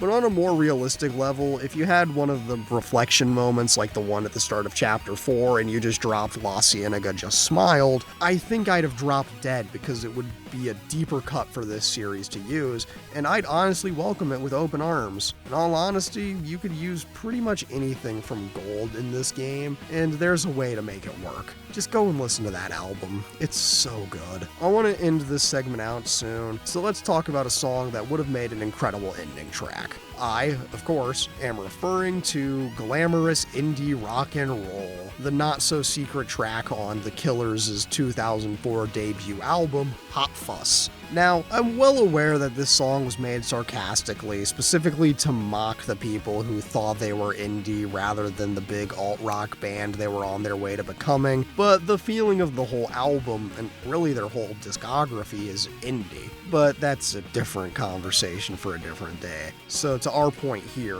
I think the idea of closing out on Max talking to everyone in the turtle, giving this inspiring ass speech with this in the background, would make something really compelling. This scene also marks a big shift for Max's character, but this song would really make it feel even more triumphant. Like Max has finally got exactly what she needs, that thing that's in her soul and all that jazz. I'm going to talk more about Max's character arc in this later, so stay tuned for that. But for now, I think I'm going to call it curtains on the music section. Go out and check out the songs and albums I mentioned in here. I promise you'll have a good time with them. And with that, let the curtains fall. I want to say that I don't say things in these essays with the intention of pissing people off. I've never been about making inflammatory statements, but the thing about content is that once it's out, you can't control how people are going to feel about it. For example, I've never seen my analysis of Chloe as something designed to make people mad, even though I know it does inevitably piss some people off because that's the nature of criticizing something people hold on a high pedestal. You cannot criticize anything people hold near and dear to their heart without saying something that will make some of them absolutely livid. This said, I want you to be aware that the following segments are going to be discussing some issues that have been raised based on my observations of the Life is Strange fandom. I'm not here to make any blanket statements, nor does what I'm going to be talking about apply to the vast majority of people who play these games. I am here to talk about a more toxic side of this franchise's discourse because I feel like not enough people talk about it, and I can't let this slide in good conscience. Above all else though, I need you to know that this is not meant to be inflammatory. This is meant to be a discussion based on my observations for better or worse. Now, with that disclaimer out of the way, let's get down to business and talk about the myriad of problems that have been presented to me on a silver platter. Most of the comments I saw the day the game got announced were people bitching that Max was in the game without a mention of Chloe. Now I get it. A lot of people have an attachment to the series' biggest problem, and that's well within their rights, even though they're wrong. The problem is that on almost every social media platform under the sun in the months leading up to the launch of this game was the biggest conversation, even garnering attention from people involved in the game. The fact that this has been the conversation that has completely overshadowed anything else coming from this game sucks more than anything that has ever sucked before. Most of the fandom that discusses the series online, from my observation, tends to present me with the fact that they don't see Max as a character. They see Max as an accessory to Chloe and nothing more. It's incredibly disheartening to see that people just disregard Max to get to the far less interesting character that is Chloe. Full disclosure, I did my due diligence as a critic and avoided everything to do with this game outside of the original announcement trailer. This was because I needed to keep a fully unbiased mind so that when I played the game and talked about it here, you'd be getting my thoughts and my thoughts alone. However, I did examine the comments on this trailer the day it came out. I did find out about it like an hour late, but that's besides the point. When you know it, most of the comments were people asking about where Chloe was. Any celebration that the best and most interesting character was making the greatest comeback in the series' history was null and void over people wanting her abuser back. And I'll admit it, the games themselves end up acknowledging Chloe far more than Max, and I really don't love this trend. I can give this game a slight pass with bringing Chloe up, given that this is a direct sequel to the original, but I give it far less of a pass than in the other games. Now, Chloe being mentioned in LIS 2 does make sense, given she's only mentioned by David Madsen, and I guess she was friends with Steph, so the mention in Wavelengths makes sense, but I just don't like how much she gets mentioned. This game, though, I will say, did something so deeply incredible, and you already know about it because I mentioned it in the story section. The way this narrative sidestepped Chloe early on is unironically brilliant. I love that you have two choices. She's dead, or y'all gotta The online reaction to this has been divisive, to say the least, and I think it shouldn't be that divisive because it's the best way they could have handled this. Getting Chloe out of the narrative really makes it abundantly clear that this is Max's story, which is so great. I'm tired of people only treating Max like an accessory to the emotionally abusive piece of shit character that way too many people love. What I think about more though is that this game's existence gives me hope that maybe people will change. Maybe people will realize that Max is her own character outside of Chloe. I don't love how much Chloe gets mentioned in this game, but this was definitely Max's show, and I feel great about it. All I can hope is that people start to see Max as her own character that's far more compelling now, and I hope that the fans can see this now. That's been a really fun thing to see, because I've seen a lot of people say that the writers ruined Max's character when that couldn't be further from the truth. Max has never been better, never been more free, and the people who complain about this are the same people that are really vocal about Chloe not being in here. It's a problem that leads into a much bigger problem I want to talk about, and it's a problem that I think is weirdly ironic for this series to have, but that's for a little bit. For now, I want to say that with time, I hope people can understand and appreciate that Max is a character separate from Chloe. Maybe I'm making a mountain out of nothing, but I've seen this for far too long for me to not comment on it. See, all of the essays I do are kind of through a layer of separation. The little guy that you're familiar with seeing in every one of these videos is a character and is the face of this channel. And don't get me wrong, little guy is going to continue to be the face of the channel, but he's still a character, just as much as the editorial text on screen is its own character. But this upcoming point is going to be a bit different. This is going to be told more from the perspective of the man behind the ham, so to speak. I want this to be clear. My goal is always to include my exact thoughts as I think them in every essay I do, and this is a goal I'd never compromise on. But this point in particular is one where I just don't know if I can be that vulnerable to an audience. I'm gonna try my best to include as much of it as I can in the final cut, but I need you to respect my choices if the full point doesn't make it in, and I need you to understand this in case this segment just abruptly ends, okay? Cool. Thank you. The most viscerally upsetting thing to me about the lead up to this game, and in my observations of the community during the time I've been observing it, is this. The amount of people that ignore and erase the fact that Max Caulfield has always been a bisexual character is deeply sickening and viscerally upsetting. I've seen so many comments and posts online that just ignore this fact about Max because it doesn't fit their warped view of the character. And in my experience, the people who tend to engage in this kind of behavior are the ones who love Chloe. The official Life is Strange Instagram account reposted some fan art of Max and Chloe during Pride Month, and the artist chose to use the lesbian flag to be draped over them. And the problem started because in the comments, people were willfully ignoring that Max is bi and claiming that she's a lesbian. And this doesn't just apply to Max only. I see this kind of shit about Alex too, albeit on a much lower scale because no one talks about Alex except for maybe like 3 people, hence smaller scale, right? I don't acknowledge any of the content outside of the games as canon because the series indeed has 2 runs of comics, one that follows Max and one that follows Alex.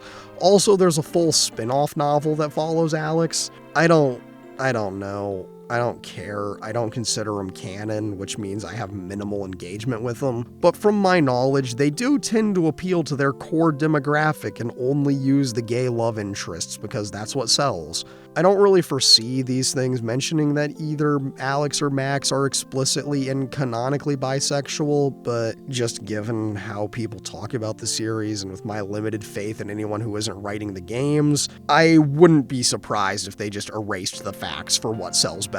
Tangents aside, that specific post wasn't the only time I witnessed this shitty behavior. It doesn't take much scrolling to find out that the overwhelming amount of posts featuring Max always put her secondary to Chloe, even on the official Life is Strange Instagram account and stuff. They really just want to talk about Chloe, and I get it to some degree. They know their target audience is 15 to 28-year-old lesbians looking to affirm themselves through the medium of video games.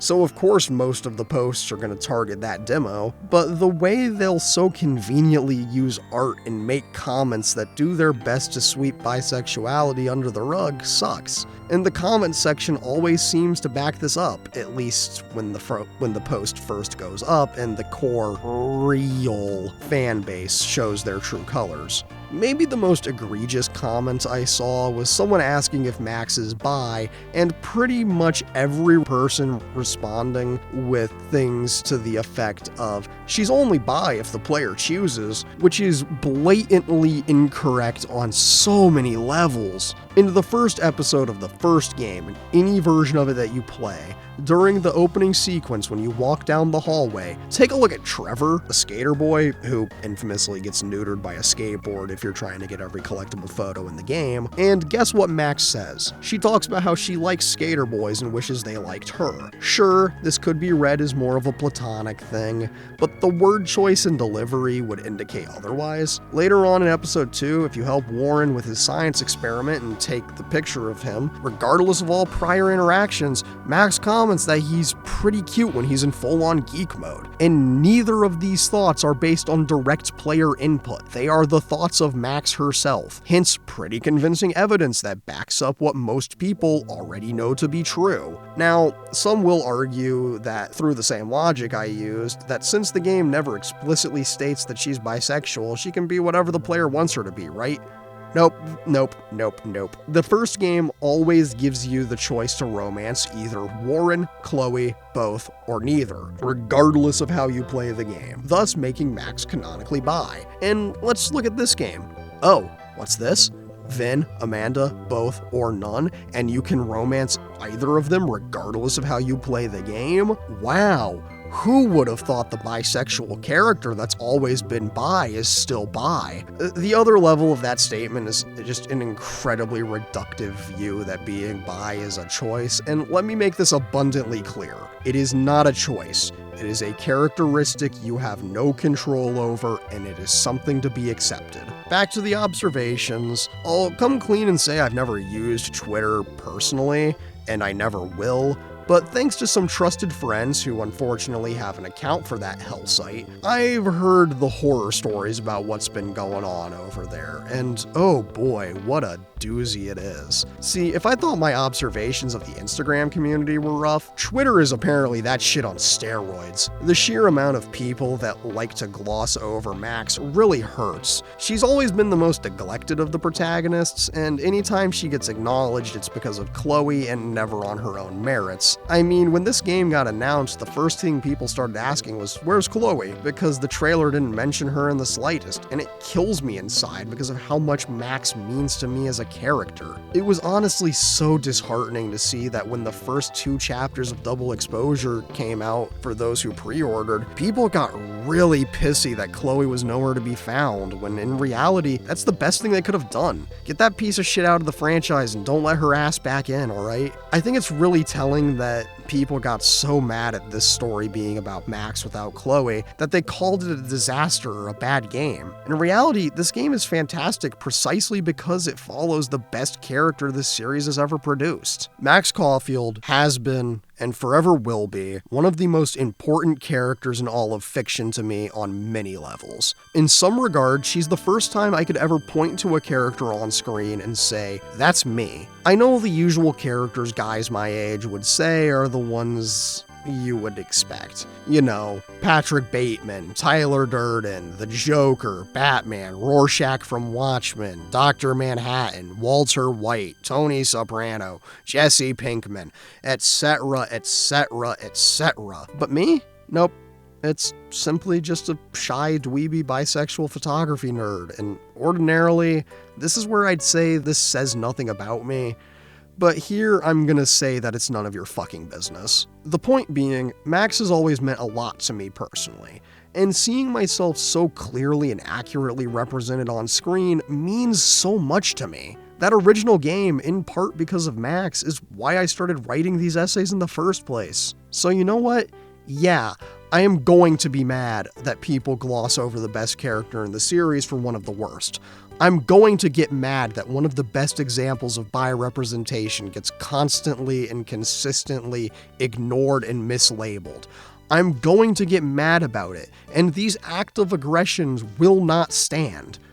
The willful ignorance people display while talking about this character is upsetting to say the least, but more than that, it's incredibly hurtful. I'm not trying to make a political statement, but bi-erasure is a serious problem, even in something as ultimately insignificant as a video game. I know, I'm rambling and bitching, but man, I gotta complain about it because this is a genuine problem that I never see get addressed in any capacity. People let this toxicity fester, and I can't sit idly by in good consciousness. I'm sure I'm just talking into the abyss and no one's hearing this. But if I can inspire even one person to change their behavior, then I'll have done something good, and this impassioned rant will have meant something.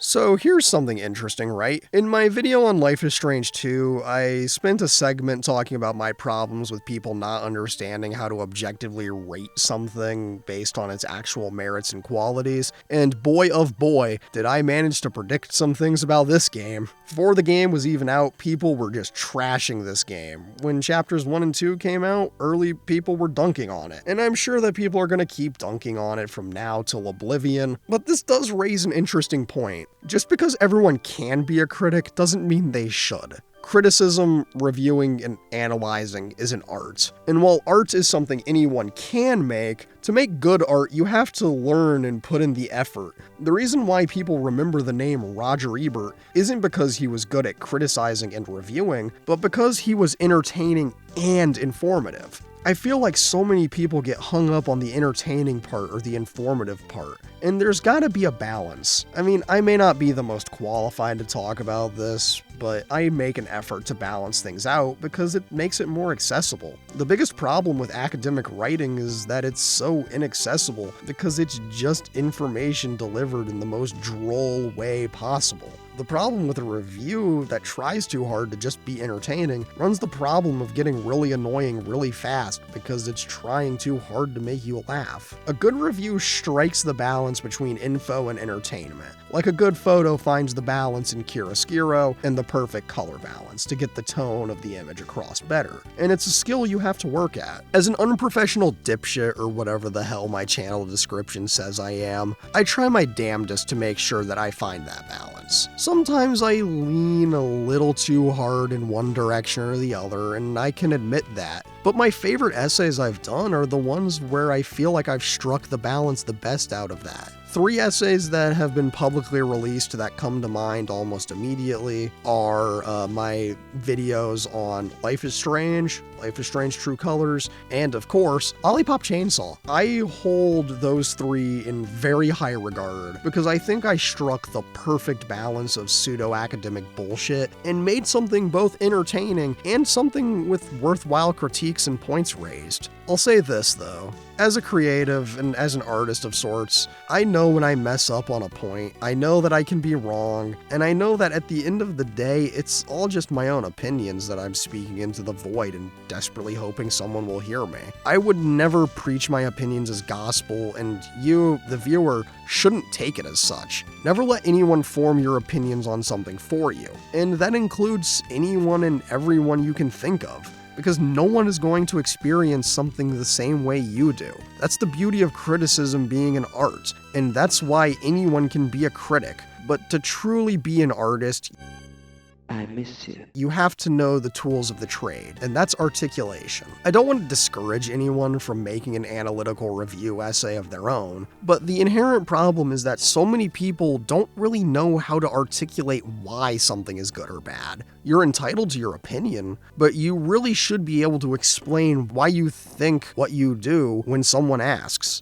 I mean, that's why everything I make is just an explanation for why I think something is good or bad, and why you may or may not be interested in experiencing the subject for yourself. The problem is, so many people don't get that. And in your everyday life, you don't need to articulate why you think everything you do. But when it comes to engaging with something critically, and yes, talking shit is in fact engaging critically with something, you have to be able to explain. And I find that many just can't explain themselves well. But that's all too abstract, right? And too non-specific. Let's rein it in a bit, yeah? Back to the series at hand. I was expecting the reaction to this game to be polarizing to say the least. Lo and behold, I sure was correct in my assessment because a lot of people are pissed about this game. And even more to the point, a lot of people's problems are personal issues like Chloe not being here. People saying that they ruined Max's characters because no Chloe. People saying that the writing is bad because the plot had a lot of twists and by proxy was hard to predict. And all the usual shit. I touched on a similar idea in my essay on Lollipop Chainsaw when I talked about how reading reviews from the time had me asking, did we even play the same game? With every word. And here I still feel the same because a lot of people don't take the time to truly experience the game and just go off on preconceived notions all while getting mad when the game doesn't match what's in their head, no matter how well written it is. Of course, their opinions are their opinions. But again, articulation is key to making a review worth something. Don't just say a game's writing is bad, provide evidence to support your claim. And there I go sounding like an English teacher again. When it comes to your opinions on media, being able to articulate why you think what you think about something is a lot more helpful and productive for everyone. Don't just say the game sucks. Explain it sucks because the writers fundamentally failed to make the character function in the narrative. Don't say the game is good because it's got good characters. Tell me the specifics. Give me details. Articulation helps people understand that the game is good or bad for a reason that you can actually elaborate on rather than just saying it sucks because you didn't like it. Tell me why you didn't like it. I'm interested to know what you think of the media you consume. I want the details because it's far more interesting, just like art. Reviewing is an art, and I believe that anybody can be an artist if they truly care and truly bother to learn the craft. And the same applies to reviewing things. Take a crack at it. You'll be surprised at how much more you'll start to enjoy things. Or something. What do I know? This concludes the Glazed Ham Complains About Shitty Online Behavior segment. You may now return to your regularly scheduled programming of hearing Glazed Ham talk about the game itself specifically. I hope you understand why that set of segments was important enough to break the flow of the standard structure. Okay, now keep watching, please. Thank you. Before I talk about Max, I want to talk about Safi, and I intentionally gave her her own segment because I've got a point that might be more interesting to me than the character herself. To be blunt, Safi is a Chloe type, except she's aware enough to be evil and awful consciously, which is far more interesting than Chloe ever was. I mean, Safi shoots her own mom in front of Max and expects Max to side with her in the end. No reasonable person should side with Safi here. She's just evil. Yasmin may not have been the best mom ever, and she's definitely done some questionable things out of a misguided belief that she was protecting her daughter, but I'm gonna be real with you, I don't think she deserved it. Granted, Yasmin survives the shot, but this still doesn't justify Safi's actions, especially considering that some therapy sessions and open communication would absolutely have solved at least 65% of their problems, you know? If they just talked things out like normal people instead of Safi's series of absolutely psychotic choices, this could have been a perfectly fine thing, which would have been horrifically uninteresting as a game, but it's whatever, right? Setting aside the evilness for a sec, Safi is really just Chloe again.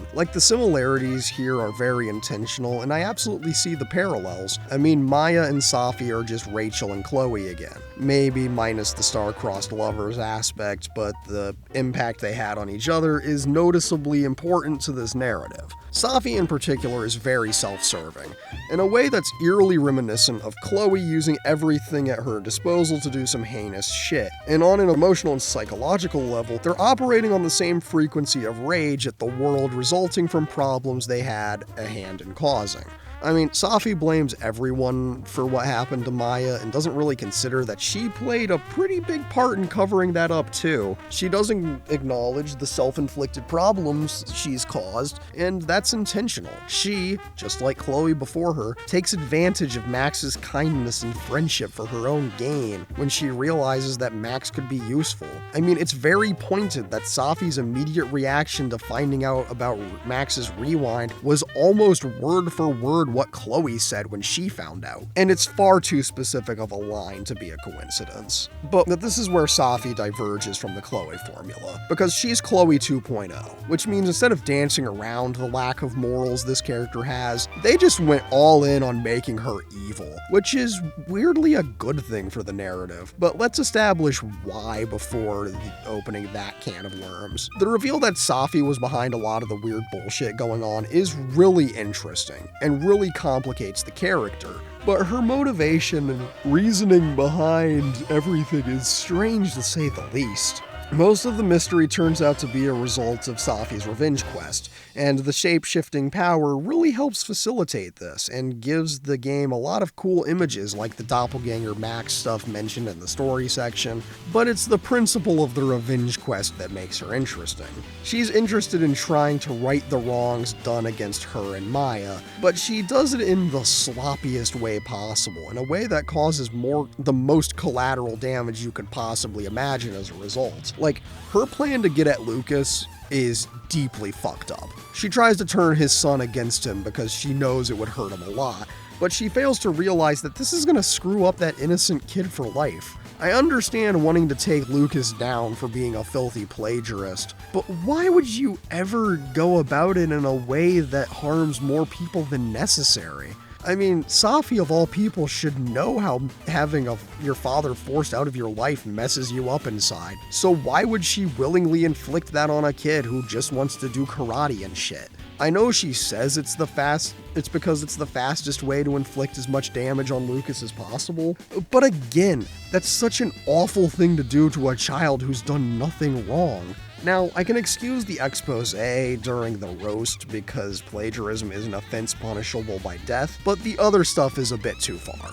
Moving on, what she does to Gwen is, while not as insane as what she does to Lucas, is still catastrophically career-ending and not that justifiable. Safi gets Gwen fired for allegedly dealing drugs to students, and that's a permanent record thing. Like, I'm pretty sure that gets your teaching license revoked and ruins your chances at getting a lot of jobs in the future.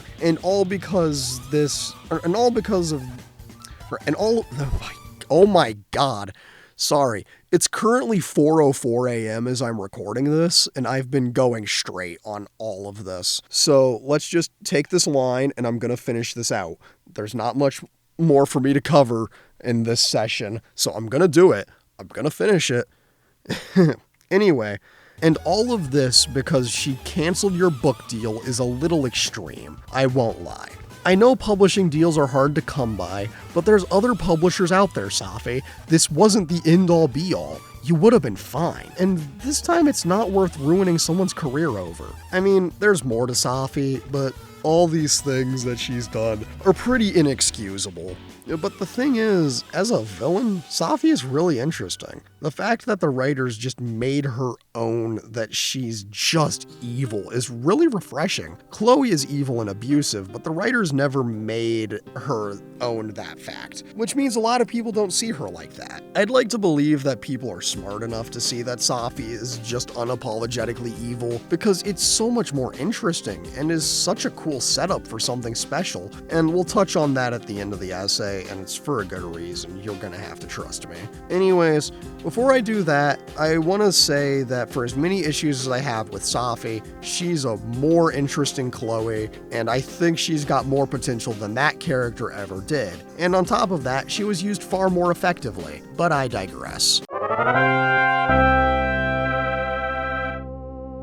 And And now, the moment you've all been waiting for, the obligatory section where I talk about Max. I'll tell you this, she's still the same character I fell in love with all those years ago, and I'm guessing this is one of those where I'm just delusional moments, because a metric ton of people say the writers ruined her character here, but I think they're wrong. I mean, truly, Max is the same character as before, and that same old tragic hero, and I can't believe the writers pulled it off, and let me explain. It's hard to write a good continuation of a complex character, especially when it's been almost 10 years since the game that complex character came out. The reason I say that it's hard is because the moment you have to expand a character that is as fully realized as Max, she was used to the fullest extent in the original game. And while I'd always had the thought in the back of my head about what I'd write if I made a sequel game with Max in it, it'd always just been a thought experiment of mine.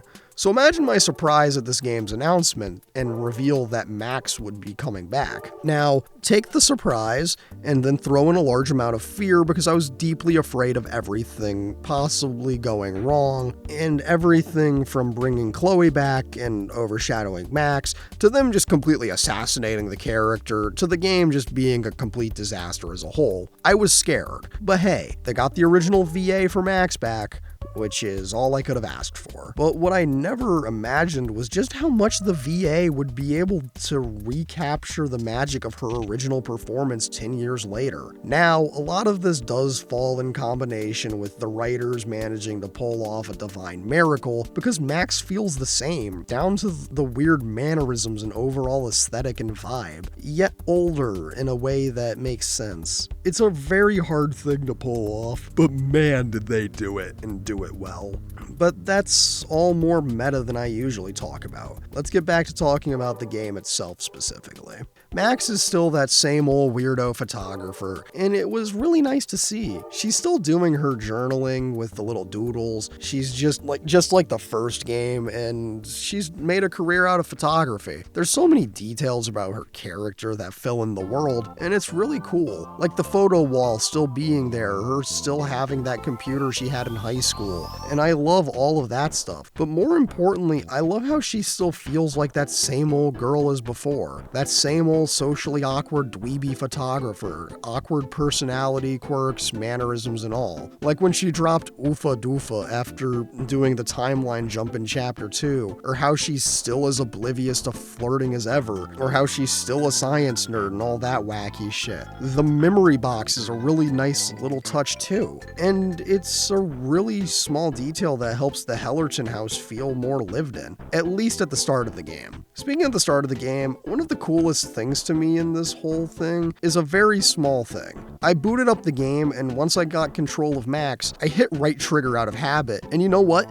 The game commented on it. Max thinks about how even though rewind hasn't worked in years, she still does it out of habit, and she even says old habits die hard, and I love that little detail so much. On the bigger picture things, I love all of her interactions with pretty much everyone throughout the game. Obviously, everything with Vin is a high point, and I'll talk about those in a second, but I've gotta talk about some of the other moments first, just for perspective. One of my favorite recurring bits is the, "Can I ask you a weird question?" Because the responses you get tell you a lot about the characters you're interrogating, but more interestingly, how they perceive Max. For example, Moses is completely ready to answer any question you throw his way. Like during the telescope puzzle, when you're using Living World Moses to try and figure out where Dead World Moses would have hid the camera, it's got a lot of fun conversation and shows that Max is A, a weirdo, but more importantly B, a good, trustworthy friend. More generally, Max's friendship with Moses shines through very well in all of their interactions. He's one of the first people to immediately be on your side, once you've proven your powers to him anyway, and I like their interactions, mostly because they're a lot of fun. I suppose you can summarize a lot of interactions I like as fun, like the imaginary concert sequence, or the bowling alley at the start of the game, but the core of those interactions has a lot to do with Max's dialogue or actions in that scene, which is why, albeit a very small moment, the talk with Vin is maybe my favorite interaction in the whole game, and it all comes down to one line. Now, a lot of why I love this moment is because of what came before and all of the great relationship stuff with Vin, like drinking on the job in Chapter 2's Dead World, the iconic, Hey, Vin? Can I ask for something kind of weird? Ooh, I don't do foot stuff. Damn. Well, there goes my Friday night. and the Smash Your Pass scene, all of it kind of pales in comparison to the Otherworld bowling alley scene. It's simple, but man, that one exchange with him in his full "she never loved me" crisis, and Max's very sincere response is so simple, and that works in this game's favor. Not that Max or this franchise as a whole really have ever been known for subtlety, and this moment is about as subtle as a brick going through a window, but that's neither here nor there. Past the Vin stuff, I like Max and Amanda's relationship, whether romantic or platonic, a fair bit. I think their interactions, like the bad pickup lines interaction, is great. Even the bad lines that fail to put you on the board are still really fun. Amanda as a love interest for Max, shockingly, is a massive step up for her. And this may be the most interesting point I have about Amanda, and it's that she's not Chloe. Let me explain in no uncertain terms that Chloe is a terribly written and horrendously abusive character with the emotional capacity of a brick, while Amanda is the opposite of that. Amanda, in spite of her personal flaws that are occasionally alluded to, is a predominantly healthy person and is pleasant to be around. If you remember my other essays on this series, then you might recall the part of my essay on the original Life is Strange where I talked about the choice-based video game romance dilemma, or whatever the hell it was called. One of the points I brought up then was about the romance options in LIS 2, and how it's definitely off-putting that you can only be gay in that game if you're doing a low morality route. Which is still weird, and in retrospect, a similar logic can be applied to the first game. I think it's very, dare I say, strange that in this series, the first gay love interest you could have is genuinely one of the most toxic pieces of shit you could envision. Now, I could understand if their target goal was to make an example of a toxic relationship, because for some godforsaken reason people are into that, then okay, fair game. But I don't think that was meant to be the case. Regardless of intention, the fact of the matter is that Chloe is awful, and it's weird that the first potential gay relationship in the series is deeply toxic and is juxtaposed with a potential very positive and supportive straight relationship. I'm not the only one who finds this weird, right? Thankfully, this game follows in the path that True Colors set up, and I'm glad. Max deserved better than Chloe, which was Warren, but that's neither here nor there. And the options we get in this game, in spite of their issues, are healthy options, and I'd wager that's a better thing. But who cares about that? I want to talk about some things I absolutely called, and see if my thought that Max is a tragic hero still stands now that she's gotten a second game. And a thing that I've never said in any of these, now 3 essays I've done on the original game, but have always thought about, is how Max's powers are tied to death and tragedy. Think about it. Max got rewind after Chloe gets shot in the bathroom, and here, Max gets timeline jumping relatively soon after Safi got murked. Which is really interesting because every character with powers, Danny Boy being the only other exception, just kinda gets powers with no death or tragedy being tied to it. Max only getting powers in relation to tragedy is fascinating for a myriad of reasons, and chief among them would be the fact that she's always in the most dire of scenarios.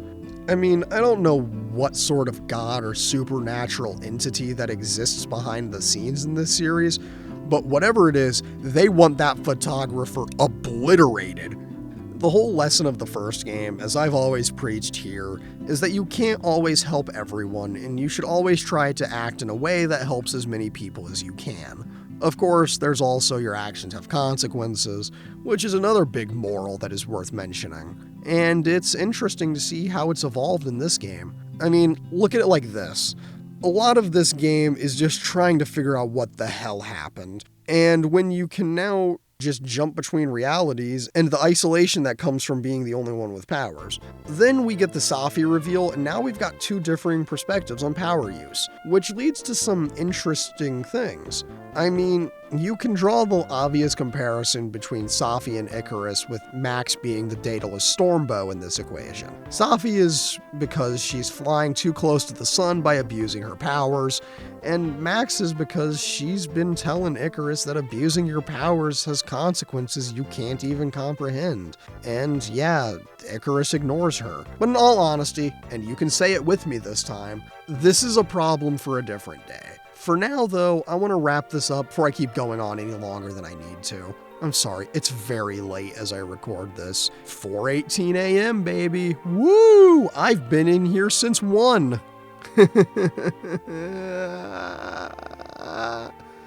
Anyway, to end out my long and scattered thoughts on Max in this game, I want to reiterate how glad I am to see this character back in her own narrative. The lasting impact the first game had on her is present, and from a characterization perspective, I love it. It's so easy for a sequel to just forget about the original game, which is what a lot of people have said happened with this game.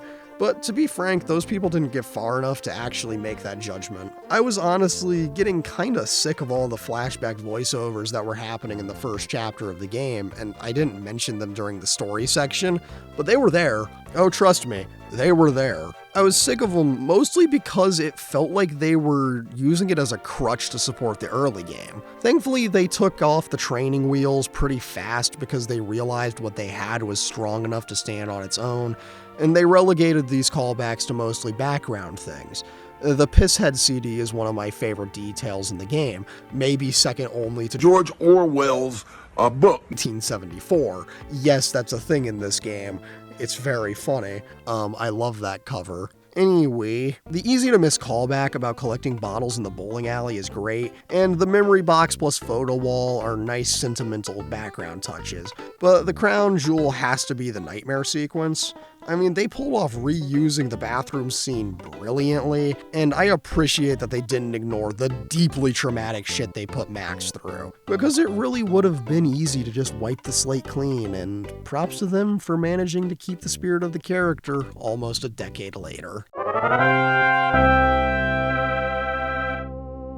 Where would I be if I didn't have to update some thoughts on the series as a whole now with a new installment? I mean, at the very least, I've got to update the Kiss the Girl rankings since there's 2 new ones for me to talk about, but I'd also like to talk about some other random shit, given that this is in fact a direct sequel to the original game. Let me get this out of the way first. The brief mention of Warren and him getting absolutely disrespected into oblivion hurt me. It hurt me a lot. I remember sending a friend of mine a message that simply read, "I'm in fucking shambles," followed by the video of Jesse crying, and a follow-up message to give context because I'm not trying to make people more concerned about me than they need to be, but I was indeed in shambles. I was mentally prepared for him to get ignored and not get mentioned. It would have sucked, but I would have carried on. I, however, was not prepared for the sheer injustice they'd do to him. I get the idea, like Warren is just a what's-her-name to Max now, but come on, Doc. You'll keep a photo of Chloe around, but you made it a point to burn all of the photographs of Warren? And I get it. She went away, he took a different path.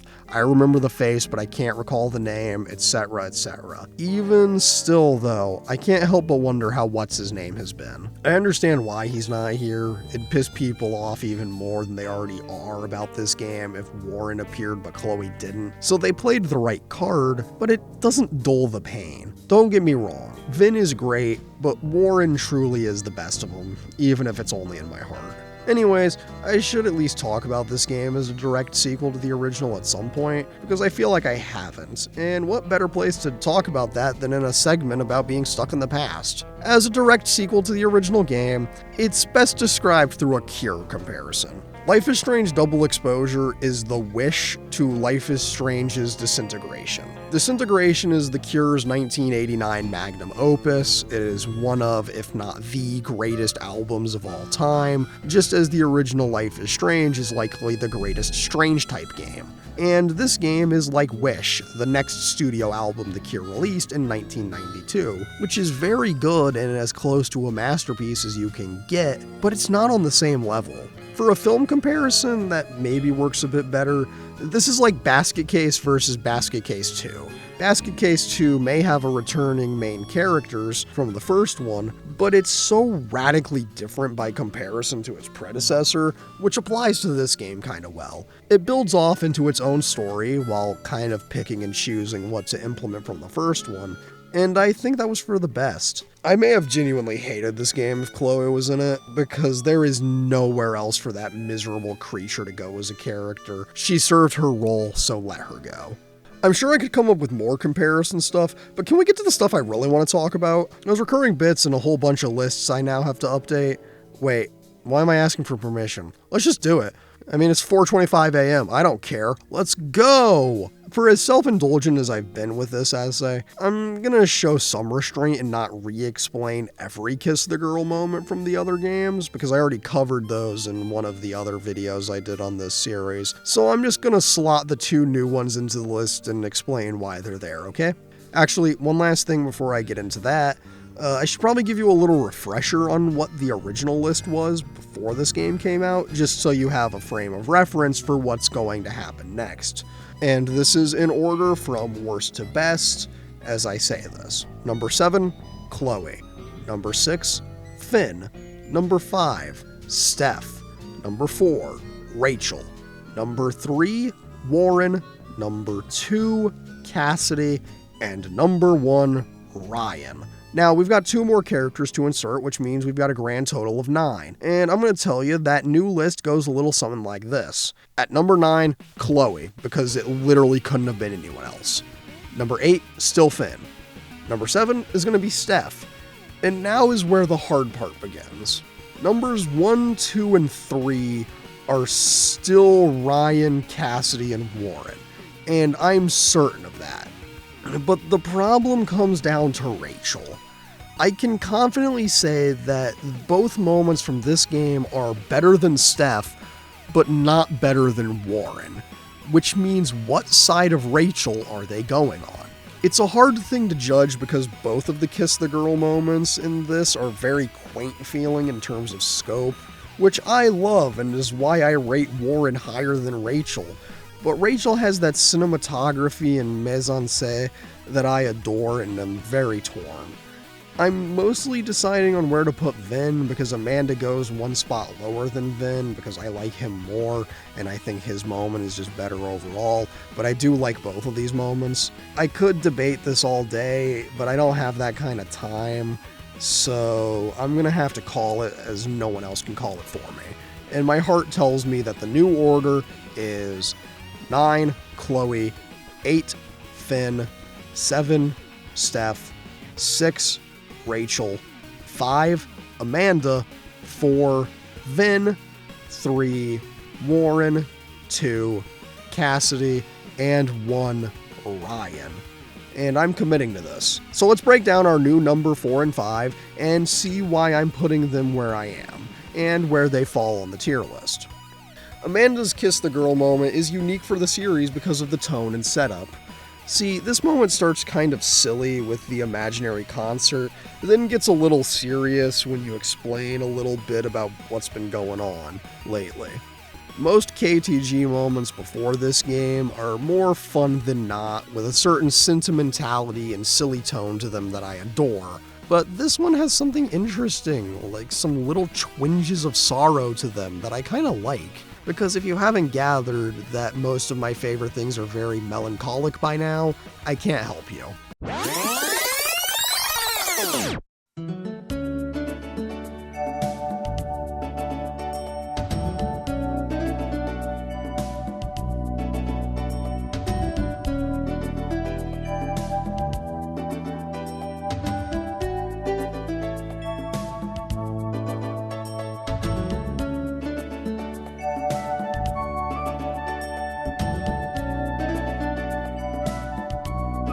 Now, I like a lot of what this scene has going for it, and as such, I'm gonna put it above Rachel, so low A tier. I rate Vin's moment higher mostly based on the setup, and I think it's interesting how his moment is the opposite of Amanda's, in that his scene starts serious and gets silly. I mean, bro is absolutely going through it before you join him, and him eviscerating the vibe almost immediately hits close to home, and I love it. He's kind of a morose little sad bastard, and I appreciate that, just because none of the other boys in this series are like that. But whatever, set the character aside for the actual moment itself. The Smasher Pass setup is very fun, and I almost derailed the story section to do a full Smasher Pass of every adult character in the series, but I didn't. I have self-restraint. Hey, wait a minute, I said that earlier, didn't I? Now, the Smasher Pass was a fun setup. All the responses were very fun and in character on both sides, and the setup for Vin asking about himself was cute, and Max's little Whatever, I'm drunk. before going for it is absolutely adorable. It's very silly, and I kind of love it for that, which is why I rate it so highly. It's not better than Warren's iconic drive elevator scene ass kiss the girl moment, so it's a low A tier again. So it's actually, I think it's high A tier, sorry, I don't know why I wrote low. But above Amanda, so now you can enjoy the brand new tier list that goes a little something like this. In F tier, it's Chloe, as God intended. Then moving up a spot, we got Finn in the bottom of D tier, quickly followed by Steph at the top of D tier. Then we got a big old jump to the bottom of A tier with Rachel, with Amanda above her and Vin rounding out the tier at the top. Past that, we've got our two S tiers, those being Warren at the bottom and Cassidy at the top. And of course, my dearly beloved S plus tier, the best scene in the series that you're already sick of me talking about, it's Ryan. He's the GOAT, like straight up. Take a lot for a new game to top this character because he's so great. We love Ryan in this house, and if you don't, I don't know, leave a comment on why I'm wrong. Tell me why I'm a fool and why Warren or Cassidy should be number one. I'm not unreasonable. I'll hear you out on most things if you've got a thoughtful argument to back it up. If you have a thoughtful argument to back it up, that is. Anyways, who cares about that? Let's get through my last few living in the past points to finalize my course requests and end this monster of an essay, yeah? This game as a whole fits pretty nicely into the overall canon, but I do really want to reiterate that the callbacks, specifically the use of Chloe voiceovers early on in the game, were a bit overdone at times. This point does need repeating because it really detracts from the quality of the first couple of chapters. I said it earlier, but I'll say it again here. It feels like they were using it as a crutch, like they weren't confident enough in their own new stuff to let it stand on its own. I wish they used it a bit more sparingly because the new stuff they made is fantastic, and don't worry, the irony of what I'm about to say next isn't lost on me. But I wish they weren't so concerned with the past and would just let these images and objects speak for themselves. I know you don't want people to miss these things that shade in Max's character, but come on, let the environment tell the story and not Chloe. Just to reiterate, the irony of me repeating all of this while complaining about the game repeating points from the past is not lost on me, and you might even say it's intentional to the narrative I've been crafting for you today. Or maybe you wouldn't. I can't read minds. So given that this is getting a direct sequel, I guess I should talk about what comes next. Not that I have any confirmed info, so consider this being more like a things I want to see in the sequel and my predictions for what's coming next, whether reasonable or not. When the next game comes out and I'm inevitably wrong about everything, go ahead and leave a comment about how this section aged like milk. Or, if I'm right, a comment about how I'm a genius and they should hire me to rewrite Before the Storm from the ground up so it can actually be a good game and not the dumpster fire that it is. Sorry, where was I? Oh yeah, predicting the future and shit. I'm gonna bet you that Max is gonna get Rewind back. Just given that the timelines combined themselves and that power seemingly disappeared by the end of the game, either that or we're going to go off the deep end and we're going to get Max with the ability to go to the future in a fast forward, the opposite of Rewind, where you could go forward in time for a limited bit, almost like in Batman the Telltale series where you can visualize the takedowns you're about to do. It's got potential, but more likely than not they're going to fall back on old reliable Rewind. Not that there's anything wrong with that, but I'll be surprised if they go for something new again, especially since it would be harder to justify Max getting a third power. Past that, I'm going to make another contradictory prediction because I'm scared of what comes next. Best case scenario, they integrate the choice data from double exposure directly, and you can keep going on from that universe.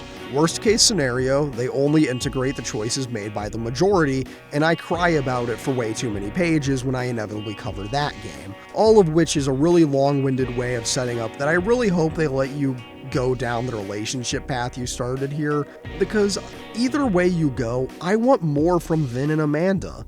And I'm hoping neither of them get sidestepped next time around.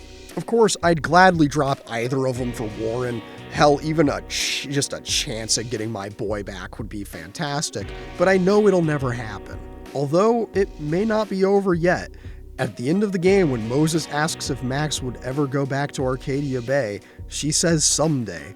What this essentially means is, there's still Jope! It's not Jover yet! It's not Jover yet, bitches! Bring him back! We're going all the way to the Super Bowl! Yeah! Oh, hey, sorry. What's happening? I got a little carried away. My apologies. Back to the predictions as God intended, I'm gonna say the next game is gonna expand on the themes around Safi. The next game is gonna predominantly be about Safi's world domination plans, which involve collecting and manipulating as many other people with powers as she can find, which is why there was that post-credits scene where she seemingly recruited diamonds to her cause. Of course, I would also wager that Safi's powers are going to cause her downfall because she'll never learn that her actions have consequences, which leads to Max having to make a choice of redeeming her or letting her suffer. It'll be some real tear-jerking shit about friendship in Max's eyes, or maybe this is the moment she'll finally pull her life together and stop getting into friendships with manipulative dickbags. I mean, they never do that, right? But a boy can dream. Can I talk about the music? Have I talked about it too much, or can I go on about it again? Well, since this is an essay that can't hear you respond, I'm going to talk about the music anyway, and don't worry, this will be brief. I want the glamorous 2000s indie rock and roll back, and I would be so delighted if they brought back To All of You and only that. I mean, I'd love it if they'd reuse some classics, maybe even branch into some older stuff, and even branch into some more mainstream stuff. I think they could probably get away with using The Cure, and I'd be more than willing to set aside the issues that would come from Max going away from that indie shit. It's just that it would kind of go hard, and okay, you got me. It's just wish fulfillment at this point. But I mean, hear me out, right? It'd be a lot less insane than LIS2 dropping DANCE by Justice, or LISTC using Creep, and while it would be cliche as all hell, if they just hard-dropped Pictures of You, I'd probably have an aneurysm because it would fit Max's aesthetic perfectly, but whatever, right? I'd love to sit around and keep predicting some of the more outlandish things that could happen, like the sequel giving Max this multiversal time travel with 5-dimensional chess kind of power, or any of that shit. But I'm not really much for theorizing, despite me growing up on old school game theory. I also don't have too awful much of an interest in doing that kind of stuff. I live for analyzing and criticizing media, so I'll quit while I'm ahead. That, and I really want to finish this thing out because I need to get it done, dusted, and out to the public as soon as possible. I mean, as I'm recording this, it is currently 4:41 a.m., and I've been recording since about like 1:08 a.m. I've been in this booth for way too long, and I'm starting to lose it. So, I'm gonna get this thing done. Don't worry, you're gonna get it. Not that I haven't loved writing and recording and making this. I have. But I've just got a lot of things to do outside of this, and blah blah blah, boring life shit that doesn't matter, right? We're here to have fun, and I'd say we did, while also covering some pretty solid ground. So let's wrap this session up, and I'll see you next week when you've got your next appointment, alrighty? Cool. This will be $35,000, and here's your prescription for Prozac. And there you have it, everyone. A brand new Life is Strange game talked about, and I'm finally back on top of things with the series. I really think I covered a lot of ground, and this was a really good essay for me, and it might even be one of my favorites, but who knows. That's something that'll come with time. And speaking of coming with time, while my thoughts on this game may change as time sweeps forward and more games come out, I think that this game may be one of the best in the series. It didn't manage to dethrone the original, and it's not as perfect as True Colors, but as a whole, this is a really solid third place in the context of ranking the games. I love that they brought back Max so much, and I love that Chloe is gone even more because it's forcing more people to realize that Max was the more interesting character to begin with. Of course, this game has its issues, same as any other modern game. There were a couple of times where some props glitched out so they were floating instead of being in an NPC's hands. Sometimes you could cancel dialogue if you paused at the wrong time, and some other things like that. But it was mostly minute shit that I didn't even notice. This game is so goddamn gorgeous, and I can't say it enough. It all just looks so good, from the environments to the buildings to the characters. It all looks better than any of these games have ever looked before. I do hate to bring this up at the end, but I at least want to acknowledge the fairly common complaint that locations you visit are too limited and repeat a lot. And to that I say, have you ever been on a small college campus? You're going between the same few places every day.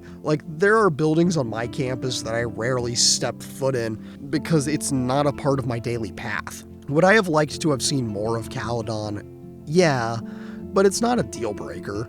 Anyway, I think so much of this game is good, and some of it is even bordering on perfect. As a whole, it's a very solid game and a very solid entry in the franchise, which means I'm giving this my final rating of 8 out of 10. This game is very good, but it doesn't quite reach the same highs as some of what came before. Again, it's like the difference between Disintegration and Wish. Both are very good, but only one of them is the greatest album ever made, and that's Disintegration. Now, with all of that said and done, my name is A Leg of Glazed Ham, and thank you so much for watching this. It always means a lot. But this one especially means a lot. I really liked writing this one. I feel like I covered some important ground in the segment where I addressed some things I would never ordinarily talk about. Don't expect that stuff from me all the time, but sometimes it's worth talking about, you know? If you made it this far, thank you. This has been a substantial part of your day if you've watched this all in one sitting. So please leave a comment with your thoughts on this game or essay. Subscribe if you're so inclined. Like the video. I'd be very appreciative if you did. But that's enough out of me. Go have some fun. And as always, thanks again, and good night.